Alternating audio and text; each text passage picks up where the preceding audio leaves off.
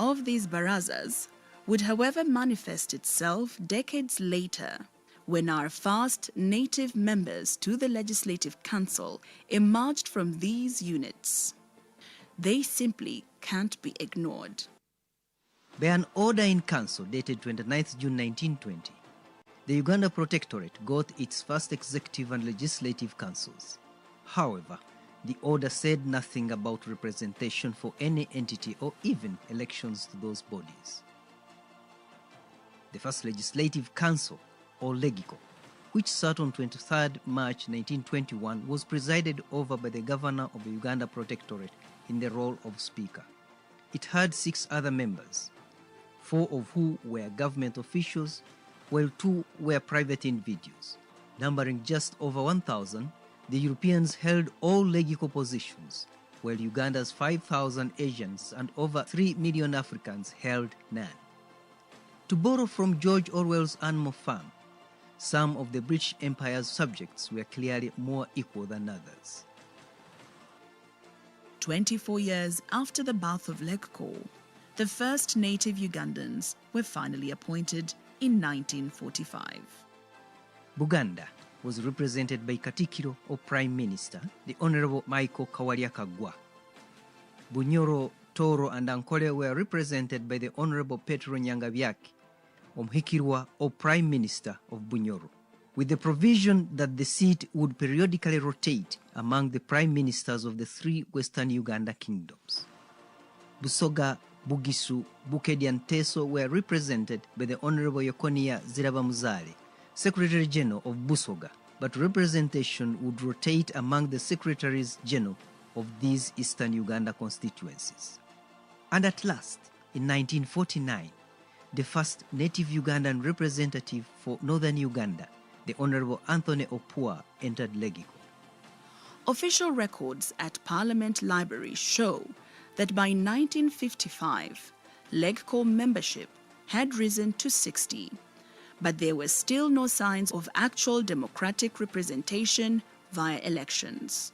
It must, however, not be forgotten that Uganda was still a British colony. You will certainly wonder why this period records no political party activity and may even assume that there were no parties. But in 1952, Ignatius Kangave Musazi unveiled the Uganda National Congress, and 2 years later, in 1954, the Democratic Party was formed with Joseph Kasolo as President General. As we shall subsequently show, these 2 parties would play a crucial part in the development of Uganda's parliament. In 1958, colonial governor Sir Frederick Crawford appointed Sir John Bowes Griffin to be Speaker of the Legico. Griffin, who had earlier served as Chief Justice of the Uganda Protectorate, began presiding over council meetings instead of the governor. Indeed, Uganda's modern parliament was emerging. 1961 was another watershed in the story of Parliament, for it is when the Uganda People's Congress and the Democratic Party first faced each other in a national election. Of the 82 Legico constituencies demarcated, Benedicto Kiwanuka's Democratic Party won 43, Apollo Milton Obote's Uganda People's Congress 35, Ignatius Musazi's Uganda National Congress just 1, while 2 of those elected were independents.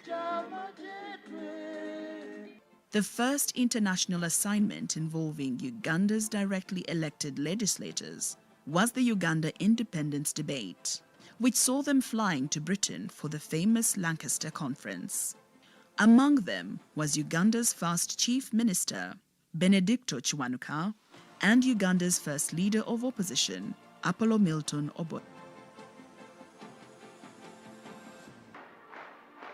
On 1st May 1962, Milton Obote's UPC formed the government that would lead Uganda into independence on 9th October and after. One of the first things the 92-member National Assembly did was to elect a speaker rather than have one appointed as in the past. And the lucky man was none other than Sir John Griffin, who had been Legico Speaker since 1958. The tradition of electing a speaker from directly elected MPs would come later. Many Ugandans who see this new structure climbing into the skies beside the old Parliament building might think that legislative business in Uganda began at Parliament Avenue in Kampala. That is not true. The first session of the Uganda Legislative Council, or LEGCO, sat in the High Court buildings at Entebbe on 23 March 1921. It soon moved to Entebbe Town Council chambers. Records in our Parliament Library show that LEGCO moved to Kampala in 1945. Its new home was the High Court buildings, which still look elegant to date.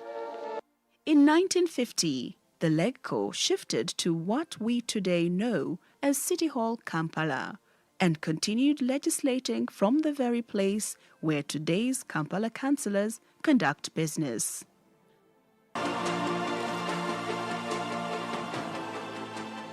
Let us look at the distinguished ladies and gentlemen who have presided over Parliament since Uganda's independence in 1962.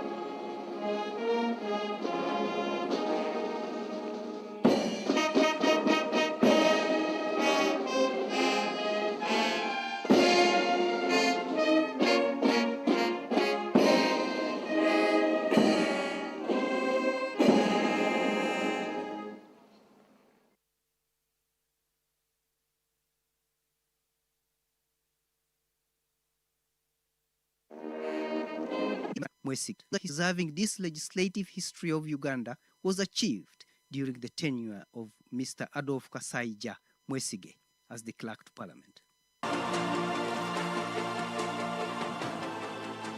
Long before the British colonial authorities created the Legislative Council in the Uganda Protectorate, many of the various tribal communities had rudimentary forms of parliament. These included the Luchiko in Buganda and Busoga, Orkurato in Bunyoro and Toro, then Eishenjero in Ankole. The non-kingdom areas also had councils, even if they were not as organized as the ones cited above, and the most enduring proof of the existence of these councils are the various courts of arms found on the main gates of Uganda's parliament. The significance of these barazas would, however, manifest itself decades later when our first native members to the Legislative Council emerged from these units. They simply can't be ignored. By an order in council dated 29th June 1920, the Uganda Protectorate got its first executive and legislative councils. However, the order said nothing about representation for any entity or even elections to those bodies.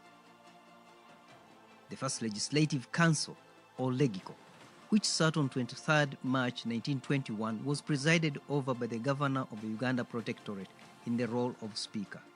It had 6 other members, 4 of who were government officials, while 2 were private individuals. Numbering just over 1,000, the Europeans held all LEGICO positions, while Uganda's 5,000 Asians and over 3 million Africans held none. To borrow from George Orwell's Animal Farm, some of the British Empire's subjects were clearly more equal than others. 24 years after the birth of Legco, the first native Ugandans were finally appointed in 1945. Buganda was represented by Katikiro or Prime Minister, the Honourable Michael Kawalya-Kaggwa. Bunyoro, Toro and Ankole were represented by the Honourable Petro Nyangabyaki, Omuhikirwa or Prime Minister of Bunyoro, with the provision that the seat would periodically rotate among the Prime Ministers of the three Western Uganda kingdoms. Busoga, Bugisu, Bukedi and Teso were represented by the Honourable Yekonia Zirabamuzale, Secretary General of Busoga, but representation would rotate among the Secretaries General of these Eastern Uganda constituencies. And at last, in 1949, the first native Ugandan representative for Northern Uganda, the Honourable Anthony Opua, entered Legiko. Official records at Parliament Library show that by 1955, Legco membership had risen to 60, but there were still no signs of actual democratic representation via elections. It must, however, not be forgotten that Uganda was still a British colony. You will certainly wonder why this period records no political party activity and may even assume that there were no parties. But in 1952, Ignatius Kangave Musazi unveiled the Uganda National Congress, and 2 years later, in 1954, the Democratic Party was formed with Joseph Kasolo as President General.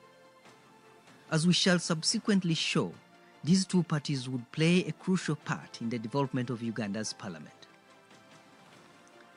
In 1958, colonial governor Sir Frederick Crawford appointed Sir John Bowles Griffin to be Speaker of the Legco. Griffin, who had earlier served as Chief Justice of the Uganda Protectorate, began presiding over council meetings instead of the governor. Indeed, Uganda's modern parliament was emerging. 1961 was another watershed in the story of Parliament, for it is when the Uganda People's Congress and the Democratic Party first faced each other in a national election.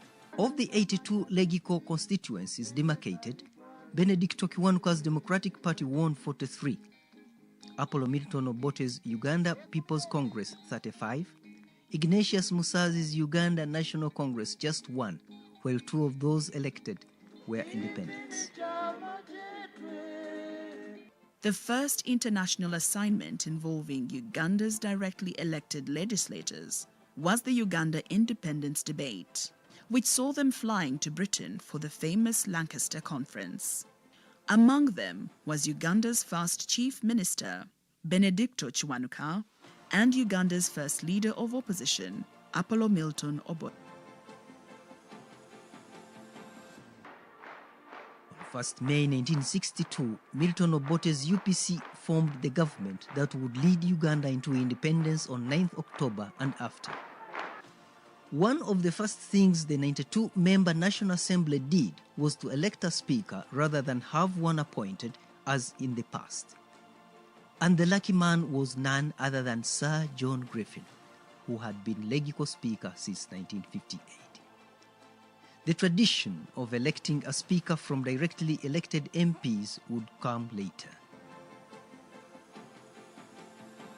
Many Ugandans who see this new structure climbing into the skies beside the old Parliament building might think that legislative business in Uganda began at Parliament Avenue in Kampala.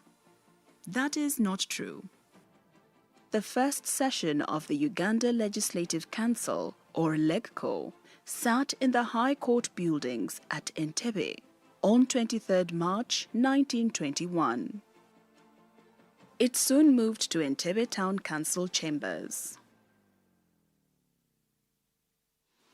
Records in our Parliament Library show that LEGCO moved to Kampala in 1945. Its new home was the High Court buildings, which still look elegant to date. In 1950, the LEGCO shifted to what we today know as City Hall, Kampala, and continued legislating from the very place where today's Kampala councillors conduct business.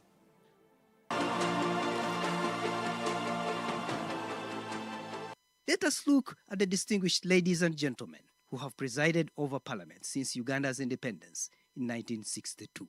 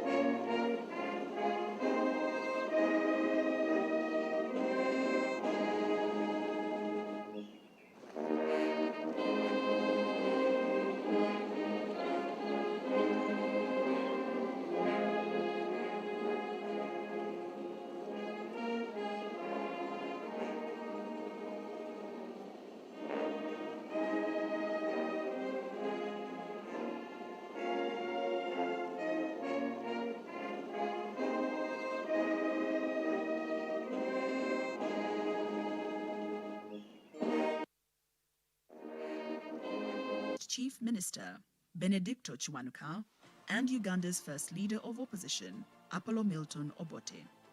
Together with them were several other LECCO members.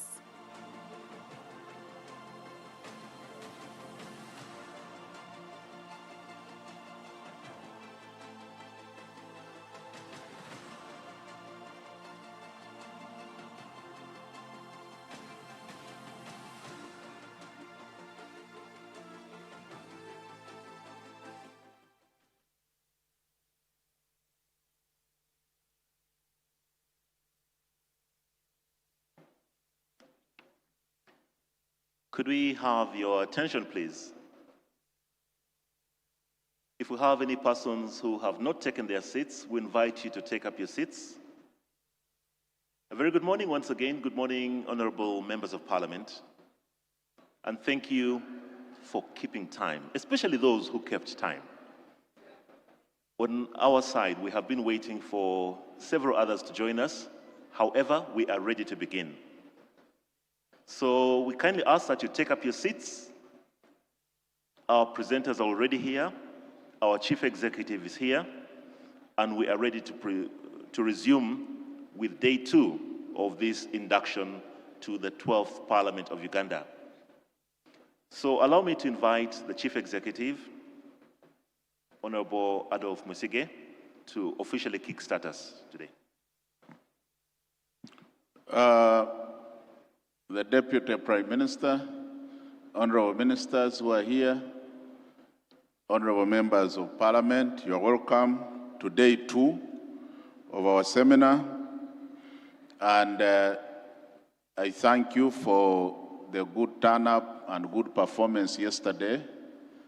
And I implore you please to maintain the spirit until we complete this very, very important phase in our term of service as members of Parliament. This morning we are honored to have a presentation from no other than Professor Pamela Mbabazi, the chairperson of the National Planning Authority.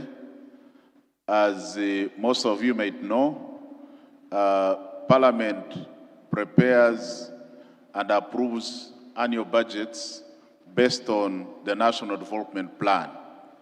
And the National Planning Authority, like any very important constitutional body, reports to Parliament. And therefore there is a very close nexus between the work of the National Planning Authority and the National Assembly. It's therefore very important for us to listen carefully to Professor Pamela Mbabazi as she unravels, first of all, the vision, Uganda's vision, and also the National Plan 4, which we are currently implementing. Professor Mbabazi, you are welcome. You have the floor, please.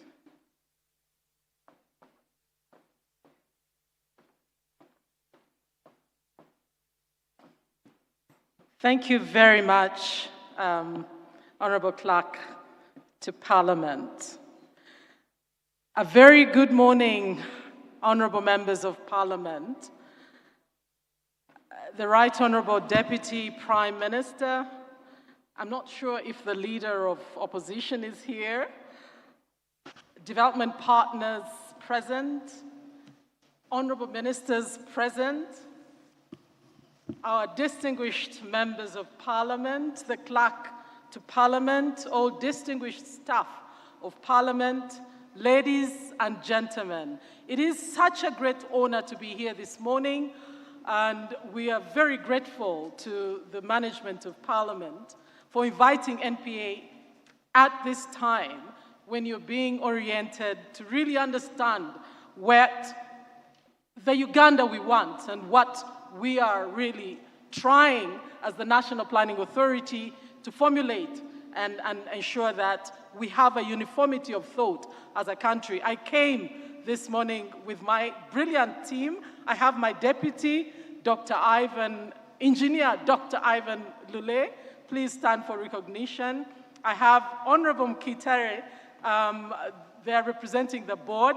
And I do have my brilliant technical team led by, I have my advisor, Honorable, as well. I have Honorable Lydia, who has served with us for a while.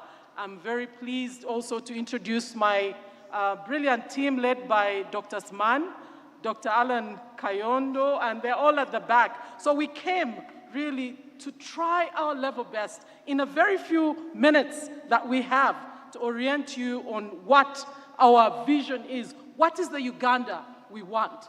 What is the vision for this country? As the representatives of the people, we want you to leave this orientation very clear, very succinct about what is the Uganda we are trying to achieve, the one that we're going to work with you all to ensure that we really mobilize Ugandans to get to this vision. So my objective, honorable members of Parliament, is to ensure that you really understand how Vision 2040 anchors the NDP4 and the 10 growth strategy, because the vision we want for this country is by 2040 to have an economy that is worth 500 billion US dollars. I want you to understand that going forwards, and I want this to resonate in your minds, that we really want to achieve an economy that is the same as Dubai today. And wherever you are, whatever you're doing, you need to have that enthusiasm to say, by 2040, we must have a Uganda that is actually the same as Dubai. And what exactly do we mean? Now, for purposes of clarity, my presentation will be sort of following just three basic stages. I'll give a very broad introduction about what this vision is, and then I will narrow down to these aspirations. I'll pick out what are those key issues that are going to describe this Uganda we want in 2040. And then I'll narrow down to the 10 growth strategy pillars, which I'm happy, for those of you who are in Chankwanzi, we were able, with my ED, to really highlight what these 10 growth strategy pillars and reforms are. I'll then narrow down to the NDP4, because that is what operationalizes the vision. I'll then pick out a few high-impact projects, because once we have the NDP4, we have, and this was approved by Parliament and all Ugandans, because the NDP4 was consultative, I will pick out a few projects, high-impact projects, which if as a country we are able to implement successfully, we will really move our country very fast to the vision that we want. And then I will end my presentation by highlighting what your role is and what we expect you as parliamentarians to help us in achieving this goal. So by way of introduction, ladies and gentlemen, in 2010, the government of Uganda developed what we now understand and call Uganda's Vision 2040. And the aim was really to transform the economy from a predominantly low-income country to a competitive upper middle-income country within 30 years, with a GDP of US dollars, as I said, 500, but to be precise, it's 580.5 billion, and with a GDP per capita target of 9,500 US dollars. That is what epitomizes the vision of this country. We want to get our country to have a GDP of 580.5 billion US dollars by 2040, with a per capita GDP of 9,500. So Uganda's Vision 2040 was planned really to be implemented in 5 consecutive national development plans, which includes the current NDP4. That, of course, means that we've already implemented NDP1, we've done NDP2, we've finished NDP3, we are now in NDP4 and left with only 2 NDPs to get us to 2040. So following an evaluation of NDP3 distinguished MPs, it was observed that the rate at which we are growing is not fast enough. Perhaps before I get there, I need to remind us all that NDP1 really focused on laying the foundation for socio-economic transformation. What do I mean? The focus of NDP1 was largely really on investing in critical infrastructure. At the time, it was seen prudent that as a country, if we're going to get to our vision, let's first deal with the fundamentals. And the focus at the time was to invest in infrastructure, roads, human capital, free education, beginning to invest in science and technology, to sort of remove the constraints to economic growth. That was the focus of NDP1. We then moved to NDP2 after 5 years and shifted the attention because some bit of the fundamentals had been laid. And there, the focus was mainly on harnessing abundant development opportunities that our country presents. What do I mean? The focus then shifted really to exploit our potentials in agriculture, in tourism, in minerals, mainly to propel the economy to grow. So we then shifted to really propelling the economy to grow. In NDP3, the focus then moved mainly to the fact that we had realized that if the economy has to grow, we can't leave the people poor. It was about improving household incomes and the quality of life, translating the economic growth into improved households. So that's where you now see the PDM coming into play. The focus of NDP3 was improved household incomes and quality of life of Ugandans. NDP4 is seeking to accelerate growth and sustainable development into the next stage, as it were. So, ladies and gentlemen, following the evaluation of NDP3 and the fact that we observed that the pace of growth of the economy was not enough to propel us to the vision that we want, and with His Excellency's guidance, we developed the 10-fold growth strategy to really propel the economy faster, to get us to the $500 billion and achieve our vision. So because of the slow growth, between 5 to 7% growth, we saw that this will not get us to where we want, and with the guidance of His Excellency, the 10 growth strategy, those interventions that need to be made to enable us propel the economy are what informs our formulation of the 10 growth strategy. The interventions, the initiatives that the government must put in place to really push our economy, leapfrog our economy to double digit. The next slide really shows you the framework within which we undertake planning. As I indicated to you, we have our vision. Because the economy was not growing in the 5-year plans that I talked about, the 10 growth strategy has come in to give us the framework that will enable us propel the economy, but we are still following the National Development Plan 4 that will get us to where we want. The next slide, ladies and gentlemen, really shows you the projection. The development trajectory of our country. As I indicated, we have NDP1 that was completed in 2014-15, NDP2 completed between 2015 and 2020, NDP3 between 2020 and 2025, and we now have the running NDP4 and left with 2 other plans to get us to the vision that we want. And that's the period of the 10 growth strategy that we are expecting you in the next 5 years to be making a contribution to. So what are the aspirations, ladies and gentlemen, driving our Vision 2040? Of course, we need a peaceful society. We must, in everything we are doing, protect the stability and peaceful environment of our country. Unless Uganda is peaceful, unless Uganda is stable, we cannot achieve anything.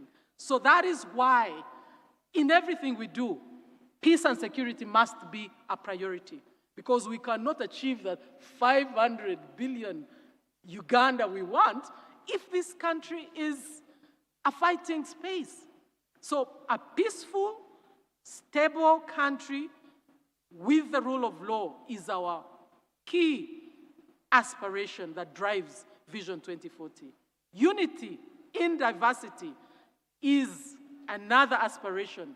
We must, in whatever we are doing, promote unity, work together. You must find the formula of working together as a parliament that supports the executive, that supports the judiciary, that works as one country to really get us to what we want. Because that's what's the aspiration getting us to move as a country. We have to provide equal opportunity. No Ugandan must be left behind. We have to ensure that every Ugandan, whether black or white, whether short or small, whether fat or lean, everyone has to be a part of this process. We need resourceful, prosperous nationals who are provided with employment and who are involved in the investment. So in whatever we are doing, this aspiration must be driven by resourceful Ugandans. So in whatever we do, we must ensure they are skilled. We must ensure they are healthy. We must ensure they are educated. We must ensure that they are part of the process, that we are providing employment, that we are attracting investment. These are the drivers that will get us there. We must have world-class infrastructure. We cannot settle for second-hand kind of infrastructure. It must be the top. It must be the kind that will get us to the 500 billion economy. We must ensure we are green. We are a green economy. We must promote green cities. We must not have urban centers that don't have parks, for instance. We must ensure that whatever we are doing has or reflects a green economy. And in all this, we must ensure that we observe high ethical standards, and these can only be promoted having strong family units, because the foundation of a country is really on a strong family. So whatever we're doing, ladies and gentlemen, must be promoting high ethical standards and strong family units. So those in brief are what really drive our aspiration to get the Uganda we want. But what are the targets? How are we going to measure ourselves? How are we going to really know that we're making progress in terms of our trajectory as a country? Ladies and gentlemen, Vision 2040 sets a number of ambitious but achievable targets for the period 2010 to 2040. And I've tried to pick out some of the very pertinent ones. Number one is increasing our GDP from 17 billion US dollars to 580.5 billion. We have to keep on seeing how are we on this curve. What progress are we making? Where are we today? That is how we're going to know. And that's why, after assessing our progress with NDP3 at 7% growth, we felt, there is no way we're going to get to 5, and that's why the 10-fold growth strategy had to be reformulated. So measuring our per capita income is another variable that will enable us assess whether we are making progress as a country or not. The third item is reducing the percentage of the population below the poverty line from 24.5 to 5%. We must work tirelessly to ensure that we monetize our economy and we get everybody in the money economy to move out of poverty. And that is how we are going to be measuring our progress, by seeing the number of people below the poverty line. Changing the structure of our economy by reducing the contribution of agriculture to GDP. Countries that have progressed are those that have really transitioned their economies away from agriculture into industry, into services. And we must do that as a country. Gradually, right now, we have to invest and commercialize in agriculture. But as the economy grows, we will get more people out of agriculture and get them into industry. And that will be a measure to show that we are moving as a country. And the percentages are there, from 53.1 to 10% only of Ugandans that are focused on commercial agriculture, and increasing industry from the palliative 9.5 to 31.4. If we can get Uganda's economy to that level, certainly we will achieve the $500 billion. Reducing the percentage of the labor force engaged in agriculture from 65.6 to 31. We want more of our young people to be involved in other sectors gradually, if we are going to achieve the 500 billion. And increasing employment in industry from 7.6 to 26%. If we can achieve 26, certainly we'll be hitting the target of 500 billion. Increasing the percentage of manufactured goods in total exports from 4.2 to 50% is another target, and ambitious that we have set ourselves, but also very achievable. And increasing innovation as measured by the number of patents registered. You know very well, honorable members of parliament, that no country the world over has been able to transform without investing in innovation. Innovation that really empowers its people to find homegrown solutions to the problems they are facing. So innovation is key. Patenting this new knowledge is critical, and therefore one of the measures for our progress going forwards will be the number of patents we register per year. We're very privileged at NPA to have one of our board members who has registered more than 7 patents. He's a chemical engineer. But we would like to have more and more young Ugandans patenting new knowledge that really epitomizes the new solutions that are being discovered to address the challenges we're facing as a country. I would like now to draw your attention to the 10 growth pillars. I've tried to explain broadly what our vision is, what are the key tenets of the vision are, how we are going to measure the progress. I now want us to come to the 10 growth strategy, which I am reminding you is one that we had to formulate because the national development plans were not moving or propelling the economy in the kind of manner that we were expecting. So what are the 10 growth strategy pillars that will enable us realize the vision? Honorable members of parliament, the strategy is driven by 10 growth pillars, but also adding on the 11th that was added in Chankwanzi, which is the vice that is eating this country, and that is fight against corruption. The first one, ladies and gentlemen, is agriculture modernization and value addition. We must really modernize our agriculture. There is no way we can get to the 500 billion if we continue planting maize the way our parents or grandparents planted that maize. It's not going to happen. We must commercialize agriculture. We must modernize agriculture. And we must value add to this agriculture. We can't be selling fresh maize, dried maize, plain flour, the way our forefathers did, and expect to get the 500 billion. We must add value. We must innovate and find out what are those new commodities that we can get out of maize and move to that level. So agriculture modernization, value addition are one of the pillars that will get us to the 10 growth strategy, that will propel our economy to that level. Manufacturing and agro-processing. We cannot, again, achieve much unless we invest heavily in manufacturing and agro-processing, which really ties into the first one on adding value. Services and tourism. Uganda is gifted by nature. We are one of the very few best destinations globally. We cannot just be singing that. We have to make it happen. So services and tourism are one of the key critical areas that are going to leapfrog us to that level.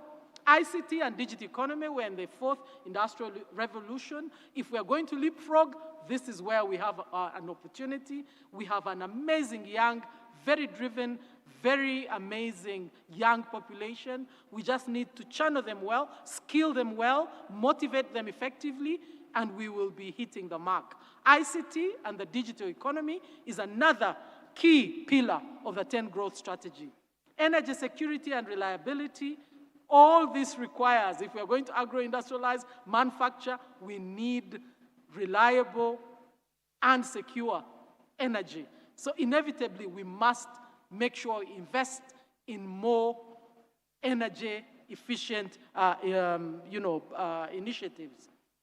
Energy is very fundamental. We must focus on it. Transport and logistics.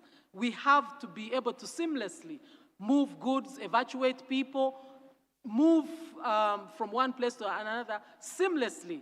And that is why investment in the standard gauge railway, in the airline, in the ports like Bukasa, are very critical national investments. Because unless we get that pillar done, we are really just singing and dreaming. So transport and logistics infrastructure is very fundamental to get us to that level. Urban development and planning, ladies and gentlemen, we cannot achieve the 500 billion if we continue in a very disorganized way.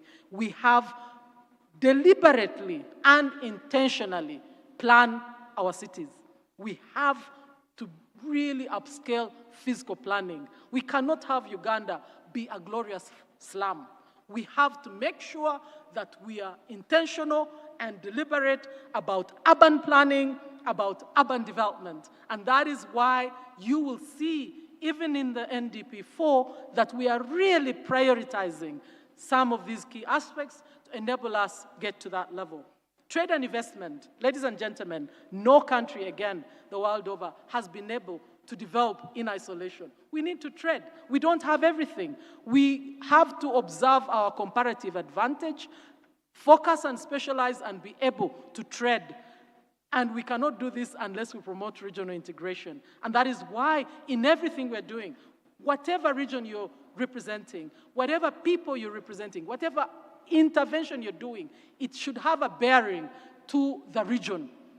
How are you going to, for instance, attract people in the region into your constituency? How are you going to skill people in your region to go and work in the region, in the ESC? Everything you do should have a bearing. What are the commodities that the area you represent are going to produce to market to the region? These are the questions you should be asking yourself. And therefore, that's why you should promote every initiative that is really around regional integration, regional trade, regional investment. So trade, investment, and regional integration are very important pillar of the 10 growth strategy. Human capital development. I cannot say it enough. Again, no country the world over has been able to transform without heavily, and I must repeat, heavily investing in its human capacity and human potential. We cannot gamble. This is something we can't gamble about. We need well-trained Ugandans. We must skill them. We must ensure that in whatever we're doing, and you'll see in the plan, human capital development takes a fair lion's share of the budget because we have to be deliberate and intentional. I'll give you an example. The Philippines, they have been very intentional of training their nurses and skilling them to the highest level, that anywhere globally today, if any hospital opened, the first choice of recruitment globally is a Filipino, because they have very deliberately and intentional decided to really skill their people in nursing. What is Uganda's comparative advantage? What do we want to ensure that our young people do? These are the questions that we need to continuously probe our minds around, because no country the world over has been. China, they have decided. Singapore, they were deliberate. We must do the same. We must skill our young people to get them to where we want. Governance and institutions, again, we cannot develop without the rule of law. We have to have our systems in place. Our institutions must function. Our policies must be in place. And this is where you have a very big role to play. And again, ladies and gentlemen, the fight against corruption is real, and we cannot play lip service to this. History will be there to judge us. We must be intentional. If we want to get that 500 GDP economy, fighting corruption must be at the very core of our DNA. So what is, just to emphasize again, much as these key broader areas and pillars of the 10 growth strategy have been well laid out, we must prioritize. And within the 10 growth strategy, the priority areas are what we refer to as the ATMs. The agriculture, agro-based manufacturing, tourism, mineral-based development, and science, technology, and innovation. So much as we are talking about all areas, the key priorities that are going to really be the priorities among priorities are agro-based manufacturing. This is where the focus really should be. And I want to challenge each member of Parliament that you must ensure that in each of your constituencies, where possible, there is a focus on agro-based manufacturing. You need to encourage private sector in your constituencies to get into this. You should yourselves be engaged to really mobilize your people to get into agro-based manufacturing. Because especially with the investments done in PDM, we need to deliberately encourage the marketing of these products. And unless we set up these centers where these commodities are going to be manufactured, I think we will not be doing a good service to our economy. Tourism, I had mentioned that our country is blessed and gifted. We want to target a US dollar 50 billion plus tourism inflows. And we can do it. Agro-based, at least target 20 billion plus US dollars. Mineral-based manufacturing, including petroleum, we hope to see the first oil this year, 25 plus billion target. Science, technology, that is the multiplier, and that runs across all the priorities. So what are the strategic growth imperatives, ladies and gentlemen? To achieve our 10 growth increase in the size of the economy over the next 15 years, we must double our economy. That's the logic, really.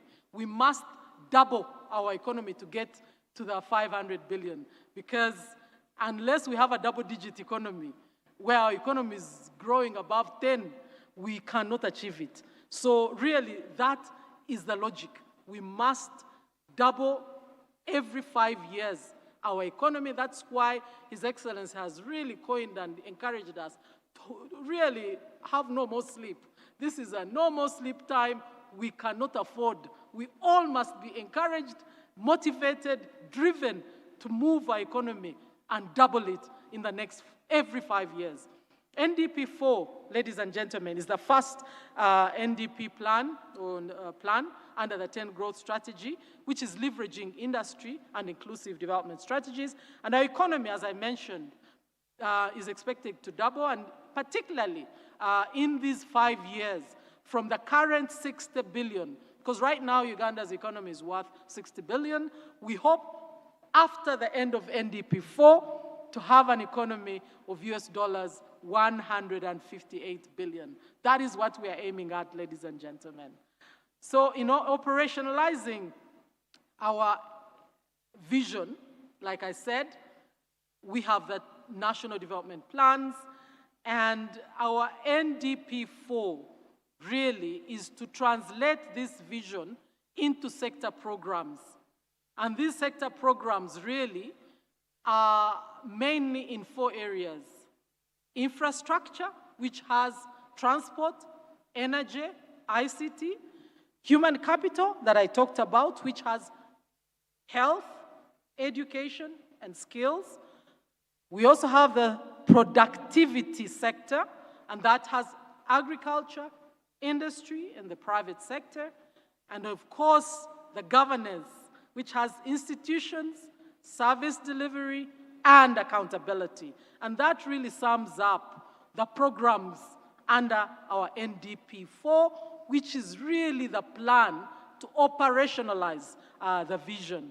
So ladies and gentlemen, that slide on NDP 4 really summarizes what our National Development Plan 4 is.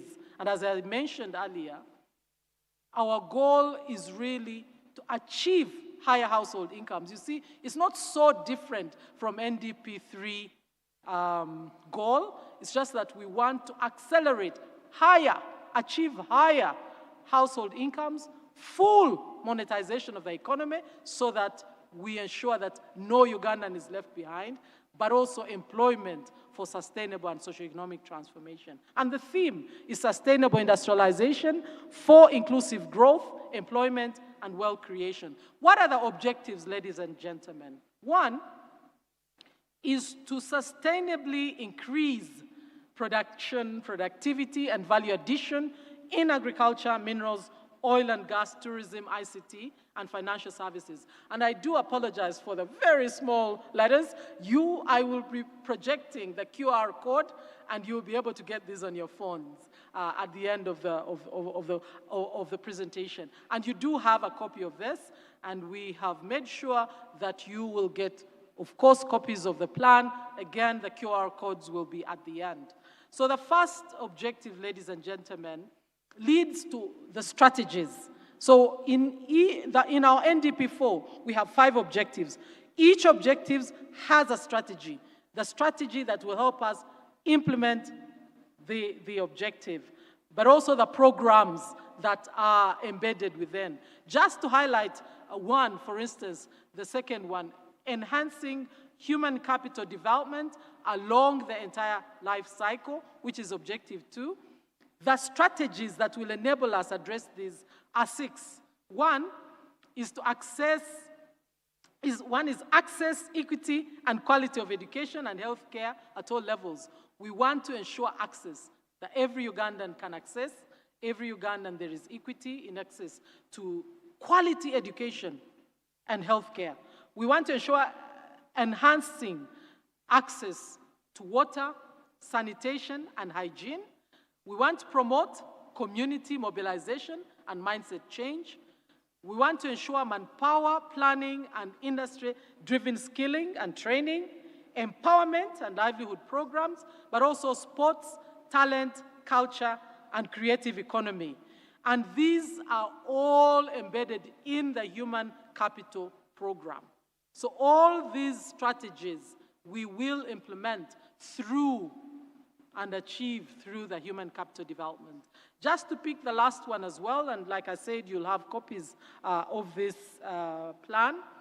Strengthening good governance, security, and the role of the state. Ladies and gentlemen, there are certain investment areas that the private sector probably is not able to invest. And in order to propel our economy, one of the objectives of NDP4 is to strengthen the state, to really drive growth and propel investment in those areas where private sector has not invested. And here, of course, to achieve that, we need to strengthen the rule of law, peace, and security. We need to increase government investment and participation in strategic areas. We need to improve capacity and accountability for implementation of public programs. We also need to leverage the capacity of non-state actors to implement the national plan, but also improve international relations and diplomacy. Because much of this investment is really by attraction of foreign direct investment, and in order for this to happen, we need to create the conducive milieu for this to happen. And that is what that particular program really, or rather that particular objective will get our country to enable us to do. And under that particular objective, we have quite a number of programs. We have the governance and security, public sector transformation, regional development, the markets I was telling about, development plan implementation, administration of justice, but also legislation, oversight, and representation. Because we need, honorable members of parliament, your oversight role is very, very fundamental. We can go here and talk about all these issues until the cows come home, unless you do your job to ensure that you hold us accountable to deliver, we will not achieve much. So what are the high-impact projects, ladies and gentlemen? Some of the high-impact projects, like I said, that I extracted from the plan, and there's a whole list because it runs for the entire 5 years, but I've just picked a few priorities among priorities at the moment, and these are, ladies and gentlemen, Hoima Oil Refinery. If you see the amount of funding we are spending on importing fuel, approximately $2.2 billion per year, that could do a lot in terms of the hospitals we need, the roads we need to build. So getting our Hoima Oil Refinery off the ground will get us much closer to the $500 economy that I talked about. Ensuring we complete our East African crude oil pipeline is very critical, ladies and gentlemen. The Kampala-Malaba standard gauge railway project is very fundamental. We all must crack our heads to get that done. If you see the level of depletion of our road and the very high costs that our private sector are incurring, and the country itself, in ensuring that we move and evacuate by road is really problematic. We must all work together to ensure that this project really takes off. Greater Kampala Metropolitan Area Urban Development Program, I talked about the fact that we can't afford, if we are going to attract people, ladies and gentlemen, when you are inviting guests to your home, you always make sure your sitting room is the best. It doesn't matter whether your bedroom is whatever. No, we cannot have our Kampala looking, you know? So Greater Kampala Metropolitan Area Urban Development Program is fundamental. And some of the key projects we must work together around is really the waste management for GKMA, but also the expressways. We lose a lot, billions of dollars in the traffic. And so many people and goods are not able to reach where they should be at the time, and we're wasting away. We cannot achieve the 500 billion unless we deal with these issues. Developing a center of excellence for cardiovascular services. Again, probably every family in Uganda today is or has been affected by some of these, communicable diseases or non-communicable diseases as well, that we can prevent and that we can address here. And we're spending billions of the money that we could save to develop and come out of poverty in dealing with this health. Now, if we become a center of excellence in these issues, not only will we be able to address the health challenges that our population is facing, but we can also become a health tourism destination, perhaps. So we need to develop the center of excellence in cardiovascular services. Establishment of primary schools in all those parishes which do not have, but also secondary schools in areas and sub-counties where we don't, and also ensuring that their basic requirements and minimum standards are met in this institution. Ladies and gentlemen, we need to ensure that the projects and programs and initiatives for the solar-powered irrigation systems work. Currently, there's drought in some parts of the country. Many farmers are losing their coffee plants after the big, massive campaign to increase coffee. Unless we move very fast to deal with ensuring that these initiatives work, we might lose out. So solar-powered irrigation systems initiatives are very fundamental. We need to modernize our agriculture. And we can only do that if we do not rely on the rain and have every farmer, or at least every community, access to these solar-powered irrigation systems. Integrated AFCON project, we agreed to host the AFCON, the AFCON in not too distant future, and we need to ensure that we make use of that amazing opportunity. Countries like Brazil have really earned a lot from being a center of football, largely globally. We can be the center of sports events in East Africa and the continent if we can have stadiums of this nature in different parts of the country and capitalize on AFCON to really move. So the projects of AFCON are very fundamental, and we need to work together to ensure that they are completed and we do more and benefit as a country out of these projects. Development of the Bukasa port. Ladies and gentlemen, again, on this particular issue, transportation. We have an amazing water body, Lake Victoria, which is one of the biggest water bodies in the world, but not utilizing it for transport. Having Bukasa Port in place will enable us to utilize effectively our Lake Victoria that God gave us. Studies and preparatory works for generation. I talked about energy. All this requires energy. So we must move very fast. To actually get power generated, it takes about 10 years from conceptualization of the whole initiatives up to really commissioning the dam.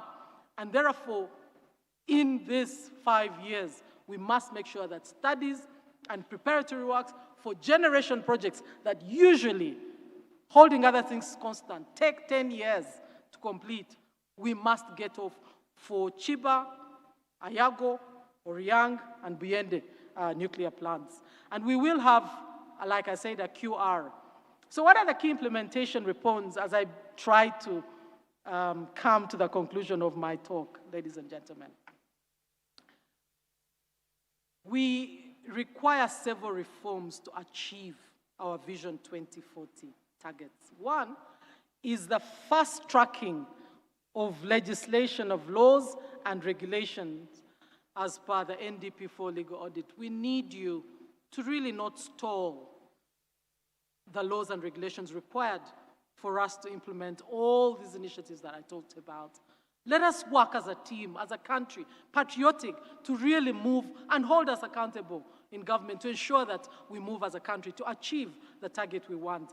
Parliament should also ensure cooperation among the three arms. Like I said, we need to be working together. We need to build teams as Ugandans and ensure that we move in one unison of thought. So we hope, distinguished ladies and gentlemen, that the three arms of government can ensure efficiency in legislation and decision-making. We also require that We undertake public service delivery reforms through the restructuring of government to make it fit for purpose. You very well know that initiatives, of course, have been undertaken to do the first restructuring, where attempts were made to remove duplication, wastage of resources. At NPA, for instance, we have received the Population Secretariat, so we do national population planning now. There's still discussions around physical planning, and we want to ensure that government is efficient and that it's fit for purpose. Conversations will have to continue about the kind of ministries that are also fit for purpose. So the point I'm making really, we need to implement critical public service delivery reforms that will get us to have the lean and efficient government to really implement the initiatives I talked about, both in the plan to get us to the aspirations of the Vision 2040. Land management reforms are very critical, including abolishing land fragmentation, completing the universal registration of land, and also introducing disincentives of not using land. In Ethiopia, for instance, you can't hold onto a title for more than 2 years. We can't have empty plots in Kololo in this modern day and age. We have to ensure we really, honestly and deliberately deal with these issues. Undertake pension reforms. Countries the world over have used their own savings. The US, you have the post savings, the nursing association pension funds. We have an opportunity as a country to really undertake the pension reform, to mobilize domestic resources, both for public and private sector investment. This would go a long way in helping us reduce on our budget and appetite for loans, as it were. Strengthening governance, oversight, and performance of state-owned enterprises and giving them KPIs. I think we have for a very long time as government really not operated as businesses, and I think this reform of ensuring that, state-owned enterprises have particular KPIs to achieve, that you are able to monitor and evaluate and ensure that really we're making progress as a country is very fundamental. Combating corruption, I cannot say that enough, is very critical, especially through procurement digitization, strengthening internal controls and audits, but also ensuring transparency to facilitate accountability, and enforcement of budget discipline and accountability. Once a budget has been set, ladies and gentlemen, let us observe that budget and ensure that really we do not tamper and ensure that people are held accountable to really deliver results. So what is the role of Parliament as I conclude, ladies and gentlemen? Parliament is supposed to play a critical role in the achievement of 2040. We cannot achieve this vision without you. We need you. And one major role is really to fast track, like I said, the legislation of laws and regulations in line with the ambition of Vision 2040. We expect you to appropriate and scrutinize the budget for value for money. Make sure that money is put in the priority areas, as I have indicated, and that we are moving together as patriotic Ugandans, so that the aspirations, as well articulated in Vision 2040, are achieved. We expect you, honorable ladies and gentlemen, to undertake oversight of all government programs and projects in line with the grand strategy. I try to highlight the priorities among priorities. Ask the critical hard questions. Where are we with the standard gauge railway? Where are we with the East African crude oil pipeline? Unless you ask those very hard, honest questions, we will not make progress. So undertake your cardinal role of oversight of all government programs in line with the vision as explained to you. Debate and approve loan requests in line with the vision. hold us accountable if we bring to you a loan that is not really important. And ask us the hard questions. Where is the loan for this that is a priority? Debate and approve these loans in line with the vision, but also represent the views of your constituents. You're representing huge constituencies. You must always bear in mind that you're speaking for those that are not here. I thank you for listening to me, for God and my country.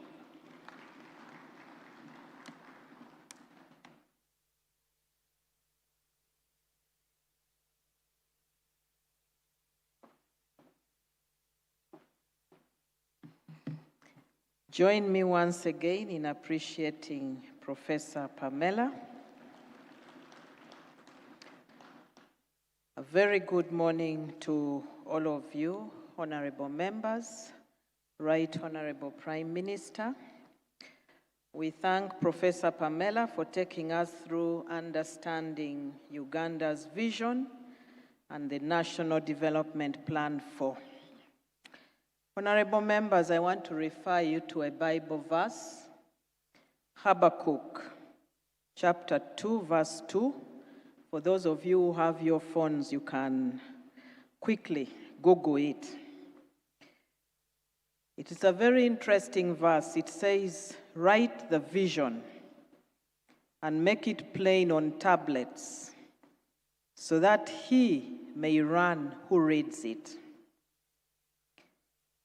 That clearly shows that we must always document our vision and our goals very clearly and actively pursue them. So Professor Pamela, thank you for taking us through this, but I want to request that you make copies of Vision 2040 and the National Development Plan 4 available to the new honorable members. They don't have it. It is only the old ones who have it. We are going to go on to our second presentation.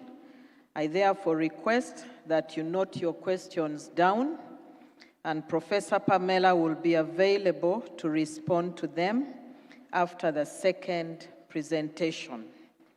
These presentations are highly linked and they point in the same direction.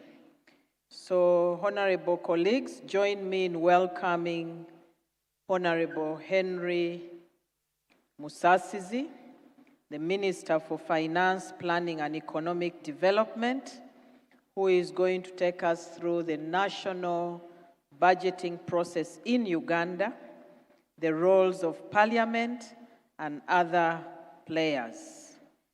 Honorable Minister for Finance, you're most welcome.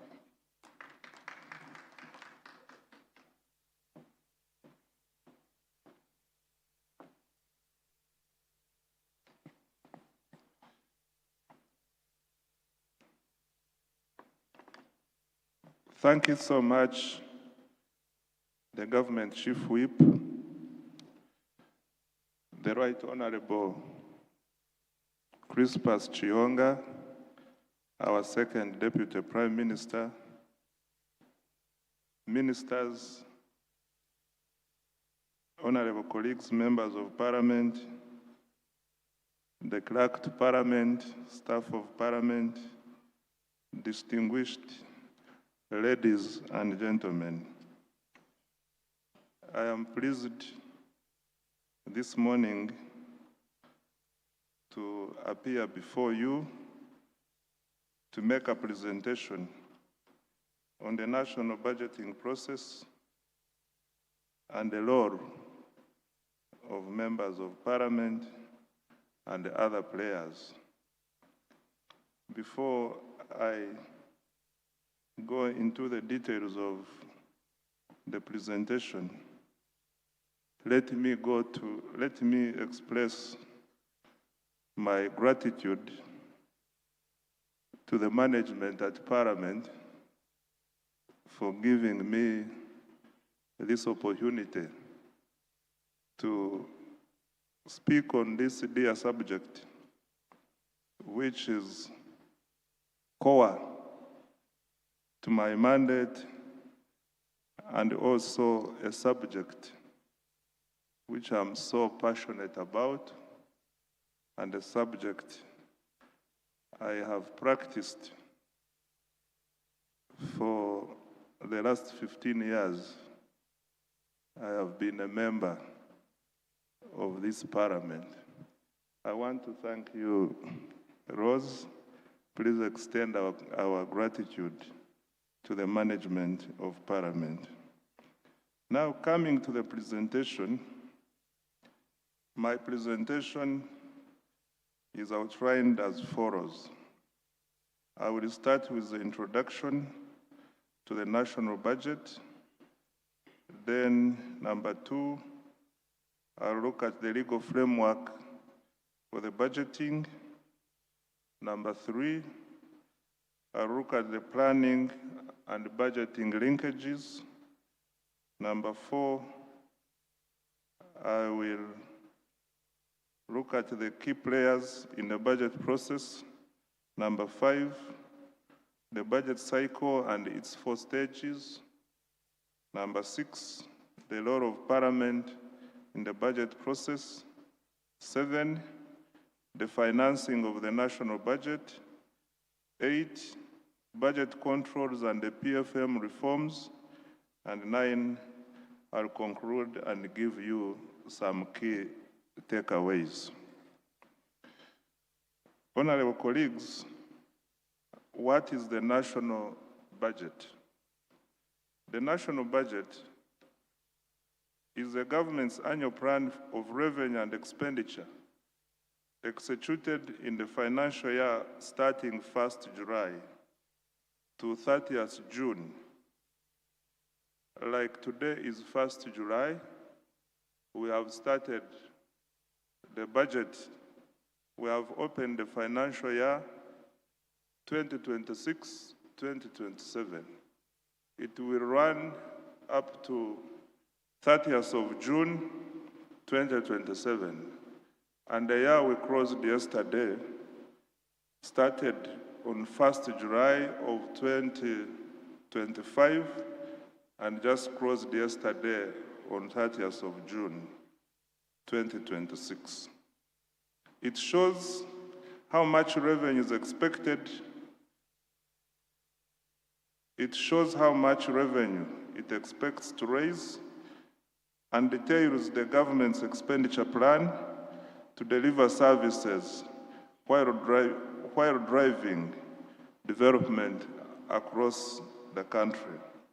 The budget translates the Vision 2040, the NDP, the Tenfold Growth Strategy, and the National and the NRM Government Manifesto into funded programs to grow Uganda into a $500 billion economy.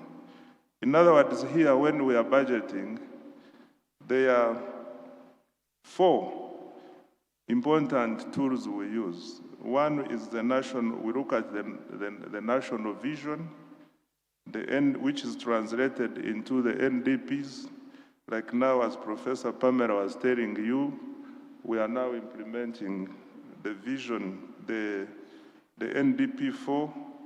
Then we have the Tenfold Growth Strategy and the NRM Manifesto, which is the government in power, also becomes the tool we use in budgeting. Here, I would also like to add the cabinet directives and the guidelines that the president gives us from time to time. They also become part of the tools we use in budgeting.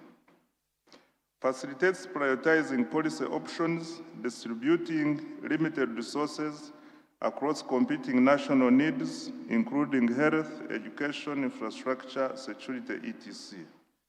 It is an accountability tool that creates a public record for financial commitments that Parliament and citizens can use to hold government accountable.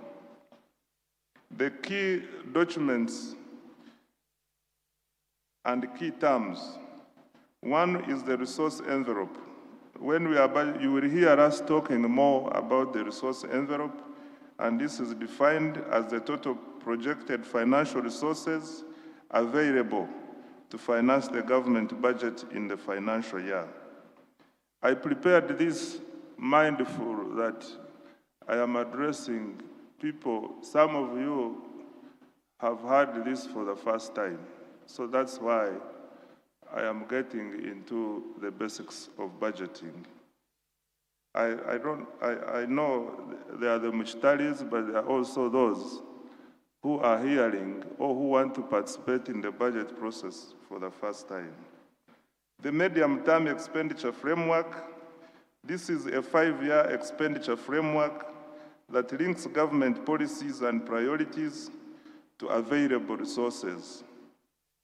The indicative planning figures, these are the preliminary budget ceilings issued to ministries, departments, and agencies, and local governments to guide budget preparation. The Charter of Fiscal Responsibility is a government statement that sets medium-term fiscal objectives, targets, and principles for sustainable public finance management. The budget framework paper is the government's medium-term fiscal and policy document outlining macroeconomic forecasts, resource allocations, and sector priorities. Ministerial policy statements, this details annual plans prepared by votes showing their objectives, outputs, activities, and budget estimates for the coming financial year. Then we have the Appropriations Bill, the bill presented to Parliament seeking legal authority to withdraw funds from the Consolidated Fund to finance approved government expenditure. I now come to the legal framework for budgeting in Uganda. We have the legal documents we use in the budgeting process, and these are the following. Number one is the Constitution of the Republic of Uganda. Under Articles 155 to 158, these ones give mandate on budget preparation and approval, and Articles sections 190 to 197 of the local government finance. The key parliamentary mandate is under Article 156 of the Constitution, which states that no revenue shall be levied or expenditure incurred except as authorized by Parliament through appropriation. We have the Public Finance Management Act of 2015. This governs the budget preparation, approval, execution, reporting, and accountability process across all government ministries, departments, and agencies, including local governments and mission abroad. The Public Finance Management Act also defines the roles of key players, including the accounting officers, the Secretary to the Treasury, and the Minister of Finance, Planning and Economic Development, among others. The PFM Regulations 2016, these are operational rules that provide timelines, formats, responsibilities of accounting officers and Parliament. Then we have the rules of procedure of Parliament. These prescribe the manner in which the budget framework paper, ministerial policy statements, annual budget estimates, appropriations bill, and supplemental expenditure requests are considered by Parliament. The planning and budgeting linkage, here I will show you how the budget is linked to the Vision 2040 and the 10 for Growth strategy, and the budget and the National Budget Development Plan 4, the Program Implementation Action Plans, the ruling party manifesto, and the National Annual Budget. The Vision 2040, as Pamela told you, is transform Uganda into a modern, prosperous middle-income country, growing and expanding Uganda into a $500 billion economy. This is our Vision 2040. And the vision is broken down into the fourth five-year NDP is the second plan to implement the 10 for Growth strategy. It defines national priority programs, targets, and the medium-term resource framework. The program implementation action plans, what we call the PFMs, the MDAs and local governments translate NDP4 program objectives into detailed 5-year institutional work plans with outputs, timelines, and resource requirements. In other words, here, what we are saying is that all the activities under the NDP4 are broken down into annual activities and then costed, both with outputs, with the required resources, and the timelines for implementation. This is what, when we talk about the PFMs, this is what we mean. And the NRM Manifesto 2026-31 provides the strategic political direction for budget priorities. The government implements manifesto commitments through its annual budgets. The theme of our manifesto for this term is protecting the gains as we make a qualitative leap into the high middle income status. What is the national budget? This is the annual financial plan that presents revenue forecasts for the year and allocates resources across all votes and programs. It is the primary instrument for implementing all the plans above in a given financial year. The legal anchor of the national budget is Section 1267 of the Public Finance Management Act, Cap 171, which requires every annual budget to be aligned to the National Development Plan. Deviation must be justified to Parliament. In other words, when we lay the budget in Parliament, we are supposed to confirm with a certificate from National Planning Authority that the budget is fully aligned to the National Development Plan. Who shapes Uganda's national budget? In other words, who are the key players in the budget process? Number one, we have His Excellency, the President. The President provides strategic direction and policy guidance on the budget priorities. We have the Cabinet. This sets strategic priorities, approves the National Budget Framework Paper, and final estimates before Parliament. We have the Minister of Finance, Planning and Economic Development. The role of the ministry is to coordinate formulation, to determine the resource envelope and issue budget call circulars. Parliament. This approves, appropriates, and exercises oversight during implementation. We have URA, which is responsible for collection of domestic taxes, including fees. We have ministries, departments, and agencies, including local governments.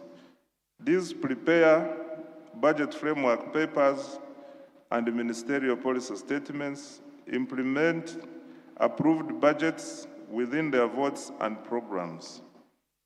The development partners, these provide grants and concessional loans, participate in budget consultations.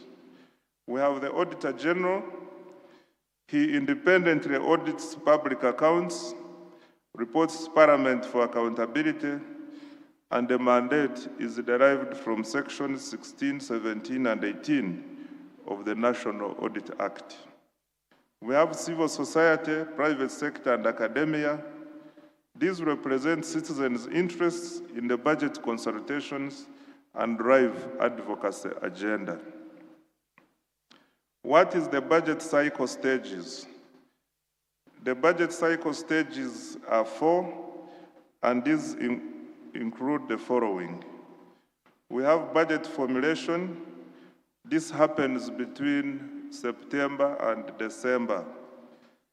For example, from September this year up to December, we shall be involved in the formulation process.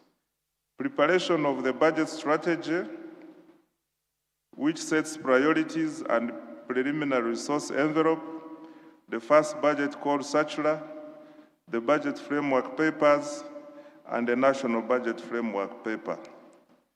We have approval, which happens between January and June. Parliament approves the national budget framework paper by 1st of February, scrutinizes ministerial policy statements, passes appropriation bill and tax bills to finance the budget, and the President assents to the bill, in most cases by June. Implementation, this takes place between June and July, as I mentioned earlier, through quarterly releases. Releases are based on government's cash flow plan, approved work plans, and procurement plans. Colleagues, we release funds on a quarterly basis by 10th. For instance, today we have started quarter 1, which will run from July to end of September. A quarter has 3 months.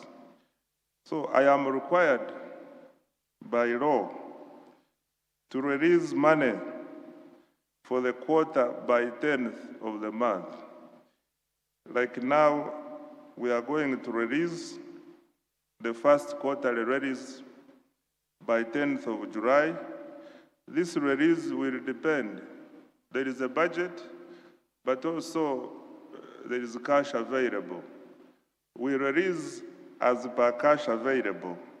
I will tell you the sources of financing the budget as I go deeper into the presentation. I want to use this opportunity. I am aware some people have whispered to me that you would like to know whether you are going to facilitate it to go back to the constituencies. No, you would like to know when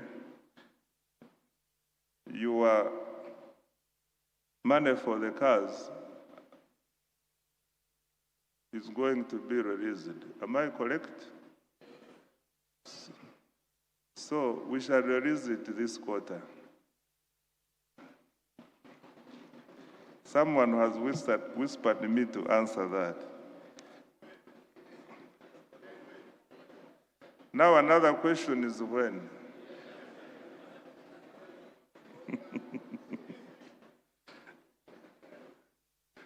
I kindly request you to be attentive,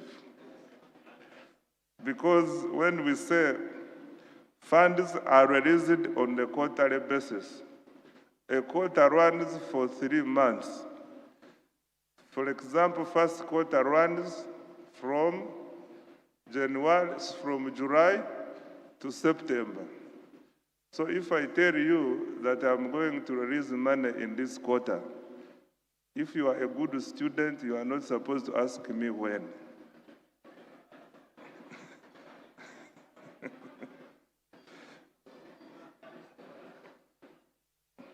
Releases are done on a quarterly basis by 10th. Now, next, I now come to oversight. Oversight of the budget. This involves the audit reports, PAC reports, budget monitoring reports, and parliamentary investigations, etc.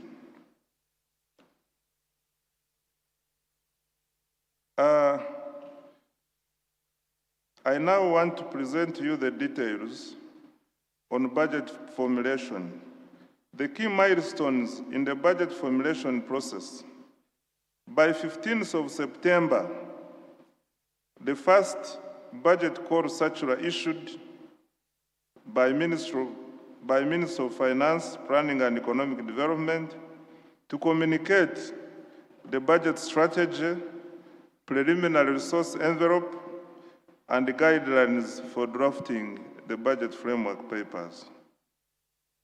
By December 31st, the Minister of Finance, Planning and Economic Development submits National Budget Framework Paper to Parliament for approval by 1st of February.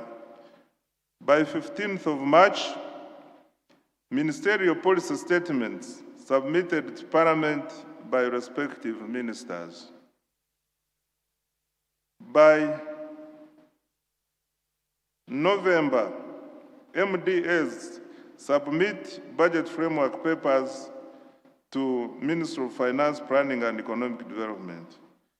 The second budget core circular with revised allocations is issued to guide finalization of the ministerial policy statements and detailed draft estimates.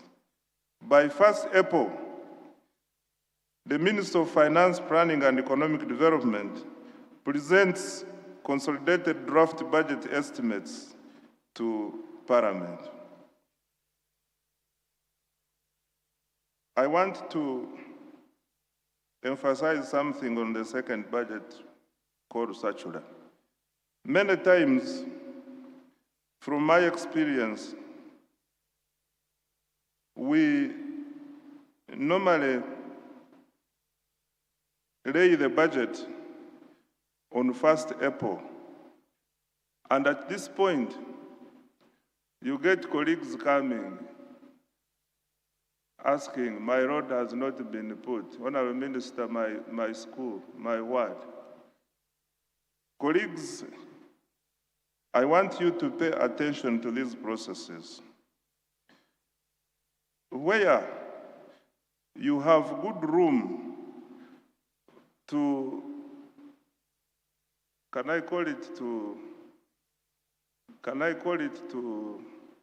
where you have good room to influence allocations is at the National Budget Framework Paper. I will come to it later in the presentation. Because this is the stage where there is a lot of interaction between the Parliament, Ministry of Finance, and also the sector ministries. So, after the budget framework paper is considered, these recommendations are taken care of when we are preparing the second budget core circular. I want you colleagues to know that when the second budget core circular has been issued, it is very difficult to change the numbers in the budget. because by that time we have determined the resource envelope, we have allocated monies to the sectors. There is Pamela, I want to use the word programs, because we moved away from sectors. So we have allocated money to the programs.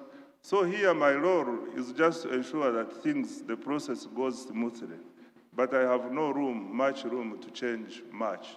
So when a colleague comes after I have laid the budget on 1st April that I want a road, I want a school, it becomes difficult. It is better you get interested at the budget, at the national budget framework paper stage. That is when Parliament can change a lot of things in the budget. Now, stage 2 is preparation and approval. Parliament is the constitutional gatekeeper. In other words, no public spending can proceed without its authorization. Article 156 of the Constitution. I want to repeat this for you, honorable colleagues. Parliament is the constitutional gatekeeper.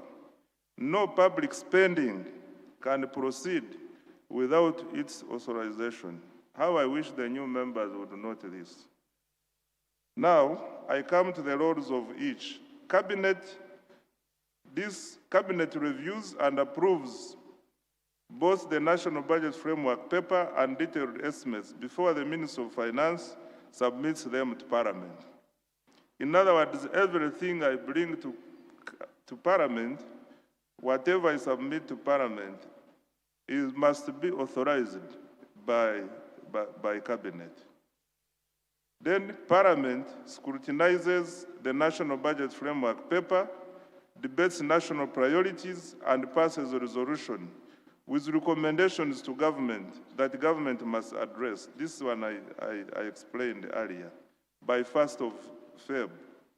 Then Parliament scrutinizes ministerial policy statements, assesses whether proposed budgets match program needs and NDP targets.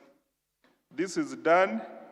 We normally lay by 15th of March, and consideration of ministerial policy statements can go up to around 15th of April, depending on the programs. Here we normally get guidance from the House. There is no limit on when the ministerial policy statements should be considered, but because they support the appropriations bill, it is better, we normally want to consider them before we start processing the appropriations bill. Then Parliament debates and passes the appropriations bill and finance bills. Appropriations bill is for expenditure, and the finance bill are the tax bills, is for taxation, giving legal authority to the budget. Then the President assents to the Appropriations Act, the Finance Act, and presents the budget speech to Parliament by 15th of June. What is the role of Parliament in these processes? Parliament approves the budget framework paper, debates and approves the national budget framework paper, issues recommendations shaping national priorities in accordance with PFMA. Parliament scrutinizes the ministerial policy statements. Committees grill ministers on whether proposed spending matches sector needs and national development plan goals. Colleagues, here, you have come when we have just come out of this process, but in March next year, you will have an opportunity to grill us properly on our work plans, on our procurement plans, on our recruitment plans, on our priorities, on the numbers and everything. And I would like to advise from my experience that if you want to really understand the ministerial, if you want to really criticize and grill ministers properly, read the ministerial policy statement for this year and always compare it with the current year under review. Because sometimes we have had instances where the work plan, these MDs sometimes become funny. They will not change the work plan, especially where the numbers have. They do copy and paste and change the financial year. I have seen it happen in the past. So this is now where Parliament becomes more relevant, because Parliament is able to check that and advise the ministry that we think you have not prioritized properly. We think you should change your priorities and focus more on things which help our citizens. But to do that, you must be able to compare. How I wish you'd even do 2 or 3 years before and compare with the current year. Then the Appropriations Bill passes the Appropriations Act, the single legal instrument authorizing every shilling of public spending. This is, the mandate is derived from the Public Finance Management Act and the Constitution. Then enact the tax legislation, debates and approves the finance bill determining how government raises revenue. Review budget performance reports, analyzes semi-annual and annual budget performance reports, hold MDAs accountable for outputs and impact of this on the citizens. Then we have Parliament also considers the audit reports by the Auditor General, and these are considered by the Committee on Public Accounts, the Committee on Commissions and State-Owned Enterprises, the Committee on Local Government Accounts. These reports expose misuse of funds and recommend remedies, and the mandate is derived from Section 19 of the National Audit Act. Then Parliament also plays a role of constituency oversight, whereby MPs monitor how budgeted funds are utilized to ensure value for money, bridge the gap between Parliament and the people. Parliamentary committees in the budget process. We have the Budget Committee. This one is established under Rule 173 of the Rules of Procedure with a mandate on overall budget coordination and resource allocation. But specifically, the Budget Committee examines the National Budget Framework Paper and the Appropriations Bill, coordinates and consolidates recommendations from sectoral committees, advises the House on fiscal strategy and overall resource priorities, and monitors government's compliance with the Parliament's National Budget Framework Paper resolutions. We have the Committee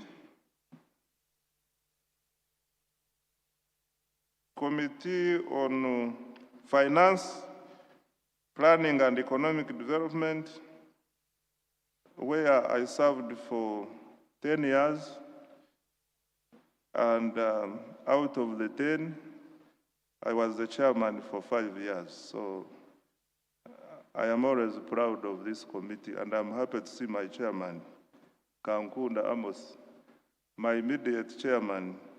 You can stand up for recognition, Amos. So this committee is responsible for revenue, taxation, and macroeconomic governance. Specifically, this committee scrutinizes the finance bills, all revenue and tax proposals, reviews the macroeconomic framework and debt sustainability, processes tax and revenue legislation, monitors financial and planning entities under the Ministry of Finance, Planning and Economic Development and the Office of the Auditor General, and then legislates and advises on financial policies. We have the Committee on National Economy. The Committee on National Economy examines and reviews the national economy, scrutinizes public borrowing and loans, and assesses macroeconomic implications of debt. Honorable Muchitale is the former chairperson. He was the chairman for 5 years of this committee. You can stand up for recognition.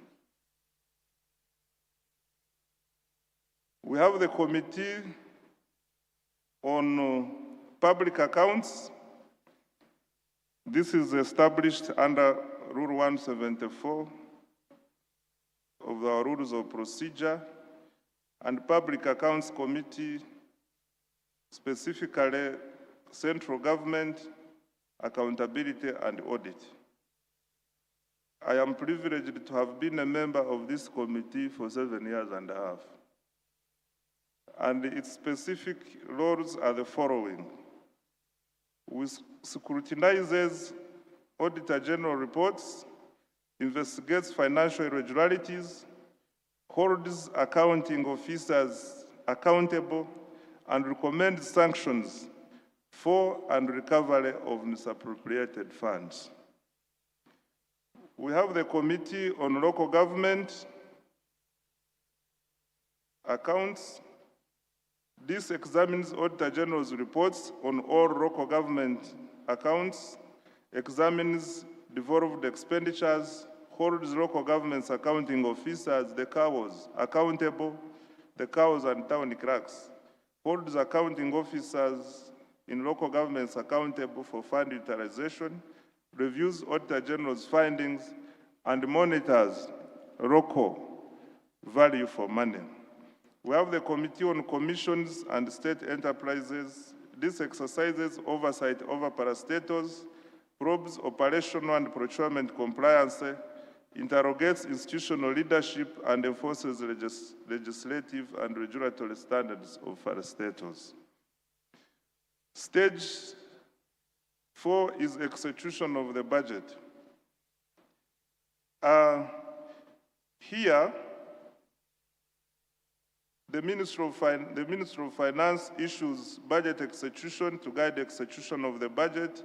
Execution is the same as implementation, honorable colleagues. URA collects tax revenues, external financing disbursed by the development partners. Minister of Finance releases funds quarterly based on actual. Minister of Finance releases funds quarterly based on actual revenue inflows and cash flow plans. MDAs implement budgets per approved work plans, procurement plans, and recruitment plans. MDAs submit quarterly performance reports. Minister of Finance publishes semi-annual and annual reports online.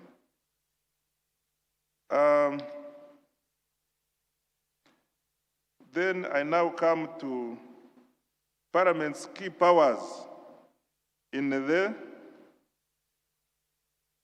Parliament's key budget powers and timelines. Power of the budget. Article 156, no revenue levied or expenditure incurred without parliamentary authorization. This is the Parliament's ultimate constitutional power. National Budget Framework Paper Resolution. Parliament passes a binding resolution on the budget framework paper. Government must incorporate recommendations or explain its reasoning. Ministerial policy statement scrutiny. Committees hold ministers accountable for past performance and interrogate the relevance and value for money of proposed spending. Appropriation, 31st of May. Appropriation Act is a legal instrument authorizing all government spending. Without it, no ministry can draw funds. Audit and oversight. PAC central and PAC local government reviews Auditor General's findings, can summon officials and recommend surcharge or prosecution for misuse.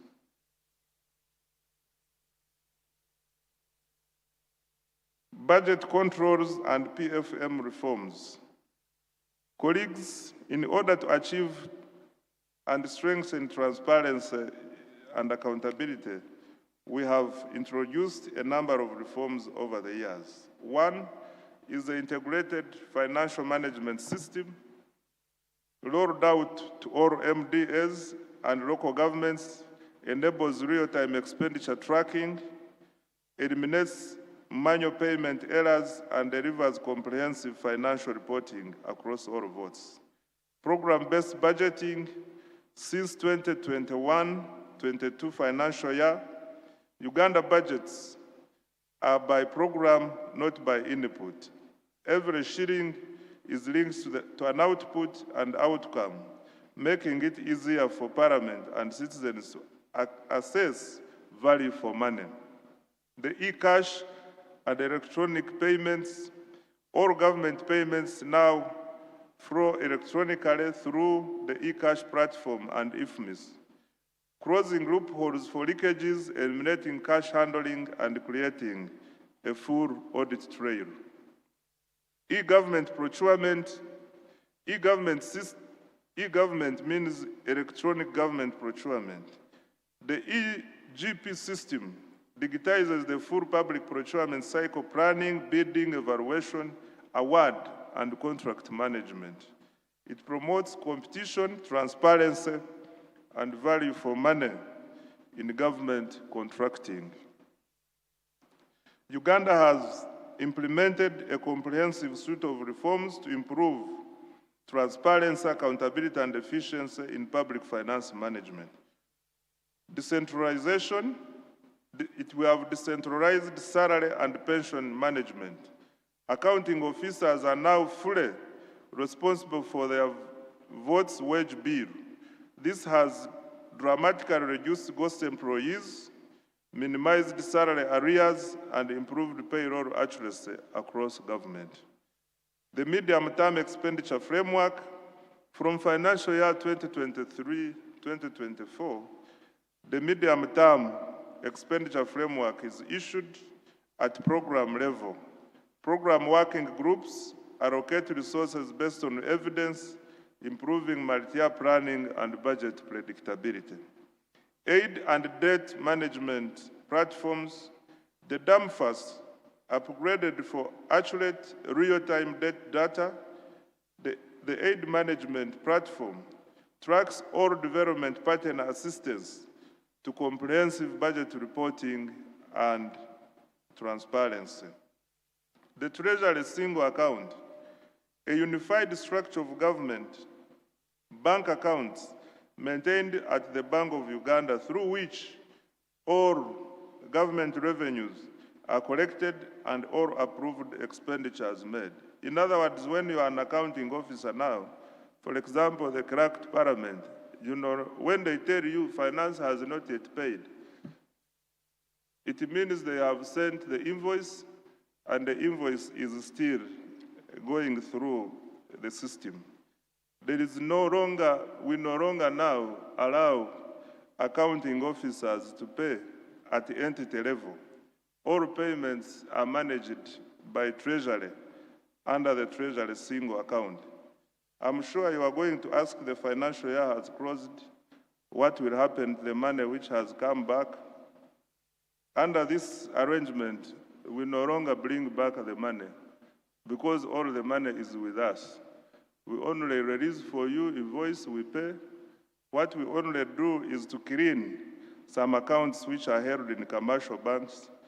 But this system of long ago, where funds would return under the Treasury single account, this is no longer applicable because all the monies are controlled at Treasury through the consolidated fund. Where does Uganda's money come from? Colleagues, ladies and gentlemen, the budget is financed from 5 main sources: domestic revenue. Self-sufficiency is the key government target to reduce aid dependency. And the 5 sources are the following: tax revenue.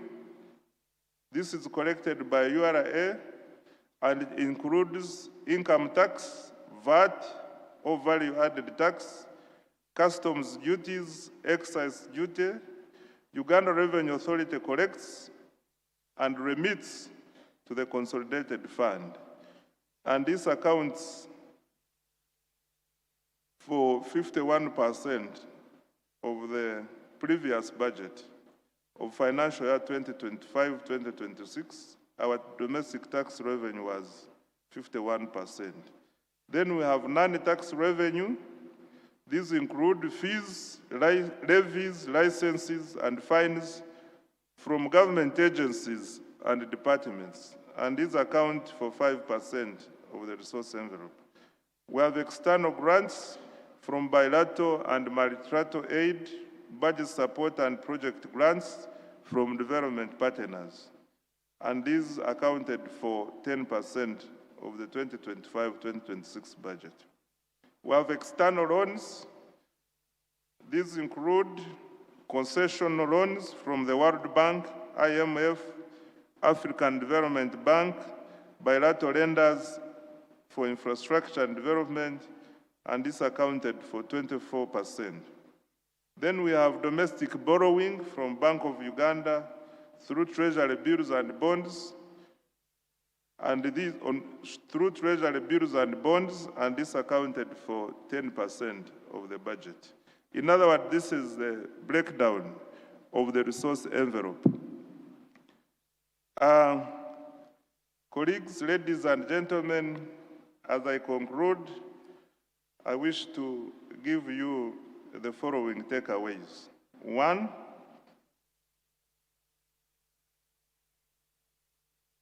the budget is Uganda's most powerful development tool.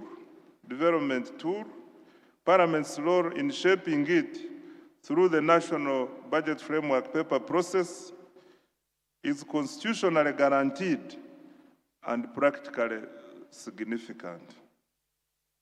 Number 2, scrutinize ministerial policy statements rigorously. This is where the real budget dialogue happens between committees and ministers before the House votes. Number 3, leverage the Auditor General, PAC, and local government accounts reports are your accountability instruments. Follow up relentlessly on findings and ensure corrective actions are taken through Treasury memoranda.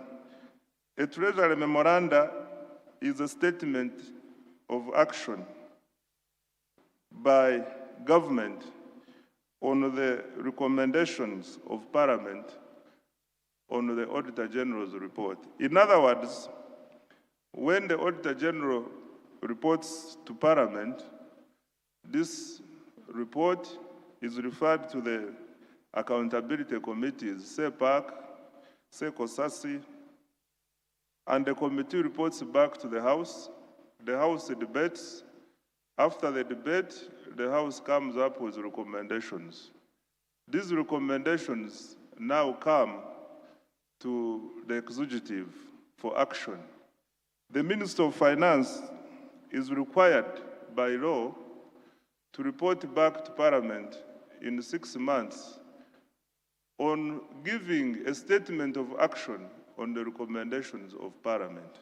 This is what we call the Treasury memoranda. And also where the audit reports become important, because the auditor will have examined the performance, both financial and non-financial, and will have made observations. When you are grilling, as I said earlier, during the budget framework paper and ministerial policy statements. This information from the Auditor General's reports is very relevant for you to ask the right questions and to check on the progress made by the accounting officers in as far as implementation of the Auditor General's findings are concerned. We also have a unit under the Ministry of Finance called the Budget Monitoring Unit.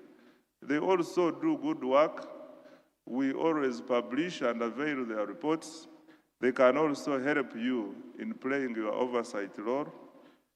And also, the internal audit reports on government accounts are also public documents available, which you can use to hold us and the accounting officers accountable. Number 4 is monitor implementation in your constituencies. Budget approval is the beginning, not the end. Track whether funds reach the people they were intended to. Colleagues, we all want to come back to Parliament. I was talking to the Chief Whip. The thinking already within the audience is how will I come back? The colleagues are already talking about who fought them, who is likely to support them, how are they likely to win the next cycle. Colleagues, most of the money goes to your districts. It goes to your sub-counties. This is where the money that is going to bring you back is going. It is important that you ask the cow in writing. Don't call, write. Cow, you have received this amount of money according to the release information I am getting from the Ministry of Finance. You are supposed to implement project X, Y, and Z. Can I know how far you have gone? Can we go there together and check where the bridge has been constructed? Can we go and check whether the desks, whether the iron sheets for the schools have been bought, have been delivered? Can we check whether the class teachers are teaching? These things are relevant for bringing you back, honorable colleagues. You have said, for example, in my district, I have 69 parishes. Every year, we send 6.9 billion under PDM. If you want to be a good MP, can you sample parishes, meet them, and ask them whether they are receiving the PDM money in time and what they are doing with the money? It makes you relevant. I'm telling you from experience, 20 years uninterrupted is not a small journey.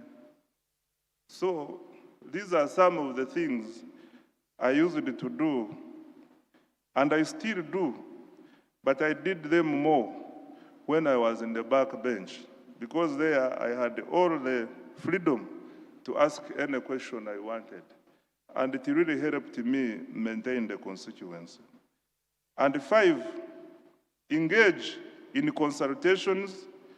Parliament's voice in the budget formulation stage through the National Budget Framework Paper Resolution influences the following year's priorities. I want to repeat this. Engage in consultations. Parliament's voice in the budget formulation stage.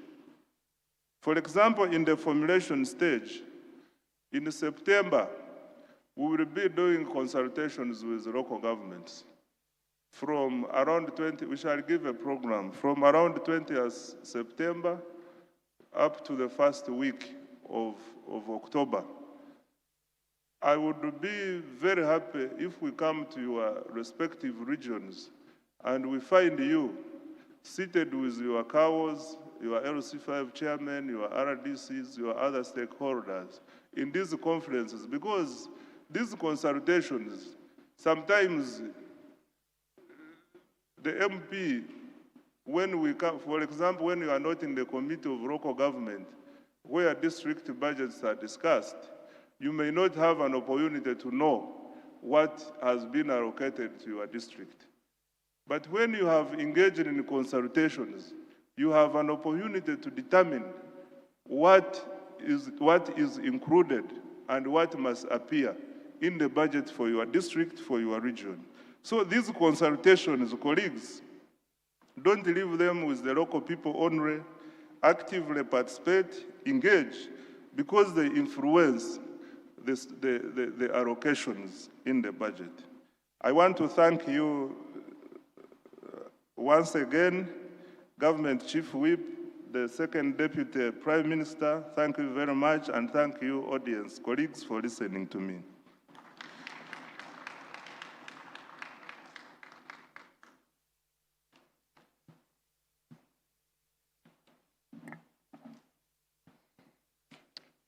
Join me in appreciating the Minister for Finance once again. Money issues are very delicate and money doesn't like noise. That's why I did not stop him. We are already 10 minutes into our break time, so I will only pick a maximum of 5 questions. But allow me to say 3 things first. Number 1, for the presentation of Professor Pamela, at the end of her slides, there are barcodes. When you scan those barcodes, you will access the NDP4, Vision 2040, her presentation, and many others, the PIAPs and so on. And since we already have iPads, she will not be giving you hard copies. Number 2, allow me to correct the word my Minister of Finance has been using. Please do not grill my ministers. You imagine meat in a grill. It sweats, it whips. When you do that, you will not get information. Discuss, engage, and reach a consensus. Even for the Minister of Finance himself, do not grill him. Discuss, engage, and reach a consensus. Even if the budget is our most important tool, remember we are working within Vision 2040, NDP4, the 10-fold growth strategy, so you cannot change anything along the way. You work within the plan that has already been provided. And this plan thought about all our constituencies in advance. So we are going to pick 5 questions, 3 from this side, because this side seems to be more populated, and 2 from the other side. So it will be 1 lady, 1 gentleman.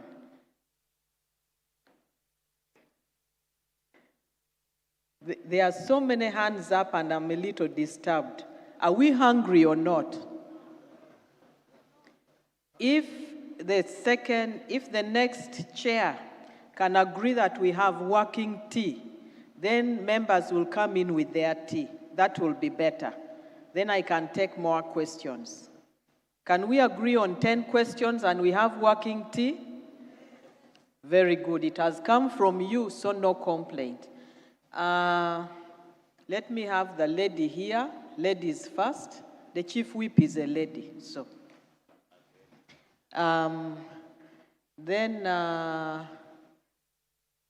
Okay. The gentleman behind the lady, and then the lady there. Please always introduce yourselves, and then the person there in the corner in a white shirt. And lastly, yes, you first put your hand down. Those are 5 from this side. Please, go ahead. Thank you very much, our Chief Whip. And thank you so very much for the presentation, Professor Pamela and the Honorable Minister, Henry. Pamela, I enjoyed your presentation very, very much. That ushered me very, very well to the Honorable Minister's presentation. It gave me a chance to understand the Vision 2040 and the NDPs. It is very unfortunate that we are understanding the NDPs when we are remaining with only 2 to go. Now, for us, we've got a chance to understand, but there are very many people out there who would have implemented what we've understood here might not have, actually, I don't think know much about the Vision 2040. I've been working with the local governments for the last 19 years, but I want to assure you very few, even local government employees, the civil servants, understand the Vision 2040, the tenfold strategy, and the NDPs. How best can you and the authority disseminate this information to them so that at least we utilize the remaining 2 NDPs better? Thank you very much. Thank you. Let's make the questions short and precise. Can you please introduce yourself? The Minister for Finance would like to know your name. Oh, I'm called Kirungi Annette Pamela. I'm the District Woman Representative, Kabarole District. And that is the procedure moving forward. Yes, the one who was behind. Thank you very much. I would like to begin by thanking our presenters for the morning session. My name is Peter Paul Emaju. I am the MP for Kasilo County in Serere District. My question goes to Professor Pamela. Professor, in your presentation, the NDP definitely is very, very ambitious, but I'm more interested to know, with youth unemployment being one of the biggest challenges that we still face, and the remaining period that we have with the 2 NDPs, what measurable outcomes does NDP for specifically target to ensure that we create more jobs for the youth over the next 5 years? Thank you very much. Thank you. Yes. Okay, thank you so much. Our Chief Whip and all the discussions. I'm called Wimbawas Beatrice, the Woman Member of Parliament for Hoima District. And my question goes to the Honorable Minister of Finance. We have talked about the budgeting process, and you have learned much about budgeting, and I've learned that it passes through a lot of scrutiny. It passes through many hands and stakeholders, including the 3 arms of government. If we do follow this comprehensive national budgeting process every financial year, what could be, what justifies the frequent requests for supplementary budget, even when it is not an emergency? Thank you. Thank you. The gentleman behind. Is Dr. Gerard Kasigwa. I represent the people of Kigorovia County in Hoima District. I have 2 short questions, one for the Minister of Finance. And the Minister of Finance, I want to know, Uganda is ahead in the region on most of the public financial management reforms, like the Treasury Single account. But when it comes to financial reporting, Uganda still uses the cash-based system of financial reporting, and it has been slow in moving to accrual. What is it that you are trying to hide? Why don't you go to accrual reporting, where you report everything? And then for Professor Pamela, we are now using the program-based approach to budgeting. And my question is, given that the program-based approach to budgeting emphasizes outcomes, we as MPs, do you have a program to take us through the details of the program-based budgeting so that we understand outcomes, so that we understand PIAPs? When it comes to carrying out our oversight role, we are conversant with some of these terminologies rather than doing the oversight role when we are ignorant about most of these things. Thank you very much. Honorable colleagues, join me in welcoming the Right Honorable Speaker. He used to be my neighbor in cabinet, a very humble man. Even if I hadn't recognized him, he would just sit and keep quiet. Right Honorable, you're welcome. Let's have the last question here.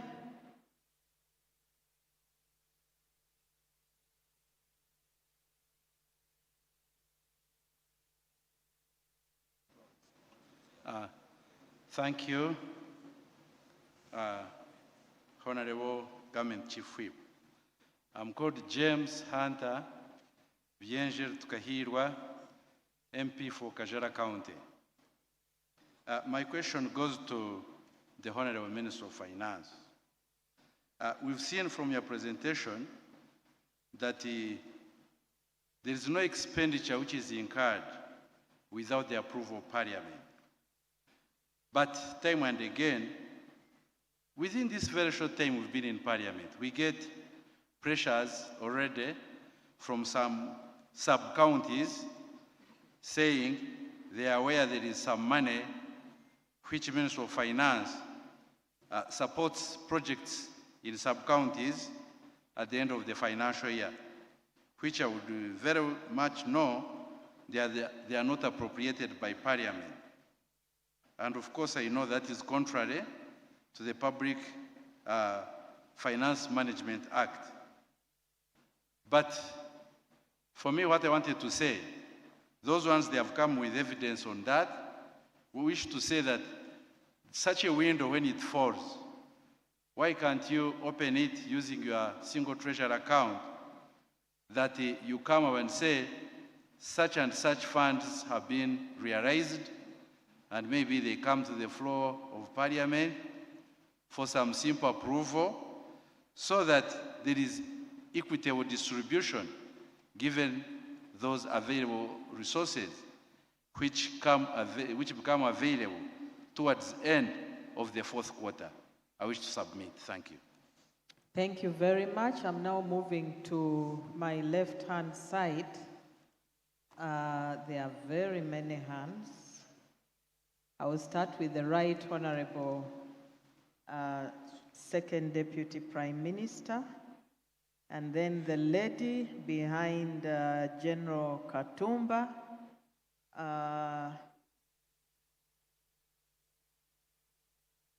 Yes, you will be the third.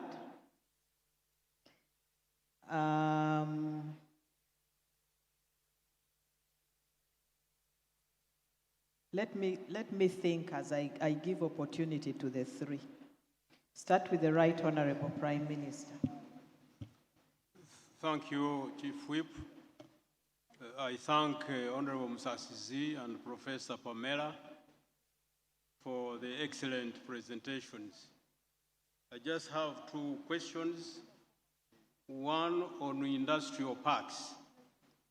I would want Professor Pamela and the Honorable Minister to say a little more on industrial parks.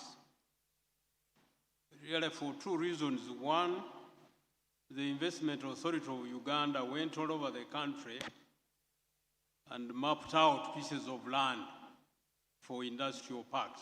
But in many of these areas, there is no action that is taking place. Two, these industrial parks, I think, would be necessary to help the tenfold target to grow the economy. The second question, Professor Pamela, you talked about reducing poverty to 5%. The slogan is leave nobody behind. So why are you saying 5% and not 0%? Okay. Thank you very much. Okay, The Honorable Member behind Honorable General Katumba. Thank you, Honorable Session Chair. I'm Shamim Malende, the District Woman Representative for Kampala. I would like to thank the Honorable Musasizi Henry and Professor Pamela for the great presentation. My question goes to Honorable Musasizi. Government keeps introducing new taxes every now and then to be able to raise more revenue to meet targets. But there is a public outcry regarding the issue of double taxation, triple taxation. So my question is, how best can we handle this going forward so that we can move at the same pace with our people? Thank you. Thank you. Thank you very much, Chair, for the session, Madam Chief Whip. My question one goes to Pamela. Professor Pamela, there is a certificate of compliance that all MDAs are supposed to comply with to ensure that all work plans and action plans are aligned to the National Development Plan. But most MDAs do not comply or do not significantly comply. Why are there no penalties for non-compliance or for poor compliance? Honorable Musasizi, I am very proud of you. I'm one of your members of Parliament that have been learning a lot from you in how you do your work. I want to congratulate you for ascending to Ministry of Finance. Previously, you were a backbencher, and we used to complain together about Minister of Finance stampeding Parliament with coming late with some of these documents. And I thought when you became a minister, things are going to change. Unfortunately, continuously, there is limited time provided to Parliament to do the scrutiny role. Is it not possible to have a change so that members of Parliament can interact with these documents? We are given enough time to interact with these documents, and we are able to make a serious contribution. But quite often, you've seen we debate a budget, an entire huge document in one day. Is it not possible that we give people of Uganda some seriousness when we have enough time to scrutinize? Then lastly, why don't we have mandatory deadlines? One, for the Treasury memoranda about the audit recommendations, or even Parliament recommendations in general, so that we know we have a time when as Parliament we are going to discuss the Treasury memoranda about those recommendations. Then why don't we have a mandatory deadline also for dealing with audit reports?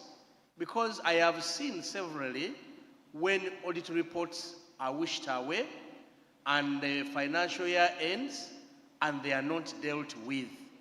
And once they are not dealt with, then we cannot demand a Treasury memoranda from the government. Thank you very much. Thank you. Let me have the Honorable Member in white and black. And then lastly will be the gentleman next to the one with a black wear and a red strip. Thank you, Honorable Chair. My name is Adrian Katsime, a Honorable Member from Shema District. And mine goes to Professor Pamela.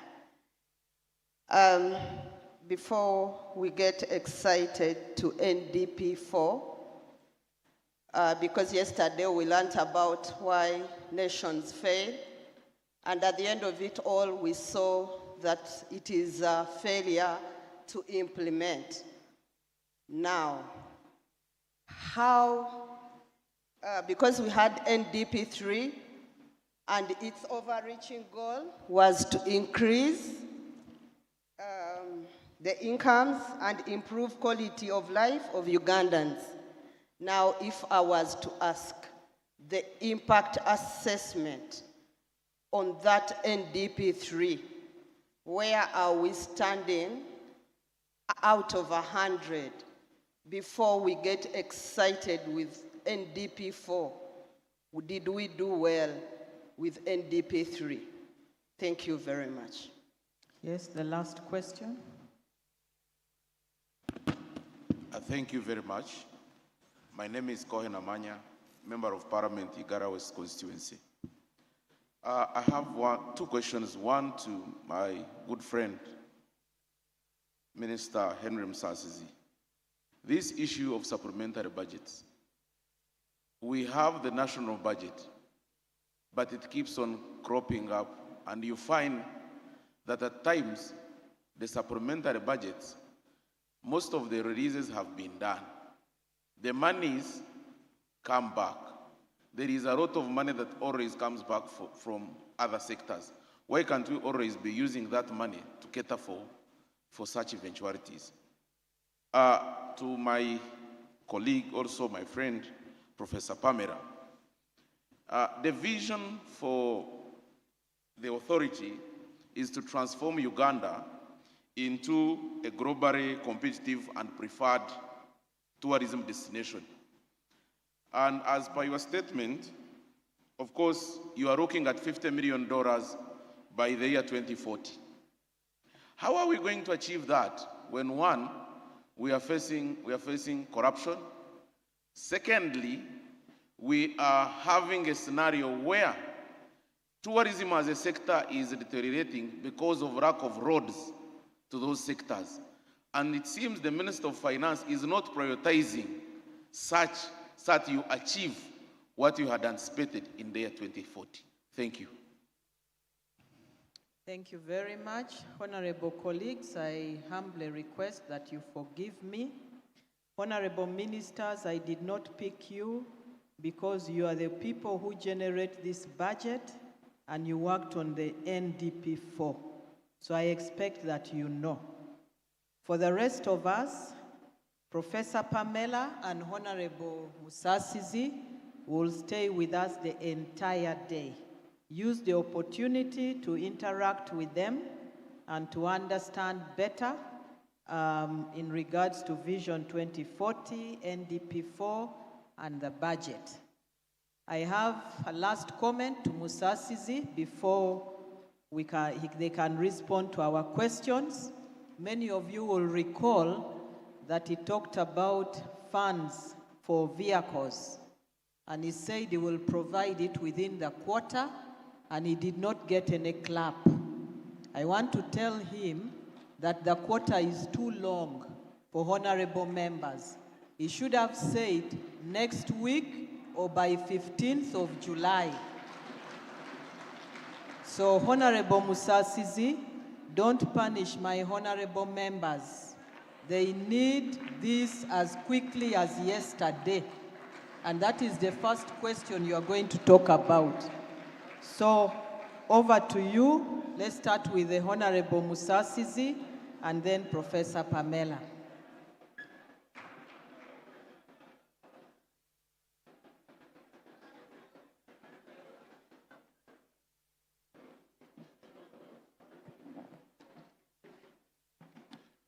Thank you so much, the Government Chief Whip, and thank you, colleagues, for raising very important questions. Honorable Chief Whip, the monies for the vehicles to facilitate MPs to move back to the constituencies will be released in the first batch of this quarter, which is in July. I have already instructed my team to ensure that this is provided for in the first batch of the release. You have said July. Yes. Repeat it. I'm saying in the first batch, which is in July. So by expiry of July, we shall all be happy. Here I am also interested because I am also part of you colleagues.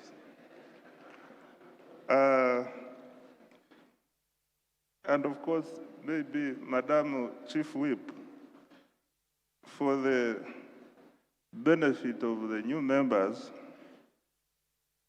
I have been at the forefront for fighting for welfare for members of Parliament, including exempting the allowances for MPs from taxes. I am the one who single-handedly fought this war.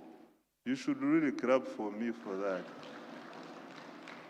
Because by now, instead of going into Ntungamo, you would be stopping in Mbarara if we were to take away 40% from you as tax. Now, I come to the questions.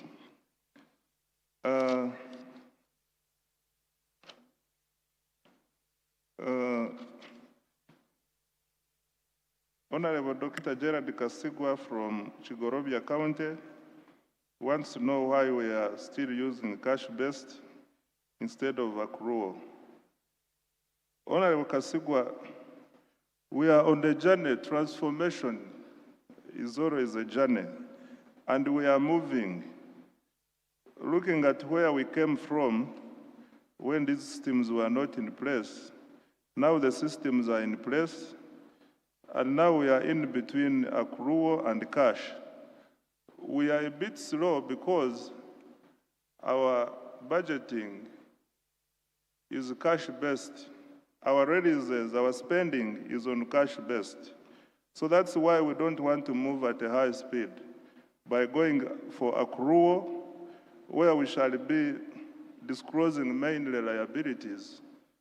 We want to move slowly. I know we shall get there after we have achieved all these other reforms. The next step we are going for is accrual, because it gives you a better picture and a better reflection of how the accounts of government stand, especially in terms of disclosures. So you are right, we shall get there. Let's work together, continue fighting for this reform. Let's think together. I'm sure in the next 5 years or so, we should see all our accounts being prepared on accrual basis and also reporting in the same. Now, there is Honorable Tukahirwa from Kajara. He's saying, I said no expenditure shall be incurred by government without approval of Parliament. Yes, you cannot incur any expenditure in government without approval of Parliament, because I need authority to withdraw money from consolidated fund, and I can only get this authority through appropriation. So unless you will give me information, unless these monies are outside the consolidated fund, if they are off budget is possible. But if it is on budget, we cannot spend any money of government unless we have been authorized by Parliament. So you talk to these sub-counties, they tell you the sources they are getting. Where the sub-counties, especially where there is NTR, over and above what we have appropriated, we don't allow them to spend until when we have issued them what we call supplementary appropriation. So it is not correct. You talk to this accounting officer who is giving you this information and tell him what you are telling me is not right. I want colleagues to get it that we cannot spend any money, any single coin of government without approval by you through appropriation. Right Honorable Chionga, the second Deputy Prime Minister and our elder, wants to know the status of industrial parks. Yes, it is true, the government took a decision to spread industrialization in the country. And we identified, we want to thank the districts which offered us land. Everywhere in the country, the Minister of State for Investment moved around receiving land from the various districts. Now we have come up with a strategy as one of the enablers to our ATMs to develop our industrial parks with water, with electricity, with roads, and the facilities needed for the investors to operate in a good environment. However, because of budget constraints, we cannot do this, we cannot do all this in 1 or 2 financial years. We want to sit as a ministry, and it is good the Minister of State for Investment has joined us. Honorable Amina Mukarazi, you can stand up for recognition because you are the person who is going to lead us in this role. We are going to sit as a ministry and determine, depending on the monies we can raise, determine how to sequence the industrial park development, such that we know at least every financial year there is an industrial park which is fully serviced, which we can be proud of, that this year we achieved this, we achieved that, and we are starting with this financial year running. We provided for funds to fully fledged. For example, we want to complete the one of Buikwe, the one of Mbale. Work is going on in Namamve, and then we shall go to other upcountry industrial parks. I used to see Kasese is one of them, where you come from. Soroti is another one. So we want to sit down and determine a plan how we shall develop these industrial parks to make them ready for use by the investors. And we don't want, I was telling the new Minister of State that we should minimize the investors who go to the President to ask for support in the industrial parks in terms of electricity, in terms of roads, in terms of water, and other infrastructure services, which we can provide without necessarily taking much time of the President. And this is what we have agreed with her, and this is how we want to move, so that we see that the industrial parks are serviced to help our investors. Honorable Shamim Marende, I'm happy to see you. I'm happy, she has been sick for quite some time.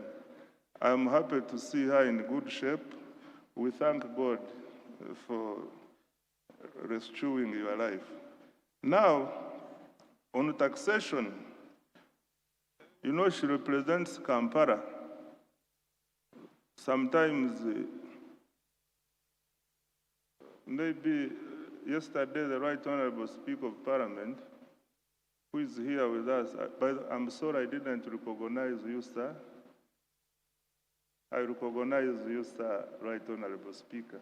Yesterday, you said that you want evidence-based Honorable Minister, you debate. have to speed up. Yes, sorry. So, Honorable Shamim, double taxation, where it happens, we have double taxation agreements. But what you are referring to is not actually double taxation. You'll find someone paying VAT and is paying pay as you earn, and is also paying income tax. And they also call IFRIS now, in some audiences, IFRIS has also become a tax. I want to tell you, as a ministry, as policy makers, we are mindful that whereas we want to collect revenue to finance the ever-growing expenditures, we are mindful that we must not affect businesses.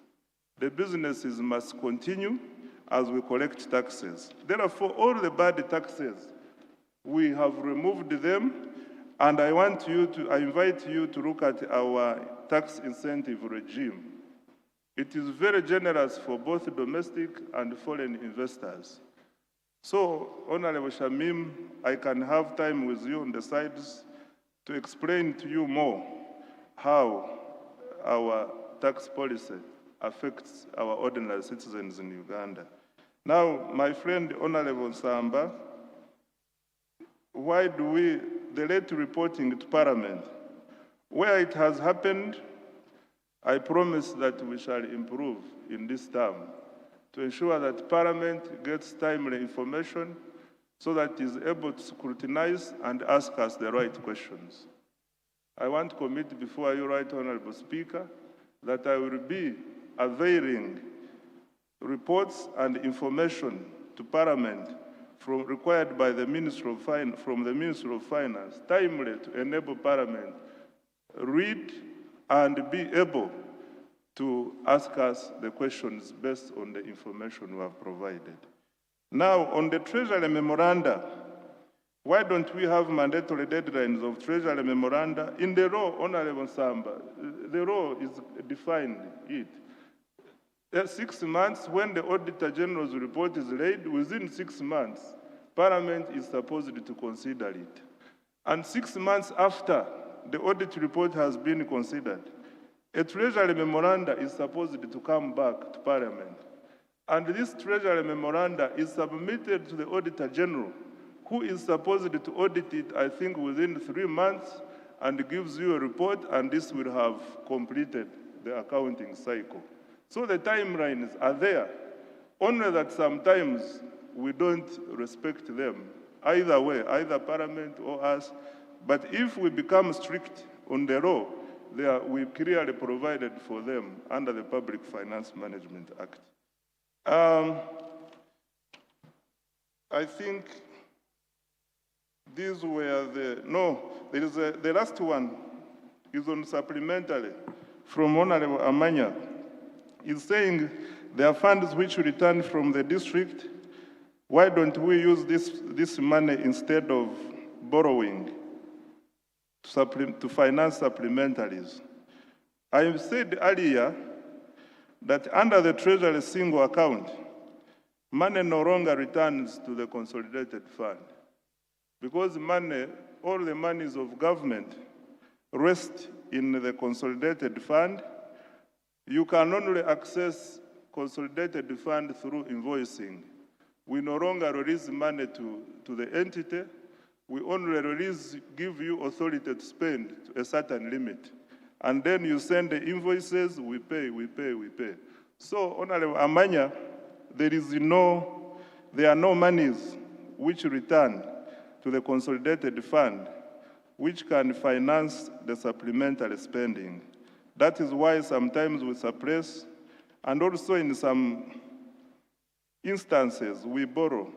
There is the MP who asked about, with all these processes which I have explained, why do we still have excess supplementary budgets?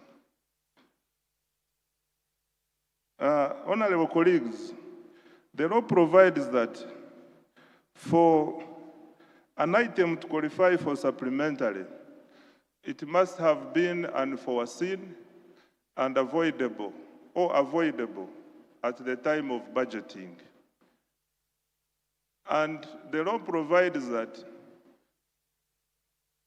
3% of the previous annual budget can be spent as supplementary, and retrospective approval is sought from Parliament. So what does this mean? In a given financial year, however much we have these stages, I cannot guarantee that I will scrutinize every item in the budget. All these MDAs will imagine things which will occur in a financial year 100%. There are circumstances definitely where we shall have situations of unavoidable and unforeseen, which we finance through supplementary. However, I also would like to note that in the past, we have had situations of budget indiscipline, which have caused supplementary spending. I committed in my ambition, in my ambition plan, Right Honorable Speaker, that in this term, I will, as much as possible, deal with budget indiscipline. And I'm here to ask for your support, especially in the area of supplementaries.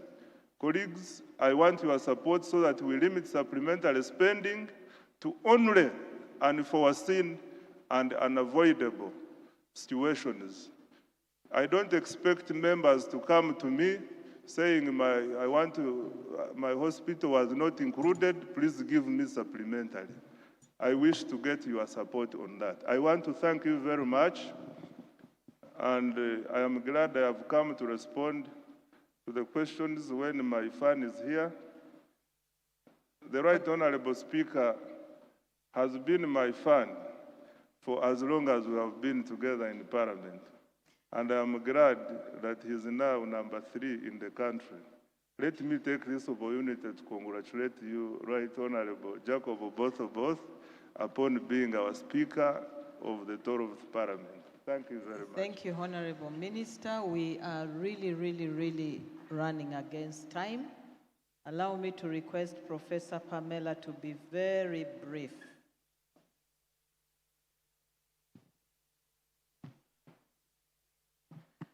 Thank you very much, Chief Whip, and Right Honorable Speaker. I want to add my voice in congratulating you and to wish you the very best. I'll be very brief and to the point. Honorable Pamela, few people out there understand the plan. I think you're very right, and we can do better. We have plans to do better. We are in the process of trying to, at least for the major languages, to get the key snapshots of what is required, but we want to work with the media center and also use multiple avenues today. You know, we have largely a young population, so we need to be developing snapshots of TikTok that really talk to our young people, but we're also coming up with different innovative. So I do agree with you. Yes, it's not understood, but we're trying our best. And we want to invite and request all the members of Parliament to really take it upon yourself and really utilize whatever opportunity you have to educate all Ugandans so that we're all on the same goal. Honorable Peter, key targets of the plan in the NDP4 for employment creation. All that I elaborated is really focused on employment creation, agriculture and agro-processing to create jobs and provide employment along the value chains. Expanding domestic exports, or rather expanding exports, manufacturing, all that is targeting jobs and employment creation. Tourism, service, providing jobs, construction, everything that is elaborated in the plan is aimed at employment creation. For the first time, we've come out with an employment plan, and we are working with universities to ensure that the training, not just universities, but all education institutions, are giving the skills that we require so that we do not have a skills job mismatch. And that is what we need as parliamentarians to ensure that we work together in creating the right jobs, but also ensuring that the training that we are giving our young people is in line with the jobs available. So in answer to your question, all that I elaborated is targeting job creation. Dr. Gerald Kasigwa, do we have a program to orient you in detail to undertake your oversight role? Invite us, and we are ready. We are available. We are always at your call, and please don't hesitate to invite us at any opportunity. And I think with the Chief Whip here, we are available. And please visit us at NPA at any time. We are at your service. We would like you to understand the jargon, the detail, the issues in the plan so that you can do your job better. Right Honorable Dr. Crispus Kionga, I think my Honorable Minister responded very well on the issue of the industrial parks. On the issue of poverty, Right Honorable, poverty is relative. And the richer a country becomes, the numbers change. So our 5% is really considering this transition of where we've come from. But this number is revised over time. And we are actually in the process of revising the targets in the vision because society changes. And therefore, the point you made is valid. Now, the Honorable MP, I'm sorry I didn't get your name, but he articulated very well the question relating to the certificate of compliance that we do. We provide this information to you, Honorable Members of Parliament, so that you can take action. So I want to invite you to take action. We do provide you where ministries, departments, and agencies are not aligned, where there are gaps in the budget. So take action. I would want that the suggestion you're giving now is taken up. Honorable Adrian, how did we perform? Should we be excited about NDP4? Of course we should. Did we perform well? I think we tried.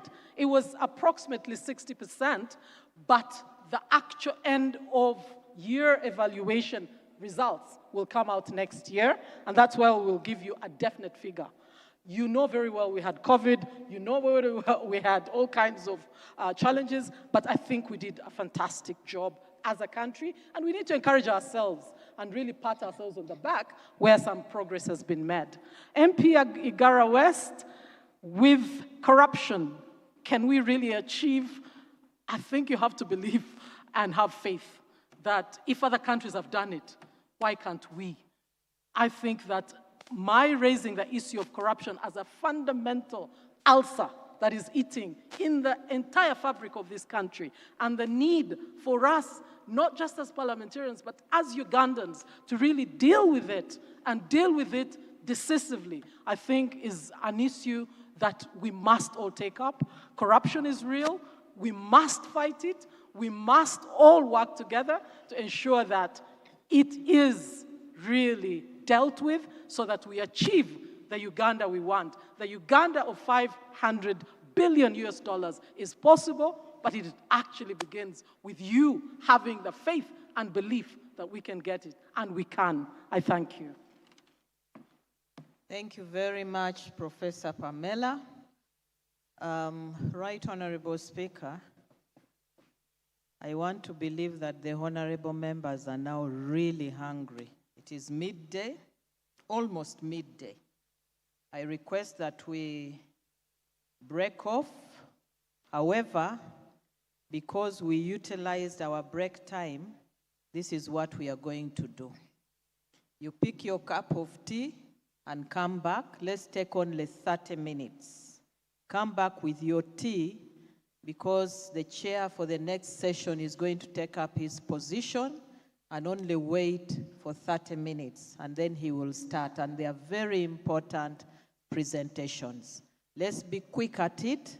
Thank you very much for listening to us, and let's appreciate the presenters once more. Thank you.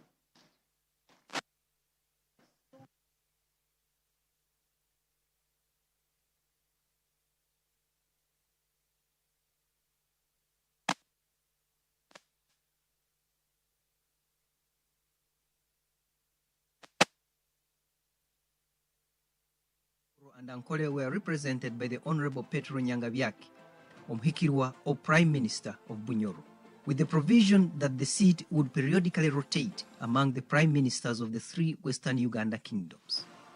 Busoga, Bugisu, Bukedi and Teso were represented. Parliament photographer, please come to the front. Of these Eastern Uganda constituencies. And at last, in 1949, the first native Ugandan representative for Northern Uganda, the Honorable Anthony Opua, entered Legiko. Official records at Parliament Library show that by 1955, LegCo membership had risen to 60, but there were still no signs of actual democratic representation via elections. It must, however, not be forgotten that Uganda was still a British colony. The constituencies of the Legislative Council were still defined by race and social status rather than political organizations. That is to say, European colonial administrators, European notables outside the administration, then Asians, and much later on Africans representing their tribes or regions. It was certainly a not yet Uhuru situation. You will certainly wonder why this period records no political party activity and may even assume that there were no parties.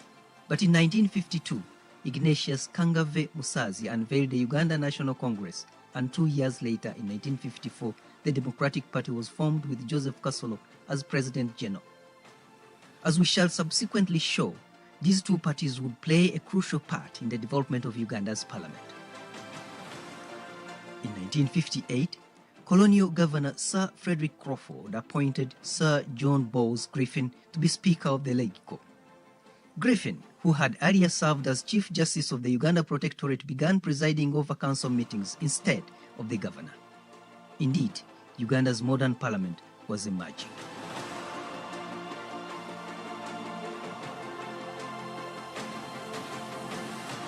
In 1958, Ugandans directly elected their representatives to the LegCo for the first time, except in Buganda, Ankole, Bugisu, and Karamoja.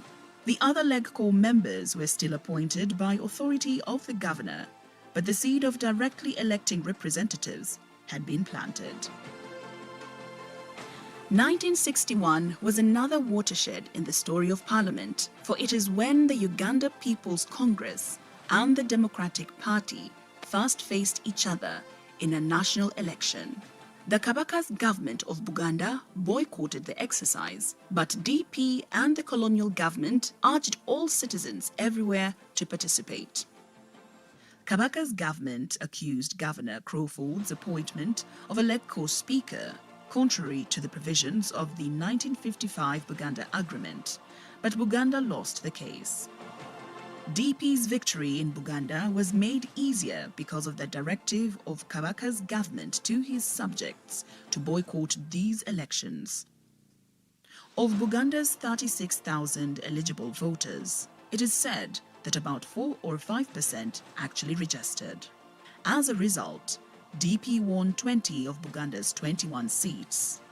Some DP candidates were returned unopposed, while others won with very few votes. Of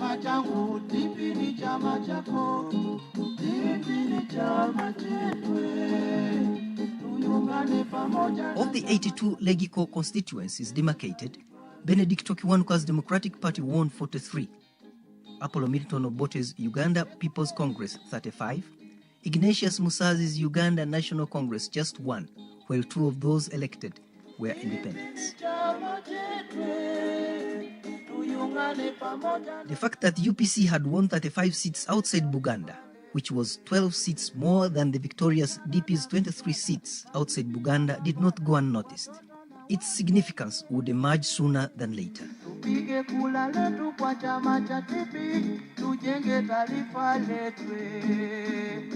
Kiwanuka realized the danger of an unhappy Buganda and promised to allay Kabaka Mutesa's concerns as a matter of first priority. However, Kiwanuka and his DP were still supervised by the colonial authorities, led by the Chief Secretary, who was the equivalent of Prime Minister. In addition to the Speaker, the crucial portfolios of Finance and Attorney General were still in colonial hands. However, Uganda's first elected government leaders were the following. Benedicto Kiwanuka, Minister without portfolio and leader of Legislative Council. John Chrysostom Kiwanuka, Minister of Education. David Chisada Nabeta, Minister of Health. Basil Bataringaya, Minister of Local Government. C. Patel, Minister of Commerce. Balaam Mukasa, Minister of Agriculture and Animal Industry. Matayo Mugwanya, Minister of Lands and Water Resources. Stanley Bemba, Minister of Labor and Social Development. Nicholas Opio, Minister of Works. Lawrence Sebalu, Minister of Economic Development. On 2nd July 1961, the elected Ben Kiwanuka assumed the title Chief Minister and replaced the appointed Chief Secretary, who had been the equivalent of Prime Minister in the Legco. The first international assignment involving Uganda's directly elected legislators was the Uganda independence debate, which saw them flying to Britain for the famous Lancaster Conference. Among them was Uganda's first Chief Minister, Benedicto Kiwanuka, and Uganda's first leader of opposition, Apollo Milton Obote. Together with them were several other Legco members.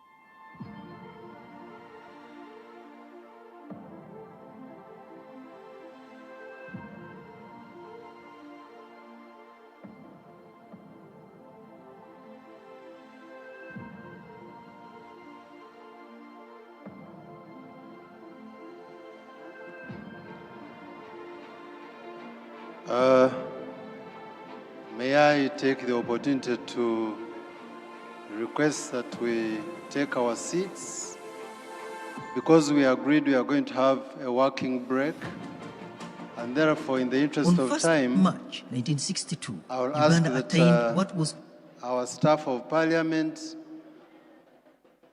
whip our members of Parliament to come and take their break as we proceed with the next session.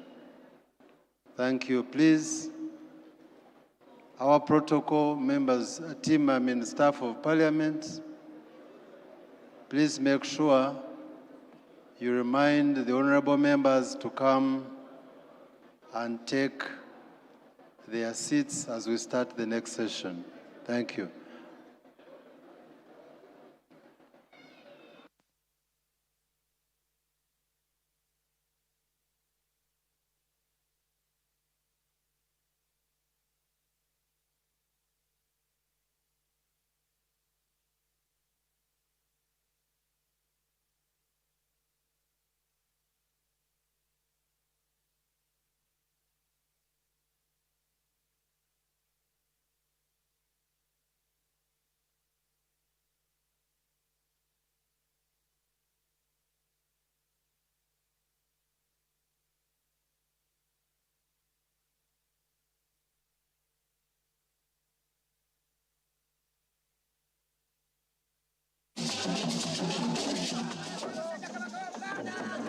Kabaka's displeasure with Chiwanuka and DP would soon manifest itself in the election held on 25th April 1962.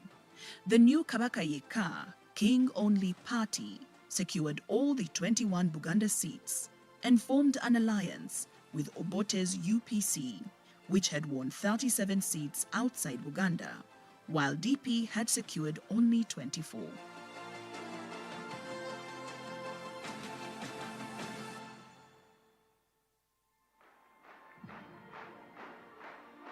1st May 1962, Milton Obote's UPC formed the government that would lead Uganda into independence on 9th October and after.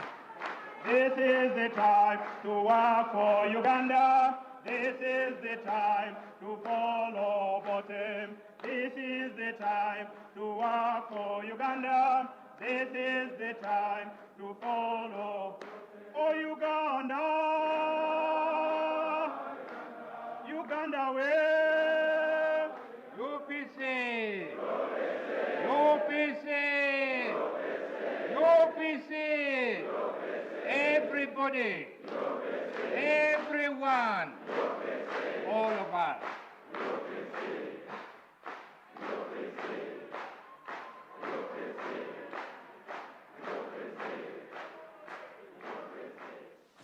One of the first things the 92-member National Assembly did was to elect a speaker rather than have one appointed as in the past. And the lucky man was none other than Sir John Griffin, who had been Legico Speaker since 1958. The tradition of electing a speaker from directly elected MPs would come later. Before we continue this journey into the composition of Uganda's parliament, let us explore the facilities which our legislative ancestors have used since the 1920s.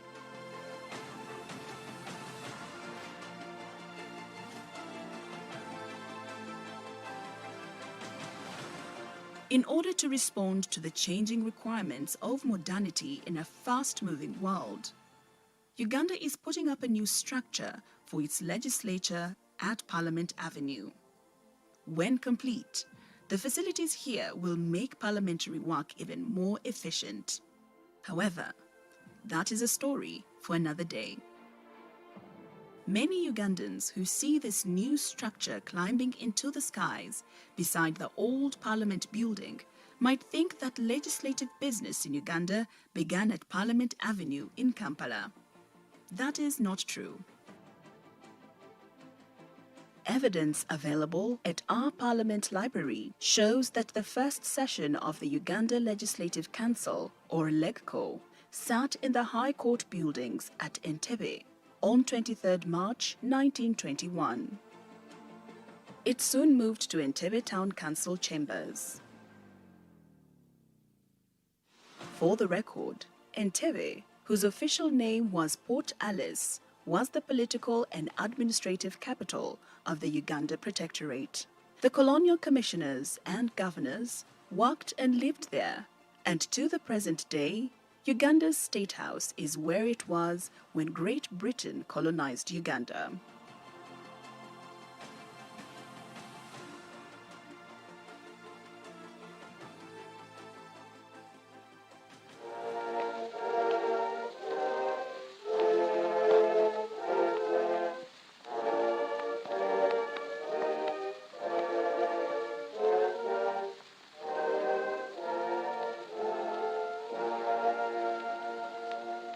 Records in our Parliament Library show that LEGCO moved to Kampala in 1945 after the end of the Second World War. Its new home was the High Court buildings, which still look elegant to date.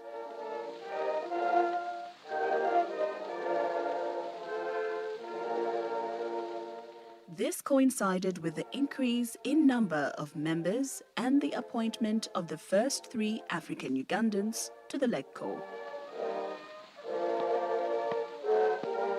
Although this may not have been the reason for the migration, it is logical to believe that the inclusion of African and Asian members who were not residents of Entebbe, like the Europeans, may have influenced the decision.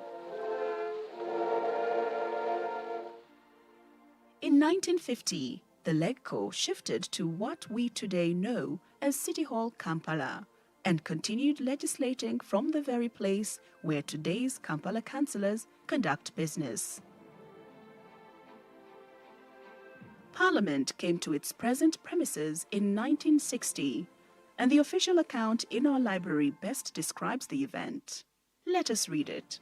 On 19th September 1960, all Legislative Council members headed by a Sergeant-at-Arms, the Clerk and the Speaker moved in procession to their new premises, which had just been completed in the center of the country's capital. On that date, Uganda's Parliament House was formally inaugurated by the Secretary of State for the Colonies, Sir Ian MacLeod.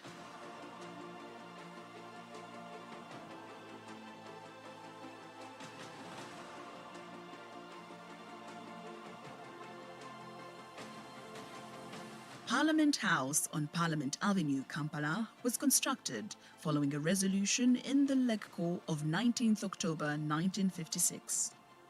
It was to be a home for the legislature with offices for ministers and their respective ministries. But in 1959, this project was stiffly opposed by the Buganda Luchiko at Mengo. Why? Opposition to the new legislature came at a time when Buganda's demands for her own separate independence had just been summarily dismissed by Britain as impractical. It was also the period when Kabaka's government had declared that it would not participate in the coming LegCo elections, but the colonial authorities insisted that this would be in breach of the 1955 Buganda Agreement.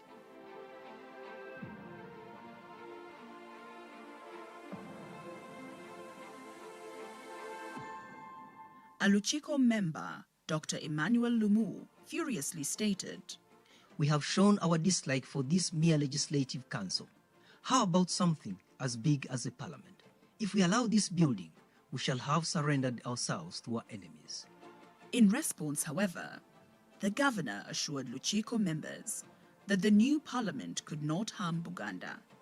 He reminded them that ever since LegCo shifted from Entebbe, it had been sitting in Kampala for 13 years, and they had never opposed its presence.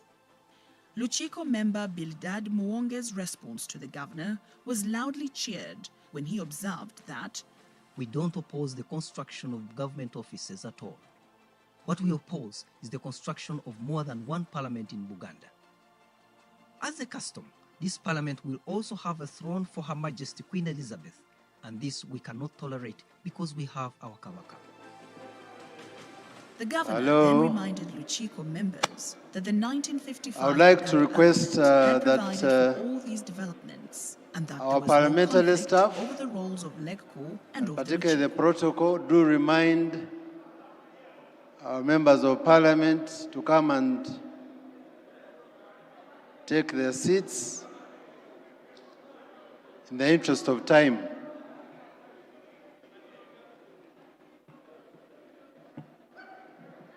Honorable colleagues, may I request that those who are still outside of this room, please come so that we are able to start the next session in the interest of time.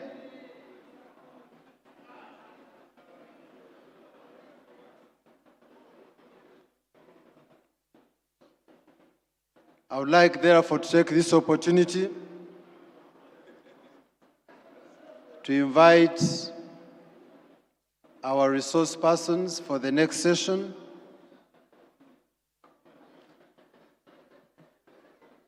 And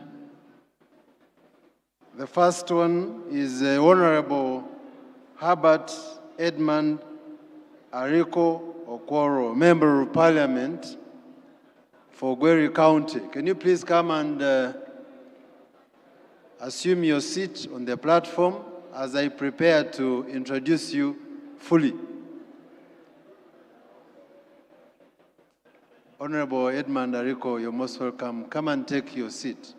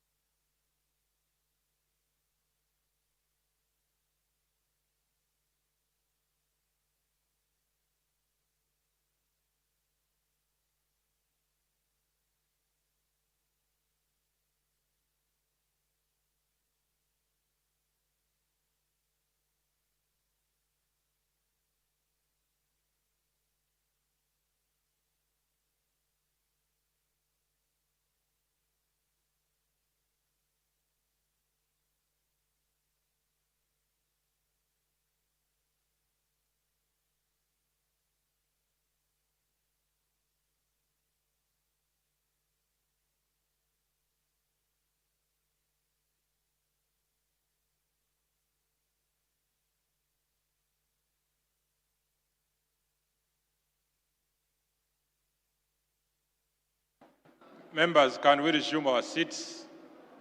Members, can we resume our seats? Can we resume our seats?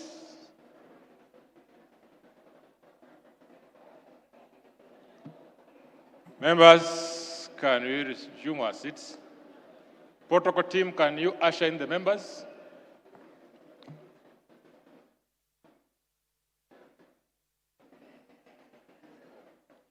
Protocol team. Protocol.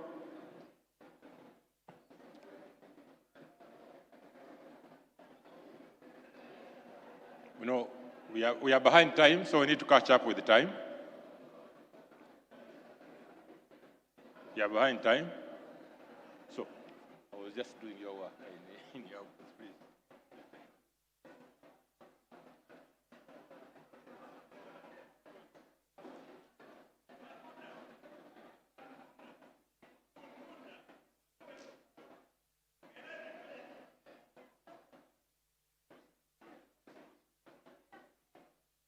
What are you doing? I'm going to, I first want to consult.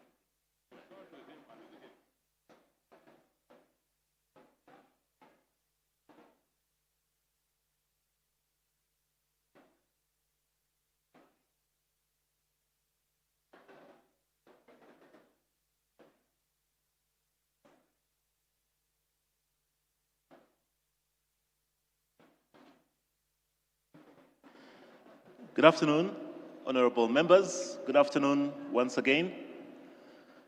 Teams, protocol teams, please assist. Can we whip members of parliament to come in so that we can continue with our session? We are doing very badly with time, and we have got very important presentations coming up. For those in the room, would you please take your seats? Please settle down, settle in. Our presenters are already here, and we are ready to start. So teams, especially those near the doors, could we usher members of parliament to come in?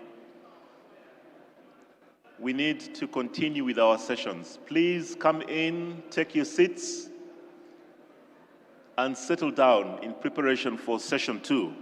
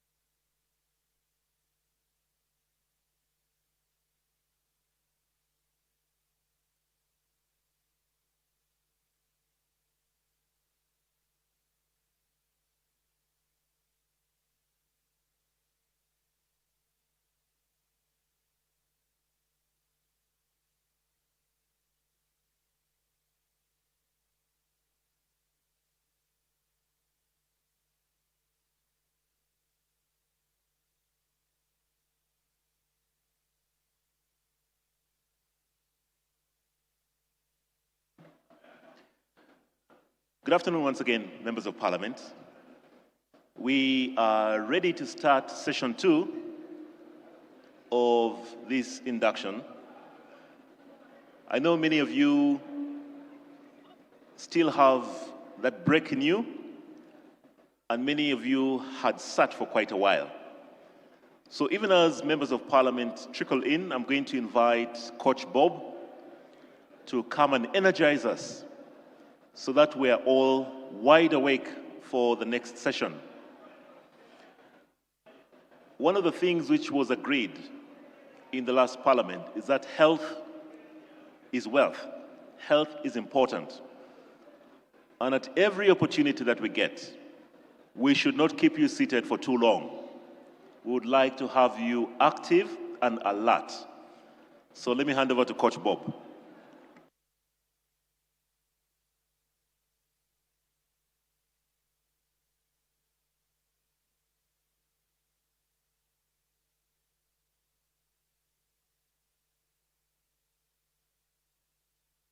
May we please stand up? We do some simple body movements. We get ready for the session. Honorable members, in your respective capacities, may I get your attention? Health is wealth. All of us. Honorable members, health is wealth. I kindly request you repeat after me. Health is wealth. Health is wealth. Health is wealth. Health is wealth. Exercise is medicine. Exercise is medicine.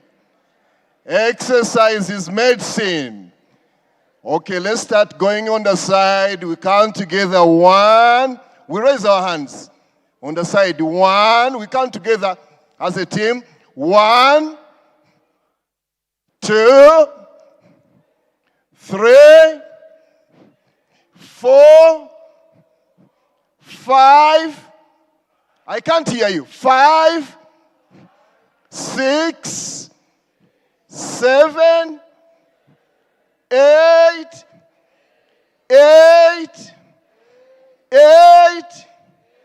9, 9, and 10. Hands on the side. 1, 2.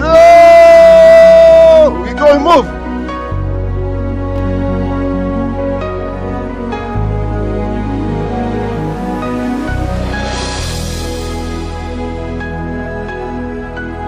Everyone move where you are.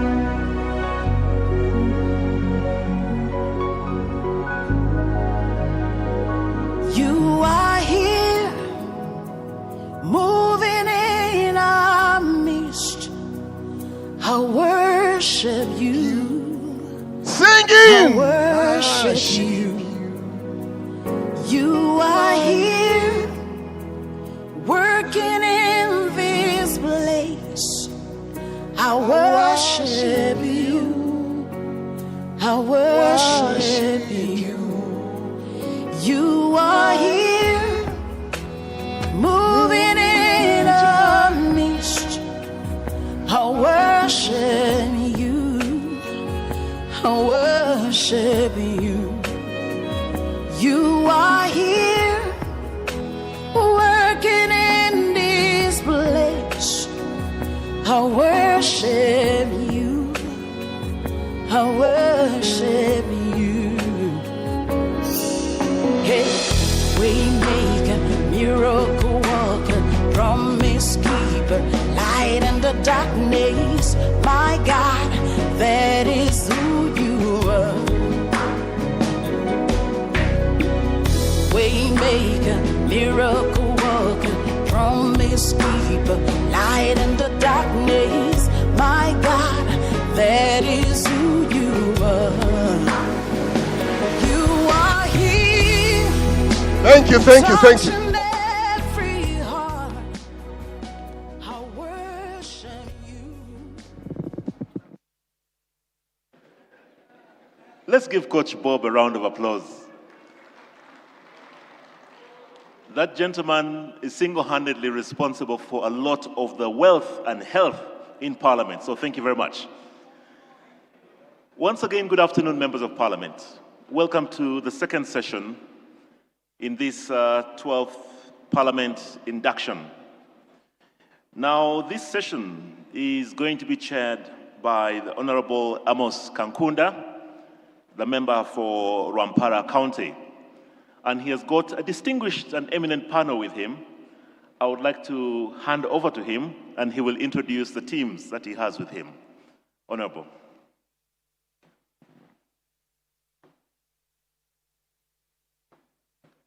Thank you, my brother and friend, for that introduction. I'd like to ride on the protocol that has earlier been laid. And I'd like to thank the appointing authority for choosing me to chair this session. Honorable colleagues, as you are aware, this session has 2 resource persons, and we are going to begin by looking at the oversight for implementation of government programs and what is the role of a member of parliament.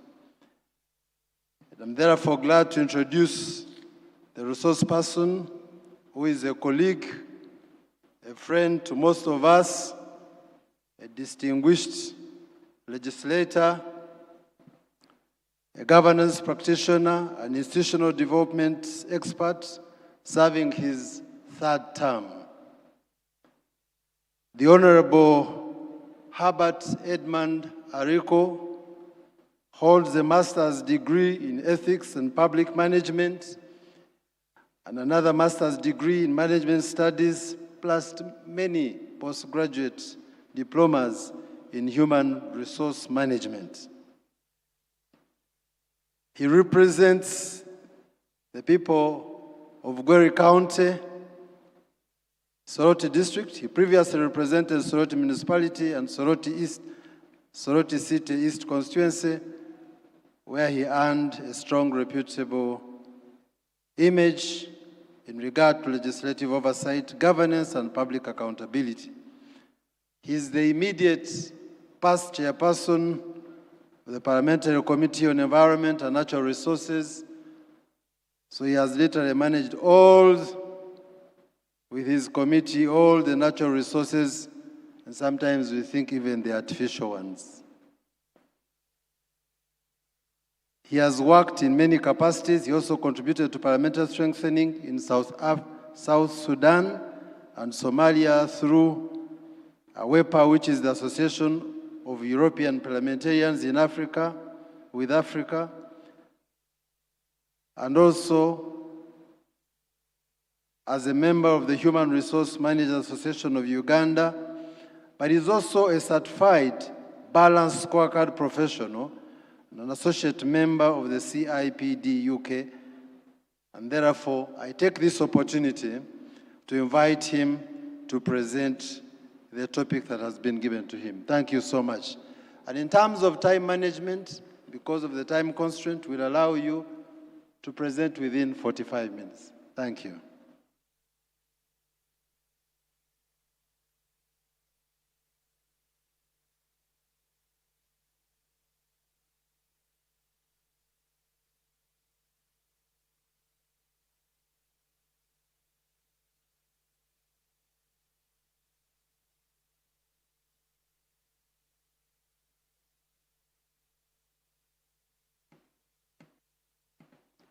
A very good afternoon to you, ladies and gentlemen, the Right Honorable Speaker, honorable colleagues,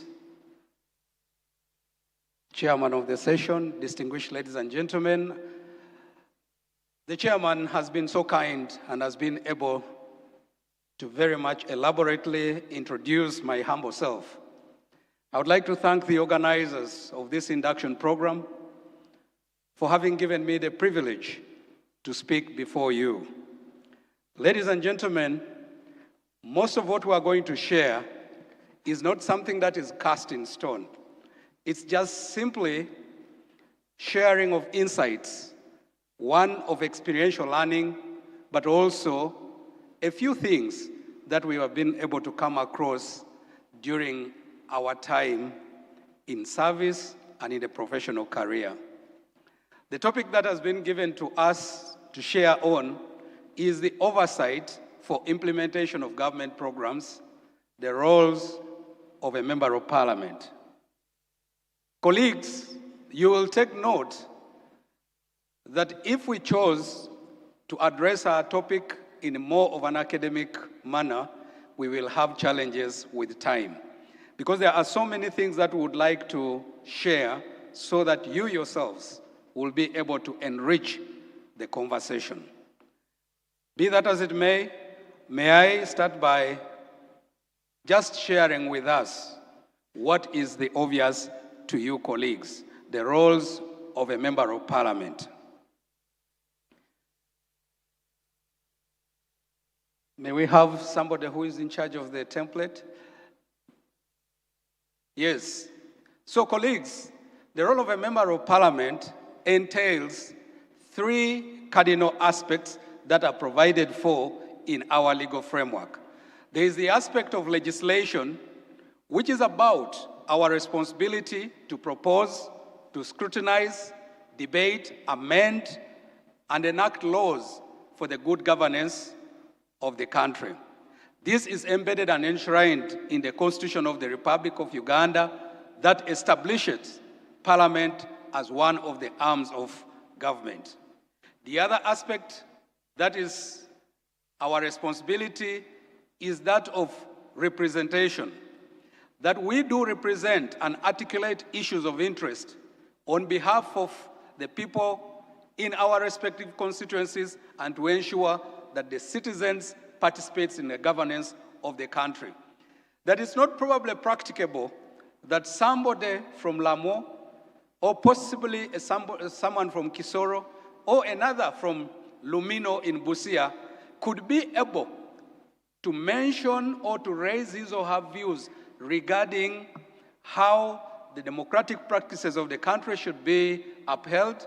It may not be possible for them to determine where a road shall be constructed. But because you, the representatives, are there, you speak on their behalf, and therefore you enable this gentleman in Lumino, this lady from Kisoro, this person from Lamo to participate in the governance of this country. And then there is the aspect of oversight. The purpose of the oversight is that Parliament helps to hold the executive accountable for the implementation of laws, policies, as well as public expenditure. The cardinal duty of Parliament in its oversight role is first and foremost to contribute to the element of appropriation. Many a time, people have tended to distinguish between the overarching role of oversight and that of appropriation.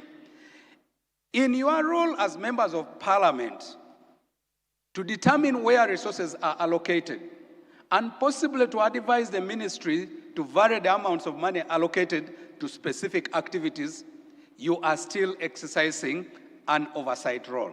So the oversight here is in your participation in the budget processes, is in your participation in scrutiny of government programs, is in your participation to go to the field to establish that value for money has been adhered to, is in your participation as members of Parliament in providing checks and balances. For instance, when the executive proposes names of persons to hold office in the various public service offices and they bring them to Parliament for approval, it is part and parcel of your role in the oversight function. So with this in mind, I therefore would like to mention a little bit of what oversight is. Oversight refers to the constitutional mandate of Parliament to monitor, scrutinize, evaluate the actions of the executive, public institutions. It ensures that our government is accountable, transparent, and responsible to its citizens. Ladies and gentlemen, oversight is not merely a procedural function. It is a democratic imperative that safeguards public resources and upholds the rule of law. That it is not simply a procedural function. So as we carry out oversight in Parliament, it is not just a given that it's our role to ask questions, that it's our role to ensure that the resources have gone to a local government as provided for. No. The feeling, the experience of democratic practices in the country by way of resource distribution, by way of equity and allocation of development services is part and parcel of what we do when we carry out the oversight function. Ladies and gentlemen, therefore, oversight is beyond just the aspect of lawmaking. It is sometimes overshadowed by the aspect of grand debate, and yet there is a significant importance of oversight. Many a time, when we get into a house, like recently when we had probably the debate on passing of the loan that was supposed to support the project on Nexus Green, that's the water project, you find that sometimes when we get into the debate about the distribution failures in our constituencies, possibly the inequity of allocation of projects, possibly the considerations of the politics and the geopolitical discourse in the country, we tend to overshadow the aspect of the critical role of oversight. A law is only as good as its implementation. And therefore, the responsibility of a member of parliament in carrying out oversight is to ensure that even when we pass laws for the good governance of the country, we are supposed to follow up and see to it that the implementation bodies of these laws actually do their role in ensuring that they are implemented. A budget is only good as its execution. That's not enough for us to provide for elements or to provide for programs in our budgets. Because if they remain as such, then we are probably not going to spend the resources in order to transform the livelihood of the people. Therefore, budgets must not be left to lie idle by non-functional entities, by non-functional local governments. It is our duty as Parliament to ask the important questions. I would like to give you an example, for instance. Last financial year, the Minister of Finance was very gracious, so to say, in providing for a transitional grant for roads construction in the district of Soroti. But I would like to tell you that despite the fact that these resources were provided for in the budget and indeed released to the district local government as early as August last year, it was until April of this year that the district was struggling to see that the roads for which this money had been provided for were being worked on. Therefore, we as members of parliament need to speak to those who are responsible for implementing programs to see to it that actually budgets do perform.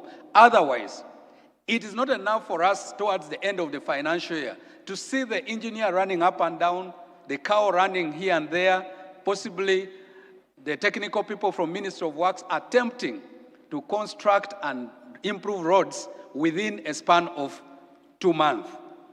Ladies and gentlemen, oversight therefore ensures that political assurances meet reality.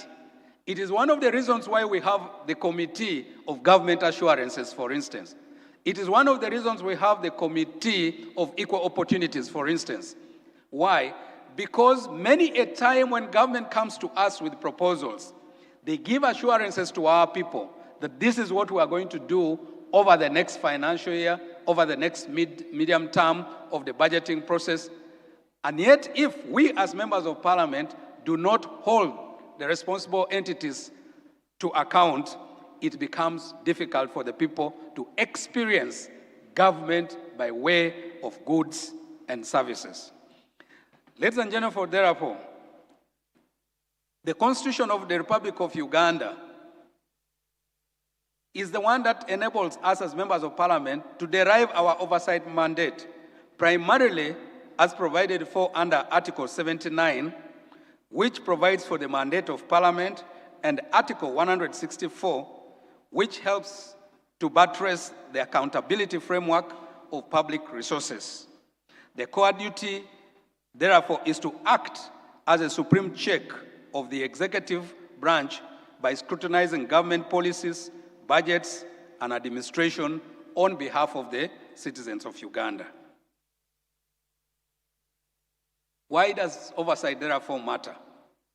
Oversight matters because it helps us to strengthen democracy. That because oversight does exist as a cardinal role of Parliament, it helps us to uphold checks and balances necessary for a functional state. That it's possible for you as honorable members to ask questions.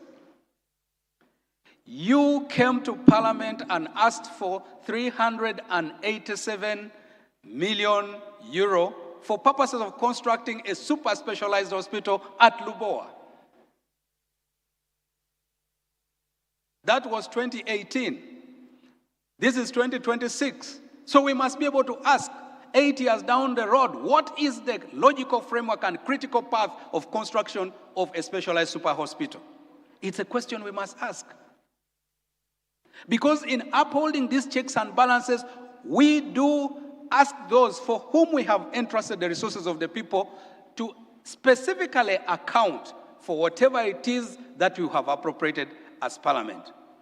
That oversight also helps us to prevent misuse. That it helps us to protect public funds from corruption, wastage, and mismanagement. Ladies and gentlemen, it also ensures that there is service delivery. That in doing oversight, we're able to verify that the hospitals that have been promised have actually been constructed, that water sources have been provided for, that schools are there so that they reach the people for whom they are needed. Distinguished ladies and gentlemen, it is your cardinal role as members of Parliament to ask, regardless of our political affiliation. A political contestation for holding office after elections should last to the extent of the period for which we are going into electioneering. Once we have been sworn in as we are today, the next thing that is critical for you as a member of Parliament is to ask that the government policy is that in every sub-county there shall be a government senior secondary school. Our question should be, how many sub-counties therefore do not have a government senior secondary school? If our question is, the government commitment is that in every parish in this country, there shall be a primary school. The questions Parliament should be asking for, that which parishes do not have government primary school, and therefore, what is it that we are doing to provide for this primary school? Because each and every one of our Ugandans deserves the services for which they participate in paying taxes to this country. Ladies and gentlemen, we should therefore focus on steering towards success and not just necessarily inquest after failure. That oversight must be about following the trend of the process. From the time the government brings before us the first budget call circular asking ministries, MDAs, to start proposing activities and plans, to the time when the minister introduces the budget framework paper to Parliament, in which we do scrutinize at committees, to that which we go into analyzing the ministerial policy statements to ensure that the proposals of the ministry are aligned with the BFP and therefore the aspirations that government committed to and the NDP for, and then to the aspect of appropriation. You must be able to follow to that extent. And therefore, after the passing of the budget, it is again our duty to follow through that the projects are actually being implemented. Therefore, oversight must not be looked at simply as an inquest of what should have been, but it should be a process of following through that results are delivered. There are therefore many arenas that we can use to achieve good oversight. Distinguished ladies and gentlemen, we have the aspect or the arena of the committee room. Sectoral and standing committees oversee the activities of ministries, departments, and agencies directly. They have, therefore, legal power to scrutinize the ministry designs and plans. This is where the persons in charge, may you please take the people to the next slide, please. Therefore, we as Parliament, as I said earlier on, participate in scrutinizing the ministry designs and plans. By designs and plans, we talk about the possible policy proposals of the ministry, the work plans that they bring.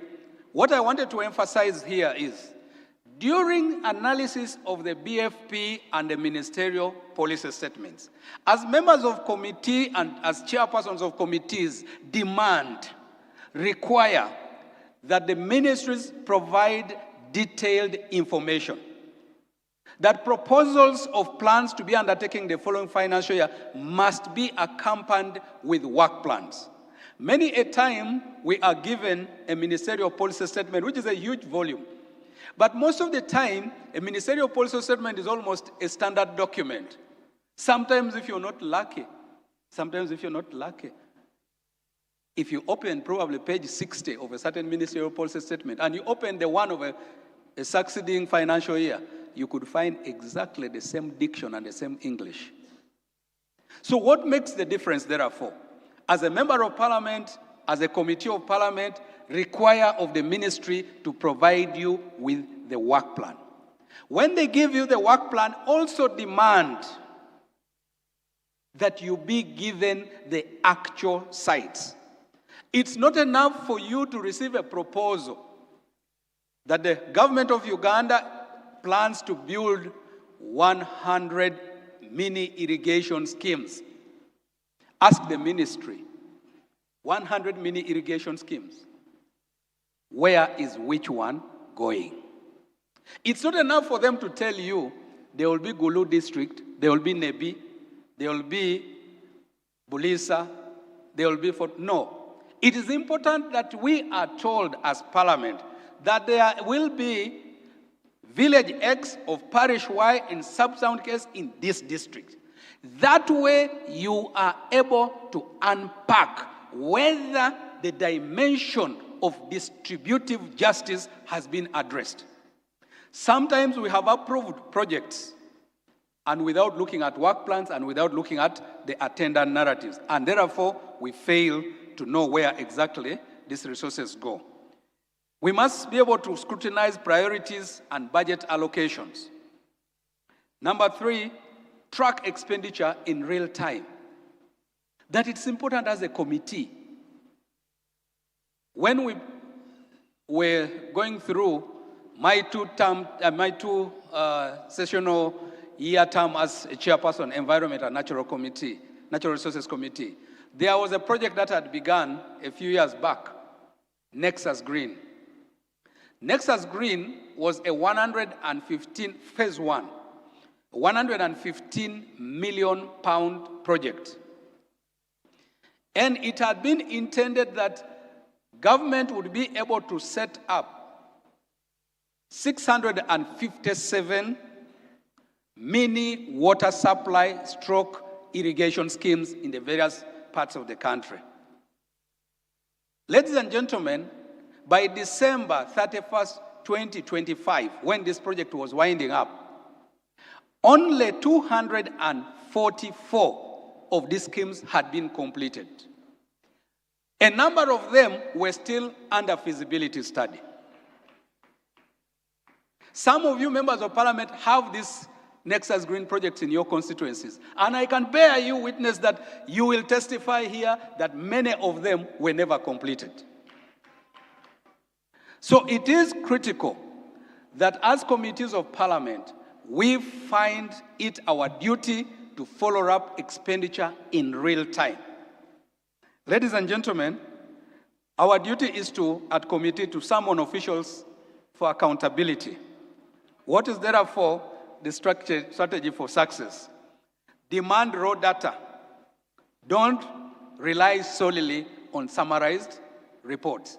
Demand for raw data.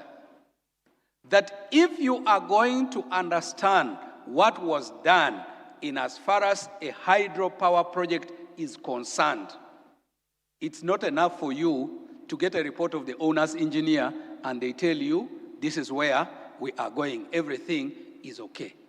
When you go into the primary data, that is where the test of the pudding is. We were involved in an oversight program of Isimba hydropower project.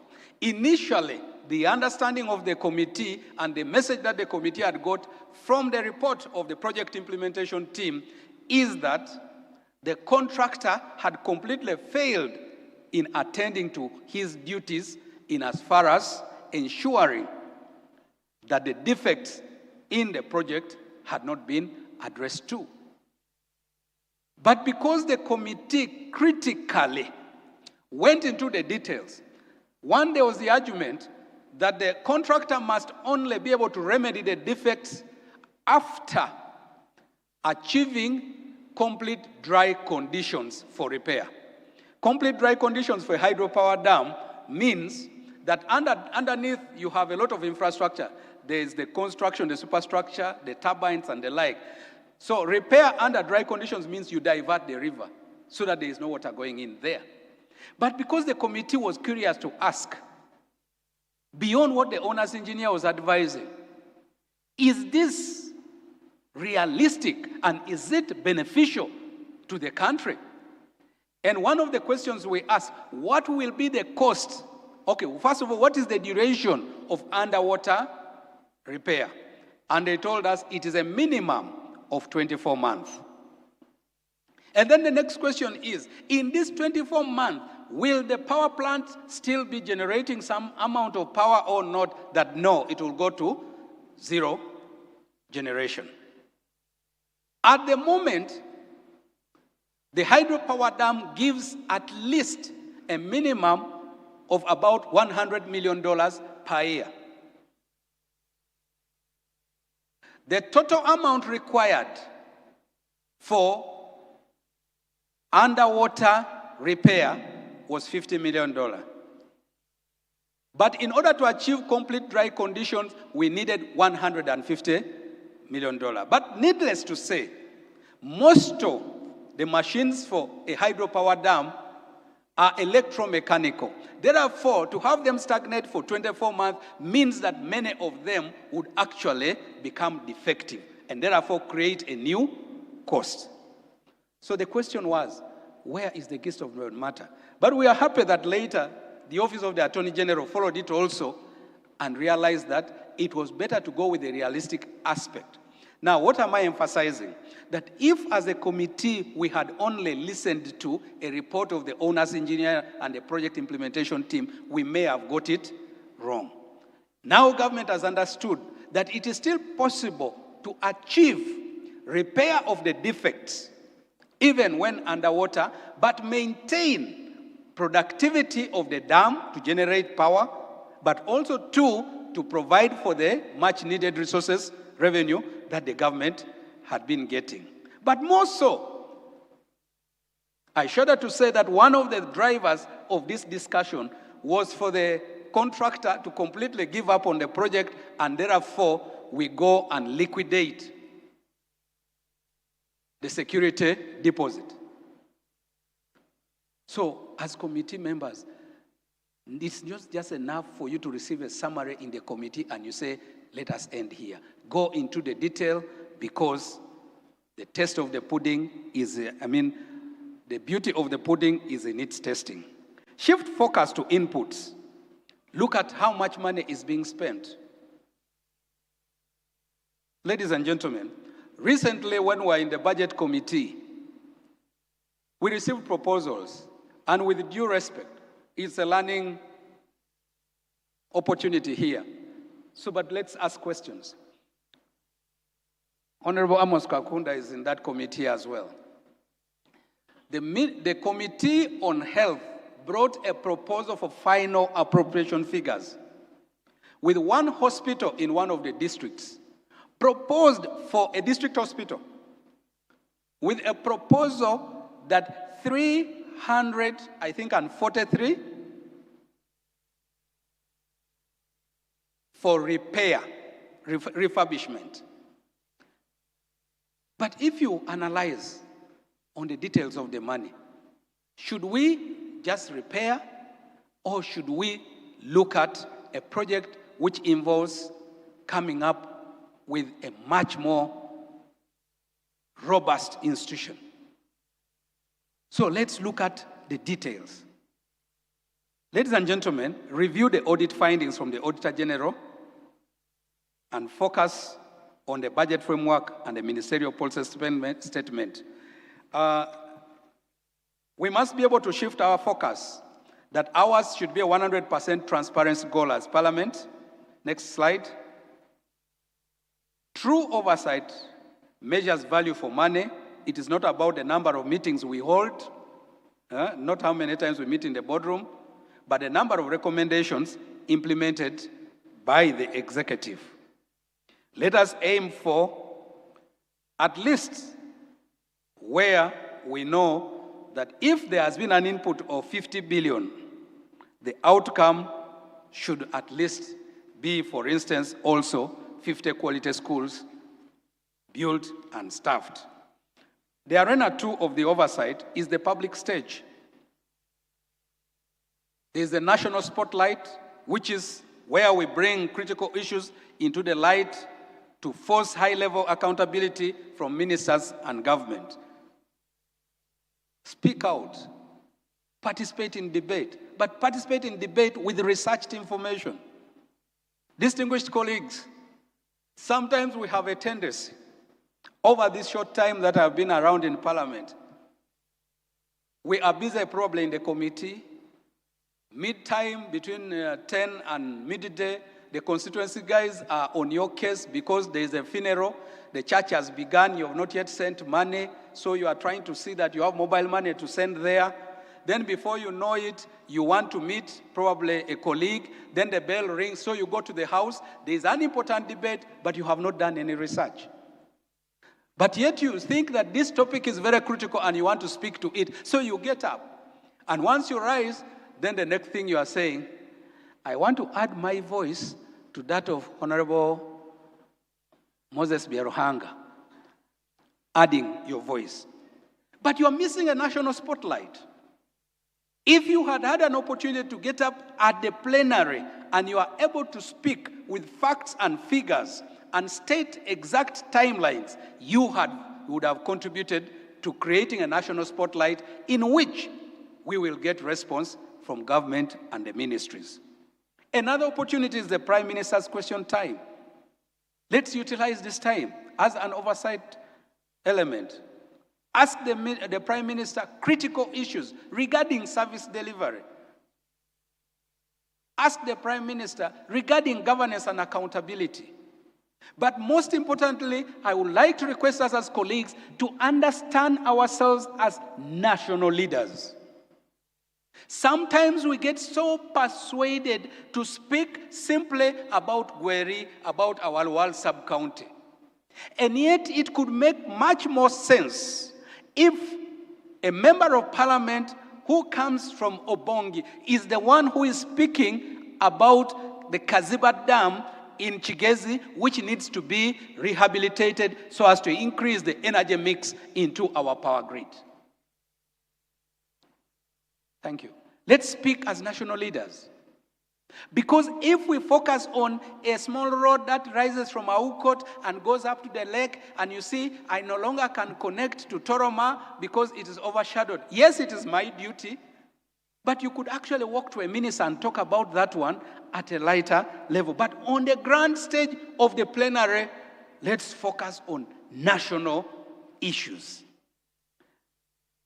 The other aspect, of course, is rising on matters of national importance. It's one of the elements. I want to thank government that of late, matters of national importance have become one of the critical elements that the ministers use to respond to members of parliament. I have seen all of us, whether in the opposition, independents, or NRM, of late it's been a critical aspect. So let's use it as one of the arenas. Then there's the third arena, which is the constituency oversight. That is the ground truth. We must conduct field visits and spot checks. Reports may have flaws, but the true test is in your constituency, is in the countryside. You MPs are the eyes and the ears of Parliament on the ground. At the same time, you are the voices of your people. Therefore, for us to be effective as committees, let us not do oversight and scrutiny only in the boardrooms. And when Parliament is able to take you to the field, if the chairperson has a membership of 30 people, we know that you may not achieve 100%, but at least let 25 people show up and board the buses. Sometimes we have a challenge. We are the checkers of those who flout accountability frameworks, but sometimes we are the very ones who receive facilitation to go to the field, and by the time the buses are parked there, you are nowhere to be seen. So you miss a point in going to the field because you've missed a chance to see on site on what is going on in the field. Do unannounced spot checks. Because many a time, I know this in the short time that I was the chair, we tend to want the agencies, the ministries, to coordinate our field visit as Parliament. Yes. You find a chairman, I am running all over the place saying, now you see, we want to look at how you have done the irrigation scheme there in Oyam. After that, we also want to pass by and see the one in Nebi. Sometimes the problem with not doing an on-spot check as a committee is that then we will have 2 weeks to prepare and take you as Parliament to where you will be wowed. So you come back and write a report that is excellent about a project which probably has failed everywhere else. When do we do on-spot checks? Inspect the roads, the schools, and the health centers, amongst others. And also, too, verify if the project impact matches the policy papers. Sometimes, some projects are meant to help a policy achieve a positive impact, but at the end of the day, it could result in impoverishing the people. Ladies and gentlemen, I therefore would want us to know that the accountability trends require of us to look at oversight in the short term, in the mid-term review, and in the end term. Effective oversight leads to steady upward trend in project completion and service delivery. That when we look at this, at the initiation, mid-term, and towards the end, you as Parliament becomes part and parcel of the corrective measure in ensuring that the project actually achieves its intended objectives. Therefore, what is it about the implementation cycle? There must be strategic interventions from inception to completion. Slide 12, please. We must do scrutiny at the design stage. Committee on National Economy, Budget Committee. These are the committees that are the gatepass of resources. When a proposal to borrow up to $6 trillion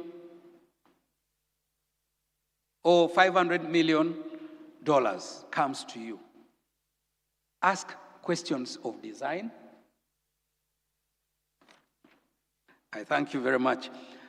When the clerk visits you this way, sometimes you're about to receive a pay slip, but also sometimes they are trying to remind you that elections are about to come. But today, she's reminding me that my time is running out.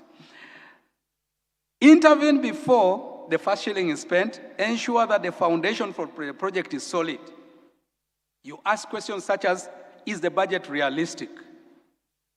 This will help you avoid underfunding or actually overfunding.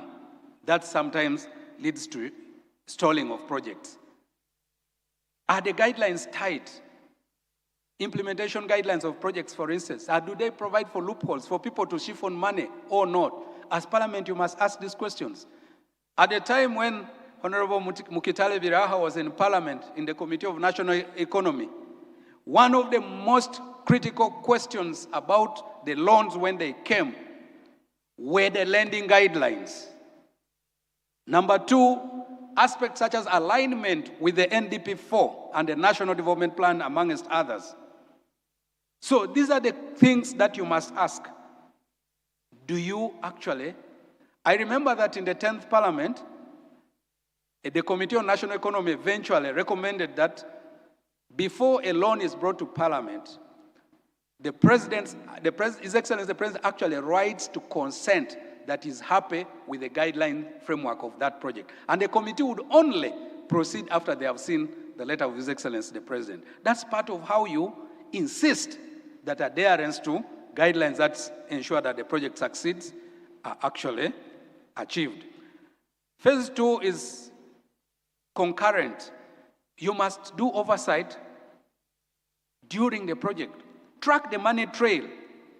Follow the flow of funds from the treasury to the final contractor without delay. Number 2, also look at the quarterly milestones. How far have things gone? As members of Parliament, you must always be able to look at what are the trends towards achieving success in our projects. How long was it intended to last? Detect stalling early enough. Detect stalling. Identify ghost projects. And also be able to look into slow-moving works. Way back in 2019, I think, Parliament received a request for the loan on Luboa. Some works began. I recall that after 1 year, the Minister of Health at that time, the Honorable Jane Ruth Acheng, invited the committee, let us go and look at what is going on. And you know, a delegation that is led by the minister could not get an opportunity to look at the project. And it is her project because she's the Minister of Health. Are we together? So try and see that you look at things from the beginning. Ladies and gentlemen, the ex post. This one is more of audit accountability. Lean heavily on the Auditor General's reports and track previous irregularities. If you go to standing committees, please assist to look at the details of the Auditor General's report, especially so what were the issues that were raised in the previous report as well. Sometimes the allure of being on TV and grilling a minister and embarrassing them takes the member of Parliament away from being factual on the issues raised by the Auditor General's report. So that the people in the public there are happy. Oh, you know, Honorable Rico, today you had them. Today you had them. You go to Chireka and Namgonga and everyone says you are a hero. But you'd have lost an opportunity to ask the critical questions that are embedded in the Auditor General's report. So let us focus on the actual issues, not the elements that allure and provide limelight in the public. Ensure that the past audit queries have been actively resolved and are not just archived. Treasury memoranda, among others. Accountability committees ask what have been resolved about these issues. So that if it is possible, Parliament can be able to make recommendations on sanctions. Ensure that we do value for money. Conduct final assessments. Did the citizens get what exactly was promised and for what cost? Those are our jobs in oversight. The common pitfalls and how we can avoid them. What are the things that can make oversight fail? Oversight is a minefield of political and bureaucratic traps. Recognizing them early is a key to your success. Oversight is a serious minefield of political and bureaucratic traps. Ladies and gentlemen, sometimes oversight is difficult when the accounting officer has told you, Honorable Rico, in this project, even Gweri will have a school. And Ariko is supposed to be leading the committee that is following up. You find the chairman becoming livid and lukewarm. You say, but chairman, what about the money for construction of schools? You cannot speak. Why? Because you've received one. So sometimes these are the challenges. Oversight may also be difficult because of bureaucratic challenges. So recognizing them early would help us to achieve success.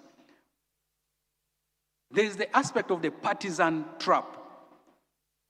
Aligning oversight strictly along party lines, defending anything, either if you are the party in power, or attacking everything because you believe you are the opposition, makes your work as a parliamentarian fail to achieve its intended objective. If a project has been able to touch the lives of people who had never been able to see $1 million shillings, like a Myoga, for instance, let us deal with the technical failures of ensuring the money reaches people. But as Parliament, you must say, this program is good, whether you're opposition or in the government.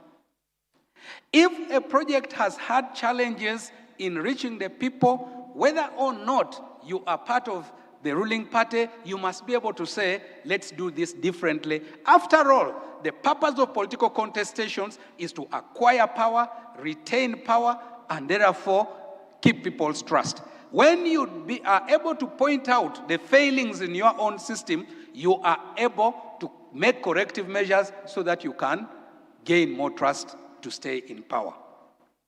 What is the solution? Focus on data, focus on service delivery, and focus on the Ugandan citizen. Focus on the Ugandan citizen. If you, as a member of parliament, defend poor quality education in this country, simply because variably I'm from the ruling party, the next citizen who is unable to construct a short sentence in English, or who is not able to ably reason policy issues, will be our challenge. So our desire to have quality education is to ensure that the Human Development Index of this country meets our desired goals for socioeconomic transformation. Broken medical services, poor educational standards, poorly paved roads, lack of water are all political stripes that we must overcome through oversight. Ladies and gentlemen, we must be able to look at what are the implemented projects and what are the impacts they have had in the people. Success is measured by the executive's adoption of our recommendation, not the volume of paperwork. When we go into a committee, when we go into investigating issues, please, let's not emphasize that we did a report of 300 pages. The chairman read the report, they even gave him water. At the end of the day, if there is no content there, it's a useless report. The recommendations that you make that are adoptable by Parliament and implemented by the executive to ensure corrective measure is the report that you must desire as a parliamentarian, not a report that raises so many people clapping for you without impact. Ladies and gentlemen, the other pitfall is the issue of information asymmetry. Beating the technocrats to it. Sometimes the MDAs have a number of technical people who are very good in confusing us. I would like to tell you, I have listened to people being introduced here since yesterday. Most of them are either current MPs or former MPs. And when you listen, or if you go and read the members' directory, amongst you here, there is a very deep pool of knowledge. But the understanding outside there is on the basis of the legal requirement to be an MP. So most of them, when they come to our committees, they have a perception that we are equivalent. They come there thinking you are equivalent. They use the jargon of S60 in its equivalent. So they believe that you have no depth of knowledge. Therefore, sometimes they come to the committee and they keep telling you, Chair, you know they don't care whether you're a chair or a member. Chair, you know I'm an expert in this. I even went and I trained in China. Chair, you may not understand how the modeling of this project worked. Now they start telling you modeling and so on. So sometimes you think that it is really rocket science. No, the issue should be how many valley dams were you going to construct? How much money did you require for desilting? And if you have, what is the gestation or the retention period of the water? How many farmers are able to take their animals to water there? The issues about these technicalities should not be the aspect that pushes you from your work. Don't be intimidated. Actually, as members of parliament, you are more educated, more exposed, and much more informed. Yes. A ministry person may come and speak to you only about their specific ministry. Because for them, as technical people, they are mostly domiciled there. But you, a member of parliament, you are going to listen to somebody from ICT, you're going to listen to someone from finance, you're going to listen to that from agriculture, you're interacting with the minister of water, you're interacting with another one of health. So the amount of information regarding public service administration that you have should be sufficient for you not to accept to be bullied by technical people and therefore simply wash away your responsibility to carry out oversight on them. Leverage from the technical expertise of researchers and budget officers that we have in Parliament to break down the data. Don't be in a hurry as a chairperson. Many of you are probably likely to be chairpersons of committees here. Don't just simply be in a rush to conclude a meeting and make recommendations. If they bring technical jargon, some data that is not easily comprehensible by your members, adjourn the meeting and request for another day. 2 days will not kill you.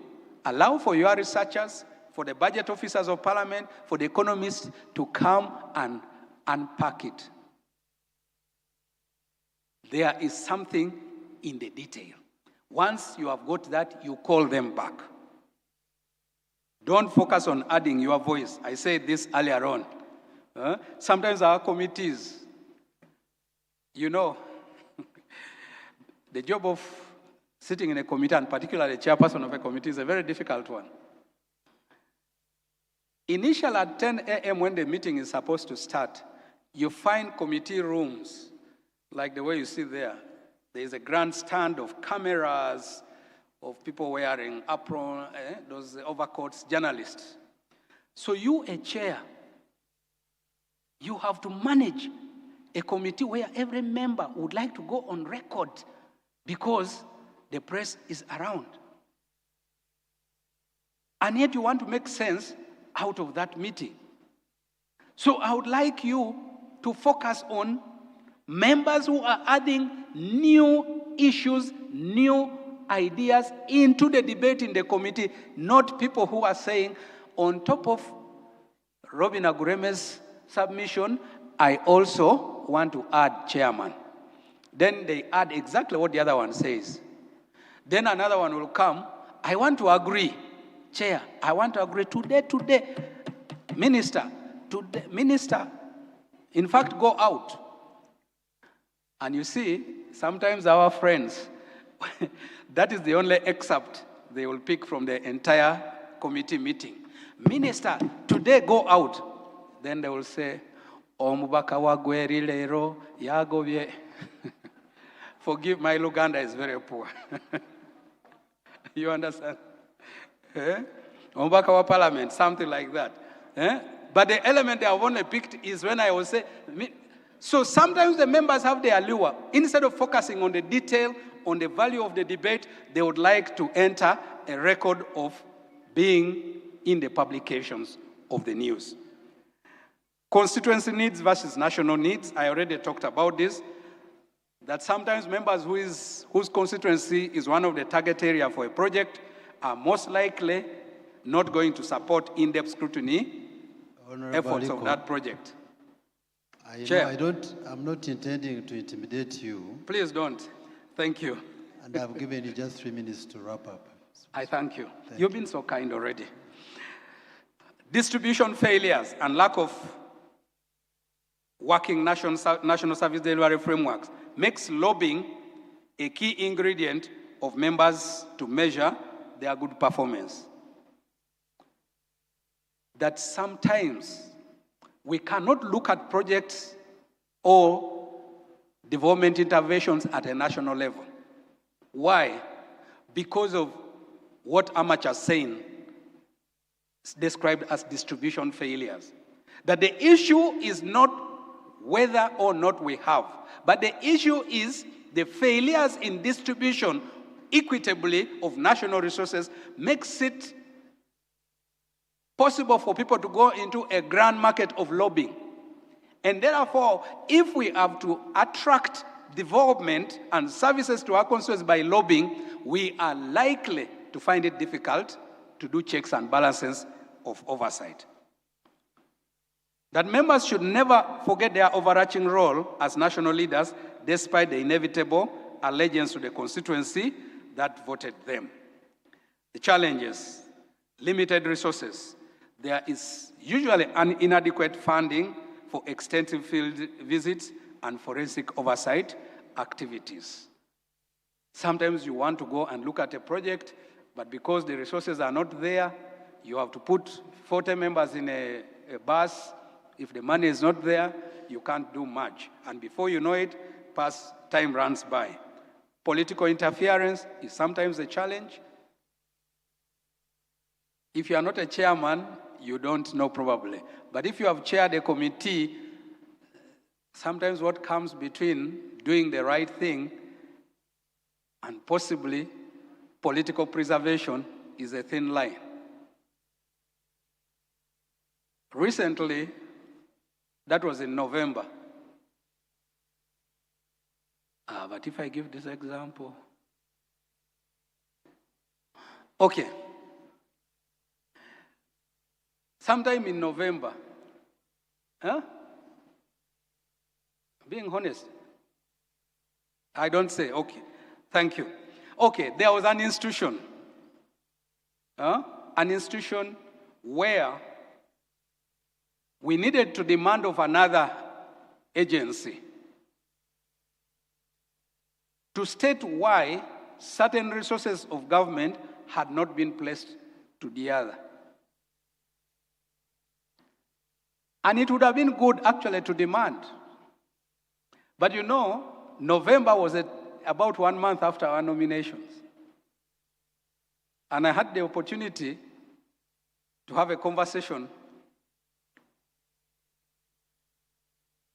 with the minister responsible. And when we discussed, I said, but you see now, Chair, this is the wrong time. Are we together? This is the wrong time. We are all in an election period. You might go into this one, and before you know it, you will get billions of money coming to the constituency, and you end up staying there. So at the end of the day, you start saying, okay, let me just look at self-preservation, and you don't do the right thing. So that's one of the challenges in oversight. Ladies and gentlemen, public expectation. Sometimes the constituents expect us to build schools, build hospitals, rather than oversee government programs. So oversight becomes a problem. Even when you say, I have lobbied the minister. You know, I want to thank, again, then Minister of Health. Where I come from, particularly Walwal, we didn't have even a health center. So her ministry offered us a maternity ward for women and a general ward. And when I went to them, I told them that the ministry has allocated us 600 million to start construction of the maternity ward and a general ward. Then they said, okay, Honorable, we thank you. But now the staff,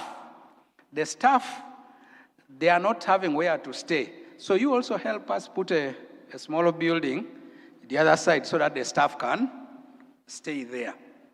So sometimes the expectation of the public makes it difficult for us. Finally, master the cycle. Colleagues, the MTEF, the NDP4, the budget framework paper, ministerial policy statements are aspects through which government ensures the flow of resources and services. Pay attention.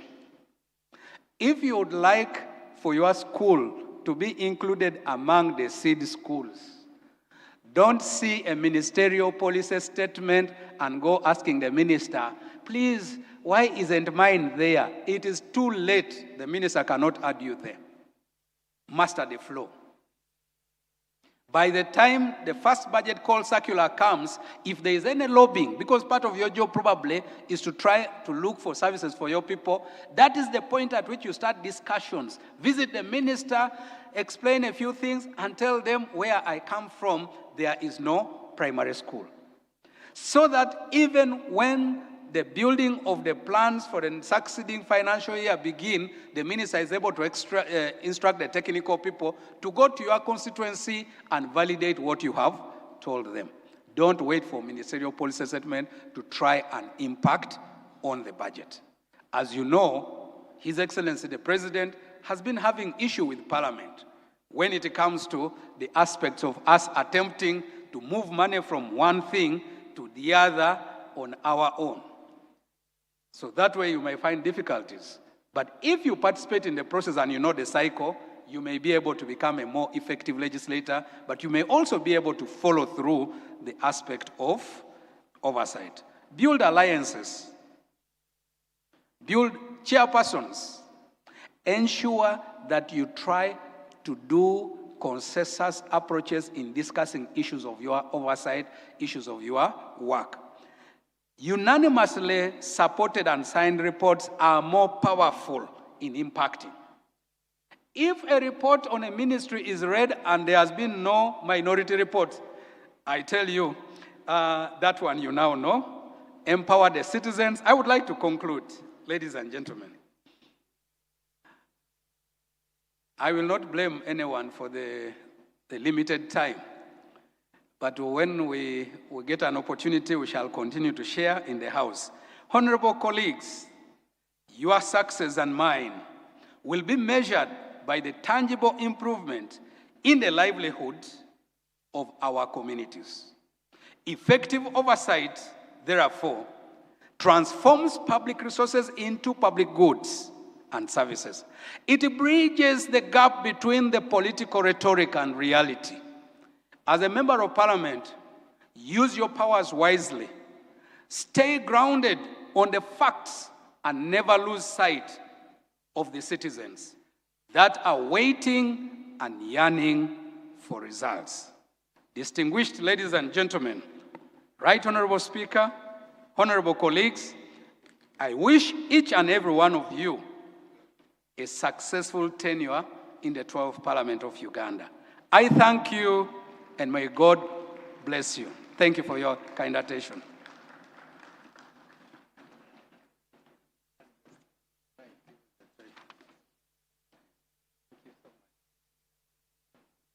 Another round of applause for Honorable Edmund Ariko. You know, there was a time constraint, and he has done the best. Thank you so much, Honorable Herbert Edmund Ariko.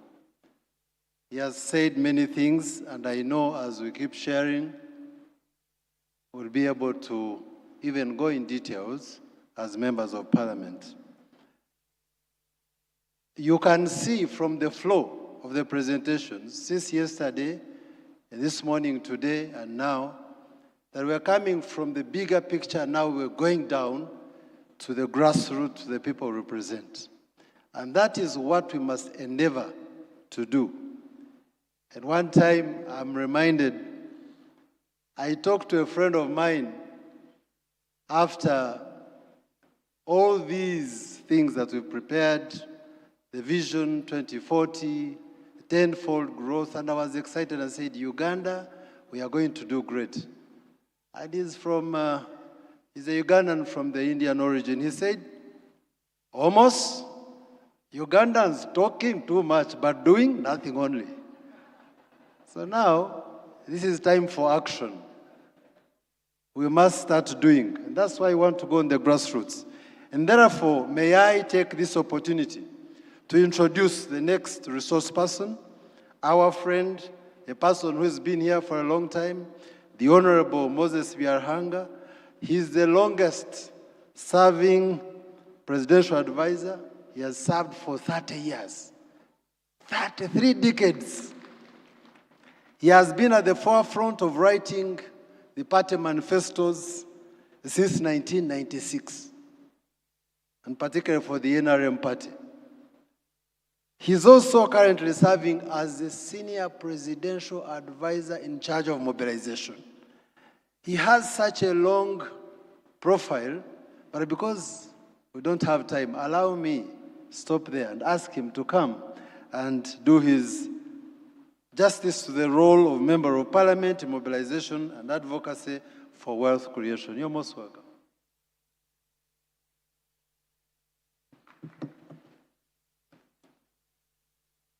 Thank you, Session Chair, the Honorable Amos Kankunda, the Right Honorable Speaker of Parliament, the Deputy Speaker of Parliament, the Leader of the Opposition, the Honorable Ministers and Ministers of State present, and all of you members of Parliament. I congratulate all of you for having been elected by your constituents to be leaders in Uganda, and in particular, members of the 12th Parliament. I further congratulate those who have been given additional responsibilities. In this regard, I thank you, the members of Parliament, for having elected the Right Honorable Jacob Obos as the Speaker of Parliament, and Right Honorable Thomas Tayebwa as the Deputy Speaker of Parliament. To those who have been given the responsibilities on the executive and the Leader of Opposition and his shadow cabinet, congratulations to you too. I thank the clerk for having invited me to speak to you distinguished leaders on the topic, the role of a Member of Parliament and advocacy for wealth creation. I guess he did this invitation in consultation with the leadership of Parliament. Thanks to the Speaker and the Deputy Speaker. What is mobilization? The most important word in this topic is mobilization. I know as members of Parliament, you are all mobilizers, and that is why you won the elections. However, going deeper, mobilization is about three things. One is understanding problems affecting society. Two is looking for solutions to the problems you have found. And three is communicating the solutions to the affected people or the community at large. Professor Jeffrey Sachs, in his book, The End of Poverty, published in 2005, calls this process of diagnosing society clinical economics. As political leaders, your work is like that of doctors. While for them they diagnose a disease, for you, your role is to diagnose society or your communities, find out what problems they are facing and look for solutions to those problems. The solutions you give to the problems should be like when a doctor gives prescriptions after the diagnosis of a patient. If you read that book by Professor Sachs, you will realize that he criticized the Bretton Woods institutions, this is the World Bank and IMF, for having failed to diagnose Africa's problems properly, hence they gave wrong solutions or prescriptions. This will be a topic for another day.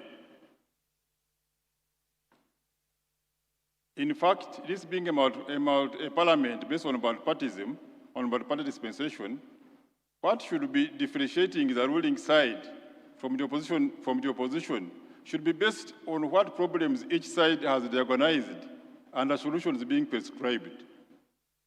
In some cases, the problems could be the same, but we differ on the solutions. That should be the basis of multipartyism. In the Western world, parties were born after the Industrial Revolution with competing ideas mainly between those who wanted the status quo. These were mainly the leaders and the owners of means of production. The other groups were the workers who wanted better pay and better conditions of service, while the owners of the means of production wanted lower wages so as to maximize profits. You should read the writings of John Locke, one of the liberal writers in political science. As Parliament, you pass laws, policies, and budgets, among many other things, as the Honorable Ariko was explaining. The laws, policies, and the budgets you pass must be addressing the problems affecting the society called Uganda. Always ask yourself, what problem is this policy, law, or budget addressing to the people or area, to the people or the area of Uganda at large? My advice is you should internally have caucus meetings of different parties and agree on a common solution to the problems affecting your people.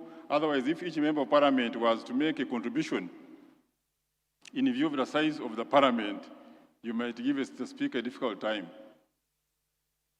The ruling side of the NRM has a caucus, and I guess the opposition side too has one. The caucuses should be used by the sides to come to a common position to the problems identified. In fact, in other parliaments, when caucuses meet and agree on the way forward on the matter, the leaders of the caucuses submit even to the speaker who will speak on the matter, and that's it. Not everybody has to go on talking and talking and talking because people want to finish. Most of the problems affecting our people are around service delivery. In 1997, under the Law Government Act, 1997, we decentralized a lot of government services.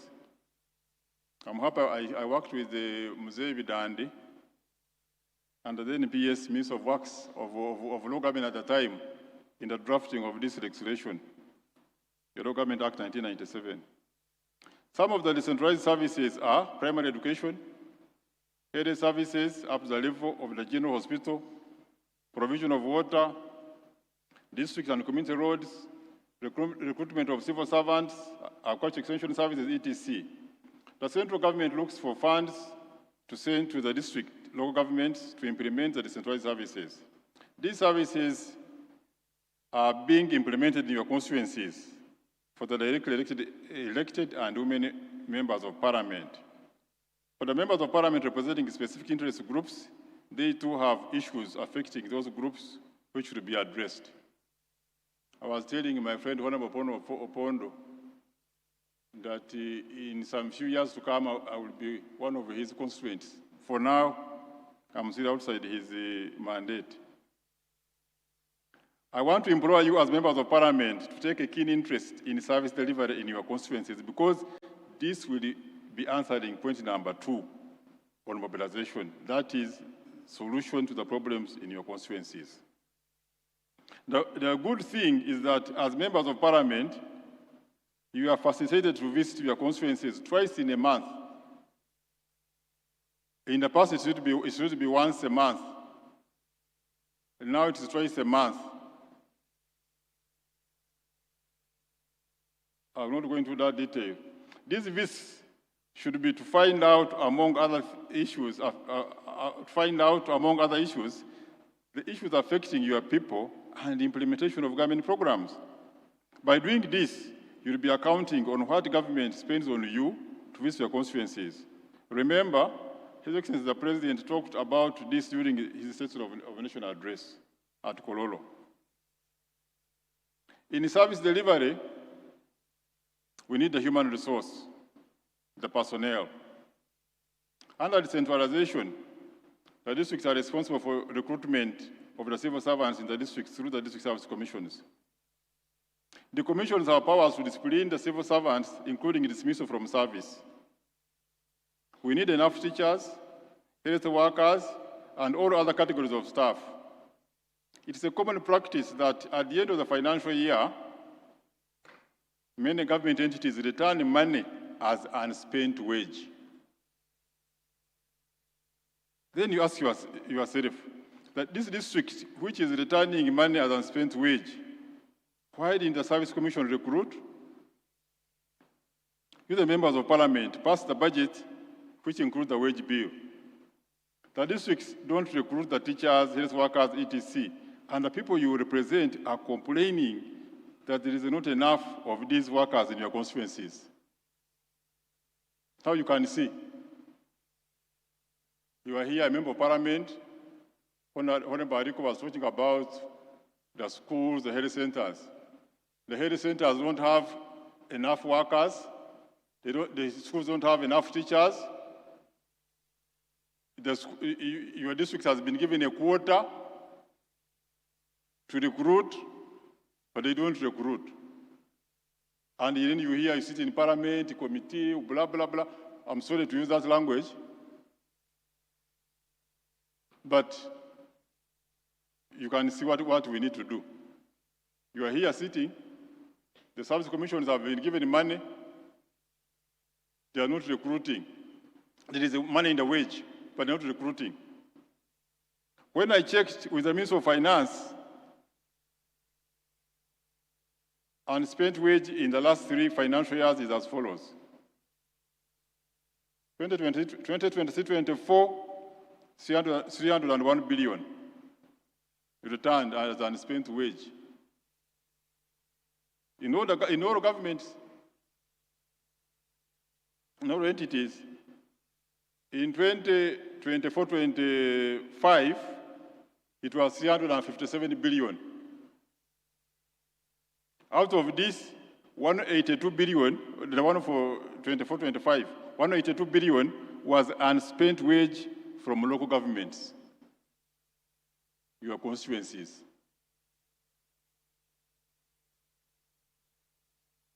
You see, we are here. In the financial year, which ended yesterday, 25-26, the unspent wage is 325 billion. The good thing we have here, the chairperson of the Planning Authority, Professor Pamela Mbabazi, is here with us. We have a lot of unspent wage. And I must tell you, Professor Pamela Mbabazi, we were together at Makerere. We joined together and left together for the undergraduate studies. But first she went ahead to do other things.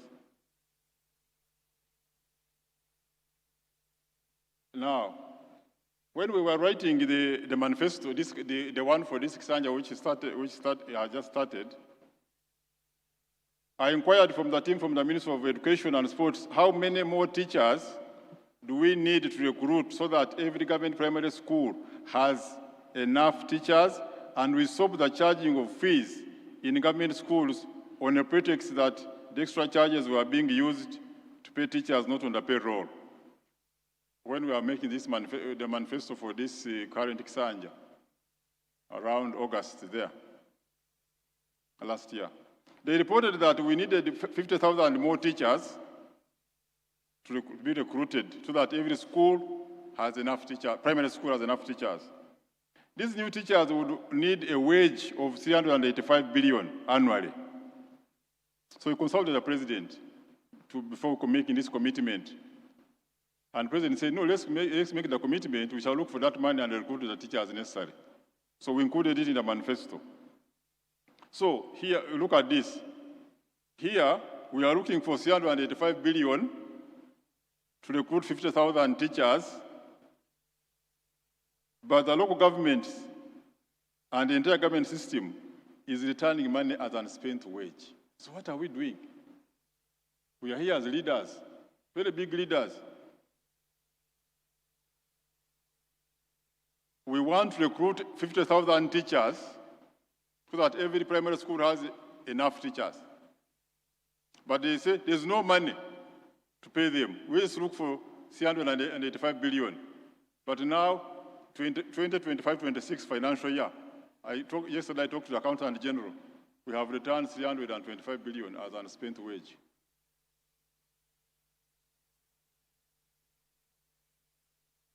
We are here. And then you go to the constituency, they say, we don't have enough teachers.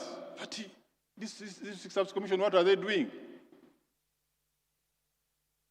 I'm sure all of you know that the District Service Commission is appointed by the district chairperson with the approval of the district council. Some of you even have been councillors before. You know these processes. So why are they not doing their work?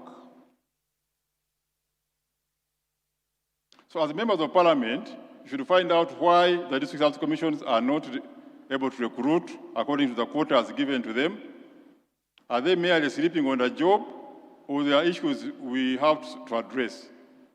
I remember some time back when Mr. Rubanga was the Permanent Secretary Minister of Education and Sports, some many years ago. This issue has been going on for a long time. So I remember him saying that the service commissions are under the districts, of course, as you know. The wage is put in the budget by public service, as you all know, or you should know. But the district service commission are financed by the districts. So sometimes they have no money to advertise.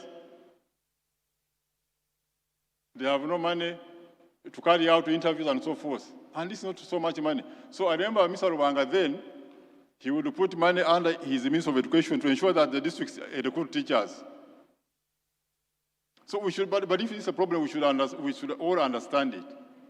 Because these things are happening in your constituencies. You want teachers recruited, they are not recruited, and money is being returned.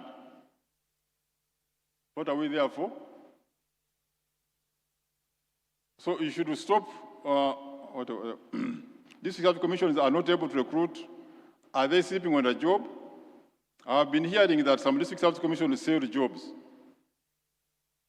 Are they not recruiting because they have not been paid? They have not got buyers? Why should these commissions sell jobs to the people you represent in this parliament, August House, as we call it? In these districts, in your constituencies, people want jobs. The service commissions are selling jobs, and you are here seated. According to Mr. Ariko, Honorable Ariko, you are in your committee. Very smart. But your people are suffering. And we keep quiet. Because it's always hovering around. You hear it. Service commissioners are selling positions. But this service commission is in air. They are in the constituency, they are in the districts. Who are they selling jobs to? Your constituents. Please, let us sort out this matter. Otherwise, what shall we do for? That the districts, I was an MP of an area. The district commission never recruited the health workers to go in my health centers. They never recruited teachers. They were selling jobs. And that is, you want that to be on your CV? It shouldn't. I'm sure all of you have been hearing cases of teachers in government primary schools not teaching, absenteeism of health workers in government health units, etc. These schools and health units are in your constituencies. The schools and health units where there is poor service delivery are in the parishes, and the parishes are in the sub-counties. The parishes are represented by two councillors, the direct and the women councillor who represents maybe more than one parish at the sub-county council.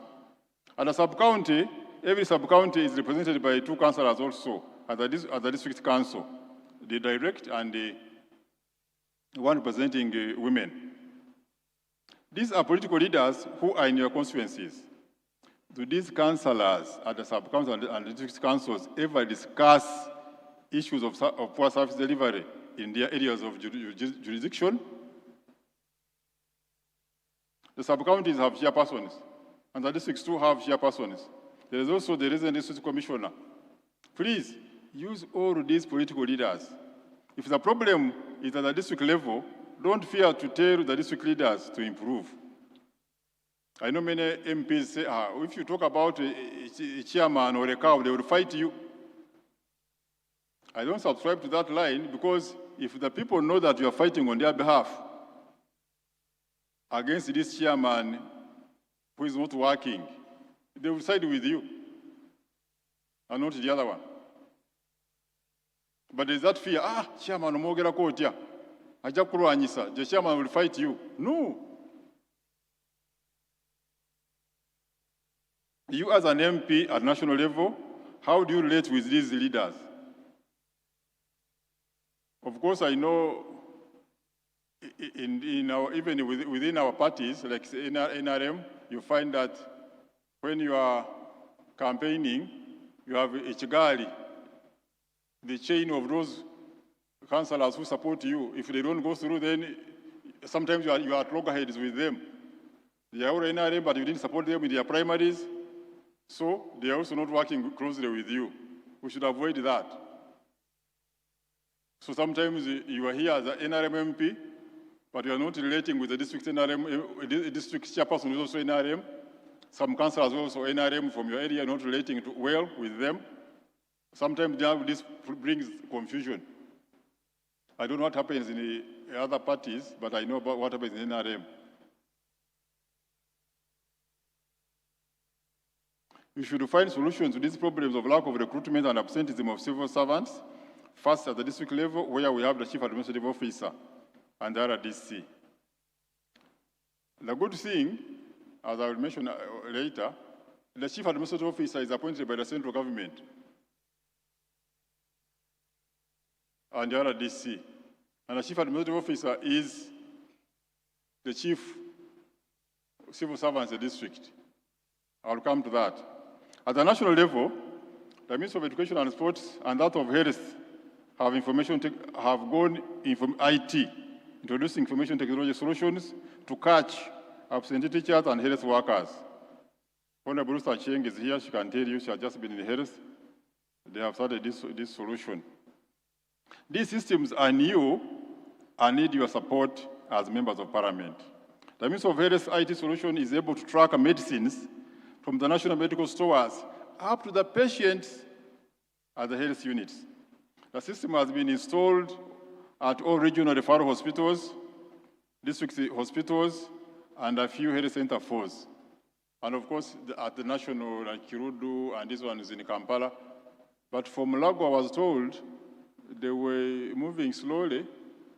Honorable Mr. Chengo knows the reason. I don't want to go into that. You can imagine Mulago didn't install this in time. Anyway, so we need more funds in subsequent budgets to roll out to all health center 4s and health center 3s. This system of the Ministry of Health also monitors the attendance of the health workers at their workstations. This morning, I talked to the Permanent Secretary, Minister of Health, Dr. Diana Twine, about this system in respect to monitoring attendance. She told me that at the ministry, the system is able to show them the health workers who don't work, and she has been writing to the district leaders, the CAOs, district health officers, DHOs, but no action is taken by the districts against the errant officers. So here we have a challenge. You would criticize the Minister of Health in Kampala, in your committee, the Honorable Ariko was talking about, that our health officers don't work. But under decentralization, the Permanent Secretary or even the Minister can only stop at writing to the CAO that our system is showing us Dr. So-and-so is never at work. because they are supposed to log in and they are monitored in terms of how many patients you have worked on a day, what medicines have you prescribed to each one of them, which medicines have they received from the dispensary at the health unit, and so forth. So that is monitored. I was told recently by a doctor at Kirudi Hospital that these days availability of medicines is much better than in the past before this system was introduced. But now, if the health workers are not working, and as I told you earlier, the health workers from the health center up to the district hospital, or what you call the general hospital, are a responsibility of the district. So the Minister of Health cannot sack a DHO, or cannot sack a doctor at a health center 4, or a health center, or a district hospital. So we see that we have a challenge there. On one hand, we are seeing poor service delivery and criticizing the central government. But most of the issues are at the local government level. We may need either to, but still, here I think the most big, for now, the biggest person we work with is a cow. If the PS Health can say, I have looked at our IT system, it has shown that these workers are not working, and they sent a report to the districts. And we also have they can also monitor, but they just keep quiet. Then the question will be, you the cow, why should you remain as a cow? Because for you, you are appointed by the central government, by the president. So please, pass on the message that any cow, when we get these reports that they are not taking action, they should be sacked. No renewal of contract.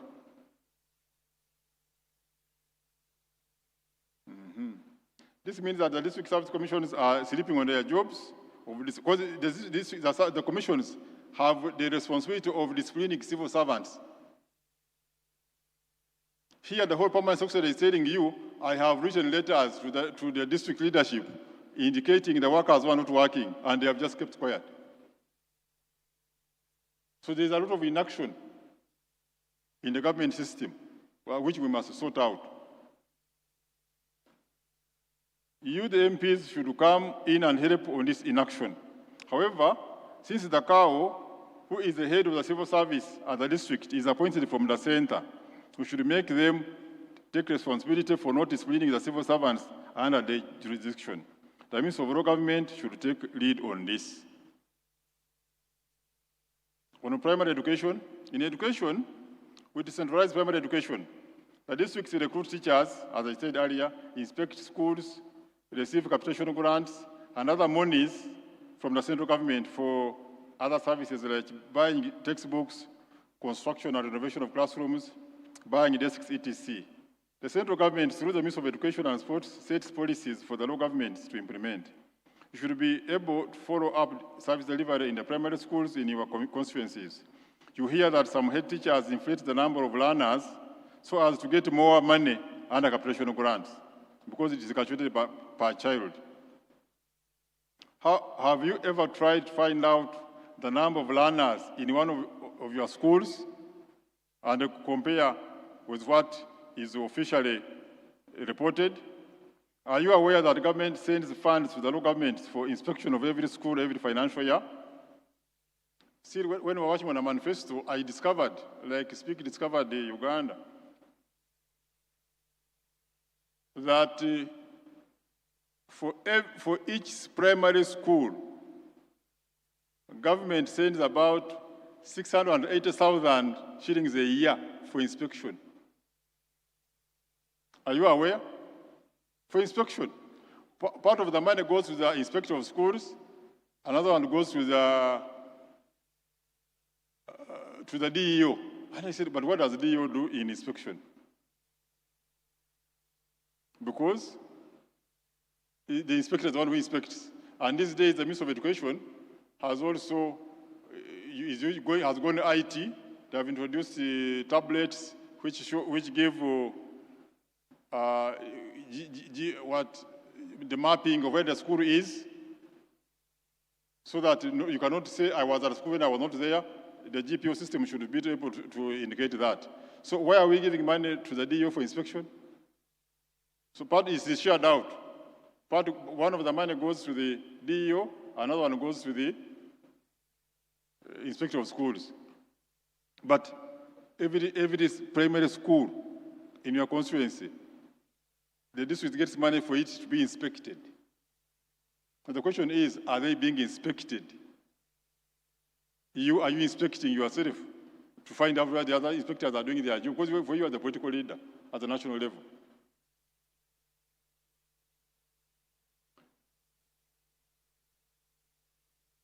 What about the funds for construction of classrooms and renovation of old ones? Now, here we still also have another challenge. There's a facility called School SFG, School Facilities Grant, sent to schools for renovation of classrooms and construction of new ones. When you look at the report of the money sent and what has been done, because here you have, in Parliament, you have the local governments committee, you have all these other committees, budget committee, and all of those. There's a district which I don't want to mention. During the campaign, I was looking at the reports because I look at those reports and send them to the president. This district had received 700 million in the other financial year, 24-25. And from 700 million, they had constructed 4 classrooms.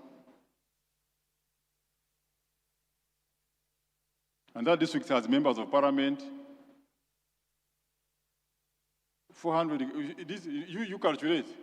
That's about 100 and almost 80 million per classroom. Surely. And we are here. So we need, this morning I was talking to people in education, we need, I think, to say, because the money goes from finance to the districts directly, not even through education. So between finance and the districts, we must come with a figure. What is the design of a classroom and how much it should cost? You find another school, okay, maybe.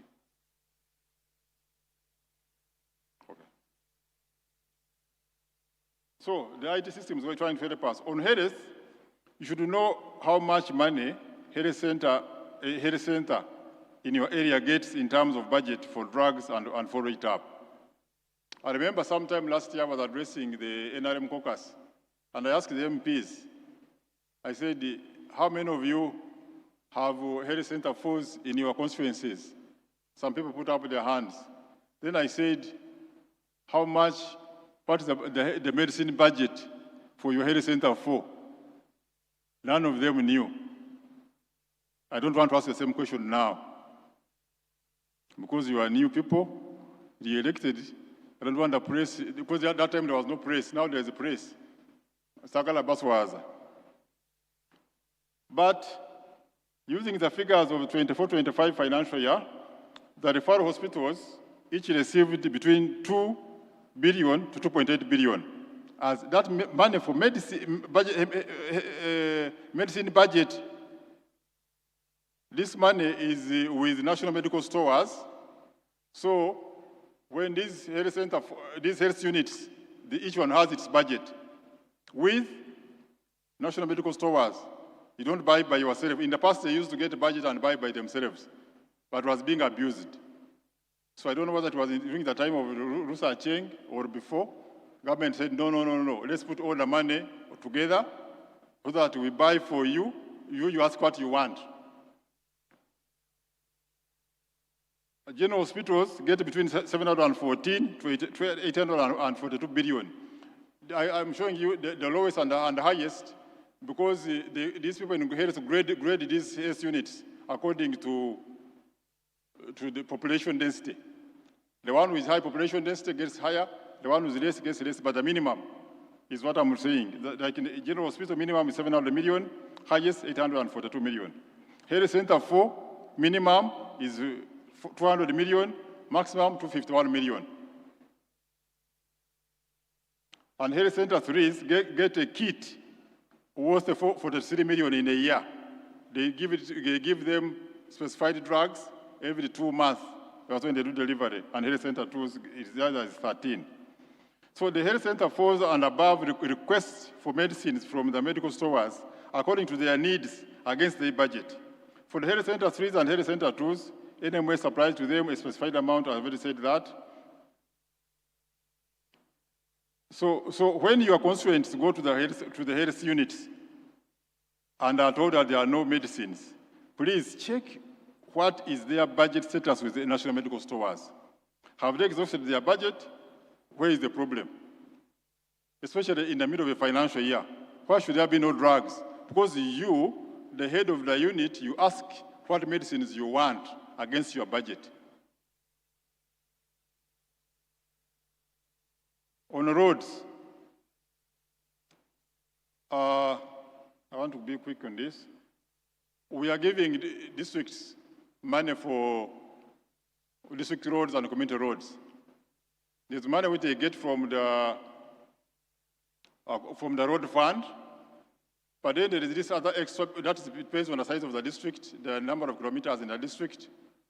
There is also this extra 1 billion we are giving the districts and municipalities to do more work. So I inquired recently from the Acting Chief Engineer, Minister of Works, Engineer Stephen Kitonsa, and said this 1 billion we are giving to districts, on average, what kilometers of roads can it maintain? Because it's for maintenance. And he said from their calculations, so an average is about 66 kilometers in a year. Now, you should ask yourself, we have just closed the last financial year. Where are the 66 kilometers which were worked on in your district? Or now, as we started the new financial year, where are the 66 kilometers which are going to be worked on? It should be agreed upon early enough, and everybody knows them. Now, if there is issues of money not getting all the money, sometimes it happens, then we know that instead of $1 billion, you received 800 million. So instead of 66, you did 50. We should be able to calculate. If we do that, then at the end of the financial year, we shall hold the district engineer and the cow accountable. The same should be done for water. Uganda today, 81% of the villages have a clean water source. Only 19% don't have a clean water source, so they go to the neighboring village. So our target should be maintaining those 81% and the 19% which don't have. So from the money going to your constituency, to your districts this year, which is started today financial year, how many new water sources are going to be constructed and where? Please, it should be clear. Don't leave it to the water engineer to decide.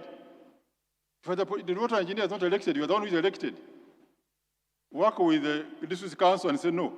But in our district, we have so many villages without water. So, which one are we prioritizing? The money we have is for how many? If we have 50 villages without a water source, and we have money for 20 villages this financial year, then let agree on the 20 so that everybody knows them.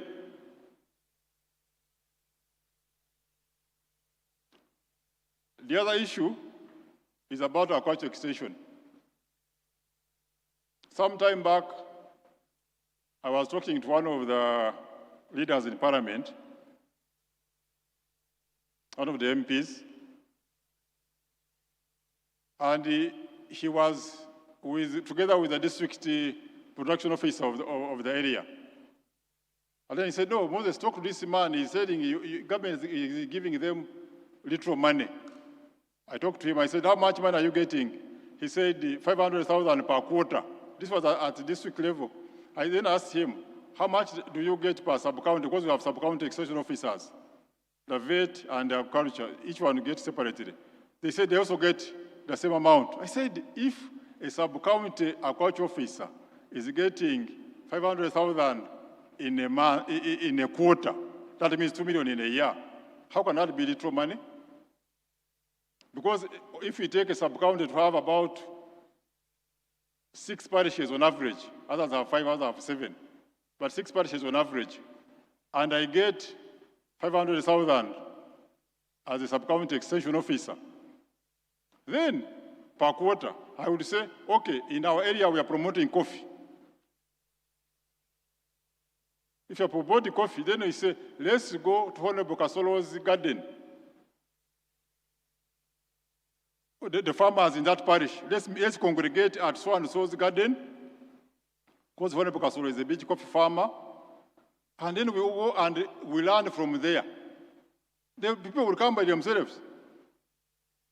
For you, the 500,000 is to help you reach there through by getting some fuel or any means of transport. And that one you can do at least two even you can even do three parishes in 1 quarter. And say for people in the other parish, let's meet at so-and-so's farm. The other day, we go and learn about this. The same applies to the veterinary officers in the sub-counties. In fact, for them, their work is very easy. Disease control. Mainly disease control. When we vaccinate. So you, the sub-county veterinary officer, why don't you go when you get this money and ensure that we are going to meet at Moses Vyaruhanga's farm in the Bale sub-county Kayonga. For people in that parish, you come there, we shall learn about ABCD. But they're not doing this, and we are keeping quiet. So for the district one, who is receiving 500,000, you don't have to go to the sub-counties because you have already staff there. The district person should be going to the radios, echoing, and through the means of information, we agreed as a government that every radio must give 1 hour every month to the government to relay its messages. So what is the problem? Somebody says we are getting less money, so the money is enough. Because it's only not being used enough. Now, on wealth creation, as I wind up, because that was part of my topic, on advocacy for wealth creation, I find this easy to follow. As NRM, our goal is socio-economic transformation of Uganda and get every person in the money economy. So far, 67% of the households in Uganda are in the money economy, while 33% are still outside the money economy. To achieve this goal, we are currently implementing policies to help Ugandans get out of poverty, to get decent jobs through manufacturing, information technology, and service sectors. Our wealth creation programs include, but are not limited to, parish development model, EMIOGA, capitalization of UDB and UDC, and ETC. On PDM, you are aware we have been spending 100 million in every parish in Uganda in the last 4 years. Every parish has by now received 400 million, with household beneficiaries ranging above 400 people. 400 people because in the past when we were beginning in the first year, we had said people could borrow even less than $1 million. So some were borrowing 300,000, 500,000 like that, but later we said no, every person 1 million. So that's why they are more than 400. When the president was going around the country to appraise himself on PDM, he was being told that some of the beneficiaries, instead of getting 1 million, they were getting less, or the circle leaders would ask for bribes before releasing the 1 million. Other cases involved changing lists of beneficiaries or giving money to people who don't fall in the category of those to benefit. In one of the districts, LOC5 chairperson has received 1 million when we were touring with the president. One of the districts, I will not mention it here, because some of you come from there. I'm sure as leaders, you have been hearing these complaints from the people who elected you.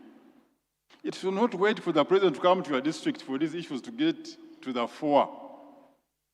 They should have been raised on the floor of Parliament and solutions sought. Honorable Rico was telling you about question time for the Prime Minister and etc.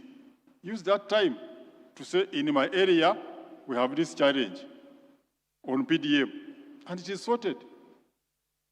In fact, in 2023, I went to Ruwero, sub-county, and we have divided all PDM beneficiaries in Ruwero sub-county. They gave us all these challenges. When we came, gave a report to the president, and he directed the anti-corruption unit to go and arrest all those people who had been reported to have received money from people, and they were all arrested in Ruwero. We also went to Mukono, in Mukono, in Dokolo, in Pakwach. I had sent there my teams in those areas. Yes, maybe in 2 minutes you can wrap up. Let me complete on this, yes. Now, something about the youth here. Under the guidelines of PDM, 30% is for the youth, 30% is for the women, 10% is for the elderly, the phonopondos, 10% for people with disabilities, and 20% for the rest.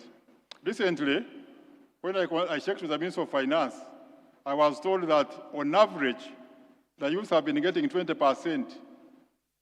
For Kampala, however, the youth had 30%. If the youth are getting 20% instead of 30%, it means that in the 4 trillion, so far spent on PDM, since its inception, they have received 800 billion instead of 1.2 trillion. The 400 billion has been going to other beneficiaries who are not youth. For the youth members of Parliament, I see them here, I see Honorable Massey there. Honorable Massey, the 400 billion has been going to other beneficiaries who are not youth. This is your homework. Where are the youth beneficiaries? Remember the parish council, the parish youth council chairperson is a member of the parish PDM circle. Do you have links, you the youth MPs, with these youth leaders to find out why the youth are not getting PDM funds? Or the youth council chairpersons are not aware that 30% of the beneficiaries in the parish should be youth?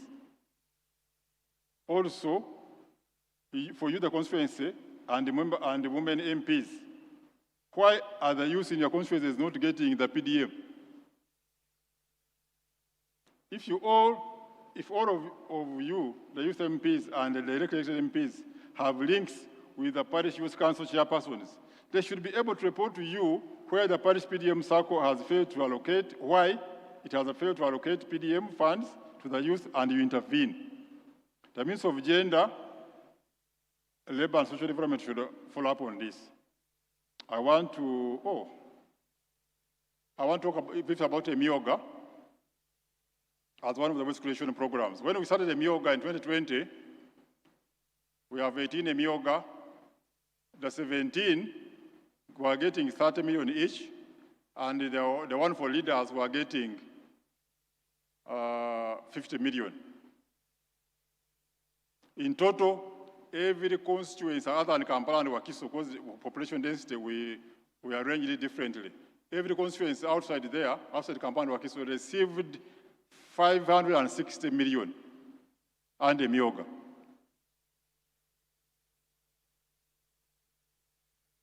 Now, every financial year, we have been budgeting about 100 billion for Emioga top-up. Now, the question I want to ask you as MPs, are the Emioga in your constituencies operating? Are they there?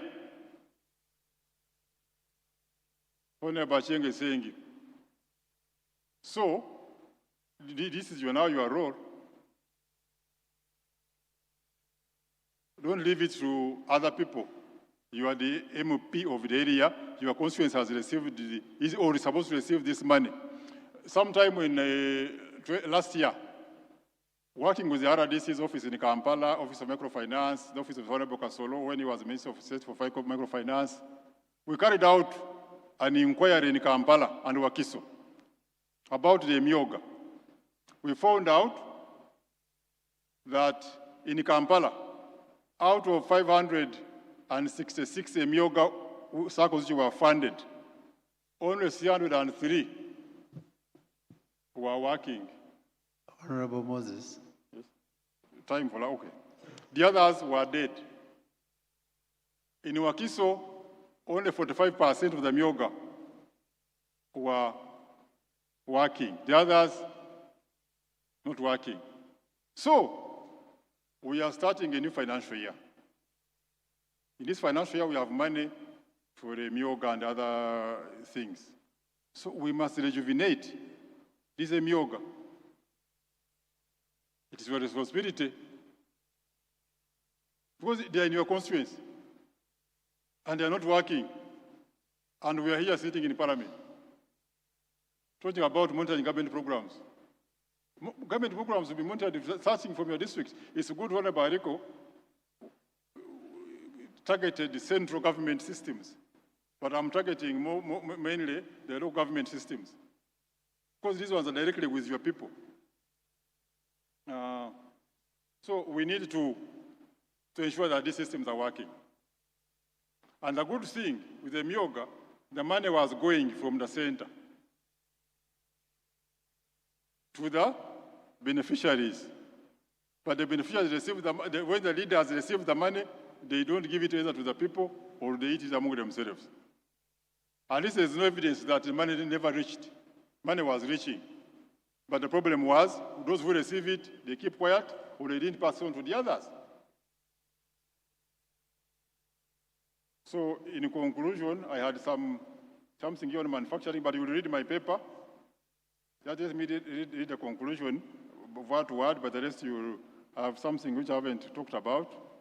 In conclusion, if you, the MPs, as national leaders, follow up the issues I have mentioned above, and we improve on service delivery, Uganda will flourish, and in doing so, you'll be fighting corruption in the government systems. Besides, when your constituents see you following up on service delivery and they get better services, they will appreciate you by voting you back to Parliament and end the culture of losing more than half of the MPs in every general election. I'm sure today here, more than half are new MPs. Where did the others go? They wanted to be back in Parliament. So let's maintain you for a longer period. But you can only achieve that if you follow these things. Don't say Moses never told us. For the ministers, the president was categorical in his State of the Nation address that he will not tolerate a minister who in his constituency or area there is a poor service delivery. He said it, I'm only echoing it. So please, let's work hard to ensure the budgets and the policies that you pass are implemented to the latter. And where we notice a problem, we come back here in the executive and parliament and provide solutions. For the local council leaders at parish and sub-county levels, who might not be knowing their roles and sometimes taken advantage of by the district civil servants who are better educated, I implore the Ministry of Local Government to carry out sensitization seminars of the local government councillors throughout the country. Mr. Speaker, sir, I beg to end here. Thank you so much. A big round of applause for him.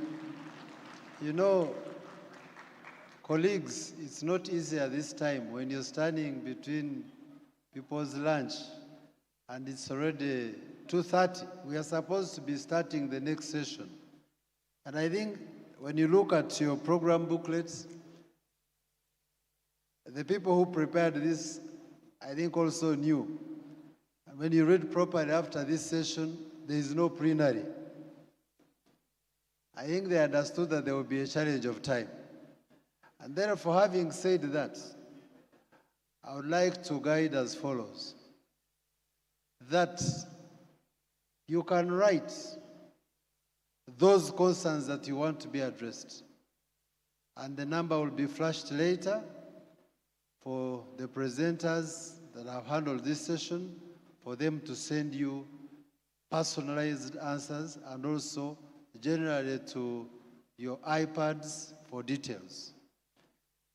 I therefore want to use the powers that have been given to me to ask that Mr. Peter Odeke come and give us the announcements for lunch, and then we break up for lunch and come back in the next session. Thank you so much. Honourable Members of Parliament, for a start, could we give our chair a round of applause? Okay. And of course, we thank our presenters today, Honourable Ed Mandariko and Honourable Moses Biaruhanga. Thank you so much for all the insight. Let's give them a round of applause. Okay. Just a few announcements before we break for lunch. One of the challenges is we're trying to catch up on time. So we'd like to advise that we'll keep our lunch as short as possible, 45 minutes, so that we can be here by 3:15. Secondly, the Honourable Chair has mentioned that presentations will be on the iPads. iPad support is taking place in Semuliki Hall 8, that's in the lower ground. So any members of Parliament who need any support with your iPads, we have got a team that is there ready to support you. Then members of ex-official members, those are ministers who missed out when we had the swearing in of members, the original induction program at that time. Ex-official members, we have got a need. There is a need to actually capture your biodata so that you can be included in the Parliamentary directory and also for the processing of your IDs. We ask that you take a few minutes and also go down to Semuliki Hall where the ICT team will take your pictures and capture your details so that you're included in the Parliamentary directory. Members of Parliament who have not yet picked your IDs are at the front desk. The front desk is right outside our entrance and exit here. So we ask that you proceed there and pick your IDs. Now, in the interest of time, we ask that you take a very quick lunch and we resume at 3:15 with the afternoon session. Thank you very much. Photography team, please come forward.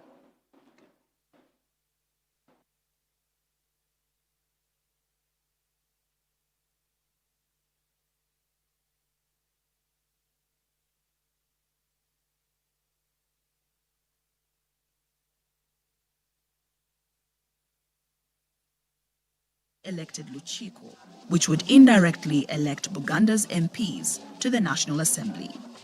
During the Lancaster Constitutional Conference, Benedicto Chiwanuka and DP had opposed this demand from Buganda, but had lost the effort.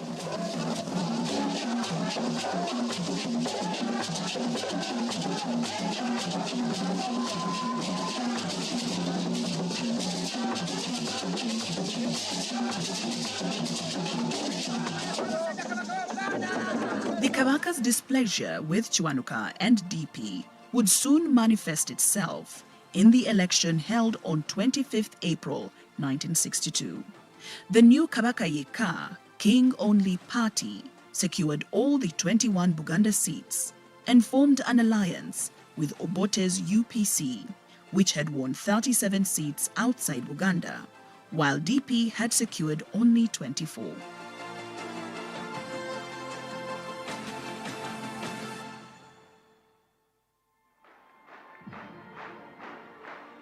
On 1st May 1962, Milton Obote's UPC formed the government that would lead Uganda into independence on 9th October and after.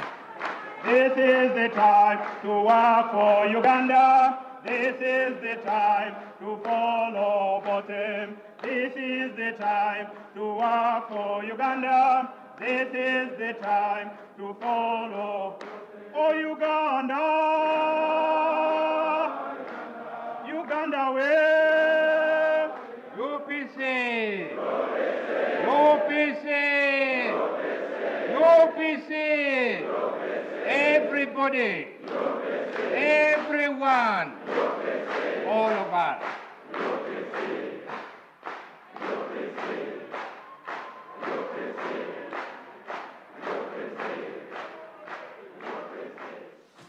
One of the first things the 92-member National Assembly did was to elect a speaker rather than have one appointed as in the past. And the lucky man was none other than Sir John Griffin, who had been Legico Speaker since 1958. The tradition of electing a speaker from directly elected MPs would come later. Before we continue this journey into the composition of Uganda's parliament, let us explore the facilities which our legislative ancestors have used since the 1920s.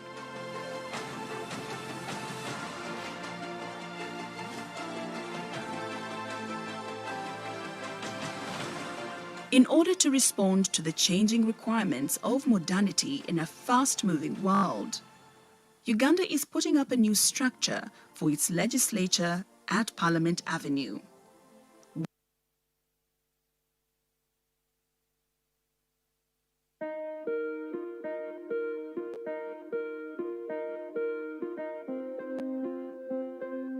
Uganda, home to high glaciers and the valley of 9 lakes located in the mystical snow-capped mountains of the moon, also known as the Renzori mountain range, extending over 5,000 meters at the Margarita summit, Africa's third tallest peak.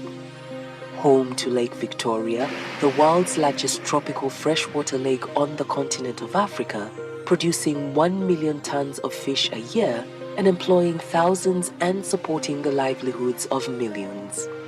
Home to the source of the Nile, the longest river in the world and source of adrenaline, your go-to for whitewater rafting, kayaking, bungee jumping, tubing, quad biking and sunset cruises. Home to the Murchison Falls, where the waters of the Nile with a loud crashing sound squeeze through a narrow gorge turning into the world's most powerful waterfall. Home to 20 primate species, the highest concentration of primates on the continent of Africa. Home to a total of 1,060 bird species, 11% of the world's bird species, including some of the world's rarest and most spectacular birds.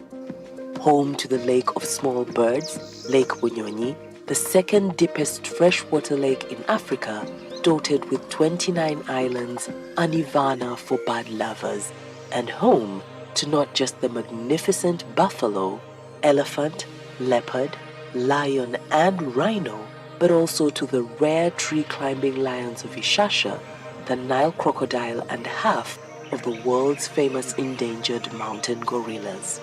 Uganda is nothing short of a wildlife lover's paradise with 10 national parks, 12 wildlife reserves, 5 community wildlife management areas, and 13 wildlife sanctuaries. On arrival at Entebbe International Airport, contemplate spending a day or two to experience Entebbe's most attractive features. Found along the shores of Lake Victoria, Entebbe makes for an appealing introduction to Uganda with its historical gems and picnic-inspiring views. As you stroll along or ride that bicycle, experience the most endearing feature of Uganda, the friendly and approachable nature of its people. Play a game of golf at the open expanse of the 18-hole golf course sloping towards Lake Victoria, or pay a visit to the zoo, the Uganda Wildlife Education Center, which is right next door. Or better yet, relax at one of the many beaches that line the shores of the Lake Victoria, or cross to any one of the Sese Islands to indulge in some swimming, bird watching, and sport fishing. On your return, perhaps shopping at the Entebbe Craft Village to get an early start on collecting those souvenirs would be in order. West of Entebbe is the Mabamba Swamp, which extends across a shallow, marshy bay on Lake Victoria's northern shore, the guaranteed most reliable place in the country for the famous shoebill sightings. Uganda's population of 45 million people is diverse, with 56 tribes and over 50 languages spoken by its natives. This diversity culminates into manifold traditional dress styles, customs, and ceremonies. Some 40 kilometers north of Entebbe is Uganda's capital, the bustling city of Kampala. From streets thronging with shoppers, hawkers and revelers to the quiet upscale areas lined with hotels, places to worship or hang out, Kampala is not only a dynamic and engaging hub of activity with numerous attractions worth exploring, but also East Africa's nightlife capital, renowned for its nightlife. The list of bars and clubs is endless, with something for everyone. Government has prioritized the enhancement of the rule of law by supporting the judiciary to ensure that the administration of justice is strengthened, with the recruitment of more officers and establishment of additional facilities countrywide. The Uganda People's Defense Forces continue to address any issues of cross-border conflicts. Following the successful enhancement of surveillance and improved crime detection within Kampala, the CCTV camera project has been extended to all cities and major highways. Kampala is the administrative capital and seat of Uganda's parliament, which is composed of 557 members, the 11th since independence in 1962. The members of this parliament were sworn in between the 17th and 20th of May 2021. The Speaker of the 11th Parliament is the Right Honourable Anita Annette Among, deputised by the Right Honourable Deputy Speaker Thomas Tayewa. The 11th Parliament's 5-year term expires in May 2026. While in Kampala, consider exploring history, architecture and religion. Kampala and its neighbouring environs has scores of places to visit, including the Uganda Museum,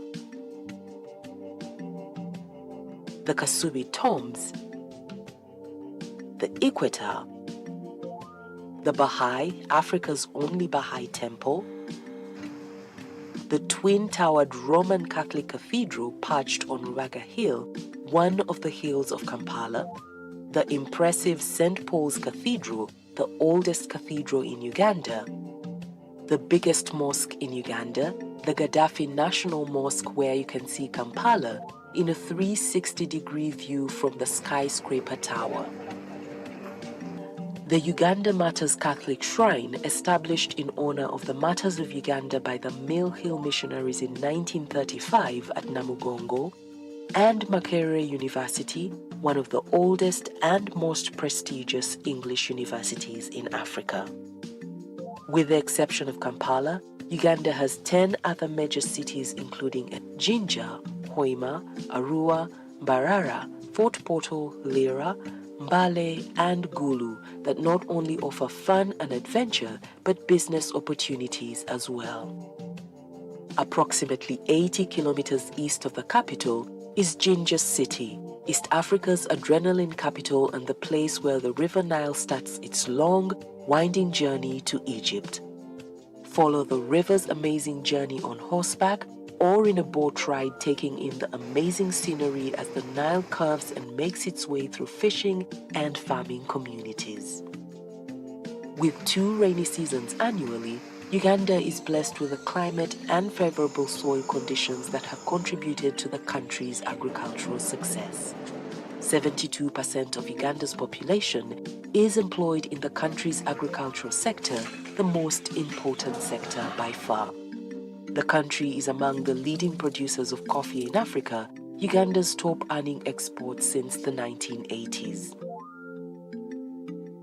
Uganda welcomes all coffee enthusiasts to savour the rich scent and flavours of one of the world's finest coffees, taking you on a tour of an authentic coffee plantation at the end of your business trip, tracing your favourite coffee bean to its source deep in the Pearl of Africa from crop to cup. Uganda also produces bananas and oilseed crops like sesame, soybean and sunflower, and is also a major producer of tea, maize, cotton, organic fruits and vegetables, flowers, poultry and freshwater fish for export. Uganda's food is as rich and diverse as its culture, offering a culinary treat one cannot afford to miss.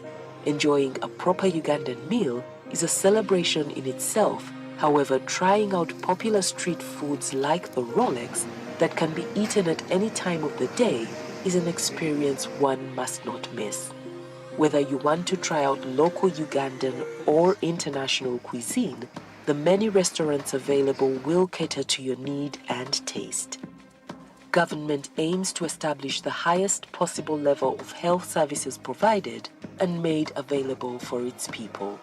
A number of specialized health facilities have been improved and equipped countrywide to cater for these needs, such as the Specialized Children's Hospital in Entebbe and the Mulago Specialized Women and Neonatal Hospital in Kampala.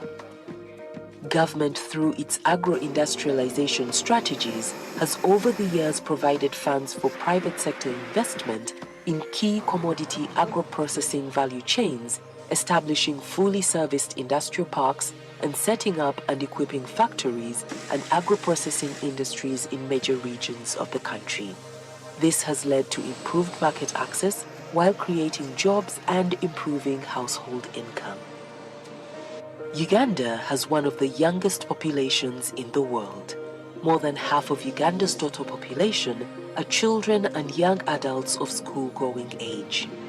Given the high influx of foreign students from the regions, Uganda is a hub for formal education, with 32 universities all accounting for a student population of about 120,000, turning out over 30,000 graduates annually. Uganda enjoys a comparative advantage in East Africa due to good curriculum, lower tuition and student maintenance costs, and English being the main language of instruction. This has led to an influx of students from the East African region, including Kenya, Tanzania, Rwanda, Burundi, Congo, and South Sudan. The government continues to see to the development of infrastructure, which has contributed immensely to increased productivity through facilitation of efficient connectivity and the ease of movement of goods. Since 1986, the government of Uganda has paved hundreds of kilometers of roads per year. With the revival of the national flag carrier, Uganda Airlines now fully supports the aviation industry with flights from Entebbe to 12 destinations. The country is endowed with 18 inland water ports spread across the different water bodies, most of which are on Lake Victoria and applied by more than 170 vessels carrying an estimated 6 to 8 million passengers a year. With marked investments in the energy sector, the country's capacity to generate power has greatly improved, ensuring continued supply of electricity to foster increased industrialization. Uganda is well endowed with enormous natural resources such as minerals, hydro, geothermal, and petroleum resources. The discovery of oil is anticipated to spark two major investments: an oil refinery to process the oil and a pipeline to transport the oil from Hoima to Tanga port in Tanzania. Uganda is connected to 3 marine fiber optic cables off Africa's east coast in the Indian Ocean. The fiber has been laid out across the country, providing seamless connections, transforming access to public and private spectrums, as well as promoting e-commerce to boost economic growth and efficiency with faster internet speeds. Earmarked as the choice venue to host the upcoming meeting of the Pan-African Parliament in October 2023, Speke Resort Munyonyo and Munyonyo Commonwealth Resort has long been a favorite venue for conferences in Uganda. The resort has hosted conferences since 2001, including the 2007 Commonwealth Government Heads of State meeting, among numerous others. Today, the resort takes pride in its 3 ballrooms, 19 indoor and 6 outdoor conference venues, making it the premier conferencing venue in Uganda. Uganda is safe, warm, naturally hospitable and easily accessible, with a wide-ranging choice of facilities and services that can successfully deliver your every meeting or incentive travel need. Come experience and explore Uganda, the Pearl of Africa, while you work.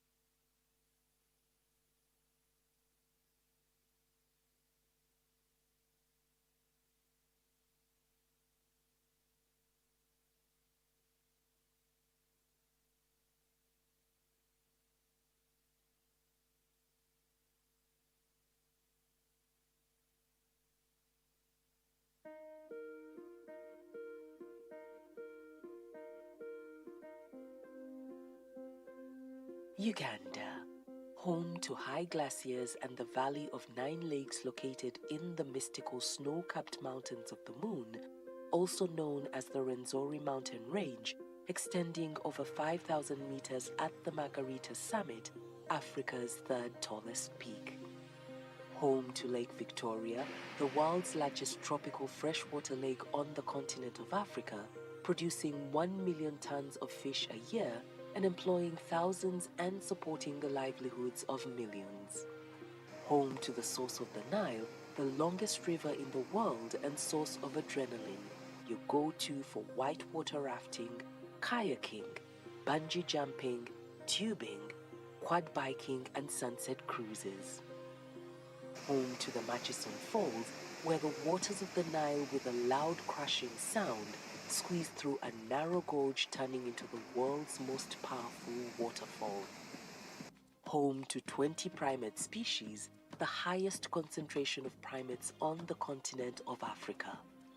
Home to a total of 1,060 bird species, 11% of the world's bird species, including some of the world's rarest and most spectacular birds. Home to the Lake of Small Birds, Lake Munyonyo, the second deepest freshwater lake in Africa, dotted with 29 islands, a nirvana for bird lovers, and home to not just the magnificent buffalo, elephant, leopard, lion and rhino, but also to the rare tree-climbing lions of Ishasha, the Nile crocodile and half of the world's famous endangered mountain gorillas. Uganda is nothing short of a wildlife lover's paradise, with 10 national parks, 12 wildlife reserves, 5 community wildlife management areas, and 13 wildlife sanctuaries. On arrival at Entebbe International Airport, contemplate spending a day or two to experience Entebbe's most attractive features. Found along the shores of Lake Victoria, Entebbe makes for an appealing introduction to Uganda with its historical gems and picnic-inspiring views. As you stroll along or ride that bicycle, experience the most endearing feature of Uganda, the friendly and approachable nature of its people. Play a game of golf at the open expanse of the 18-hole golf course sloping towards Lake Victoria, or pay a visit to the zoo, the Uganda Wildlife Education Center, which is right next door. Or better yet, relax at one of the many beaches that line the shores of the Lake Victoria, or cross to any one of the Sese Islands to indulge in some swimming, bird watching and sport fishing. On your return, perhaps shopping at the Entebbe Craft Village to get an early start on collecting those souvenirs would be in order. West of Entebbe is the Mabamba Swamp, which extends across a shallow, marshy bay on Lake Victoria's northern shore, the guaranteed most reliable place in the country for the famous shoebill sightings. Uganda's population of 45 million people is diverse, with 56 tribes and over 50 languages spoken by its natives. This diversity culminates into manifold traditional dress styles, customs, and ceremonies. Some 40 kilometers north of Entebbe is Uganda's capital, the bustling city of Kampala. From streets thronging with shoppers, hawkers, and revelers, to the quiet upscale areas lined with hotels, places to worship or hang out, Kampala is not only a dynamic and engaging hub of activity with numerous attractions worth exploring, but also East Africa's nightlife capital, renowned for its nightlife. The list of bars and clubs is endless, with something for everyone. Government has prioritized the enhancement of the rule of law by supporting the judiciary to ensure that the administration of justice is strengthened, with the recruitment of more officers and establishment of additional facilities countrywide. The Uganda People's Defense Forces continue to address any issues of cross-border conflicts. Following the successful enhancement of surveillance and improved crime detection within Kampala, the CCTV camera project has been extended to all cities and major highways. Kampala is the administrative capital and seat of Uganda's parliament, which is composed of 557 members, the 11th since independence in 1962. The members of this parliament were sworn in between the 17th and 20th of May 2021. The Speaker of the 11th Parliament is the Right Honourable Anita Annette Among, deputised by the Right Honourable Deputy Speaker Thomas Tayebwa. The 11th Parliament's 5-year term expires in May 2026. While in Kampala, consider exploring history, architecture and religion. Kampala and its neighbouring environs has scores of places to visit, including the Uganda Museum, the Kasubi Tombs, the Equator, the Baha'i, Africa's only Baha'i temple, the twin-towered Roman Catholic Cathedral perched on Ruaga Hill, one of the hills of Kampala, the impressive St. Paul's Cathedral, the oldest cathedral in Uganda, the biggest mosque in Uganda, the Gaddafi National Mosque, where you can see Kampala in a 360-degree view from the skyscraper tower. The Uganda Martyrs Catholic Shrine, established in honor of the Martyrs of Uganda by the Mill Hill missionaries in 1935 at Namugongo, and Makerere University, one of the oldest and most prestigious English universities in Africa. With the exception of Kampala, Uganda has 10 other major cities including Jinja, Hoima, Arua, Mbarara, Fort Portal, Lira, Mbale and Gulu that not only offer fun and adventure but business opportunities as well. Approximately 80 kilometers east of the capital is Jinja City, East Africa's adrenaline capital and the place where the River Nile starts its long, winding journey to Egypt. Follow the river's amazing journey on horseback or in a boat ride, taking in the amazing scenery as the Nile curves and makes its way through fishing and farming communities. With 2 rainy seasons annually, Uganda is blessed with a climate and favorable soil conditions that have contributed to the country's agricultural success. 72% of Uganda's population is employed in the country's agricultural sector, the most important sector by far. The country is among the leading producers of coffee in Africa, Uganda's top earning export since the 1980s. Uganda welcomes all coffee enthusiasts to savour the rich scent and flavours of one of the world's finest coffees, taking you on a tour of an authentic coffee plantation at the end of your business trip, tracing your favourite coffee bean to its source of Africa from crop to cup. Uganda also produces bananas and oilseed crops like sesame, soybean and sunflower, and is also a major producer of tea, maize, cotton, organic fruits and vegetables, flowers, poultry and freshwater fish for export. Uganda's food is as rich and diverse as its culture, offering a culinary treat one cannot afford to miss. Enjoying a proper Ugandan meal is a celebration in itself. However, trying out popular street foods like the Rolex that can be eaten at any time of the day is an experience one must not miss. Whether you want to try out local Ugandan or international cuisine, the many restaurants available will cater to your need and taste. Government aims to establish the highest possible level of health services provided and made available for its people. A number of specialized health facilities have been improved and equipped countrywide to cater for these needs, such as the Specialized Children's Hospital in Entebbe and the Mulago Specialized Women and Neonatal Hospital in Kampala. Government, through its agro-industrialization strategies, has over the years provided funds for private sector investment in key commodity agro-processing value chains, establishing fully serviced industrial parks and setting up and equipping factories and agro-processing industries in major regions of the country. This has led to improved market access while creating jobs and improving household income. Uganda has one of the youngest populations in the world. More than half of Uganda's total population are children and young adults of school-going age.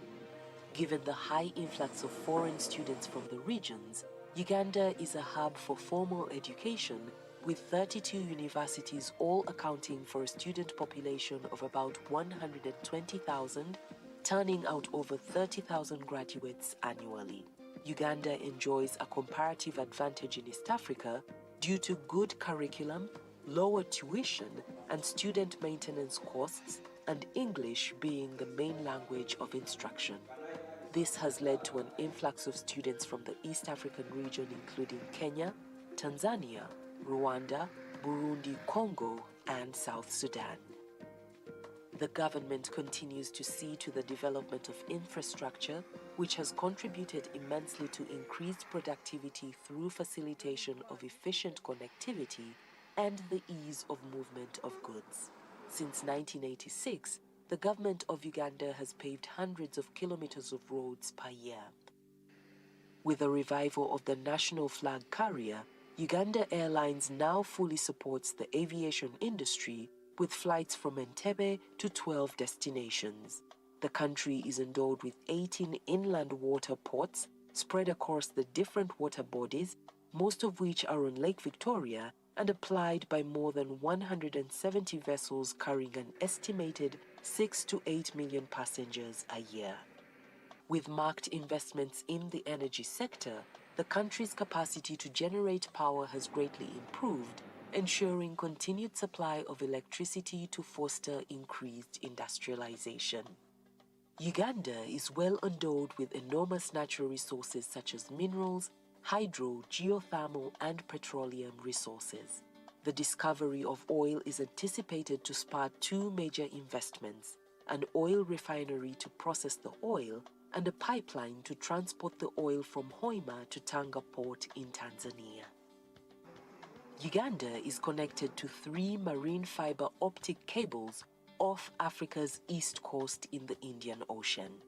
The fiber has been laid out across the country, providing seamless connections, transforming access to public and private spectrums, as well as promoting e-commerce to boost economic growth and efficiency with faster internet speeds. Earmarked as the choice venue to host the upcoming meeting of the Pan-African Parliament in October 2023, Speke Resort Munyonyo and Munyonyo Commonwealth Resort has long been a favorite venue for conferences in Uganda. The resort has hosted conferences since 2001, including the 2007 Commonwealth Government Heads of State meeting, among numerous others. Today, the resort takes pride in its 3 ballrooms, 19 indoor and 6 outdoor conference venues, making it the premier conferencing venue in Uganda. Uganda is safe, warm, naturally hospitable and easily accessible, with a wide-ranging choice of facilities and services that can successfully deliver your every meeting or incentive travel need. Come experience and explore Uganda, the Pearl of Africa, while you work.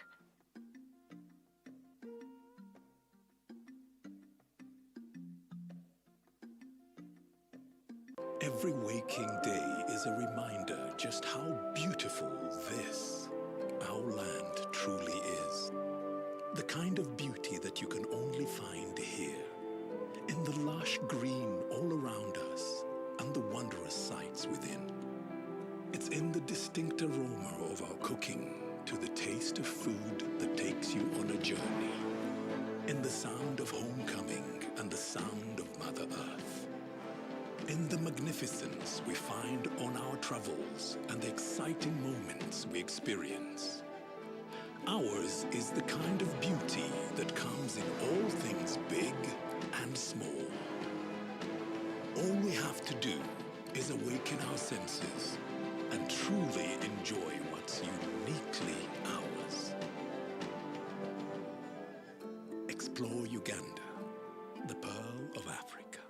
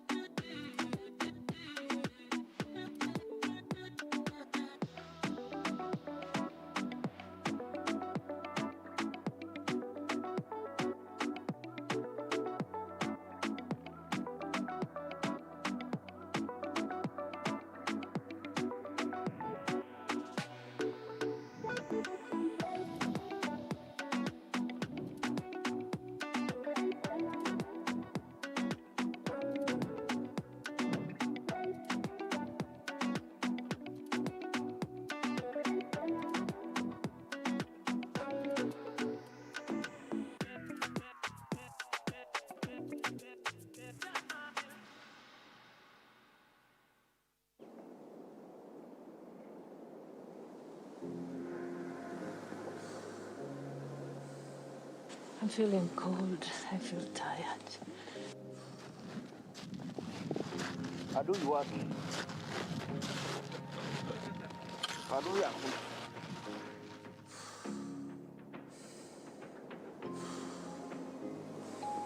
It's believing in God that all things are possible.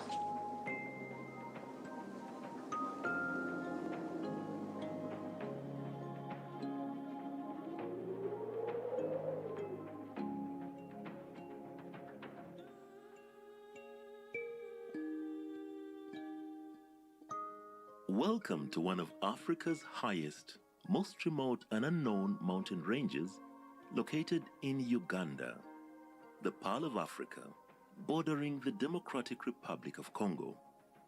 The Renzori Mountains are stretched out over 120 kilometers long and 61 kilometers wide. They are called Mountains of the Moon, or even the Rainmaker, especially as she produces up to 350 days of rainfall annually. 13 Ugandan mountain climbers are about to set off on a journey to climb the highest peak of this pristine mountain range called the Margarita Peak. This expedition, funded by the United Nations Development Program, is intended to showcase the beauty of the Renzori Mountain. Flagged off by the United Nations Development Program country representative and Joshua Cheptegei, the fastest long-distance runner on Earth, the team will attempt to summit this unique peak while discovering the wonders of this mystical and demanding mountain range.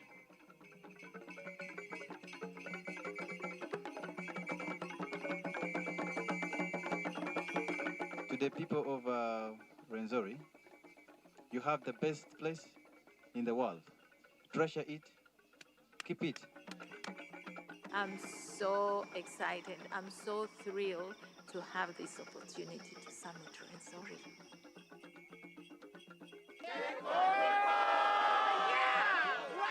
Watch out! Look at this. This is amazing. This is Mount Renzori, and this is the national park. We will unveil to you the beauty of Uganda, the Pearl of Africa.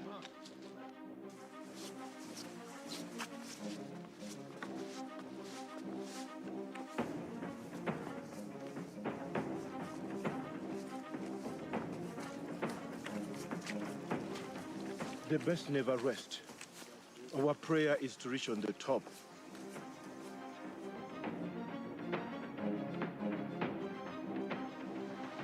So I'm very proud to be part of this Renzori expedition.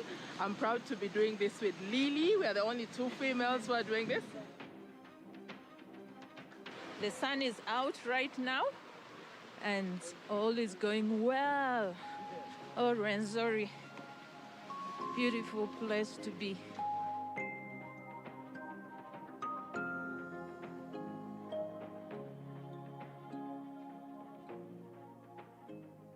Formed about 3 million years ago, the Renzori Mountains are a relatively young mountain and still growing. The Mountains of the Moon are blessed with a wide variety of flowers and plants. With every hour and every altitude gain, the landscapes, colors, and views are ever changing. You can find different layers of vegetation: bamboo zones, mossy heather zone, lobelias, alpine zone, and eternal snow at the top of the mountain.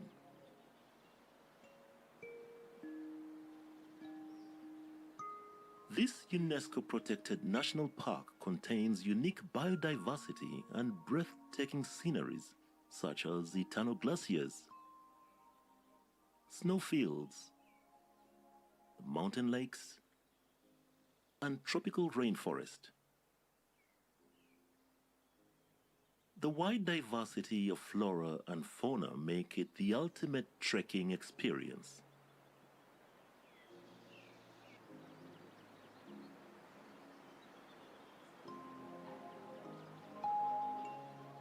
It's an adventure. It's life. It's fun. Very scenic. Amazing, amazing, amazing experience to go through the waterfalls, the hike itself, the boggy places. It was just amazing. But also a little bit more difficult, but I guess that is what the experience is all about. Beauty about it is that we are all working as a team.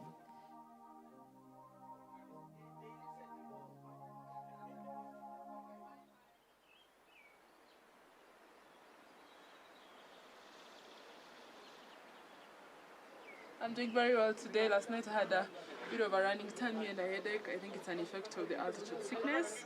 And then I noticed this morning that my lotion is frozen. So I think we are at quite an altitude that is getting colder and colder. But I'm feeling great right now, and that's a good thing. My headache is gone and I'm looking forward to the day.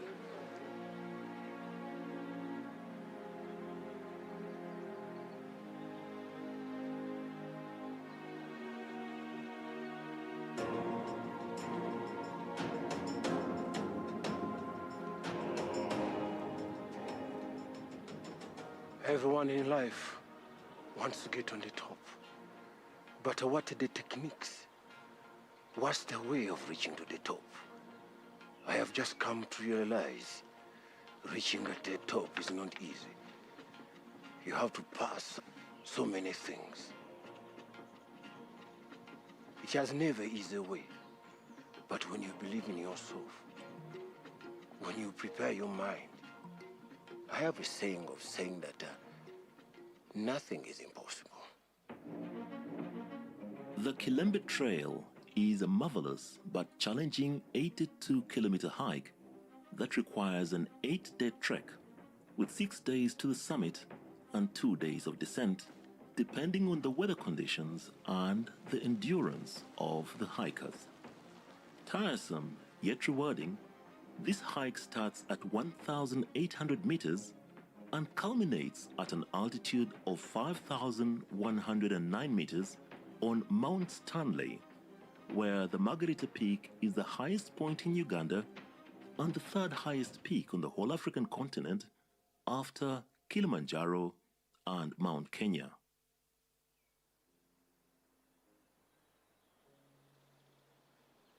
All accommodation, paths, bridges, woodblocks, stairs and rope sections have been built over the years by the local community, who now serve as guides and porters.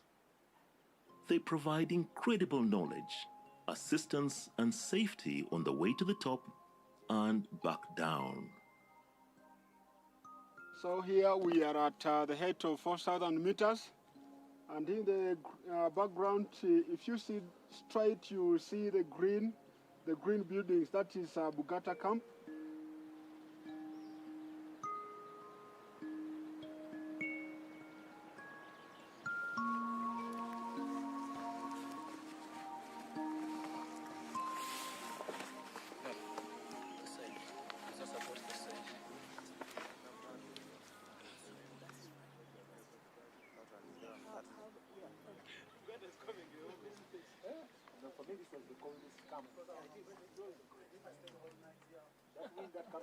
I must have strained my ankle. It was not only a long walk, but it was quite steep coming down to camp. So this morning, I just couldn't put my foot down. It was very difficult to walk. This is really helpful. I'm getting a celebrity massage.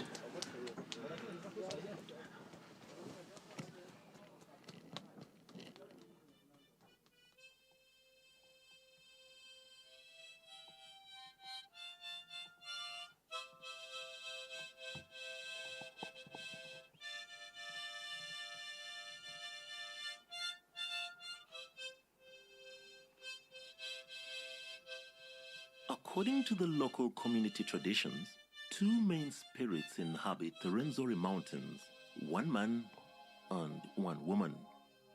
Kita Samba, the spiritual god, is there to give blessings and protection. People pray to him for daily rain, the source of all life on earth. His wife is called Nyabagole, also known as Nyabingi. To enter into contact with her, one must spend time praying in the mountains and bring food and crops. People pray to her for fertility, love, and good fortune. Thank you, Tims. One of the sayings is, if you respect the mountain, good afternoon, she will give it back to you. Members of Parliament, good afternoon. I thought we had agreed for 3:15, but I don't see the majority of our members. So if you have contacts, please ask your fellow colleagues to come in. We would not want to have a roll call by constituency. It would embarrass too many people. But please ask all your colleagues to come in so that we can start our afternoon session. Teams, protocol teams, staff, please help to whip members of Parliament so that we can kickstart this session. We still have very exciting papers ahead of us, and we have limited time. So whoever is available, teams, please ensure that our members come in so that we can start our session.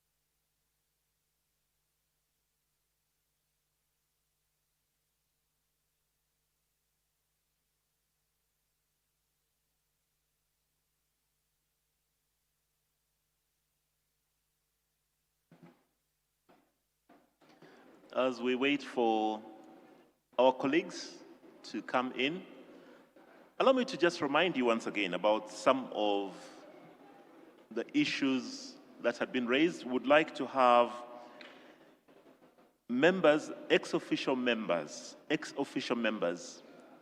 Please note that we have got a team of ICT support to help you configure your iPads. And this is the same for members of Parliament. If you have not yet configured your iPad, or you'd like some support with your iPad, we have got a team in Semiliki Hall 8 in the lower ground. Your IDs are ready. Members of Parliament are expected to hold IDs, and your IDs are at the front desks. So when you get time at the end of this session, please pass by and get your IDs. Then for ex-official MPs, Many of them have not picked their iPads. The iPads are in Semileke Hall. But also would like to have your biodata to ensure that you are properly registered in the Parliamentary directory and that you also get your IDs. For members who have never registered with the SACCO, the Parliamentary SACCO, we have got a team also at the front desk to assist you. So you can give them your details if you wish to join the SACCO. It's something that has been quite beneficial to many members of Parliament. So for now, we urge you to please take up your seats. Our teams are ready. Our panelists are here. And the session chair is ready to kickstart this session. So we kindly ask that you take up your seats so that we can officially start our afternoon session.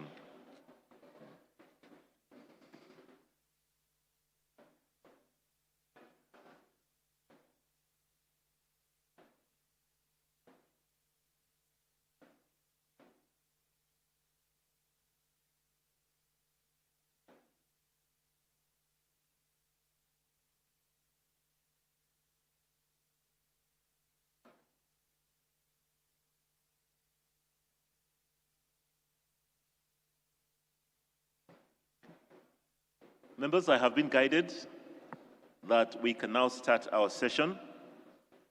The ones who miss out on the information will have missed out. The ones who are here will benefit totally.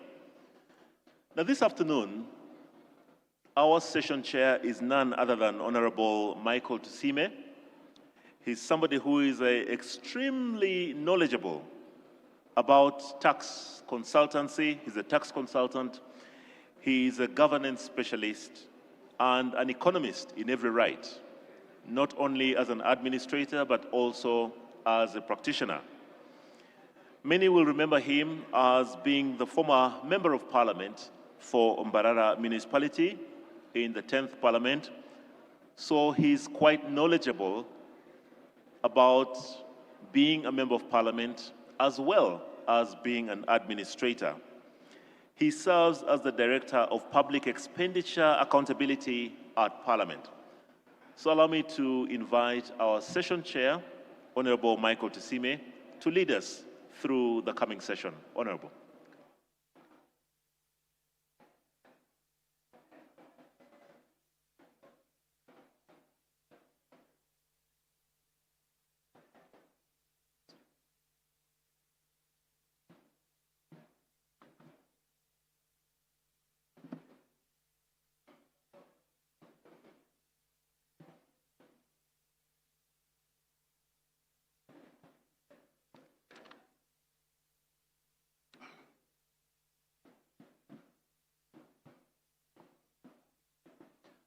A very good afternoon to all of you.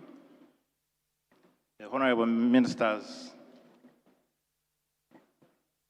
present, the honorable members of Parliament, colleagues, staff of Parliament, and the stakeholders invited for this sixth session. Kindly permit me to welcome you to this sixth session of our induction program for the 12th Parliament of Uganda. Permit me to congratulate the members of Parliament upon your victory to the 12th Parliament, and permit me at the same time to congratulate those among you who caught the eye of the appointing authority to be appointed ministers of the Republic of Uganda. We are going to have our sixth session, and this session has 3 presenters. Apparently 2 of them are around, and we shall expect the 3rd presenter, who is Mr. Francis Kamlegea. We are still awaiting his arrival. In the interest of time, I do recognize that some members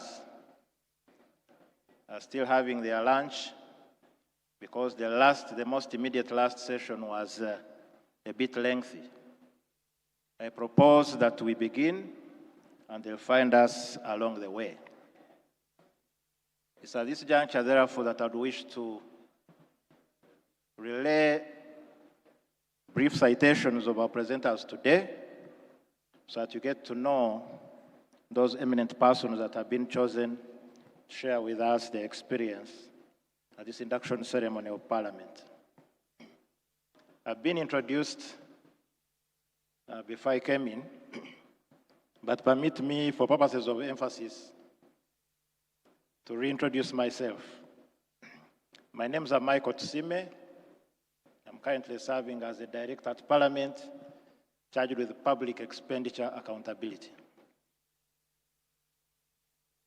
I, at one time, also got an opportunity to serve in the 10th Parliament, and I'm glad that amidst us, I have those members that I happen to serve with. Our first presenter this afternoon is going to be Mr. James Bantu, and his topic will be the effective resource utilization and accountability in government, building partnerships with key stakeholders and key actors. Mr. James Bantu joined the office of the Auditor General in 1996, and he has risen through the ranks for the last 30 years to the rank of Assistant Auditor General of Uganda, charged with audit. So all that audit work that comes before Parliament is the key stakeholder in that office. Mr. James Bantu is also a holder of Bachelor of Commerce in Accounting. He's also a holder of Master of Science in Accounting. Mr. James Bantu is a fellow of the Association of Chartered Certified Accountants, and he also happens to be a council member of the Institute of Certified Public Accountants of Uganda. Mr. James Bantu, I'm pleased and privileged to have you here, and thank you for attending in person. Our second presenter this evening will be Honorable Major General Henry Masco. He's a member of Parliament representing the Uganda People Defense Forces. He happened to have joined UPDF 41 years ago in 1985 and is among the longest serving officers in UPDF. Subsequently, he also rose in various positions to the current rank of Major General. Honorable General Henry Masco has a master's degree in diplomacy and international studies. He also has a master's degree in public administration and management. He also has a bachelor's of arts degree in political science and public administration. He has had several military courses. He's an accomplished author with several publications under his name, and he has also been awarded several medals that include the Royal Triangle Medal, the Independence Golden Jubilee Medal, and the Renzori Star Medal. General Masco is going to present on Parliament's strategic role in defense and national stability. You are most welcome. Thank you for joining us. Our third presenter is Mr. Francis Kamleger. I find it fair to give his citation in his presence. I shall hold on to that until he joins us. In the meantime, honorable members, permit me to inform you that we also have up here on the floor our Deputy Clerk in charge of Parliamentary Affairs. Thank you, my sister, for joining us. May I, at this juncture, therefore, in the interest of time, invite Mr. James Bantu.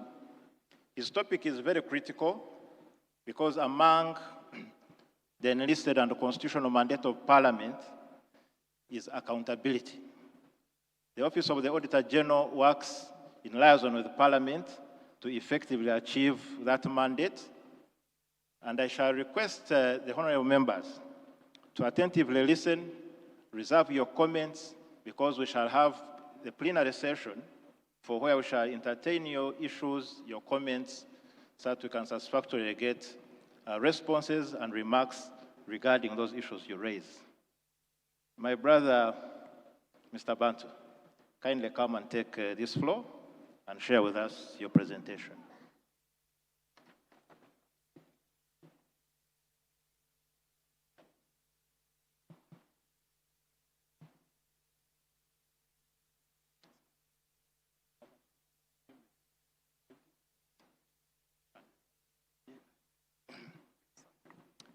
May I request our IT staff to have the slides of our presenter through? Oh, sorry. Thank you very much.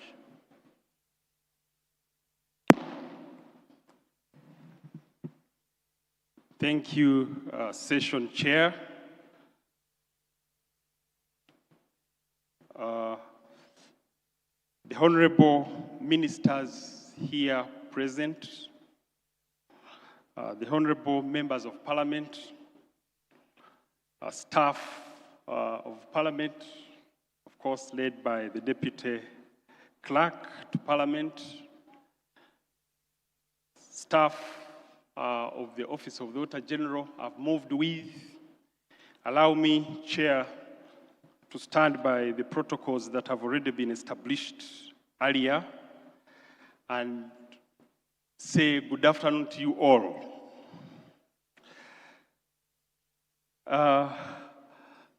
Honorable members, I must stand here and start by thanking you for allowing me to come and make this presentation to you, to this 12th Parliament. And I also want to take this opportunity to congratulate each one of you for having made it to the 12th Parliament. I'm aware that it was never a simple journey, but now that that has come to pass, I think it is time to fold your sleeves and start that big journey of execution of what you promised the electorate out there. And I'm aware that your mandate is coming in at a very critical moment where citizens are increasingly demanding efficient service delivery. They're demanding transparency in public finance management, value for money, integrity in governance, accountability from public officials.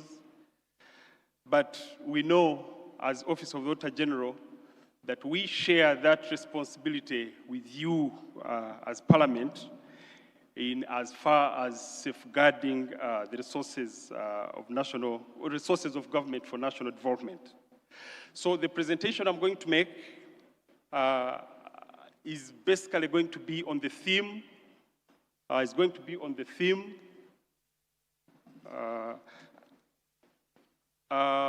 Effective resource utilization and accountability in government, building partnerships with key actors. And in my presentation, I'll try to, in addition to the aspects talked about, also use this opportunity to sensitize this 12th Parliament, given that the majority of the members here may not have interacted with the Office of the Auditor General previously. So you will allow me, honorable members, when I'm presenting some slides, some information in terms of what you already know, kindly bear with me. There are other honorable members of Parliament who may be seeing that for the very first time. So I'll try to make sure that I use that chance. And so in my presentation, this is the outline that I intend to use. I'll speak to the mandate of the Office of the Auditor General, very briefly. And in there, I'll also try to delve into what the Auditor General does, the responsibilities, and the kind of audits that he undertakes. And I'll also get into a conversation around why accountability matters. And of course, this is tying in with the theme that I've already mentioned, effective service delivery, accountability, and the partnerships that we should be looking for as we move ahead in this term of the 12th Parliament. I'll also delve briefly on what we see as the role of Parliament in accountability. And in here, I'm of course mindful of the fact that some other presenters could have delved into that bit of topic, but I'll make sure that I talk about a few things that we feel as Office of the Auditor General we hold dear in that relationship we have with the Office of the Parliament of the Republic of Uganda. And I will also talk about what we call service delivery focused auditing. In my explanations around accountability, the work we do, what we focus on, I'll try to delve into what that means, and then also talk about the partnerships with key partners, and then lastly, make a conclusion. Now, in regard to our mandate, the next slide, in regard to the mandate of the Office of the Auditor General, this mandate is derived from the Constitution of the Republic of Uganda. To be exact, that is Article 163 of the 1995 Constitution, which clearly lays out that there will be the Auditor General and the Office of the Auditor General. And thereafter, in 2008, we also got the National Audit Act, which further amplifies on the roles and responsibilities and duties of the Auditor General. And to us, that was a very big milestone that really operationalized what the Constitution introduced, the mandate that was given to the Auditor General by the Constitution. In addition to that, the Public Finance Management Act that came into force in 2015 also mentions that the Auditor General shall be the auditor of government, and of course it goes ahead to explain and elaborate on the kind of agencies of government that the Auditor General should be auditing. And lastly, when you look at all agencies of government, all institutions of government, the acts that give rise to these agencies of government also mention that the Auditor General shall be the auditor of those specific agencies and institutions. So, what are our core functions? And allow me to discuss the core functions of the Auditor General in the next slide. In the next slide, the core functions of the Auditor General are executed through the types of audits that are conducted by the Office of the Auditor General. And the types of audits are numerous, as you can see, displayed on that slide.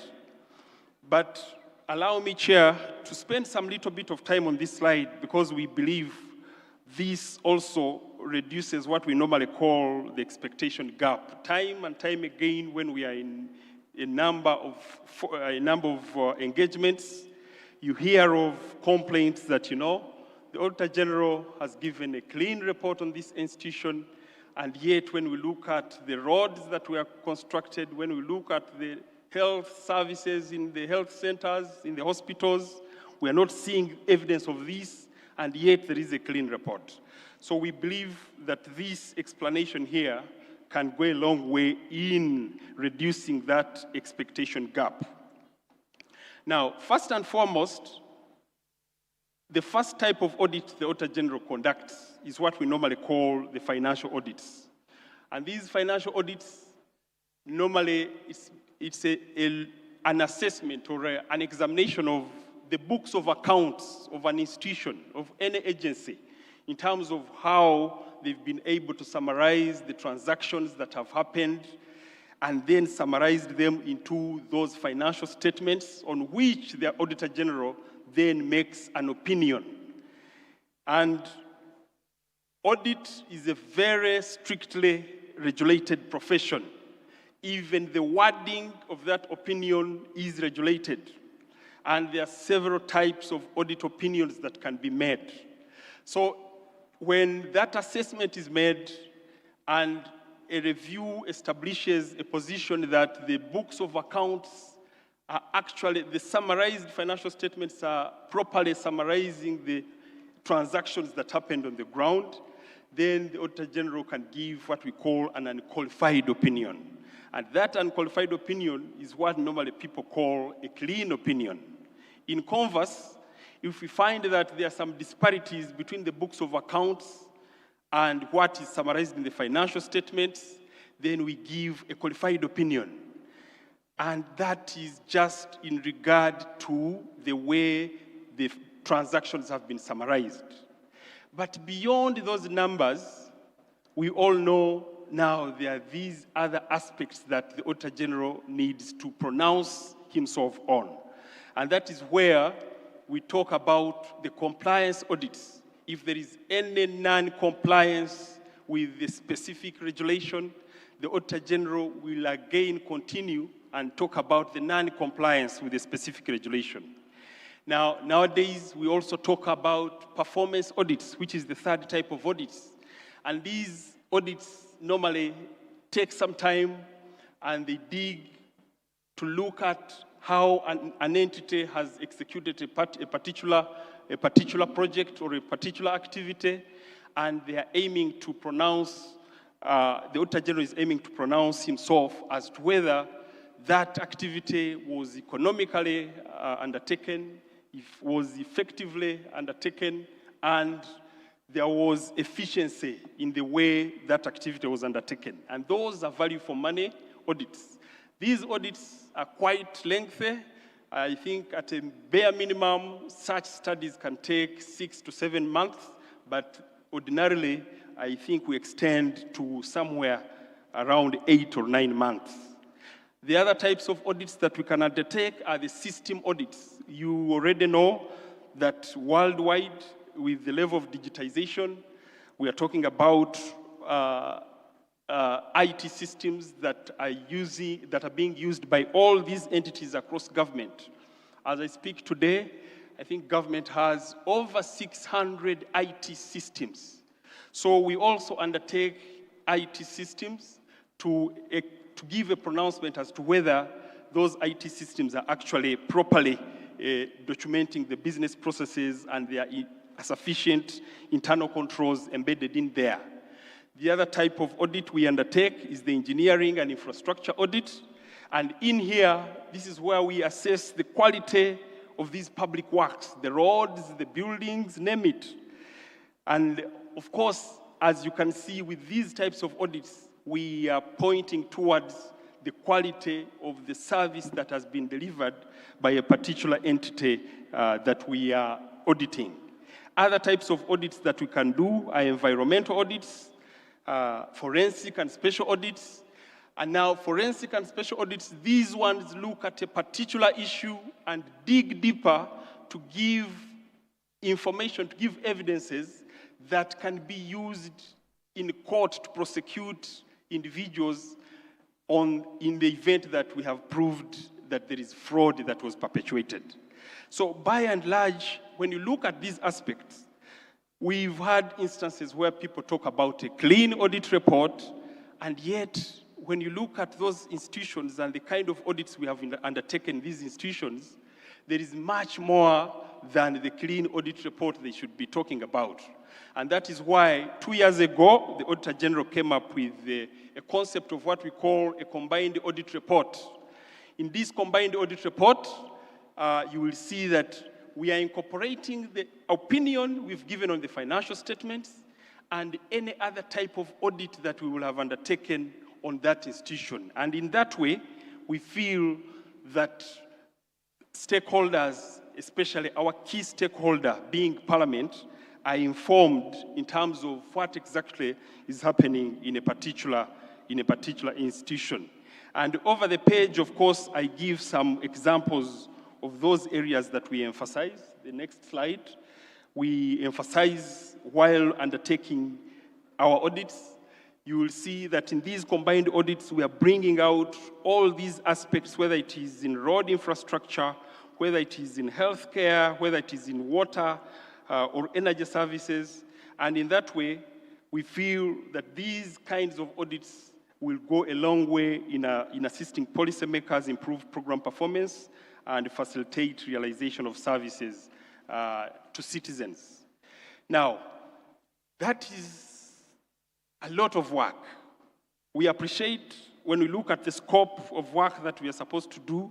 Ahead, I'll be showing you the kind of numbers of institutions that we have to enter in any one particular year to make these kinds of reports. The next slide, of course, is giving the staff numbers, but I'll not dwell on this much. I'll talk about it as I'm continuing. But now, I want to get to the issue of effective resource utilization. What is effective resource utilization? How do we define and what is the importance of resource utilization? I must say, in getting answers to this, we did some research, and these definitions and aspects that I'm going to present are as a result of that research that we conducted. These are not definitions of my own. As a supreme audit institution, the Office of the Auditor General belongs to a global body which we call the International Organization of Supreme Audit Institutions. This institution goes ahead to even give us standards that each supreme audit institution is supposed to adhere to. So it goes ahead to even define for us all these aspects and guide us in exactly what we are supposed to do. So according to our INTOSAI, effective resource utilization basically means achieving the greatest possible public value or societal benefit and service quality with limited taxpayer funds. And I think this really resonates well with what we already know. And of course, it is dealing with optimizing efficiency. When we talk about optimizing efficiency, we are talking about minimizing waste and effectiveness. Effectiveness is making sure that we meet the objectives, the specific policy objectives that had been set, and then also looking at the finances, public resources, as well as the capital assets in an entity. Time and time again, when we talk about resource utilization, you find individuals narrowing it to the actual cash, to just the cash, the finances. But believe you me, this goes beyond the finances. We need to look at the personnel. We need to look at the personnel that are manning these institutions out there. If there is going to be effective resource utilization, how effectively are we using the people out there? As I'm talking about this, it reminds me of a certain story where we were in a conversation with the Inspectorate of Government, and they narrated to us a story where they went to inspect a health center after getting a whistleblowing information that the doctors were not present. So, when the Inspector General, the Inspectorate staff reached this institution, this health center, they actually found that there was a long queue of patients waiting to get services. And the person who was available that time, who was actually trying to provide some bit of service, was a cleaner. The head of that health center was not there, not even the laboratory assistant, but this was just a cleaner. So given that they had come to actually assess for themselves and they have even arresting powers, they had to arrest the cleaner. But now, the people who were in the queue stood up in arms to ask them, why are you taking away even the person who is giving us the basic service that we are so, here dying for? At least he was here giving us the Panadols, the paracetamols, but just imagine this is a cleaner. But what am I driving at? When we talk about effective resource utilization, there is someone who is earning a salary who is not present at that level. So that is an aspect that we need to also be, to put in mind as we think about the issue of utilizing our resources effectively. I know time and time again, we all get into these kinds of situations. I know as honorable members of parliament, yes, you've made some kind of social contract with the electorate. As Office of the Auditor General, we've also made contracts with our superiors. As I stand here, I have a scorecard which mentions what is it that I'm supposed to be doing at any one particular time. Of course, key among them is making sure that I deliver the report to the Auditor General for his signature by a certain date. And what I'm trying to say is that we all have to realize the fact that we are accountable to the people who have entrusted us to these positions of responsibility. Now, why is it important? Of course, your guess is as good as mine. It prevents waste because in there you are bound to minimize wastage, you are bound to minimize misallocation of funds and make sure that resources are directed to the functions or the purposes earlier intended.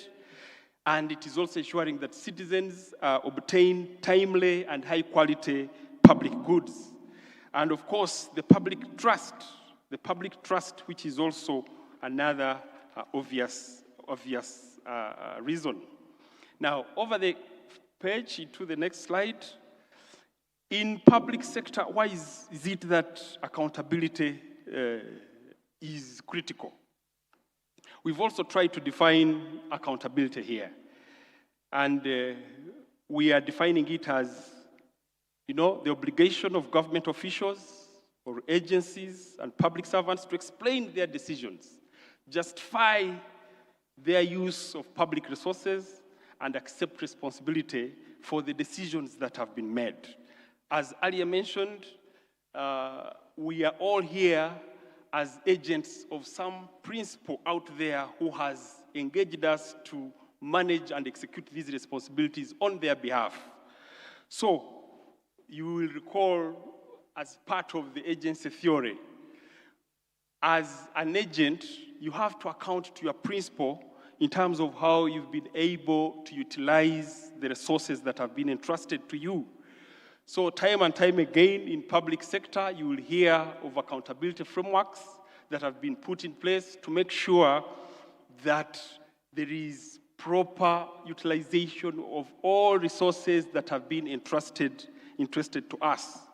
So why does it matter? Why does accountability matter? I'm saying that, of course, if that accountability framework is going to work correctly, okay, if we are going to manage those resources responsibly, there has to be proper accountability, okay? And of course, it bridges the gap between government and the electorate. I know as members of parliament, you have just come out of a very big campaign season. And when I talk about accountability here, I was also made to understand that not all members of the previous parliament were able to make it here. Reason, most likely, is that the electorate, according to them, in their eyes, people were not maybe properly accounting for the responsibility they gave, the responsibilities they gave them here. So what we're saying is that, yes, we continue to demand for accountability, but as individuals who are also entrusted to these positions of responsibility, let us also demonstrate that we are accountable. We go on to define over the next slide the pillars of accountability. What is it that we see as pillars of accountability? With accountability, there has to be answerability. You know, the explicit duty of officials to provide clear information to citizens and oversight bodies regarding what they have done and why they have done, why they have taken those decisions. This is very, very clear, okay? As a person holding a position of responsibility, you have to make sure that you own up regarding the position and what it entails, And then the issue of enforcement. The processes, audits, and legal systems in place to impose consequences if performance standards, laws, or public expectations are not met. So enforcement is very critical because the principal is giving you this responsibility, they also reserve the right to make sure that in areas where you have erred, they should be able to come and say, this is how the whip should be enforced. And what does this call for? This, according to us, we believe calls for a given level of service standard. I have to acknowledge the Auditor General is also the Auditor of Parliament. And I think for all the time I've been in office of the Auditor General, these are 30 years now, I think most of the audits that we have undertaken on the office of on Parliament have been financial audits. There are times when we have conducted some special audits. But believe you me, when we come to assess in terms of delivery of services, delivery of what Parliament is expected to do, the first thing we always look for are the kind of service standards that you've set out for yourselves. Believe you me, I think that is an area of improvement. Okay? This is an area of improvement. Can we have a level of standard? Can we set for yourselves standards so that by the end of a certain term, you are able to measure yourself to say, oh yes, this is what we set out to do, and we've only been able to do this much, or we've been able to do that much. And this, in a way, would be those would be the kind of questions we would pose if we were to do a value for money on Parliament, on the parliamentary activities undertaken by Parliament.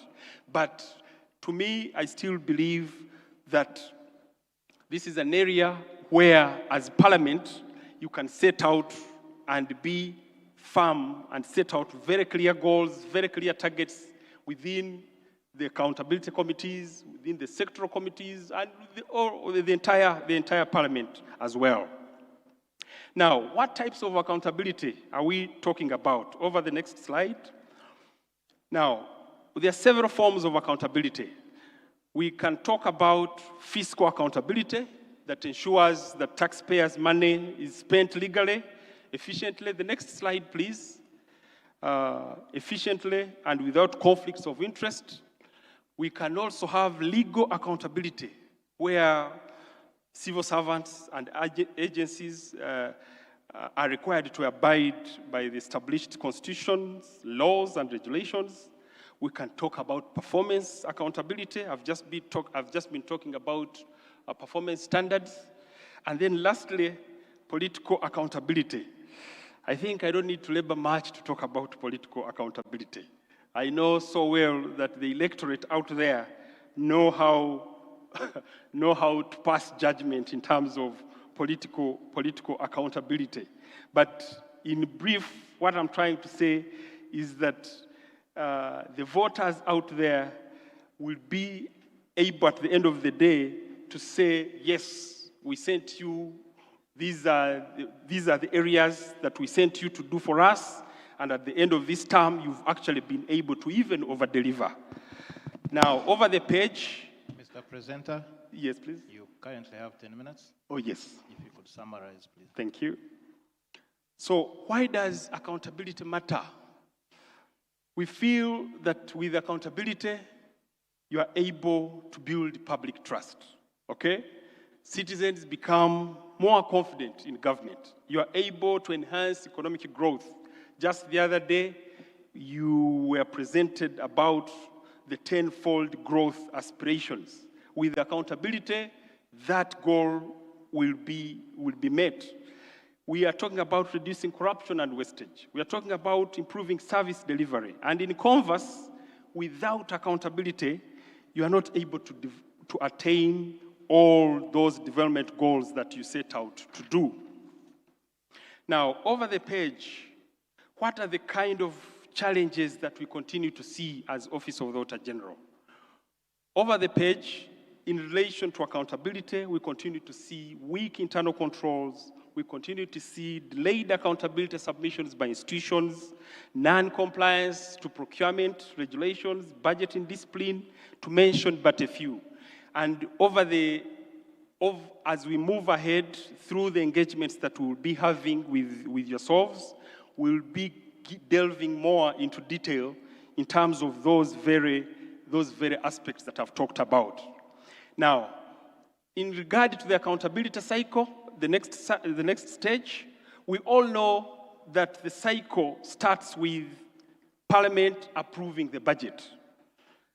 Once that budget is approved, the monies are then released to votes for implementation, and the accounting officers execute the agreed upon activities to deliver. And then the Auditor General comes in to make an assessment as to whether the resources have been utilized efficiently, and then be able to report to Parliament. And then Parliament provides the oversight role. Now, at the end of that, the expectation is that the recommendations that will have been made by the Auditor General will go a long way to be implemented, all in the aim of making sure that there is enhanced accountability, there is enhanced effectiveness in terms of how controls are working out there.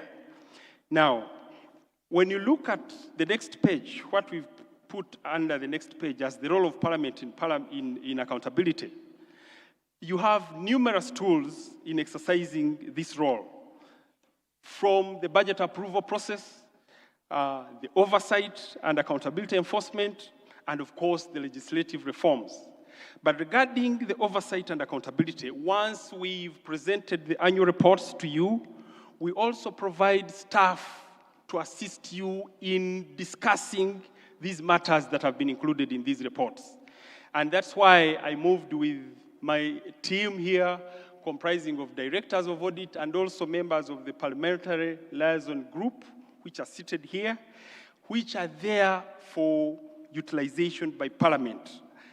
Honorable members, I would like to use this opportunity to urge you to make use of these individuals, because it is only then that we can give you more information regarding the reports that we will have sent to you. Now, in terms of the other actors with whom we need to make these partnerships, of course, on top of Parliament and Office of the Auditor General, we look at all these other aspects: the civil society, the anti-corruption agencies, the internal auditors, development partners, and MDAs. All these are critical, but I've zeroed in on just the role of a few. When we go to the next slide, I'm talking about the role of citizens and civil society. Citizens, as we know, if we are to involve the citizens, it will enhance transparency in government operations. And it will also aid in monitoring government projects. At OAG, this is something that we've also gotten to appreciate, and we've kind of come up with a platform called the Citizens Feedback Platform, where an individual will sit out there on a road and be able to communicate with us and speak to us about a road that has not been properly done, a building that has not been properly constructed. Because they're out there and they know where the areas are. When we come, we have very limited time. We may not be able to pick that area. But as long as we have gotten prior information, we've always made sure that those aspects are included in our assessments. Now, in terms of what we can do over the page, in terms of the partnerships that we need to have between Parliament and OAG, and which we have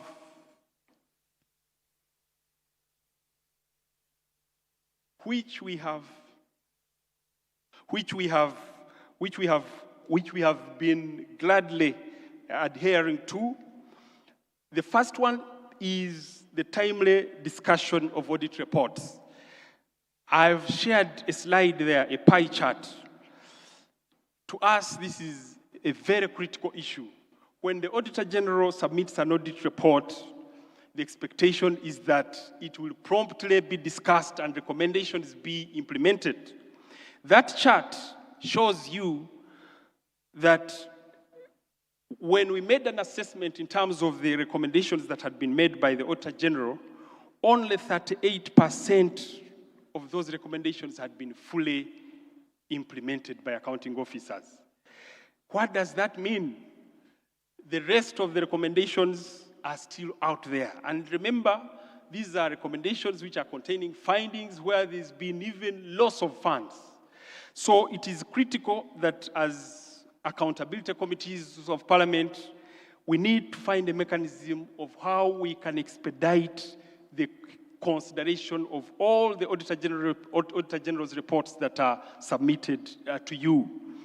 And we've also seen through practice that there's been a tendency to take a lot of time in these hearings, in the sense that when an accounting officer is scheduled to discuss an Auditor General's report, we have several instances where a member of Parliament will come with something totally different from what is in the Auditor General's report. And you'll find the whole session talking about that aspect, and time ends without you discussing any particular issue in the Auditor General's report. And yet, for us, we believe what is in the report is what we have evidence on, and the people we will have sent to Parliament to support you are under strict instructions to speak to the issues of the report. So we want to request kindly that, yes, you will keep getting this other information about these aspects about an accounting officer, but please, we can also assist you and give you prior evidence, get for you prior evidence before that hearing, so that when the hearing comes, we have the evidence that can support you. But we've seen time and time again, when accounting officers have challenges, they are being talked about, being told to answer things they have not been introduced to prior to those sessions. And we feel that is a little bit unfair. But I want to propose, would like to propose that together we can make it better. We are there to support you. We are part of Parliament. And I forgot to mention the Office of the Auditor General in terms of its governance committees. For the past 2 years, the Finance Committee of Parliament has been the chair, is the board chair, acting as the board for the Office of the Auditor General. So if there are aspects to do with integrity of individuals, how a certain audit has been undertaken, you have various avenues within which you can approach the Auditor General to enhance that process so that at the end of the day, there is better service delivery. The other areas there, of course, capacity building building with MPs. We need to track the implementation of recommendations. We will continue supporting accountability committees. And then make sure that at the end of the day, there is proper service delivery. I will end with the next slide. The next slide is talking about what do we expect from the 12th Parliament. I know I had prepared some other slides, but I think in the interest of time, Chair, I want to end with just this slide here. As members of the 12th Parliament, it is our request, our kind request, that can we prioritize evidence-based oversight?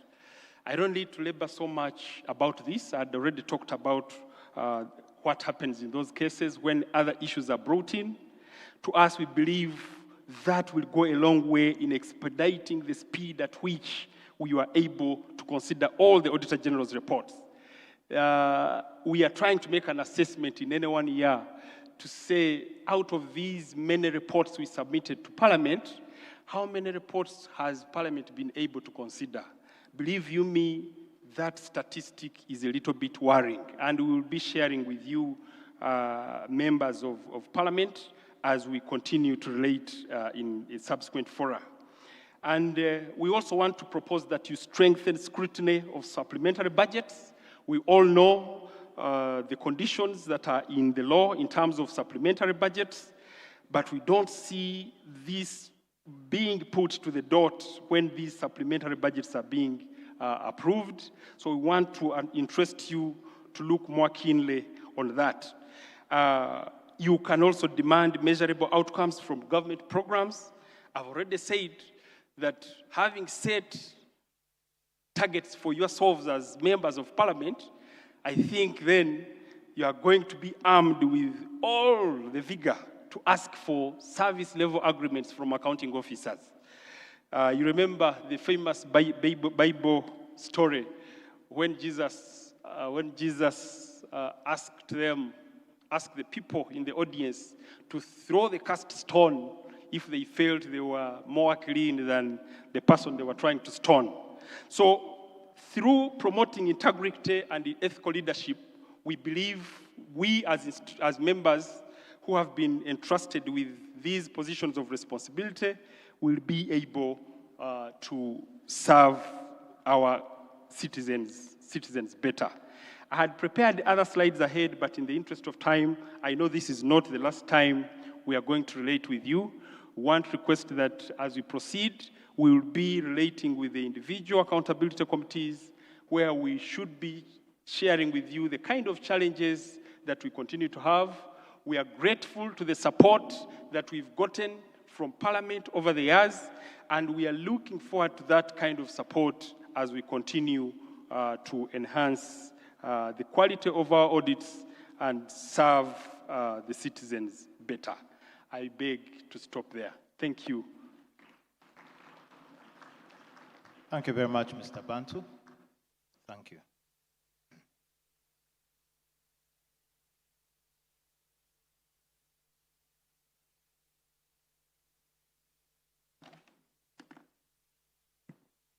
Thank you, Mr. Bantu.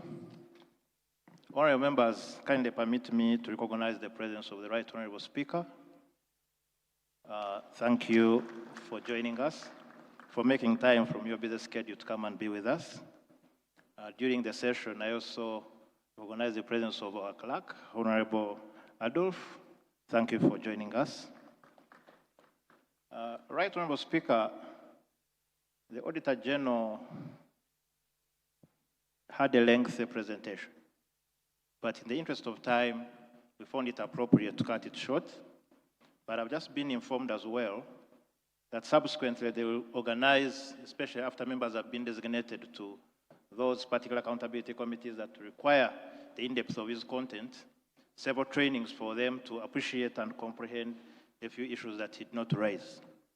But important among all, the Auditor General has put the 12th Parliament to notice. One of his slides does indicate that their planned audits for the financial year that ended yesterday, they intend to carry out 4,421 audits. That subsequently means that for those who will belong to the accountability committees, that is the volume of work that is going to be before you as soon as January of next year.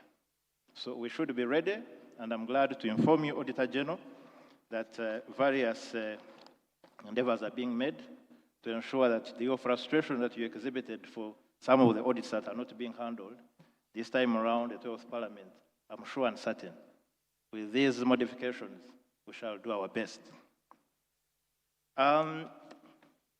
We are joined by Mr. Kamlega Francis. I didn't have an opportunity to relay your citation because you came much earlier than all of us. Mr. Kamlega this evening is going to give us a presentation on emotional intelligence, personal management, and time management.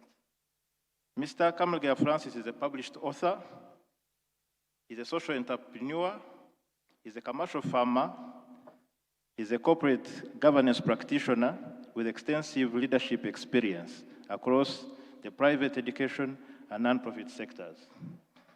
Francis, permit me to address you by your first name, also serves as a non-executive director on the boards of the MTN Uganda, I&M Bank of Uganda, Old Mutual Holdings, Nakasero Hospital, Quality Chemicals Limited, and previously spent 27 years with PricewaterhouseCoopers, including 12 years as a managing partner of PwC in Uganda.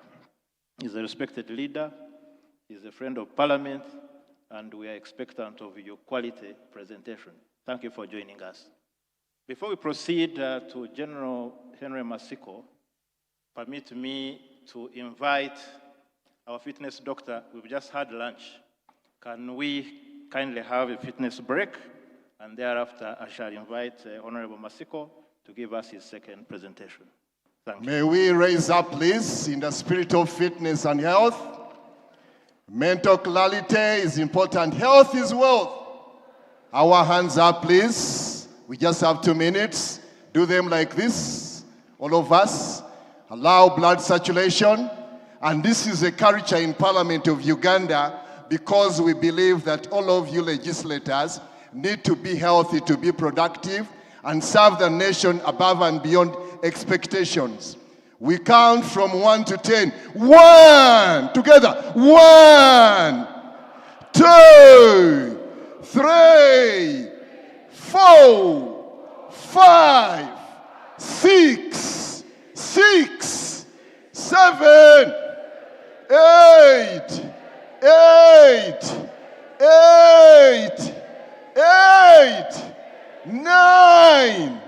9, and 10.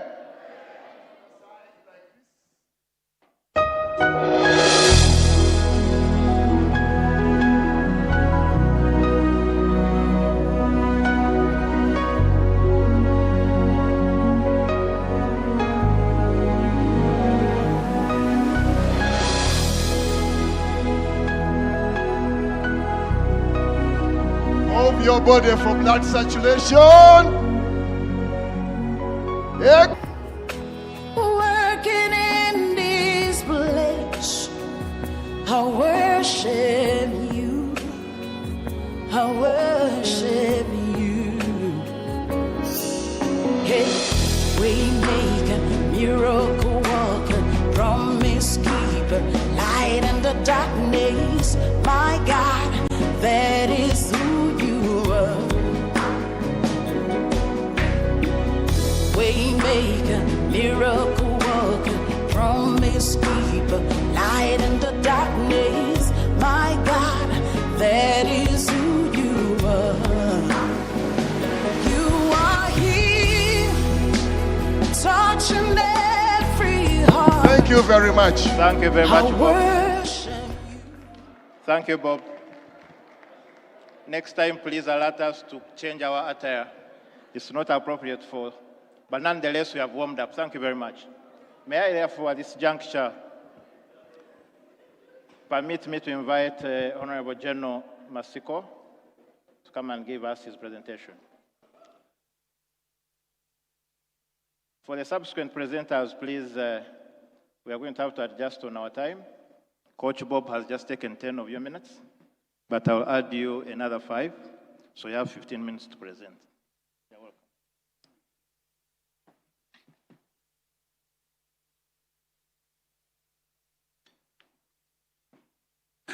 Thank you, Chair, the Right Honorable Speaker, the Right Honorable both, the Third Deputy Prime Minister, Cabinet Ministers, colleague, honorable members of Parliament, ladies and gentlemen, good evening.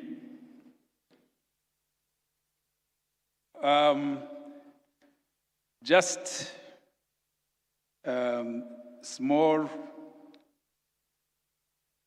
preamble, I want to appreciate the organizers of this induction. One, for finding it appropriate to include the theme of defense and security and highlighting the strategic role of Parliament in that regard. We don't take it for granted. And secondly, for extending the invitation to lead this discussion to the institution of UPDF. Once again, we appreciate and we are seeing that this is a good precedence and a precursor for very wonderful relationship between the defense sector and the legislature. The Right Honorable Speaker, I'm here courtesy of my boss, the Chief of Defense Forces, who had been invited, but he chose that since I am dealing his staff for political affairs, I would be more suited to handle the political actors. And I also want to use this opportunity to thank him for the opportunity and the honor. I start my presentation with the important statements I recently listened to personally from none other than my minister. On the 13th of last month,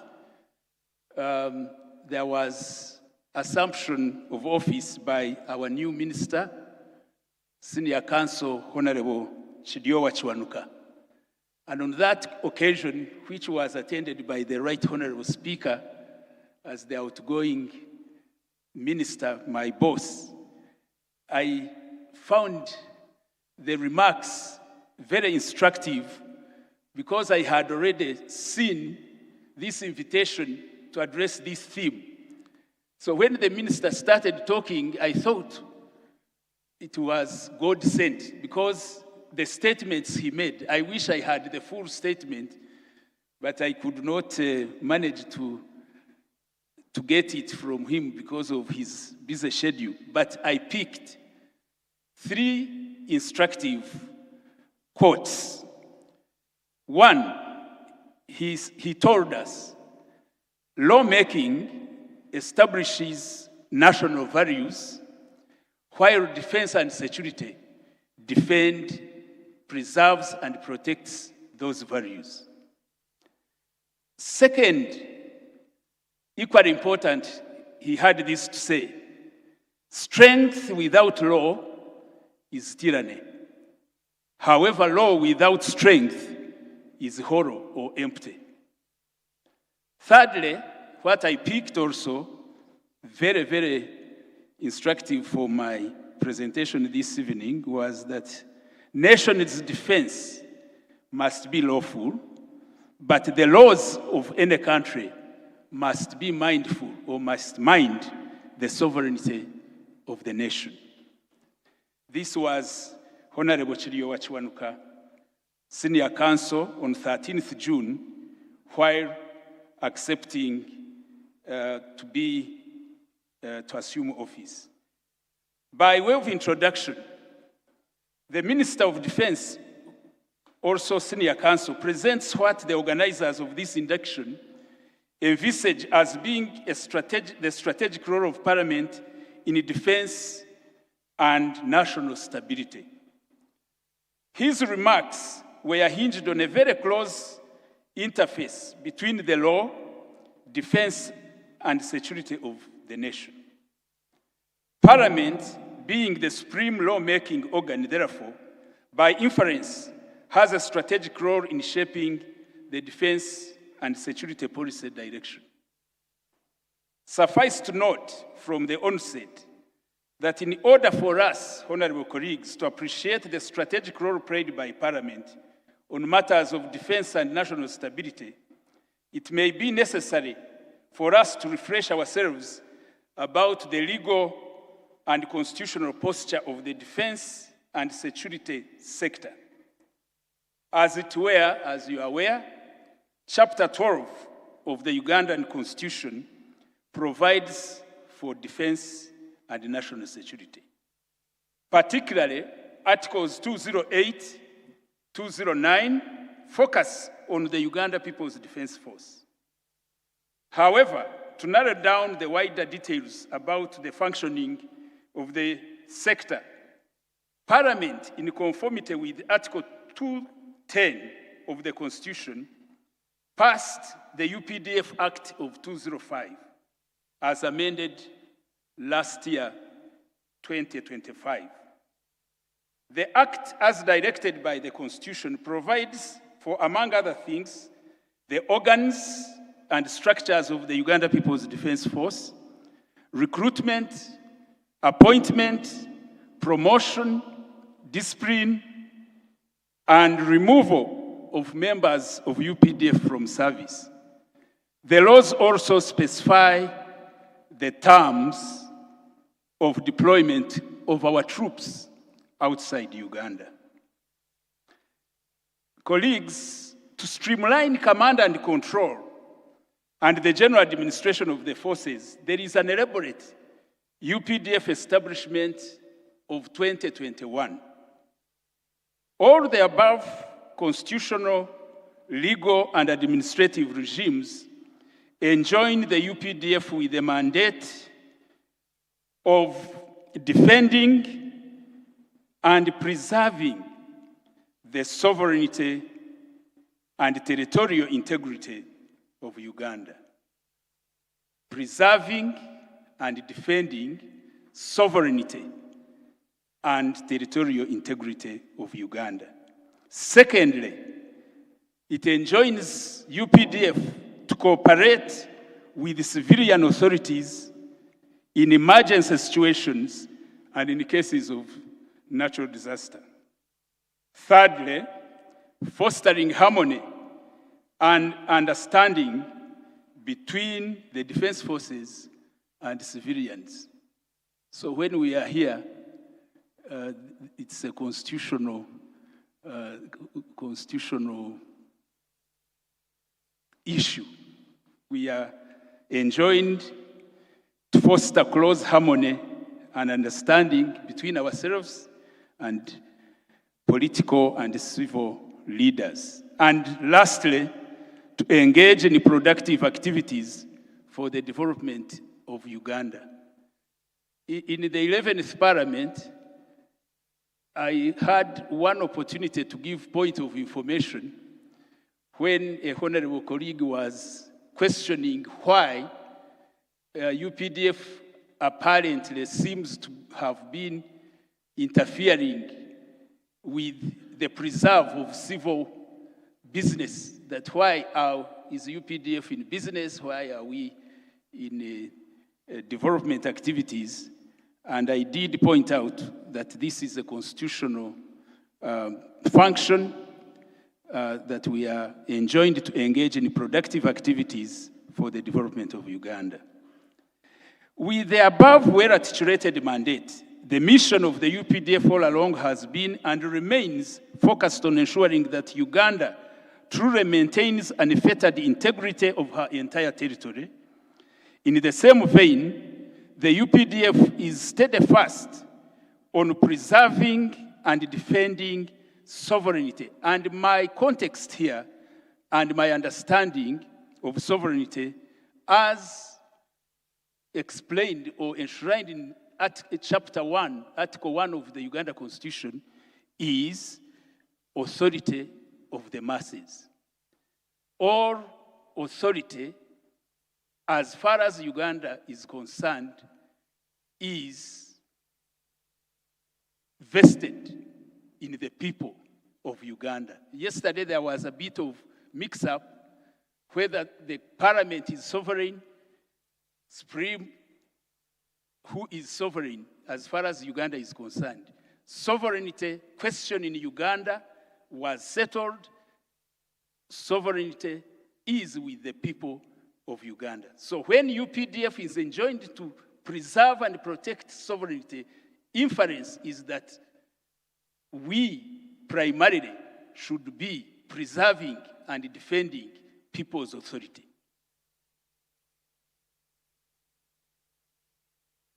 Sovereignty, as per Uganda's constitution, is defined in Chapter 1, Article 1, to the effect that all power belongs to the people who shall exercise their sovereignty in accordance with the constitution. Article 4 clearly stipulates that the people shall express their will and consent on who shall govern them and how they should be governed through regular, free, and fair elections of their representatives or through referenda. This constitutional provision indeed places the UPDF at the very center of guarding jealously the authority of the people who are, by Uganda's values, the sovereign. In other words, you may say UPDF is the chief custodian of Uganda's democratic order. It should be put on record that all along, the precursor of UPDF, National Resistance Army, has always been steadfast in providing very conducive environment for conducting credible, free, and fair democratic elections through which people exercise their sovereignty. In 1989, for example, the countrywide elections to expand the legislature, the National Resistance Council, as it was known then, were secured by the army, despite attempts by the then insurgent groups to intimidate the population to shun the exercise. In 1992, the countrywide elections for local councils or resistance committees were conducted countrywide with a lot of enthusiasm. In 1993, nationwide constituent assembly elections were well secured by the security forces, and the elected assembly delegates for close to 2 years deliberated peacefully until a democratically debated 1995 constitution was promulgated and enacted. Credit to the resoluteness of NRA-UPDF. Since 1995, with the promulgation of the national constitution, the country has held very peaceful presidential, parliamentary, and local government general elections. In 1996, despite attempts by insurgent groups, we had a very successful election, guarded, defended by our forces. 2001, the same. 2006, the same. 2011, the same. 2016, the same. These particular cycle of elections were held when the country had not fully got pacified. But the commitment of UPDF, being the custodian in preserving the sovereignty and commitment to the democratic order, all these elections were successful. In 2021, dramatically, we had an election during a lockdown, and the forces ensured that a scientific election went on to avoid a disruption in the democratic cycle. And more recently, the 2026 general election. The record definitely speaks volumes about the UPDF, the unsung heroes to national stability, regional stability, and champion of people's authority.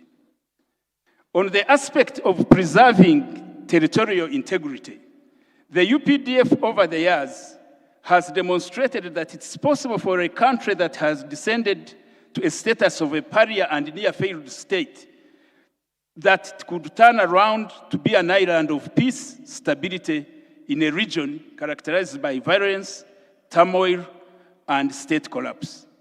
Uganda, under the stewardship and defense by the UPDF, has severally been hailed as an anchor of stability in a sea of turbulent waters regionally and globally. Consistent with its mandate of preserving and defending constitutional order amidst attempts by forces of anarchy, UPDF has stood out firmly to ensure that nobody usurps the authority of the masses.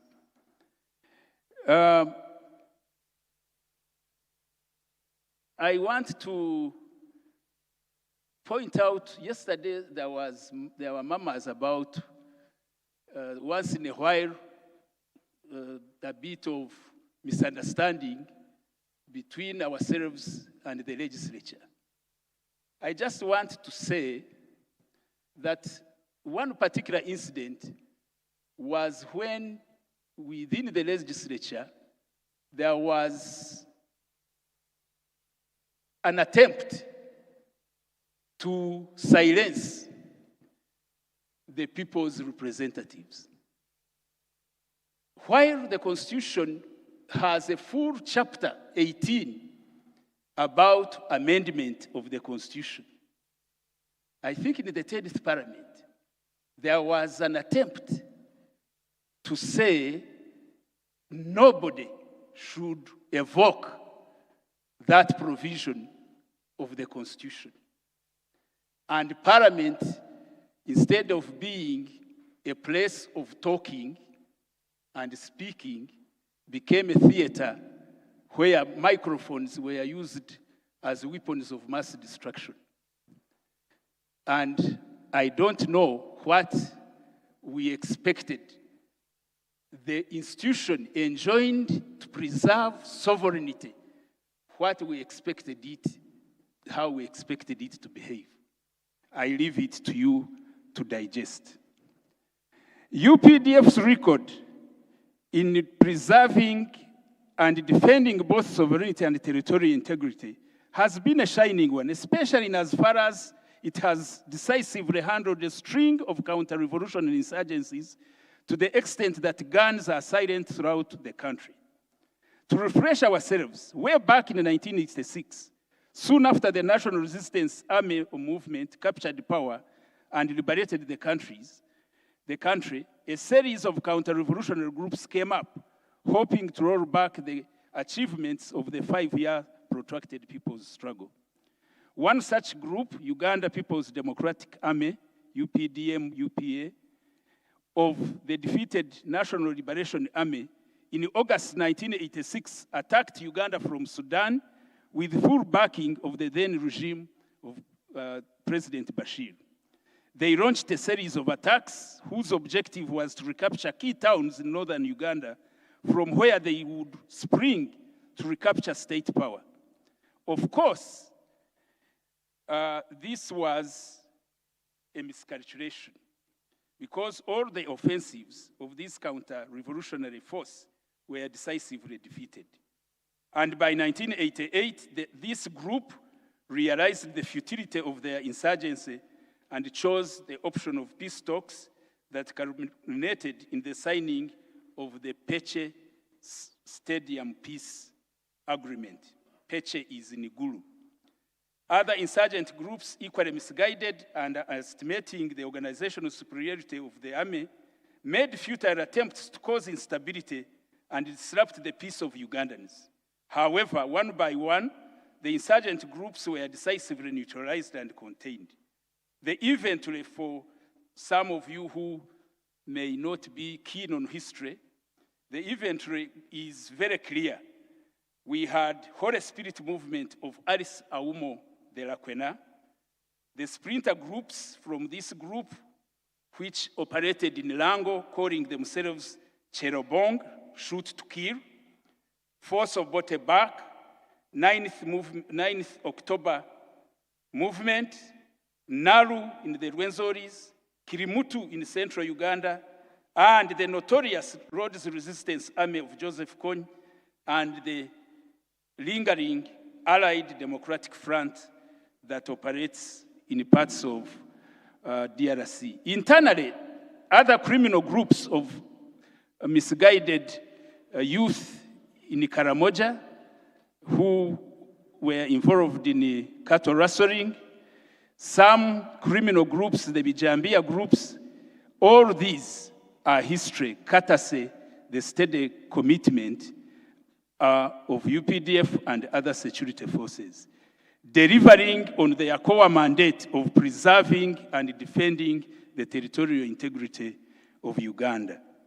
To date, the UPDF has become of age and is a force with impeccable capability, not only to preserve territorial integrity and at national level, but is a respectable and highly dependable regional power that has distinguished itself in guaranteeing regional peace and stability. UPDF's record in some of the peace missions, like in West Africa, Liberia, Somalia, the Great Lakes region, just to mention a few, speak for themselves.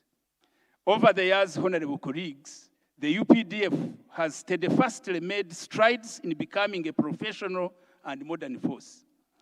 Under the current command and control, I want to tell you that the UPDF has launched a new phase of ensuring very high standards of ethics and integrity within the force. Actually, the UPDF is the shining pilot of the no more sleep and no more corruption. What we are experiencing at Mbuya Hill is amazing. In less than 2 years, the force has put up magnificent towers that are going to host the joint headquarters of UPDF and the Ministry of Defense. Less than 2 years, 9-story towers. This speaks volumes of what is going on. The steadfast leadership is making the UPDF truly effective in guaranteeing both national stability and a champion of regional peace. Against the above elucidation, and in line with the wise remarks of our Honorable Minister of Defense, let's focus on Parliament's role in consolidating defense and national stability in their capacity as the supreme organ that is enjoined by Article 2010 to make laws that regulate UPDF, but by extension, in exercising other powers, directly and indirectly playing a pivotal role in enhancing the capacity and capability of the defense and security sector. Parliament's strategic role in defense and national stability in Uganda is built into the 1995 Constitution as the main civilian check and balance over the security sector, while also integrating the military into governance, and here below is how it works. 1, Parliament, being the supreme legislative authority under Article 79 of the Constitution, specifically for defense, Article 2010 gives Parliament the power to make laws regulating UPDF, including its structure, recruitment, discipline, terms of service. Articles 2014, 2017, 2018 extend the same authority to the police and prison service. Article 2010D particularly empowers Parliament to regulate the deployment of troops outside Uganda. The original constitutional intent is for Parliament to approve such deployments to ensure civilian control. It makes Parliament the body that sets legal framework for what defense forces can do and cannot do. Secondly, oversight and accountability. These have been talked about, but specifically to the defense and security sector, Parliament's core functions of lawmaking and oversight of the executive and representing the people. In terms of defense, this means budgetary control, Parliament approving defense budgets, and having access to classified security budgets, which reduces excessive executive control over security matters. The Administration of Parliament Act gives Parliament financial autonomy so that executive can't starve it of funds when it is scrutinizing security matters. Parliament holds security sector institutions accountable to prevent misuse of power and the emergence of autocratic rule. It also monitors human rights compliance through institutions like Uganda Human Rights Commission, which can access security institutions without notice. Civilian control and national unity. Here, the 1995 Constitution made the security sector subordinate to civilian authority and required respect for human rights. Parliament's role is to ensure the subordination, that this subordination holds in practice, balancing military power with democratic governance. This is critical for national stability, given Uganda's history of turbulence. General, you have 2 minutes to wind up. Yeah, I will be finishing soon. Another point which I had alluded to, direct military representation. Uganda is unique in Africa for reserving 10 parliamentary seats for the Uganda People's Defense Force as an interest group. The rationale is to integrate the military into governance so that UPDF leaders understand the political and legislative terrain and can advise on security matters. It helps to maintain political and social stability by briefing the army on parliamentary decisions, aligning military action with national policy. Analysts credit this with contributing stability for a long time. I had already said that this is consistent with UPDF's function 209, section 3. National development and strategic policy. Parliament links defense to broader national goals. National Development Plan defines the defense sector's role as protecting people, property, sovereignty, and territorial integrity to enable socio-economic transformation and freedom from internal and external threats. Parliament's strategic plan emphasizes promoting peace building, conflict prevention, and sustainable development as part of its mission. Our current practice is that Parliament's Defense and Internal Affairs Committee actively scrutinizes the Ministry of Defense policy statements and budget. Recent briefings to Parliament by UPDF leadership have focused on emerging threats and the need for investing in technical capabilities, human capital, to sustain stability going forward.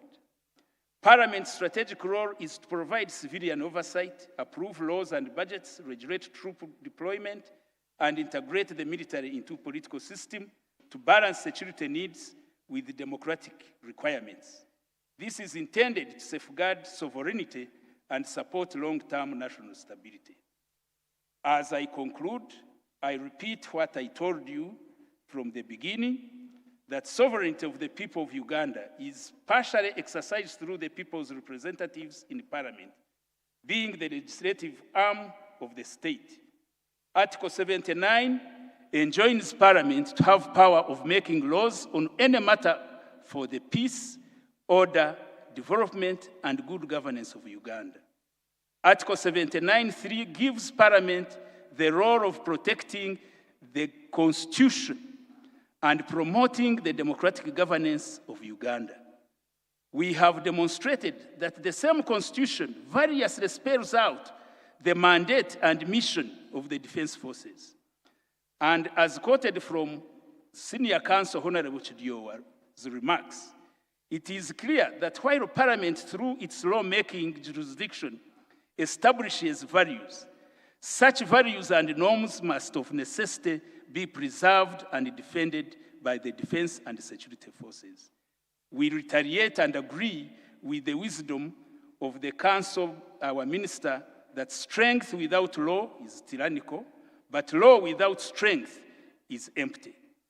And also, true that a country's defense system must be based on laws, but it is important to note that any laws of the land must be those that guarantee the sovereignty of the country.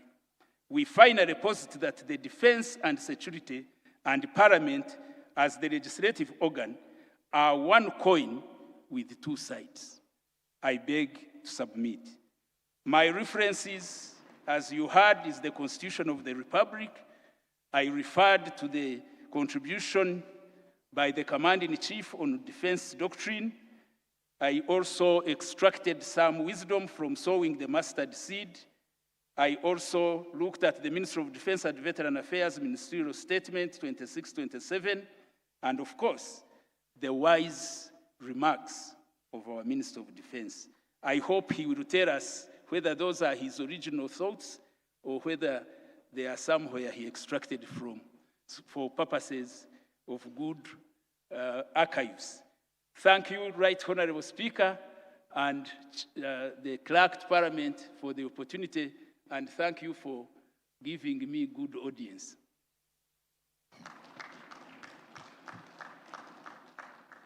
I beg to move. Right Honorable Speaker. Right Honorable Speaker. Thank you very much, General Masiko, for that. We also apologize for the limited time that we must work within what we have. We have one last presentation, but before then, kindly permit me to invite the Master of Ceremonies, Mr. Deke. Kindly come and take honorable members through the online appraisal, and I'm allocating you 3 minutes. Thank you, Chair. I'll try and use only 2 minutes. Honorable members, just like you have a duty of accountability, even the organizers here have got a duty of accountability. So there is an appraisal form. I'll ask the team to put that up. That appraisal form is for members of Parliament, and this helps us to meet the needs of members of Parliament.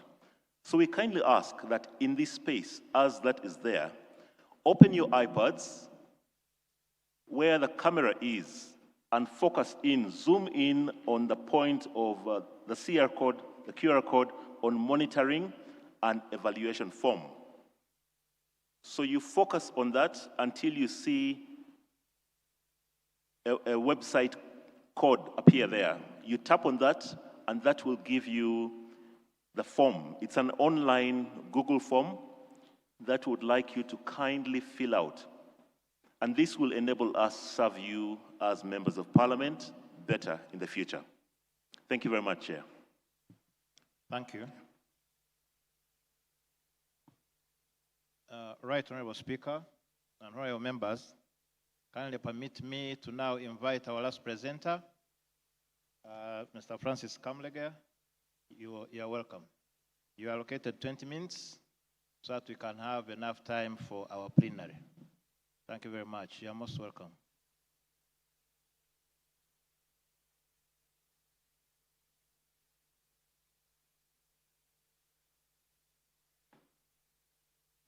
Right Honorable Speaker, honorable members of Parliament, distinguished participants, ladies and gentlemen. It's an honor, a great honor to be invited to come and share with you reflections on the topic of emotional intelligence and personal management and time management. For the record, especially those who are in the minister's retreat in Changkwanzi last week, I have tweaked it a little bit to make it more relevant to honorable members of Parliament, especially the new MPs. But I thank Honorable Dolph Mwesije for inviting me to come and share with honorable members of Parliament after what was a very great session we had in Changkwanzi before the ministers on Monday on the same topic. Honorable members, first of all, I request that it's not screened because it will be very difficult for them to follow, and they shouldn't follow because the time has been reduced considerably. But I strongly encourage those who are interested to get that paper. It's a very well-researched paper, and it's a paper that speaks to you as a person in terms of how you can be effective in your role as a leader, and most importantly, how to manage your time. Let me start by congratulating you to being elected to Parliament. And I recognize various accomplished, distinguished ladies and gentlemen, and many of you come to Parliament having already distinguished yourselves in other fields. There are lots of lawyers in this room, teachers, doctors, engineers. I see a couple of CPA, accountants, and very many entrepreneurs and community leaders, people who have served diligently in the public sector.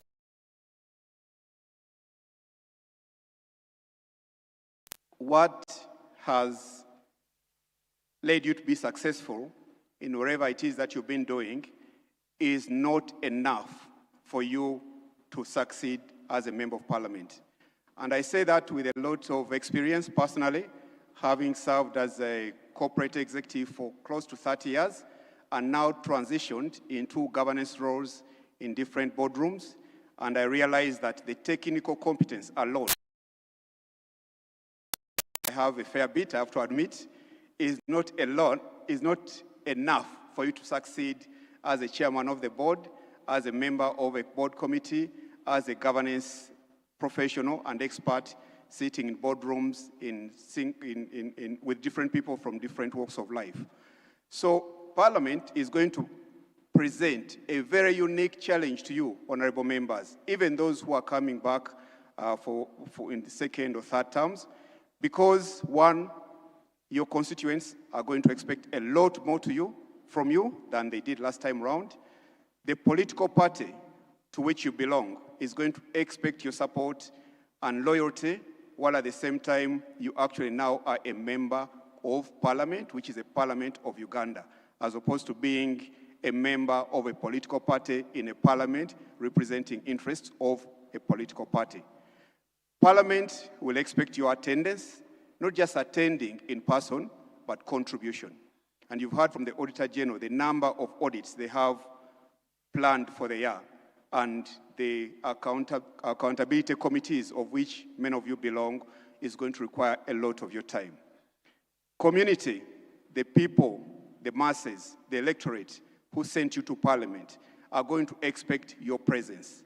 And it's going to be up to you to educate them that representing them in Parliament may not require you to attend each and every community service, fundraising event, and burial in your constituency. It is up to you to educate them on that. Every day, you're going to face more demands than your limited time can accommodate.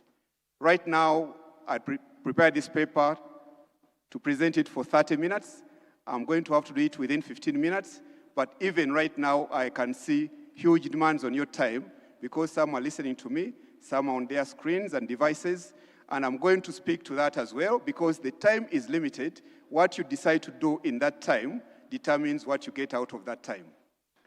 The demands are going to be very many. The challenge is going to be deciding what deserves your attention.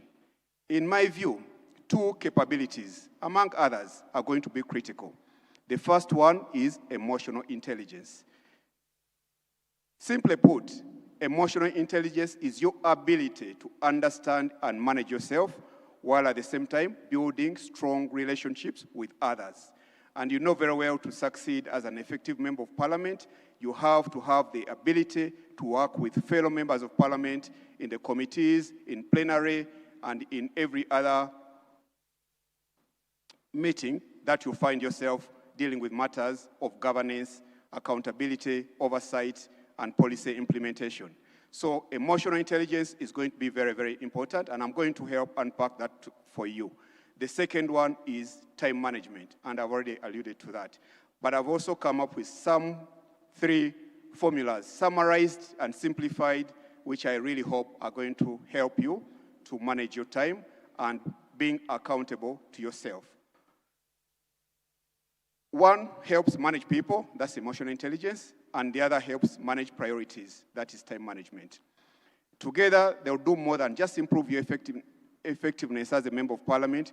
They will shape your reputation, your influence, and ultimately, the legacy you leave behind. And that is what I'm going to spend the next 12 minutes talking about. So, let's start with emotional intelligence. What is emotional intelligence? Simply put, very, very simply put, It is the ability for you as a human being. Forget being an MP, forget being an honorable minister. You start off by being human, and then all these other responsibilities come to you because of your humanness.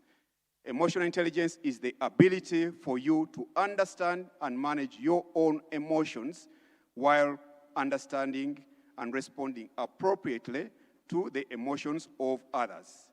In other words, it's about leading yourself before attempting to lead others. And we know very, very well that you cannot lead others unless you lead yourself, and lead yourself effectively. The book that has the best and most simplified examples on emotional intelligence is written by a psychology professor. It's called Daniel Coleman. And Daniel Coleman simplifies 5 components, of which, for purposes of this paper, I'm going to focus on 4, which I believe are the most important for you as honorable members of parliament. The first one is self-awareness. You need to know yourself. And self-awareness is so important, especially for you honorable members who have titles, because it is basically separating the title of your office from who you are. So who are you? And please don't tell me you are an MP, because you've been elected to serve as a member of parliament, so that is a position of service. But who are you as a person, as a human being? That talks to your authenticity, it talks to your values as a person, it talks to your strengths, your weaknesses, most importantly, what you are as a human being. And one of the best ways to relate to this and reflect on this is go back 50 years for some of you, maybe 60 for others, and think of what your mother told you. Because it is behavior, it is values, it is what people do. And in Uganda, they call it Obuntu Bulamu. It's one word, but it's very, very loaded. Every other language and culture has it. That is what self-awareness is about. Now, once you are self-aware, it's then very easy and possible to manage yourself. Because you are aware of who you are, you decide not to respond. Simply because that is the best course of action. Very often, you find yourself reacting because somebody has said something. But if you reflect, maybe you should not have reacted. There's a reason why X or Twitter has 280 characters. It is for people to react, not to reflect or respond. So responding requires you taking time and reflecting and then thinking of what you're going to say before you say it. And by the way, not even responding is responding. So managing yourself means you having a self-discipline, not always feeling the pressure to always hit back at whatever it is that has been thrown at you. And at times, it requires you to be the bigger person because you are a honorable member of parliament.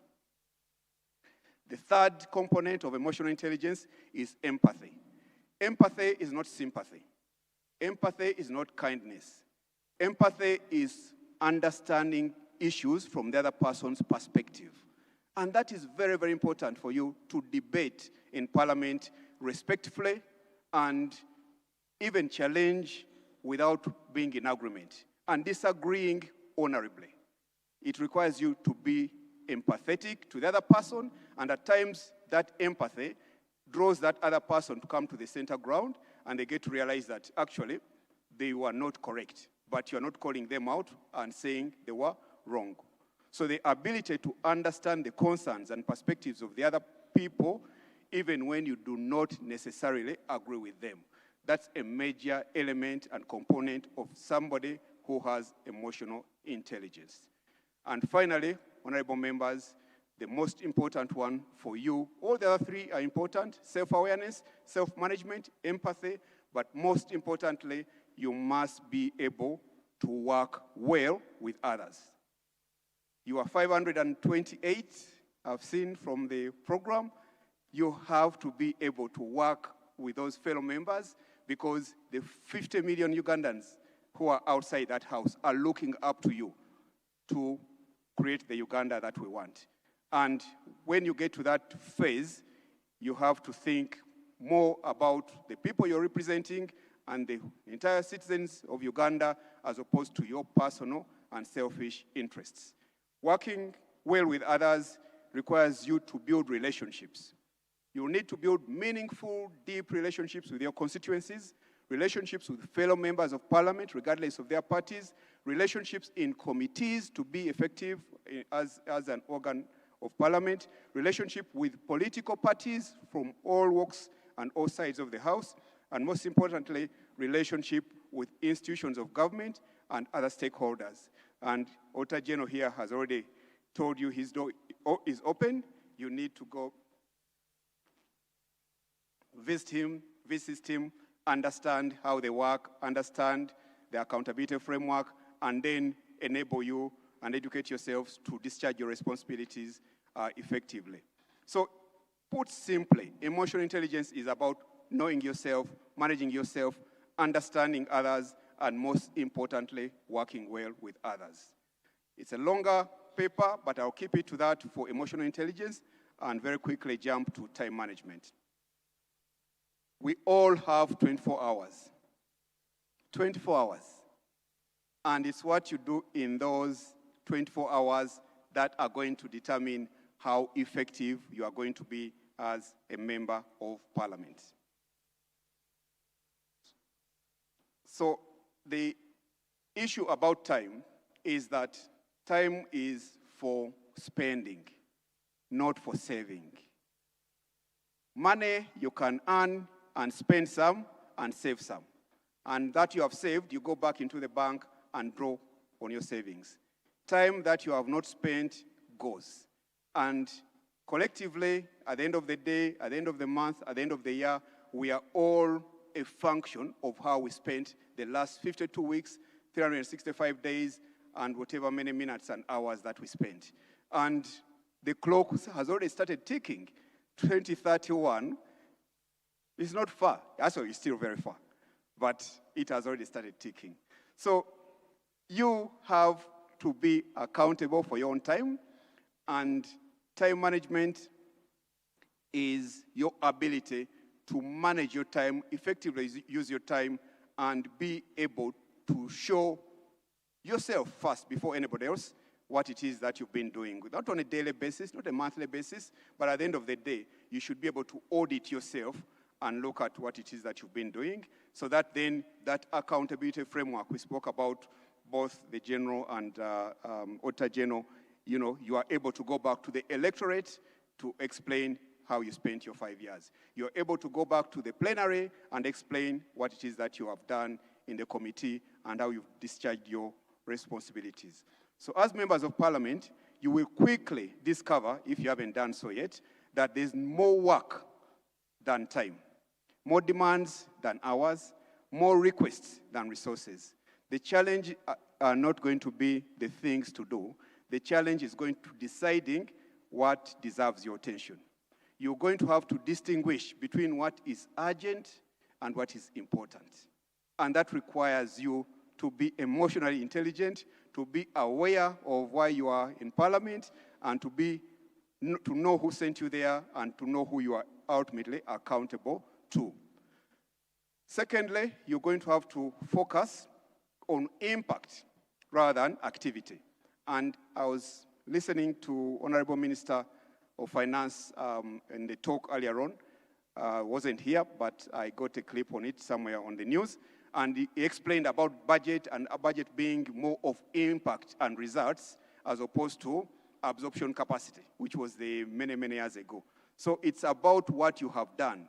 And you turning up and saying you've been very busy. Being busy is not enough. It is being busy doing what? And what do you have to show for that business? And honorable members, it's going to be very, very critical how you decide to prioritize the very limited time and make sure that you are accountable to the electorate, to the parliament, where you belong, where you work, and most importantly, to all of us as a country. I conclude by giving you a formula. And I thought about this formula last night as I was, not last night, on Sunday as I was finalizing this paper. And it's a framework. When I think about myself as a voter, what are my expectations of my member of parliament? And I think about it from the perspective of what we sent him or her to do in parliament, what we expect at a national level from a government perspective, but also him or her as an individual, because it's very easy. We voters can be very, very selfish and don't even think that you also have a family, you also have your own personal things that have not closed simply because you've gone to parliament. And I came up with what I call the 4 Ps. So, whenever you find yourself overwhelmed by competing demands, think about a square and do a quadrangle and map 4 Ps. So what is keeping you busy? Is it the people who sent you to parliament? That's my first P. That could be the constituency. That could be whatever it is that you feel you ought to be doing as your accountability framework to the people who sent you. Because governance is about people, leadership is about people, and it's the people who sent you to represent them. But also that requires you to distinguish between what you need to be doing yourself as a person in the constituency, something else that you can delegate, things that you can explain without physically being there. So the first one is the people. And you know your people very well. You know what you told them, and you know why they chose you as opposed to the other person. The second one is parliament. That is your place of work, honorable members. And you have to be present, you have to prepare well, you have to meaningfully make contributions, and you have to ask thoughtful questions. You don't have all the answers, and do not pretend to have all the answers. But go in there as a person who is ready and willing to learn, but most importantly, take the committee work seriously. As a board chair of several companies, I'm more familiar with the work that is done within the committees and all the heavy lifting which is done in the committees vis-a-vis what happens at the board. So please take committee work seriously, because that is your place of work. Your constituency elected you to represent them in parliament, which is that second P. And I say this with a lot of respect and restraint. They did not elect you to attend every burial in every constituency. If you are not burying people before, and suddenly you are burying now because you're an MP, we are intelligent, we can read through that. Yeah. The third P is policy. You are there to execute and support execution of government policy. You are there to make laws, and you are there to oversee governance, to provide governance and oversee policy execution. So never underestimate the power of good policy. Helping one individual may be commendable, and you can speak about that in your constituency, but shaping the laws of this land, and it improves millions of Ugandans, I can tell you, members, is more important and more transformation for our country. So please focus on your role as policy makers, people who implement policy, oversee the implementation of policy, and most importantly, remember that all these scorecards that are done by different people, they can at times influence your behavior, but I know honorable members of parliament whose contribution is known to us, but they're not the most visible. They're not the loudest, they're not the ones who are always commanding the social media and public forums. We know them, and we support them wherever we can. Finally, I said people, they're the ones who sent you to parliament. Parliament is the place where you work. Policy is what you're responsible for. You can call that laws, you can call that legislation, you can call it whatever it is. But number 4, honorable members, is you, the person. Please take good care of yourself. It's a very, very demanding job. Thank you. It's going to put so much stress on you. There are certain things in your life that have been closed shop. You are still a mother, wife, husband, auntie, you name it. Please manage your time in such a way that that particular part of your life does not give way. Nobody wants you to be the most visible and whatever it is that you use in parliament when at home somebody no longer has a mother and no longer has a spouse and no longer has a sister or brother. And then that also means having the ability to continue with the social networks that have nurtured you up to now. Because at times, these titles can become so grand and you stop being yourself. And the shelf life is very, very short, just 5 years. 5 years. I conclude by sharing something very personal. I've worked in the corporate world for quite some time. I've had the opportunity of serving at the highest level in our professional services firm. PwC is the biggest professional services firm in the world. I worked with PwC in the UK for 5 years, worked with PwC in Kenya for 5 years. I've worked with PwC in Uganda for 17 years, a total of 27 years. 5 years ago, at the age of 54, I decided to leave PwC to go back to Masaka, which is my place of birth, and serve my community. And I did that not because I'd done everything that I had to do as a professional, but I just felt a calling that required me to do what I want to do when I'm still in the prime of my life. That transition has also suddenly enabled me to repurpose myself and serve at very, very high-profile corporate boards that maybe I could not have had the opportunity to do if I'd stayed on until 60 years. As introduced, and I'm concluding, I chair the board of I&M Bank in Uganda. I'm a board member of MTN Uganda. I'm a board member of Old Mutual Holdings PLC, that's in Kenya. I'm a board member of Quality Chemicals, that's in Uganda. I'm a board member of Nakasero Hospital, you all know it. I serve His Majesty as the chairman of Uganda Land Board, and I'm very, very passionate about my church in Masaka Diocese, where I come from, and I'm a member of Masaka Diocese Synod and Kitovu Cathedral Foundation. Now, those places of service have enabled me to tap into everything that I've shared with you, and you don't need to be an accountant or a lawyer or an engineer or a barrister or name it to serve in those places. You need to have emotional intelligence. You need to know yourself, lead yourself, manage yourself, but most importantly, be able to work with others and agree to disagree respectfully without calling each other names, and do not personalize issues, but focus on the issue, and that is very, very important for us in the boardroom. And finally, working very well with others. Final, on the point of security, I was reflecting on it as General was presenting. And security is very, very important. And honorable members of Parliament, you have such a huge responsibility to ensure that what General has shared with us, which is in your hands from an oversight perspective, you discharge your responsibilities, because it is you ultimately who are accountable to us as citizens. When I was 4 years old, it was the 1971 coup. We used to live in a village called Kasijagirwa, where the military military barracks and army garrison was, and used to be called Suicide, the armed brigade. We had to flee our home because of the war. As a result of the war, there was mutiny between the Nubians and Kakwas, who were very loyal to Idi Amin, and then the Langis and the Cholis. This was in the army.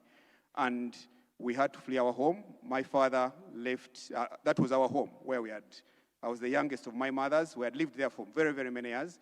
So my father went to Kalisizo, which is the ancestral home, and my mother could not go to live there. She had never lived there, so she would be going to live with in-laws, which is my Senga and my maternal grandmother. So she went back to her home, and then eventually set up her own home in Kimanya, and I lived with her all my life. So insecurity resulted in separation of our family. In 1976, my uncle went on pilgrimage to Rome, 1975. In 1976, he was arrested by the army. He was bungled in the boot of a car. They used to be called UVS. Those of you who are old enough might remember them, Crown Kadenge.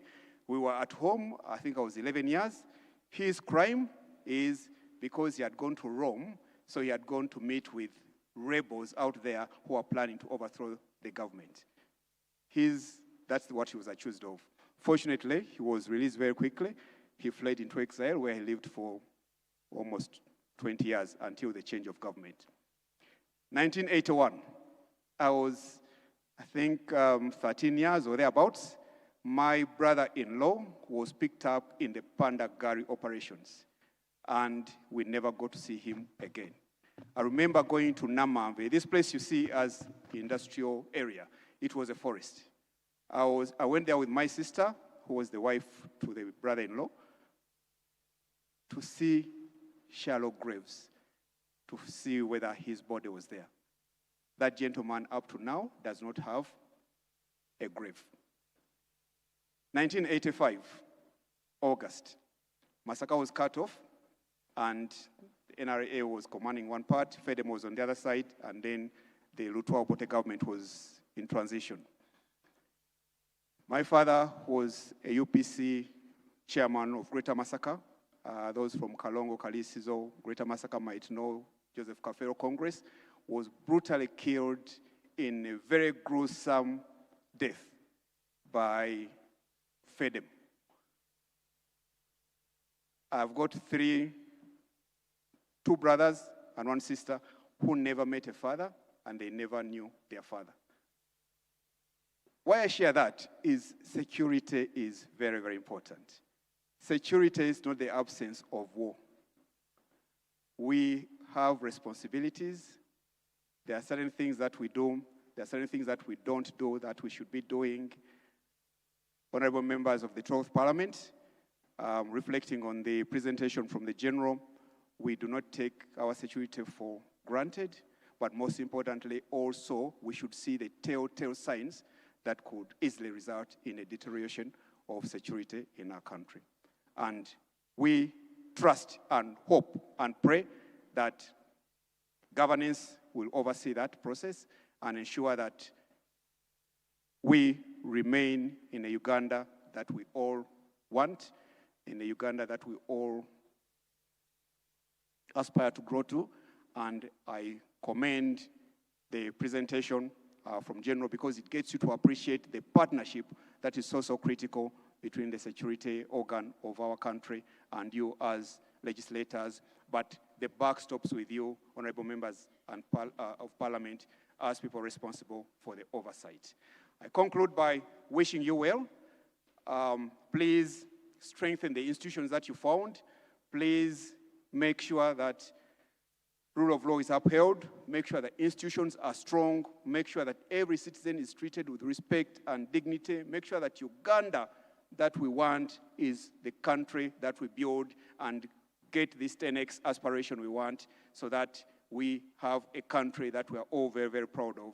And with that, I thank you very much, and I wish you the very, very best as members of Parliament, and may your service improve the lives of Ugandans. May your leadership leave Uganda and make Uganda strong. May you work in harmony with all the organs of government to make sure that our country is the best and continues to be the bastion of peace in this Great Lakes region.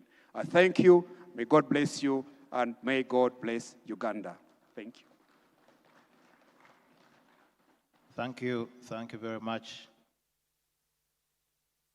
Mr. Kamlega. Thank you so much for sharing, especially the pertinent story, that narrative that is personal to you. Thank you very much. Right, Honorable Speaker and Honorable Members, we are now going to the last part of our session, which is the plenary session. In this session, we are going to play by the following rules. One, we shall, in the interest of time, we shall request that those who wish to contribute will be picked by show of hands. I will, as much as possible, try to be gender sensitive. I also kindly request that you mention who your question is directed to for simplicity and preparation of the presenters. And for this particular session, permit me to begin with the honorable member from West Budama Central. You may wish to give your comments, but also as Speaker of Parliament, you may have an administrative remark to give. Then I'll come to you, honorable members. Thank you. Thank you. Well, most members, including Honorable Paul Mwiro, thinks I'm not a member of Parliament. I want to thank all the presenters for the insights, and also allow me to thank our own members for the participation, especially those who have committed themselves. I don't know whether the government chief whip is here. I see opposition whip is here. These are the most dedicated people. When I look around, I see faces of serious members of Parliament. And I want to commend you. Others came for 30 minutes, others for 10. You've been here for hours. I want to thank you. About the Auditor General's backlog reports, I wanted to hear proposals from the Auditor General. Apart from just saying it's taking long, what suggestions do you make? You know, as the authors, is it the bulk of the report? Is it the way you write it? Is it the lack of competence on our part? What is the problem? Why shouldn't your report? Or their interests? Are there some interests against the reports which you could be knowing? Because Auditor General, you are an office of Parliament. We shouldn't be suffering. The chair of legal committee is in the governing body, Council of Auditor General. The chair, legal, Parliament. The chair of finance is. So, because I know that's by law. I was there for some time. So you as an office of Parliament, what are the suggestions you have? When I got this new mandate, I had heard about that Auditor General's report and the backlog and the way accountability committees are being handled. In Parliament, there's a Department of Clerks headed by a director. There's also, which other department? Budget.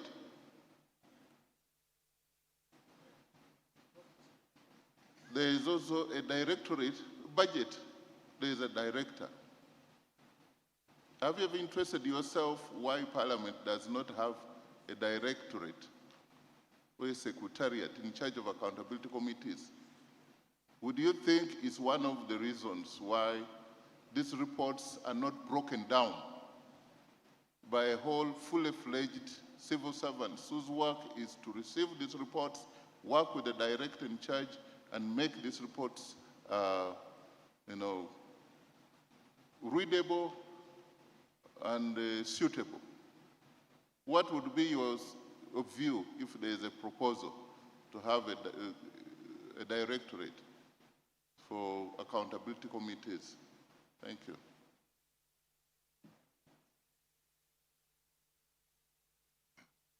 I'm going to get 3 more, and particularly if they're directed to the Auditor General, we'll give him an opportunity. I'll start with my right. The honorable member. Even here, you should be picking from here. I'm sorry if I can't mention your name. I have an optical challenge. Yes, the one standing. Okay, thank you. It's me, right?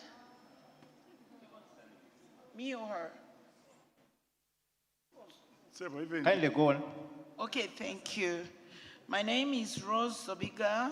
I'm the woman member of Parliamentary. My question goes to Auditor General's office. I have come face to face with the biggest challenge of this country. Every contract is exaggerated. And as Auditor General was presenting, they mentioned about value for money. I really want to know from Auditor General, even when we are compensating road construction, areas that roads have to pass through, there is apparently no value for money. What is the exact problem? How can we go over it and solve this? Thank you. The honorable member that had stood before, I'm sorry. Thank you. Dr. Sylvia Tumuhirwe Aliniitwe is my name, MP Manompi Ruchiga. Again, my question, like others, goes to Auditor General. Before we broke off for lunch, we had a presentation from Mr. Biaruhanga, and in his presentation, he highlighted about a very pertinent issue of money allocated to districts or constituencies going back to the Treasury at the end of the financial years. Now my question is, has Auditor General known about this scenario? And in your audit plans, have you planned to look at this situation and understand why monies are returning to Treasury when they are meant to do certain activities? For the fact that we are put in a budget, that means those activities were important. If I can talk briefly about Ruchiga, where I come from, I got myself interested in the wage monies which is returning. And one of the reasons I was told is that the positions that are on the structure that are not filled, the qualifications that are required of are very high. For example, a district engineer is required to be a registered engineer. So you find these rural districts, maybe we need to tone down the qualifications so that we are able to attract the right people for these positions and utilize the total money as allocated. We may have to categorize districts as class A, B, C, and we give qualifications of certain positions in accordance with the categories of those districts. Very rural districts like my district, Ruchiga, may not attract a registered engineer for the position of district engineer. Thank you. Thank you, Honorable Chair. Lastly, I think we need to cross over this side. Honorable Fungalo and Honorable Paul Mwiru. Thank you. Thank you very much, sir. Yeah, I am Fungaro Kaps Hassan, Member of Parliament of Bongi constituency, Shadow Minister of Security. My question is directed to General Masiku on the matter of his presentation. Please be mindful. We have two generals. General Masiku, Masiko, yes. Okay. Yes. On the matter of his presentation, to me, induction is about knowing what to do and knowing how to do what to do effectively. And also knowing what may prevent a worker, in this case a member of parliament, from doing what is expected of him or her effectively. Now when we bring it to your presentation doesn't answer these parameters. In the sense that the topic required us to learn about the role of parliament, the strategic role of parliament in the defense and security sector, maybe governance, stability you have added there. Much of your presentation was about the role of the army, maybe on parliament, instead of the role of parliament on the army. I was Shadow Minister of Defense and Security for quite a good time. And I was a member of the Committee of Defense and Internal Affairs, where we played some roles as parliament. I expected to see these things which we did being listed in your presentation as the role of Parliament. First of all, the role of the army, which you presented for us, we already know, to protect the national sovereignty, protect the people, we know. But how does the Parliament of Uganda help the army in doing what it's supposed to do effectively? Has this Parliament ever helped the army? Or it has never helped the army at all?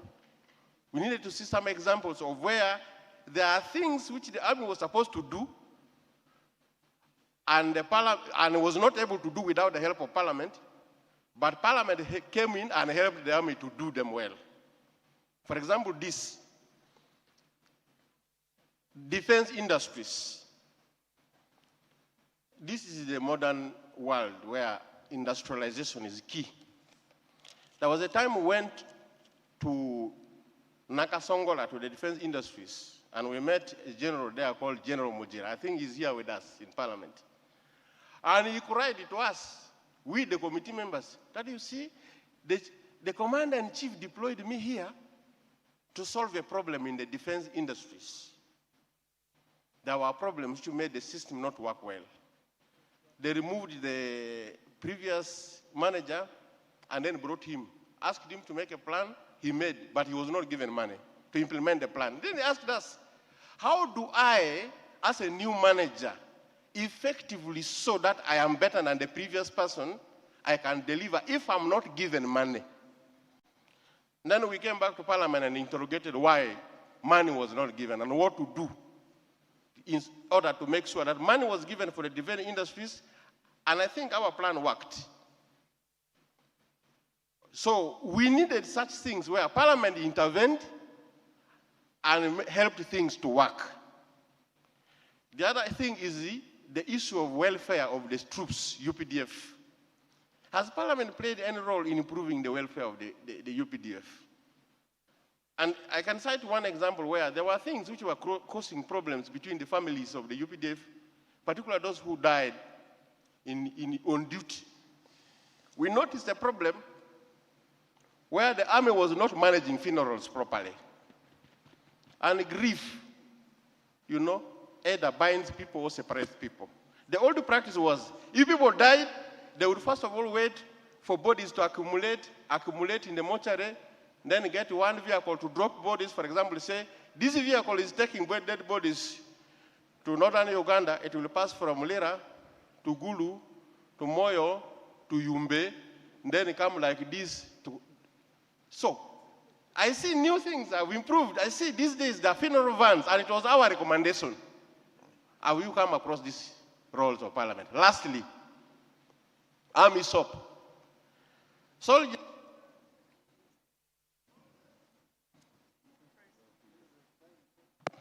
One more minute. Lastly, we got complaints from soldiers in West Nile, especially those who managed to get some money from, and when they came to buy things from the army shop, the army shops were located very far away. One was in Bombo, another one in Acholipi, another one in Gulu. If you bought cement from Bombo or Acholipi or Gulu and it took to build a house in Obongi, you are a soldier. It would be better for you to buy cement from Arua other than buying from the cheaper army stores. We raised the concern, we said, no, this is the injustice against the soldiers from West Nile. We needed a branch of the army shop to be opened in Arua, and it was opened. Now soldiers in West Nile are very happy because of the parliamentary intervention. Why don't you talk about these roles of Parliament? Thank you. Honorable Paul. Yes. Thank you, Mr. Chairman. I want to thank the presenters for the presentation. My question goes to the Honorable Major General Henry Masiko. And I will limit myself to the last 7 minutes. I will not comment about the fiction and the fallacy of the first part presentation. And it relates to the credibility of classified expenditure. There is a growing concern in the public that even when there is no war, classified expenditure has kept on growing which seems to be like now some financial hemorrhage, sort of. I don't know, what do you advise as the MPs, how we need to reestablish credibility on classified expenditure? Because it is one item which every member would wish to support when you see classified. But there is a general view that financial hemorrhage now takes place through this classified. I thank you. Thank you. I want us to agree. We may bombard the presenters. Why don't they just attempt to answer the first three each? Then we can go to another Yeah, but you need to pick this side also. This side. Now, Honorable Nyakun. Even and, behind. Honorable, Even behind. we shall have those to close the first session of the questions, then we shall have others. Thank you. Even behind people are here. Yes, Honorable. Thank you very much, Chair. My question goes to the Auditor General. I find it a little bit disturbing how the anti-corruption agencies tend to do investigations selectively. And then at the same time, if there is a case somewhere, all the 21 anti-corruption agencies bombard to that particular case or saga, and I feel it is very uncomfortable because it is sort of breeds corruption. And also we realize that people tend to work with you and they give credit to some others, but there are some others that they feel uncomfortable working with. That means there's also corruption part of the system, and we need to agree on that. I think we need to structure, I don't know whether we've done it at the moment, to structure how we are going to be able to handle these cases. If it has to be State House, Auditor General's Office, IGG, CID, I think this microphone is corrupted. Another question goes to... You had two questions in one. Rather than just to thank Mr. Francis Kamulenjeya, thank you so much for this topic. I feel you brought it at the best time when our colleagues, the members of Parliament, are coming to Parliament for the first time. It's very, very important. I will commend that clerk brings you again and keeps bringing you to Parliament, because we face a lot of challenges, managing family, constituency, and work. It's very, very difficult to run the three shows. But the most important thing is what you brought up. When you talk about self-awareness, we come to Parliament when we have a particular character or behavior and values. But because of our party affiliations, some people are theatric in Parliament.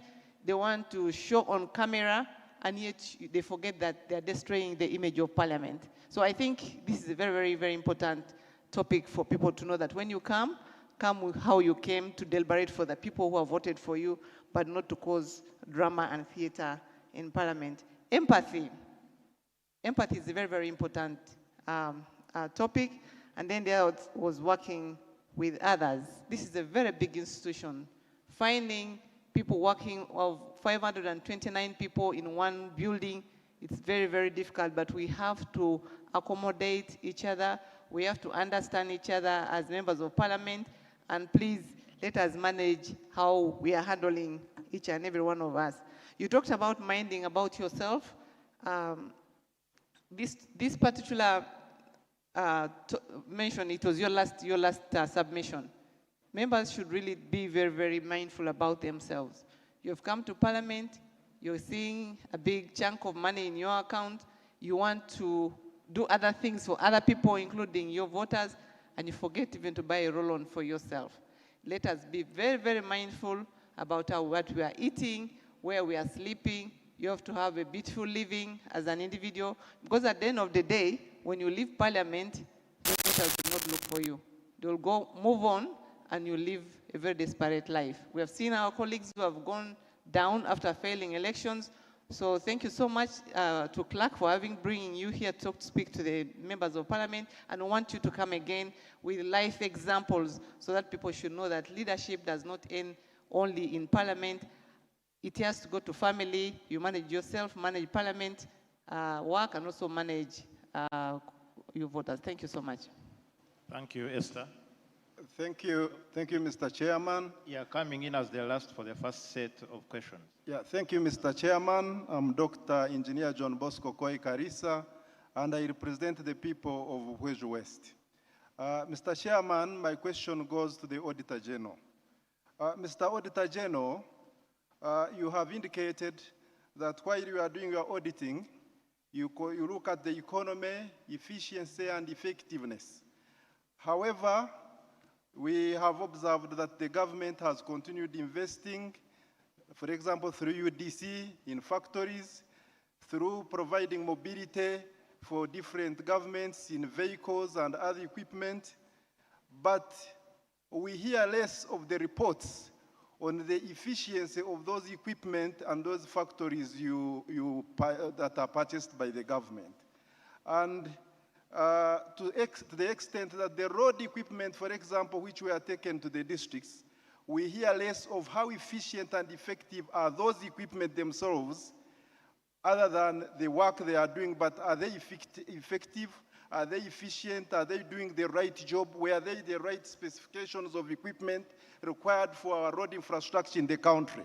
Because in some areas, hard to reach areas, you find that the equipment that was put there cannot do any work. So I wonder how the Auditor General helps the country in those areas, especially the investment in equipment and in the factories. Thank you very much. Thank you very much. This is an administrative announcement. For members, kindly don't switch on your microphones until you are picked. They are not necessarily meant only to amplify your voice, but we are taking recording of these proceedings. So until I was going to say the speaker, until the presiding chair picks you, kindly don't switch on your microphone. Number two, I'm going to request the Auditor General to come first and answer your questions. But administratively, he had insinuated to me that he's going to share a link with the Secretariat that members can get to submit to the Auditor General if you have any pertinent issues related to accountability issues within your constituency that may have not been picked during audit. And then they can respond to them at an appropriate time. Let me request you to come in and answer those questions. Thank you, Chair. And thank you, Right Honorable Speaker and Honorable members for those comments. And indeed, as the session chair has indicated, there is a link we would like to share with you because we would want to hear from you. These comments, these clarifications you are seeking are the kind of engagements that we would want to have with you as the new honorable members of Parliament for the 12th Parliament. Because it is through these engagements that we get even focused in terms of how we approach our audits. But what we also realize is that in a number of cases, the questions that we are pointing out are just simply because of lack of awareness of presence of these reports out there. And when we engage you, we then provide you with the reports that we have done in those specific areas. There is, for example, if I may start with the last honorable, this is Honorable Karisa. There is a report we made in terms of maintenance of all district equipment, and it was an engineering report, and we have recommendations included in there. When you look at the other questions, the question in regard to monies being returned to government, being returned to Treasury, reasons as to why that happens, we have reports that speak to this.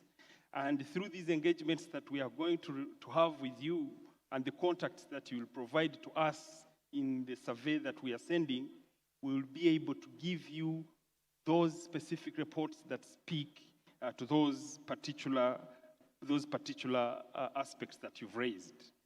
In terms of doing selective investigations, how we collaborate with other agencies in the anti-corruption fight, just to mention that we've since, I think, gotten over the challenges that we've been having in the past. There would be situations where you would find the Auditor General has sent staff into an agency where the State House Anti-Corruption Unit is already present, where the IGG is already present.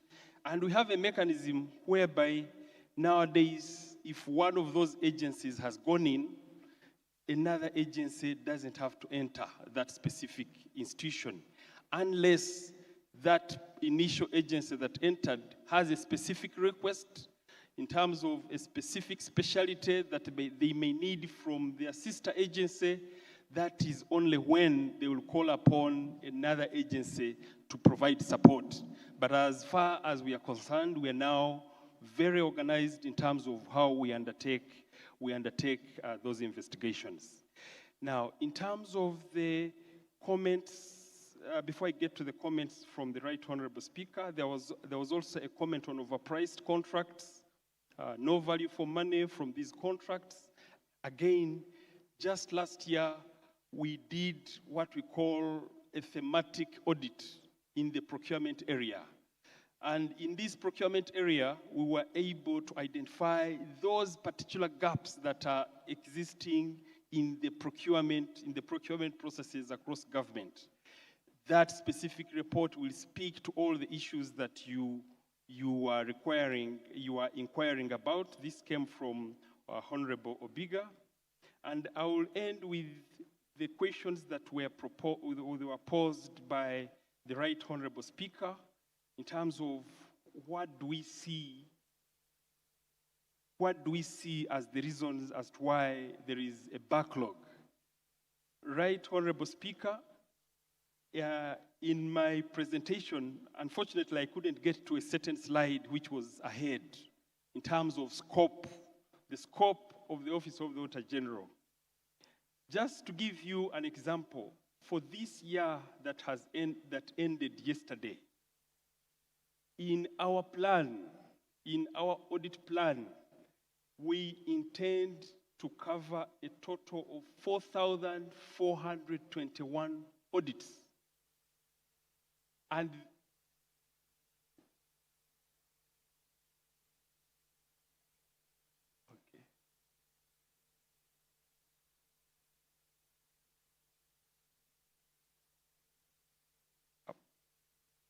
apologies for that. I had to wait to get the attention of the Right Honorable Speaker because this was his specific question. So, in terms of the scope, when we look at the number of entities that we are supposed to audit in the year that has just ended, that number is a total of 16,727 entities. It includes not just the MDS, but all the tertiary institutions out there, all the sub-counties out there, all the schools out there, because the laws that gave birth to all those institutions require that it is the Auditor General that has to audit these institutions. Now, when we look at the budget for that year, the budget totaled 71.7 trillion. We don't have, as Auditor General, we don't have the resources that can enter all the 16,000 entities. So what do? We do a risk assessment at the beginning of any particular audit year to look at what are those salient areas where government has invested, what are these areas stakeholders like honorable members of Parliament have identified that we have to focus on, and get on to identify those areas that we need to prioritize and send our staff to. So for this year alone, out of the 16,727 entities, we are to audit a total of 4,421 entities only.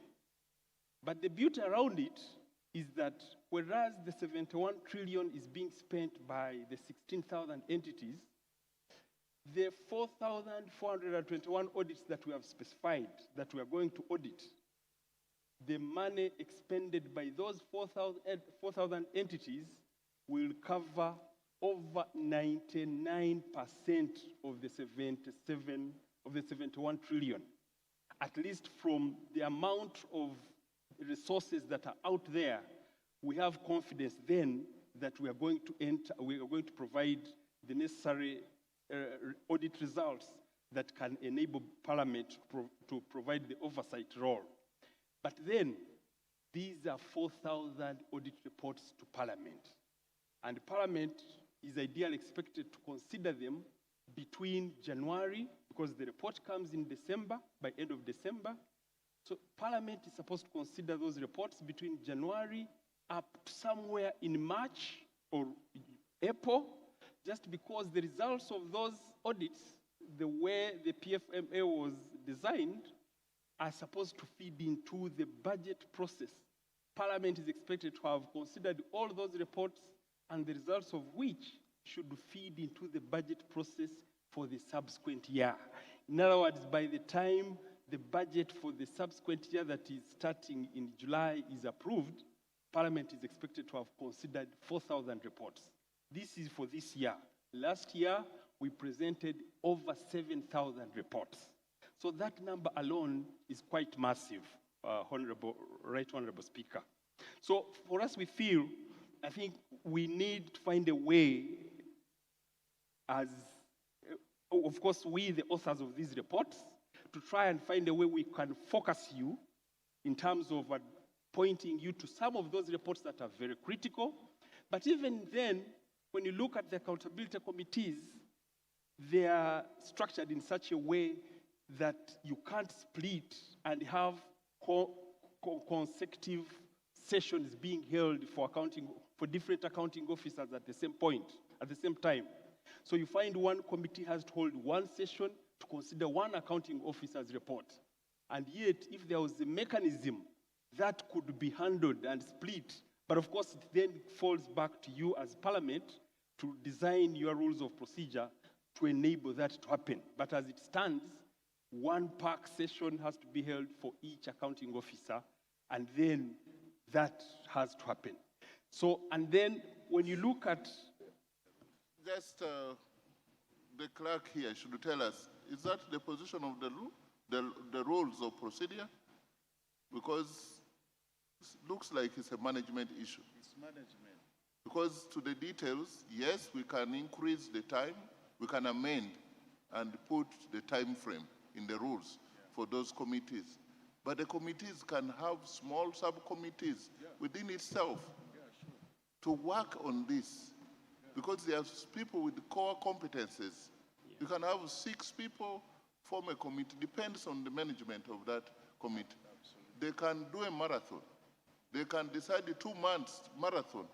And the able clerk is here, should be able to provide facilitation. We can do it. It's not cast on stone. Okay, so Right Honorable Speaker, to us, we consider that as your internal issue as Parliament, which you can address that way.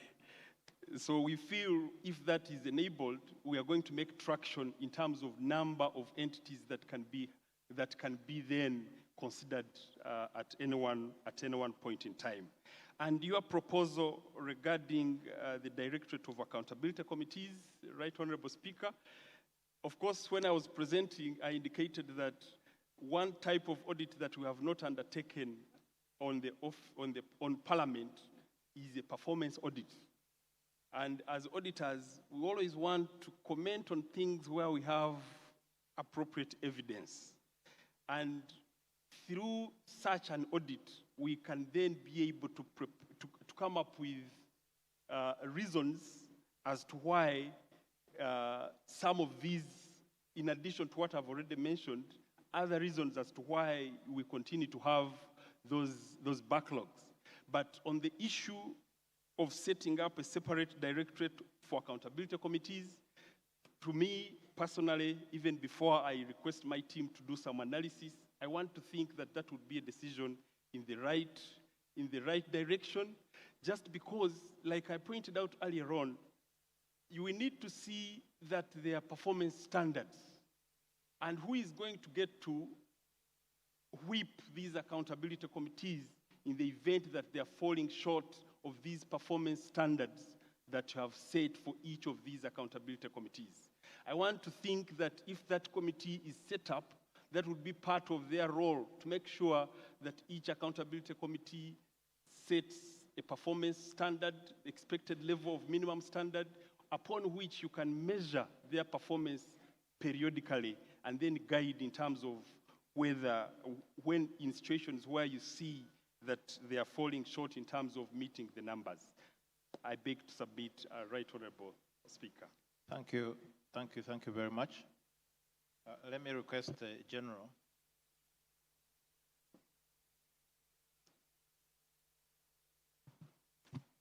Thank you, Chair.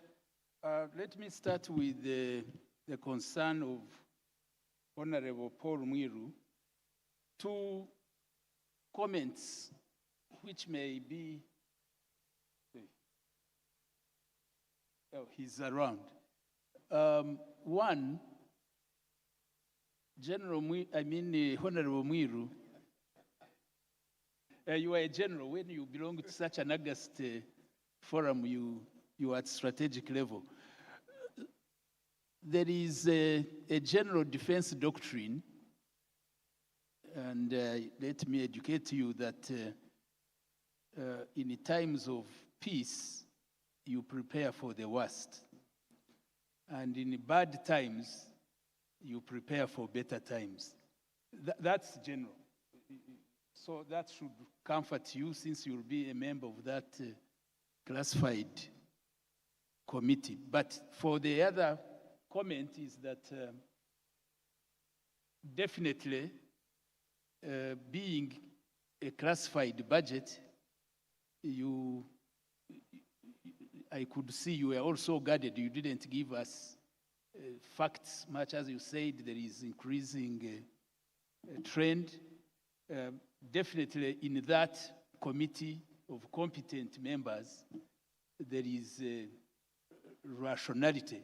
I imagine what goes on there definitely is informed by very, very well-researched presentation. Honorable Fungalo, I think maybe I want to agree with you that probably I disappointed you who was more informed. But remember, we are inducting also new people, new members. So while you could have been bored with enlightenment and orientation about what happens in the defense sector, we want to endear the new members.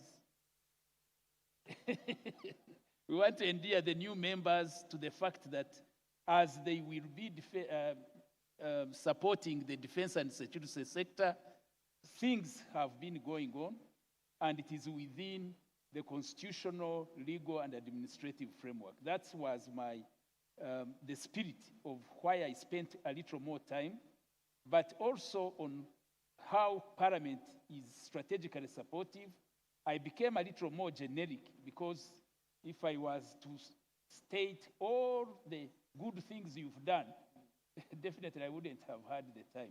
But you also did not hear me condemn and blame Parliament for being hostile to the defense sector.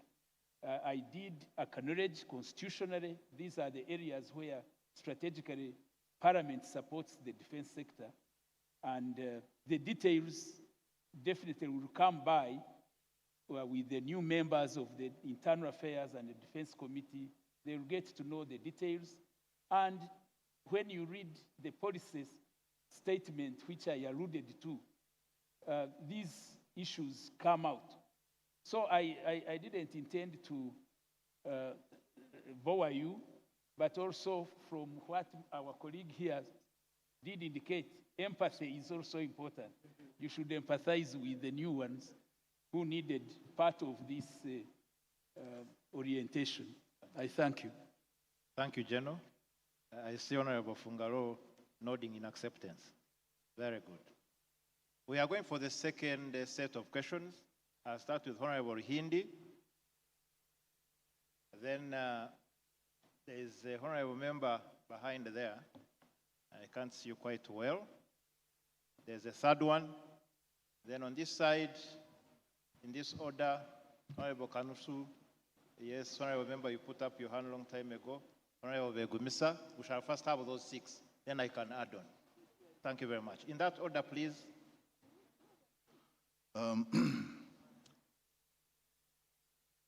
Right Honorable Speaker, Mr. Chairman, honorable members and our presenters, thank you. Good work so far. My comment, or rather, it may also be considered as a question, is to General Masco on strategic defense, but from a different angle.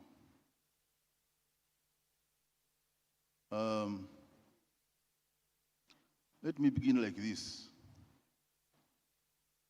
We have hurt each other many times.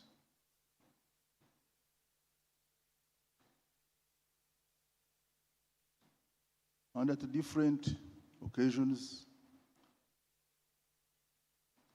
in many ways.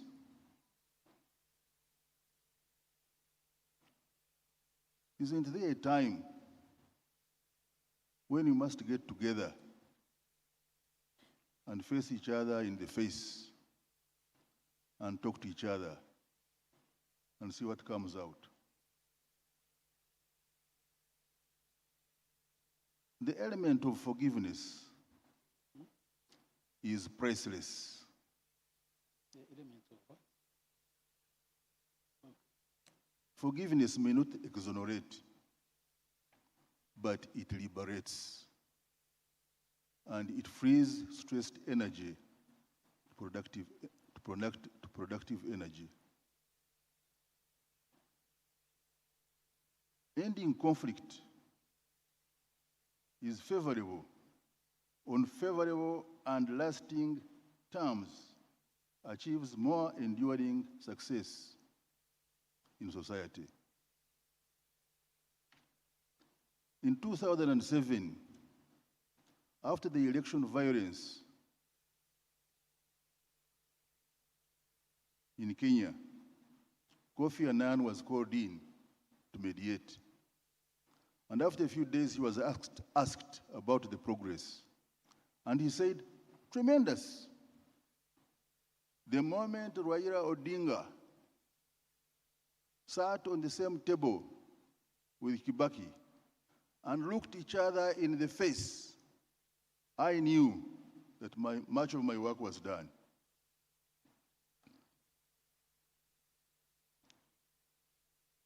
Don't you think,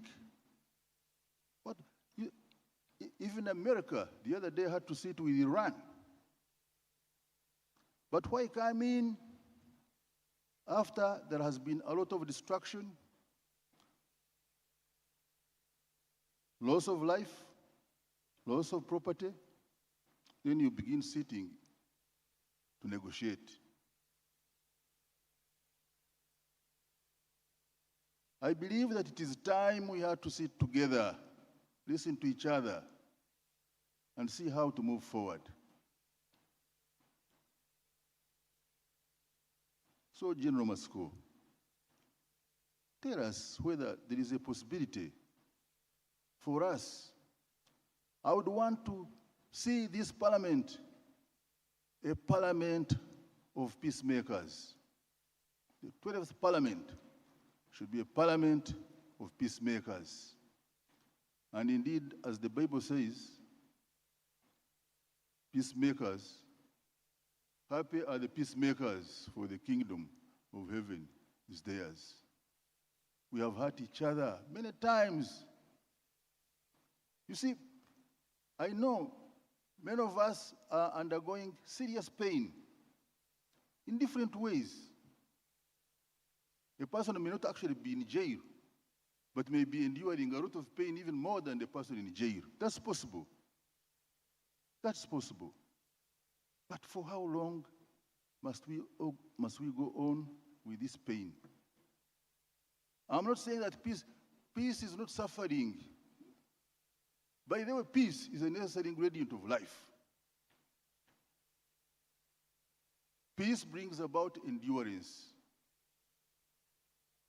Endurance builds character. Character builds hope. And a world full of hope is a world worth living. General, I want to be on record, and I'm happy I've said it at the appropriate time when we are discussing the issue of strategic defense. Peace is another form of seeking strategic defense. Thank you so much. Thank you, Honorable Hindi. Can we have Honorable Narima? Thank you so much, the Honorable Chair. My name is Betty Ethon Narima, the Woman MP, Wakiso District. Allow me to appreciate also our presenters. Honorable Chair, my first question goes to the Office of the Auditor General. I'm one person for the previous term who has been part of PAC local government, and I've served for the 5 years as I was the Shadow Minister for Local Government. Here comes a scenario, and very often we interacted with your officers over the fact that we could see same issues, same thematic areas, and somehow we could guess. So we could wonder once again, could you also be realizing that at times no action is being done? Why have the same repetitive issues in your reports? And why are you leaving many of us some of the things we've told you about, that as you go to area ABC, we expect this matter, it's so prolonged that it needs your urgent attention. Can we get some clarification on how you conduct your work, given some issues that we always find in your reports? And Honorable Chair, also allow me to inquire from the General Masiko, and it's great we've served together for the previous term. General Masiko, we accept, and that's the ideal situation of what UPDF would have been. But to some of us, we are seeing that there are several wrong elements in our army. Given examples and the way you put it clearly, that it's the army, and under Article 208, 209, as we commence Chapter 12 of our Constitution, and we stand firm for our Constitution, given its preamble, that we looked at what we are going through as Ugandans, and we don't expect people to be in the state where we are now. Why are you still accepting wrong elements in the army, especially during moments of elections? I've just been to Kalangala. Again, you could see people of the Chiboko squad collaborating with the army, and officers come in. Wherever we have elections, many of the civilians, we get worried that again, army is going to come with its guns and it's overtake the elections. Why are we still having that? Are we still going to expect the same as we hold LC1 and LC2 elections? Thank you. Thank you very much, Chair. My name is Abdul Bisaso. You gave me chance as the third one from this side. I'm a member of Parliament representing Kasanda South. Mine goes to the Auditor General. There have been public concerns and allegations that in some instances, audit processes may be influenced through collusion between certain public officials and officers in your office. What safeguards does your office have in place to prevent, detect, and address such misconduct? And how can Parliament be assured of the independence and credibility of your audit reports? And lastly, I want to just know because I'm a new member of Parliament, who audits the Office of the Auditor General to ensure that also it upholds the highest standards of integrity, transparency, and accountability. Thank you. Thank you very much. Just a reminder for these rules, kindly catch my eye so that we move in order. We are going to have Honorable Vincent, we shall have Honorable Aurora, and Honorable Vegumisa. Then we shall add on those. The three have just come from one side, so now we are this side. Let's have these three, I'll come back. Thank you I'll come back, members. Thank you very much, Chair. My name is Vincent Freedom Kaheru. I represent the people of Chaka North in Chegegwa District, and I would like to speak to the subject of emotional intelligence. First of all, I would like to thank our Right Honorable Speaker and Clerk for the timely intervention of including this subject of emotional intelligence in this training. Dear colleagues, I would like to appeal to you that we need this subject, and I would like to urge you to really take it as a subject that is very important for our own development and effectiveness. Mine is just an addition to enrich the discussion. Like I said, this is a subject that is close to my heart, and I've had interface with it, and I would like to share just one or two additional points. One, put it in context. First of all, the full package of intelligence should be the IQ, which is the intelligence quotient, and the emotional intelligence, which is the EQ. So the two give a full package. And at our stage, I would like to we all have, and it is a given. But we may be lacking in the other area of emotional intelligence. And that's why I would like to draw my attention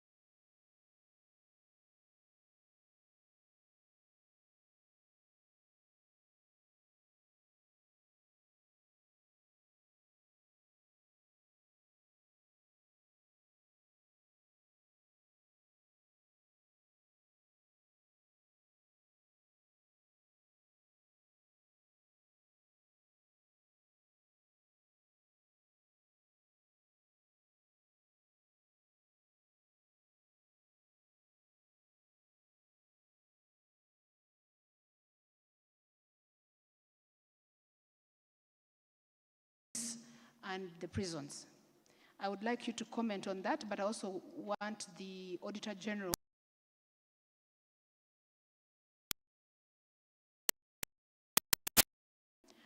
recently when the recruitment was going on, I don't remember whether it was a spokesperson who said disabled people should not waste their time applying. My understanding of the current army is that it's not about going to the front line. So I want to understand why persons with disabilities are not allowed to join any of those forces, police, etc., etc., because I understand there's administration work, there's all sorts of work. Isn't that a form of discrimination when the spokesperson comes out and says persons with disabilities should not waste their time applying for this or participating in the recruitment process? I'd like the General Matsko to educate me on that. I thank you. Thank you. Honorable Begumisa. Protazio Begumisa, MP, Ndorwa County, East Kabale District. My question goes to my friend James Bantu. When you were highlighting the type of audits that you conduct, cost recovery audits appeared. And Uganda is likely to start producing oil this financial year. And therefore, the multinationals, the investors will start recovering their costs.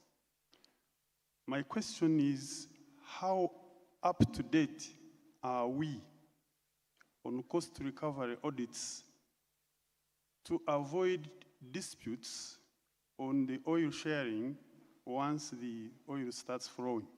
Because we'll have to first remove the cost oil before we arrive at the profit oil, and then we'll determine the government share. So if the cost oil is not properly audited, and we're likely to have some trouble, please highlight. Thank you. You come in as last for this second set of questions, then we shall allow the presenters. Thank you, Honorable Chair. And we shall come back. At least you have given me a chance. Honorable Chair, my question goes to General Matsko. There is a misconception on the concept of sovereignty. And wherever sovereignty is talked about, it bears its basis in Article 1 of the Constitution. In terms of the consent of the people, the will of the people, determination on governance, and who should govern them. General, we find a problem on how UPDF has interfered with those components of sovereignty, more so during the time of election. People are going to exercise their will to vote who will govern them and determine on how they should be governed. Then the UPDF comes as an obstruction to the will of the people, contrary to protection their will. What should Ugandans do or expect from now, this 12th Parliament, and now that we have been inducted? Should we assume that also UPDF needs an induction to catch up with the consolidated mandate in the Constitution to protect people's will? Lastly, we are seeing UPDF as the engineers of corruption. Honorable General Matsko, with due respect, in most of the districts where land scandals on grabbing and eviction is, you find whoever is grabbing land or evicting people is accompanied by officers in uniforms. On the lake, UPDF is supposed to engage in the productive activities with Ugandans, but not to take over from Ugandans. We find the same scenario happening, UPDF taking over. Look at the minerals, the trade lists, the accompaniment of UPDF. Honorable General, I don't know whether you are aware of this. What should be done now that you have inducted us? We are going to put you on the spot to explain over the same and again with the Ministry of Defense and Security. Where should we get our basis to have trust in UPDF? Having all that said, thank you. I have been notified that this session shouldn't go beyond 7 o'clock. We have just 15 minutes to go. I'm going to permit the last two questions so that we allow the presenters to conclude. One from this side. Let me have a honorable lady in white. I'm sorry, I can't see well. And this side.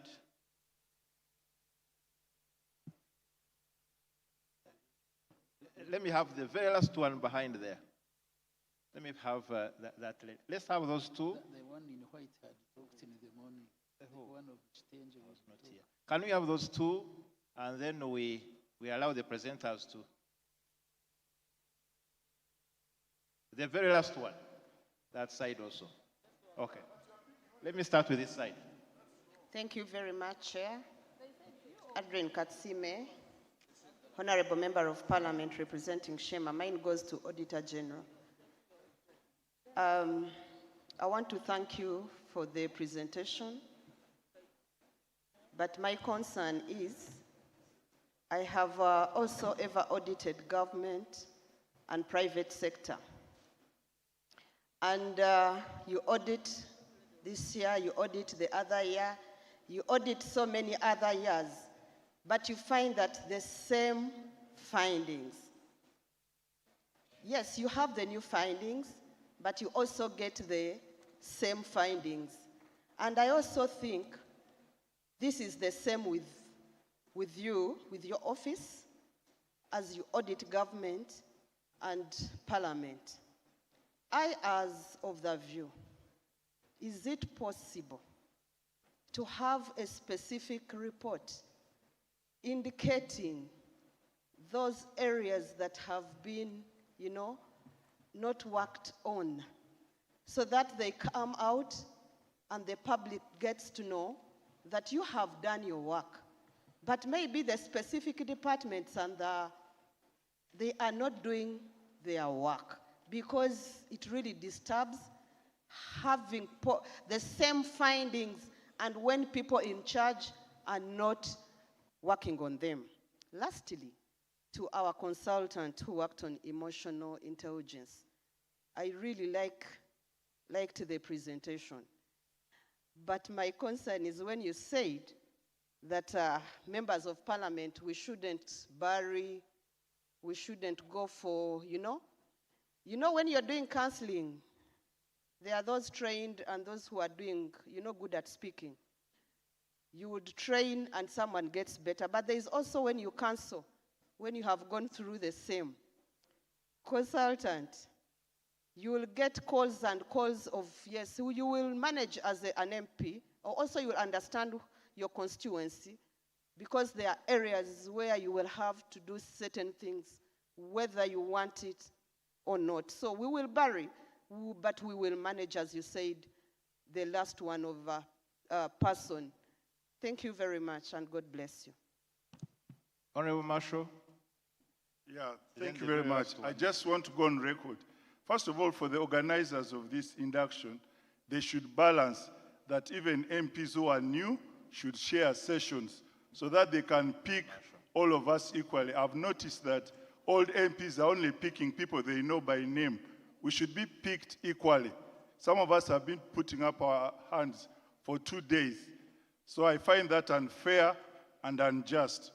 That aside, I want to thank General Masiko for his presentation, and the institution he comes from is the institution of the military. I'm very happy that the military has reduced corruption, in particular in areas of construction and procurement. That pride goes to the commander of the military, the General Muhoozi Kainerugaba, who is the head of the military.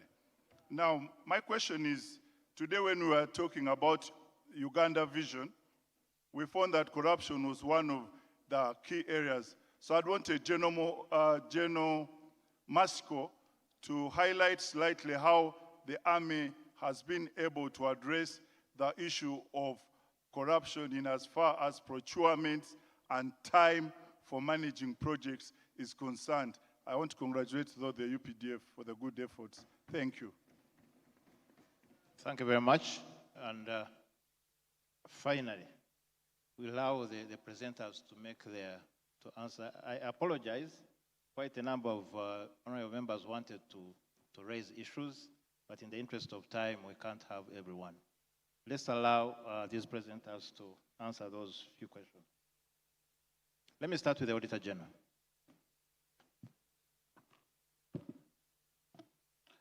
Thank you. Thank you, honorable members, for those further questions that you've posed. And just before I even start answering them, just to mention that the survey tools that we indicated that we are going to send to each of you, there is a provision for you to give us any questions that you may not have gotten an opportunity to present here. And we will certainly get to you, because in that survey tool, we're also requesting you to identify yourself. So please, we will be able to relate with you for as long as you have questions that you've not been able to present to us. Now, I'll combine the questions that have come from Honorable Kasule and Honorable, I think there were two questions that are related, all pointing to repetitive issues year on year. Every year you find a report still talking about the things that we raised in the previous year, again resurfacing in the subsequent year. And honorable members, in my presentation, one of the slides I shared, there is a pie chart I shared in there, which really depicted a very, very appalling picture in regard to how institutions are responding to recommendations of the Auditor General.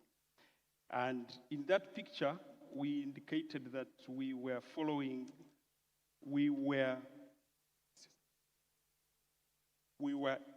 had established that only 38% of the recommendations in a particular year had been implemented or addressed by accounting officers. What does that mean? The rest of the issues that we pointed out are bound to also appear in the subsequent year. And in a way, those two reports are likely to almost be similar. And it also bothers us quite a lot. After investing all these resources to undertake these audits year on year, but you still find that the issues that you continue to point out are still coming up. What does that show? We earlier on talked about the accountability cycle. There is a problem with the way that accountability cycle is currently being actually operationalized.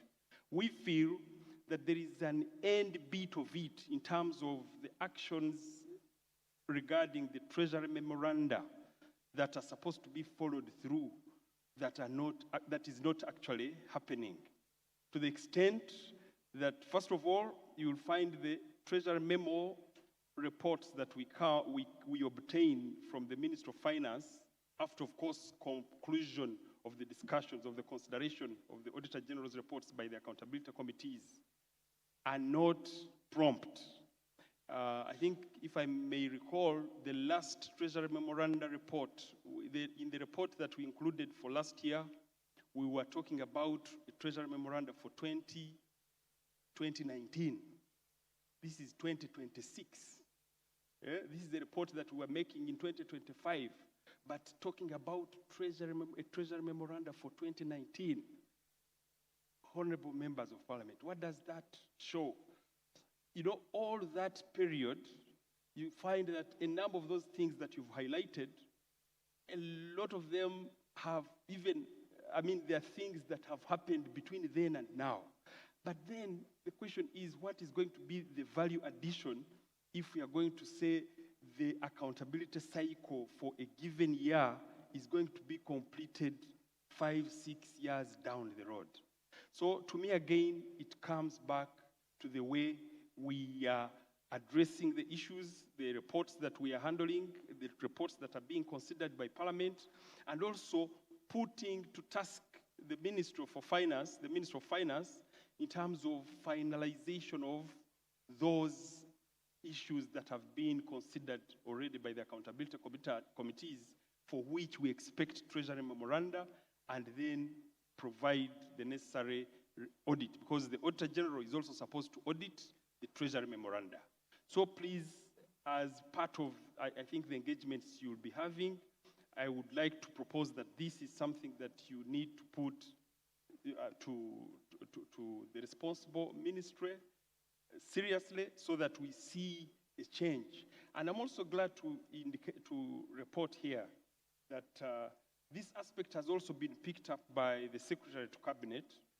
Just yesterday, we had a meeting with her, and she's interested in just being given an analysis of all those accounting officers who have not addressed Auditor General's reports, Auditor General's recommendations in the previous years. We feel that is also going to add some traction in terms of the responses on the issues that are raised in the Auditor General's report. And then lastly, whether we've done an audit in the recruitment process in UPDF and police. Directly, I should say, no, we have not done this, but there is a current audit we are undertaking on the recruitment process in just the recruitment process in by the Public Service Commission, and that report will be part of the reports that will be submitted to Parliament by the end of December. I beg to submit. And Honorable Chair, just again to reiterate kindly, a kind request, a polite request for members of Parliament to respond to our survey and give us those issues that are pertinent, that you need to hear us on. Thank you. I know because of time, the Auditor General may have left out quite a few. I can see some members nodding. But the one pertinent one that came from, someone wanted to know who audits the Auditor General. By law, it is a Parliament that appoints an auditor to audit the Auditor General, just like the Auditor General audits Parliament. So some of these matters, we thought because of time, we may not go that technical, like Honorable Minister was asking. We shall have an opportunity perhaps for those who are designated to those particular accountability committees to go in depth to some of those technical issues. We apologize for the time. May I now invite Honorable General Mascot to. Thank you, Chair. Honorable Marshal, thank you for the compliments. In the Defense Army, we have a principle that there is no bad soldier, but you can only have a bad commander. Now, on your appreciation of what is going on, precisely, you know, this issue of integrity and ethical behavior in institutions really is the will to be firm.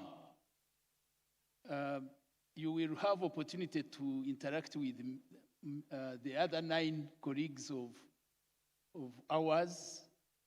I am commanded in this August House by none other than our Deputy CDF, and he's our Inspector General of the Forces. You'll have opportunity to maybe get more tips how it is being done. Honorable Marshal, I think you'll just be patient. When you get time to interact with Lieutenant General Okiding, our Deputy CDF, you'll get even more things that other people can benchmark from what is happening at Mbuya. There is a question which came in, and I think it's very important. It is a question which is trying to check if the functions and mandate of UPDF is fostering harmony and understanding between ourselves and the public. What is the index? You've had opportunity to hear testimonies when we go out, for example, during our Tarehesita activities. Those of us also who have been here with you, we hear your comments. I don't think we are doing badly, and I think it's a good decision that was taken given our history of a history where the security forces had the history which our friend here talked about.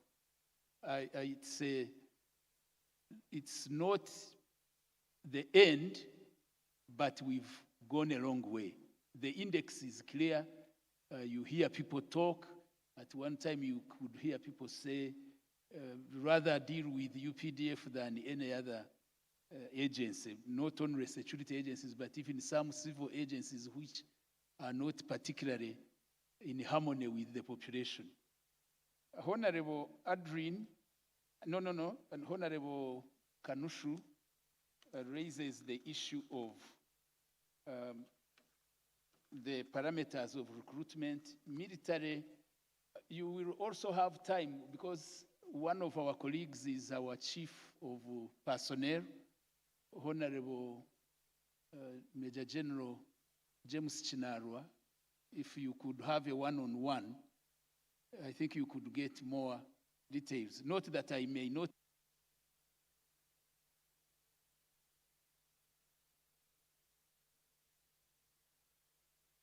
Universal principles. Recruitment into the forces, and given that the guidelines are also as per parliamentary regulation, I think you'll get more to understand why it may not be really feasible to have certain levels of disability allowed for personnel going to serve in active service.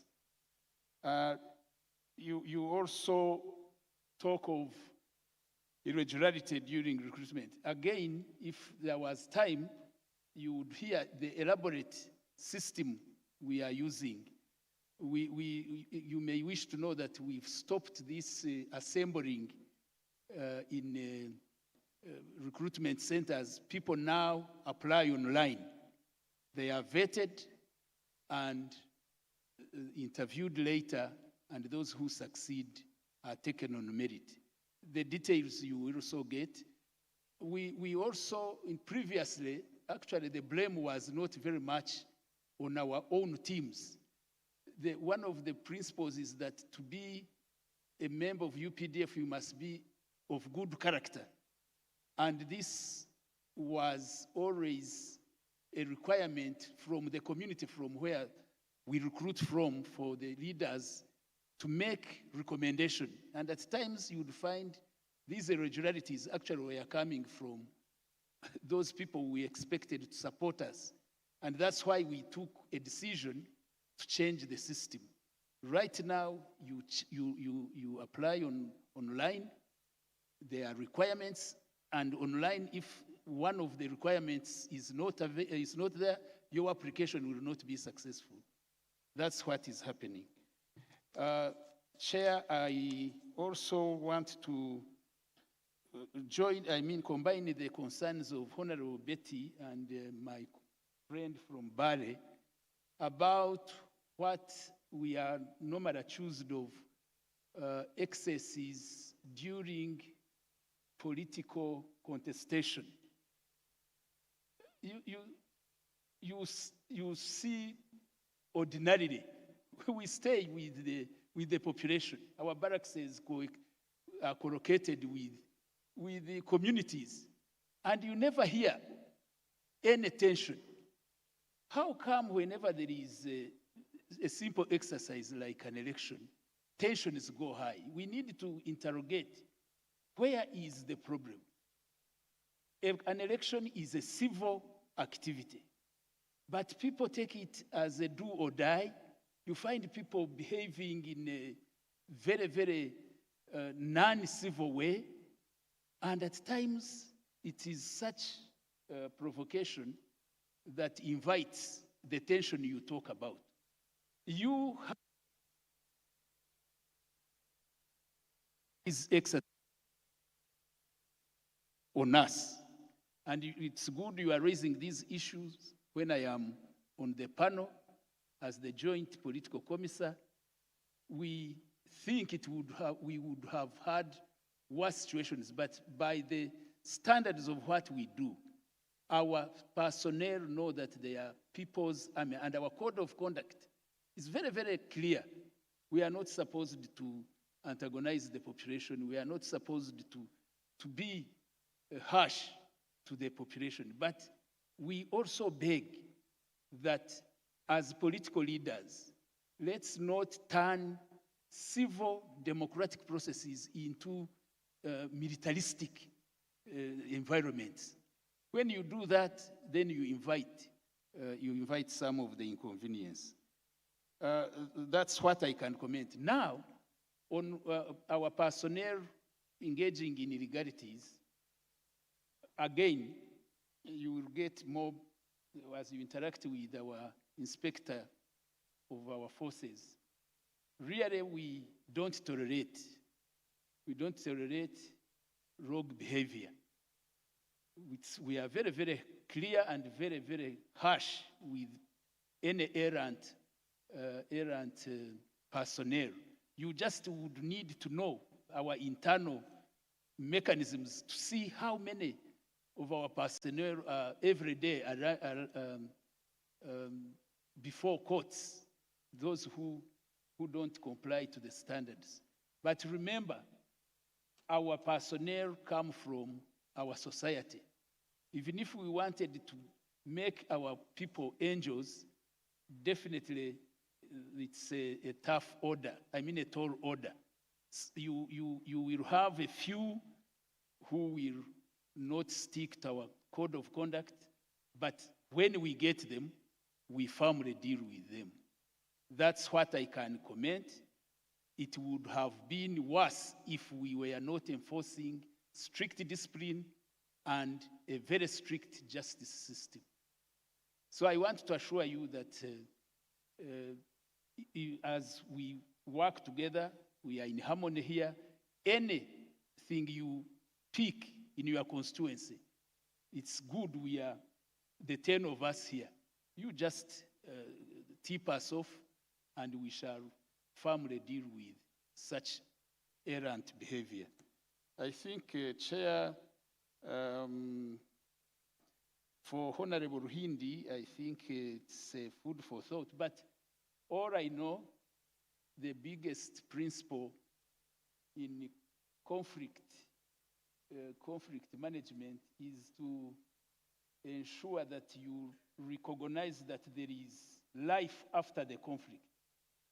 What has been the experience in Uganda, in most of the conflicts we have had, you don't see permanent scars. You saw the inventory I laid down when I was presenting. So many insurgent groups, but generally you notice Ugandans are not very, very bitter with one another. Why? It's because in times of conflict, we recognize that there will be time post-conflict. And our doctrine is very clear. We never target an armed opponent. And that has helped us. That's why you have insurgency, but our people are not on record to have been fleeing in thousands into refugeehood. Reason, yes, you can't rule out conflict, but how do you manage it? But for the other philosophical and deeper things about peace, it's food for thought. You are entitled to your strong opinions. Thank you very much, Chair. Last but not least, yes, Mr. Kamlege has, I think, one. Yes, thank you, Chair. There were no questions for me. There were just comments and compliments. So it's really just thanking honorable members for the positive reception to my paper and to explain that everything that I shared in my presentation is based on personal experience. I'm a lifelong student and I continue learning, and I've summarized all the lessons I've learned over the last 30 years, both as a professional services provider and my new role in the governance space, into a book, which book I launched 2 months ago. The title of the book is And Then What? And that title is very, very deliberate, because honorable members, you were elected to Parliament. Then what? Maybe you wait for the swearing in. The swearing in has happened. Then what? Then induction. Now this induction has happened, and then what? Because at the end of the day, you should do everything that you do with the end in mind. And I conclude by kindly inviting you and requesting you to buy my book, because there is a lot of wisdom and reflections, because I've gone through everything that you can think of, having worked in 3 countries, having served on boards with people in Kenya, Uganda, South Africa, Nigeria, being the only Ugandan on the PwC Africa board for 8 years, and now serving in different board capacities which I shared. It's the kind of book you read and then you put yourself in the shoes of the writer and reflect on your own journey. And with that, I thank you, and I'll coordinate with the Secretariat who invited me here. The ministers bought 38 copies, I'd taken 20, and I'd had to send them another 18. Please buy the book. Thank you. Thank you very much. Honorable members, we have come to the closure of this session, but in particular, permit me to thank you very much for making time for this session. I in a special way want to thank the Right Honorable Speaker, who was with us until the end, the Right Honorable Deputy Prime Minister, the Right Honorable Government Chief Whip, the Honorable Clerk and your team, all the honorable members here, the honorable ministers. Thank you very much for making this session fruitful. And may I now finally invite the Master of Ceremonies to come and give administrative remarks, and we close the session. Thank you very much. Thank you very much, Chair. I kindly ask that we give our chair for this session a round of applause. Thank him for ably taking us through. We started quite late today, and that is the reason why we have ended late. Allow me to borrow from Mr. Kamulegeya's words when he says you cannot regain time that you have lost. Tomorrow, we would like to start at 8:30. So kindly be here in time so that we can have an 8:30 start. Now, we have got transport. For those who use the communal transport, we have got transport waiting for you. There is a little change now. We shall have the golf carts waiting for you at the entrance to direct you to where the buses are. The buses are at the marina. So the golf carts will take you to where the transport is. On a light note, those of you who do not have somebody cooking for you at home, we have got tea. It is available. And they are calling for anybody who has the space to please go and take their tea. Otherwise, we thank you for staying with us this late, and thank you for your participation. We look forward to seeing you early, bright tomorrow. Thank you very much.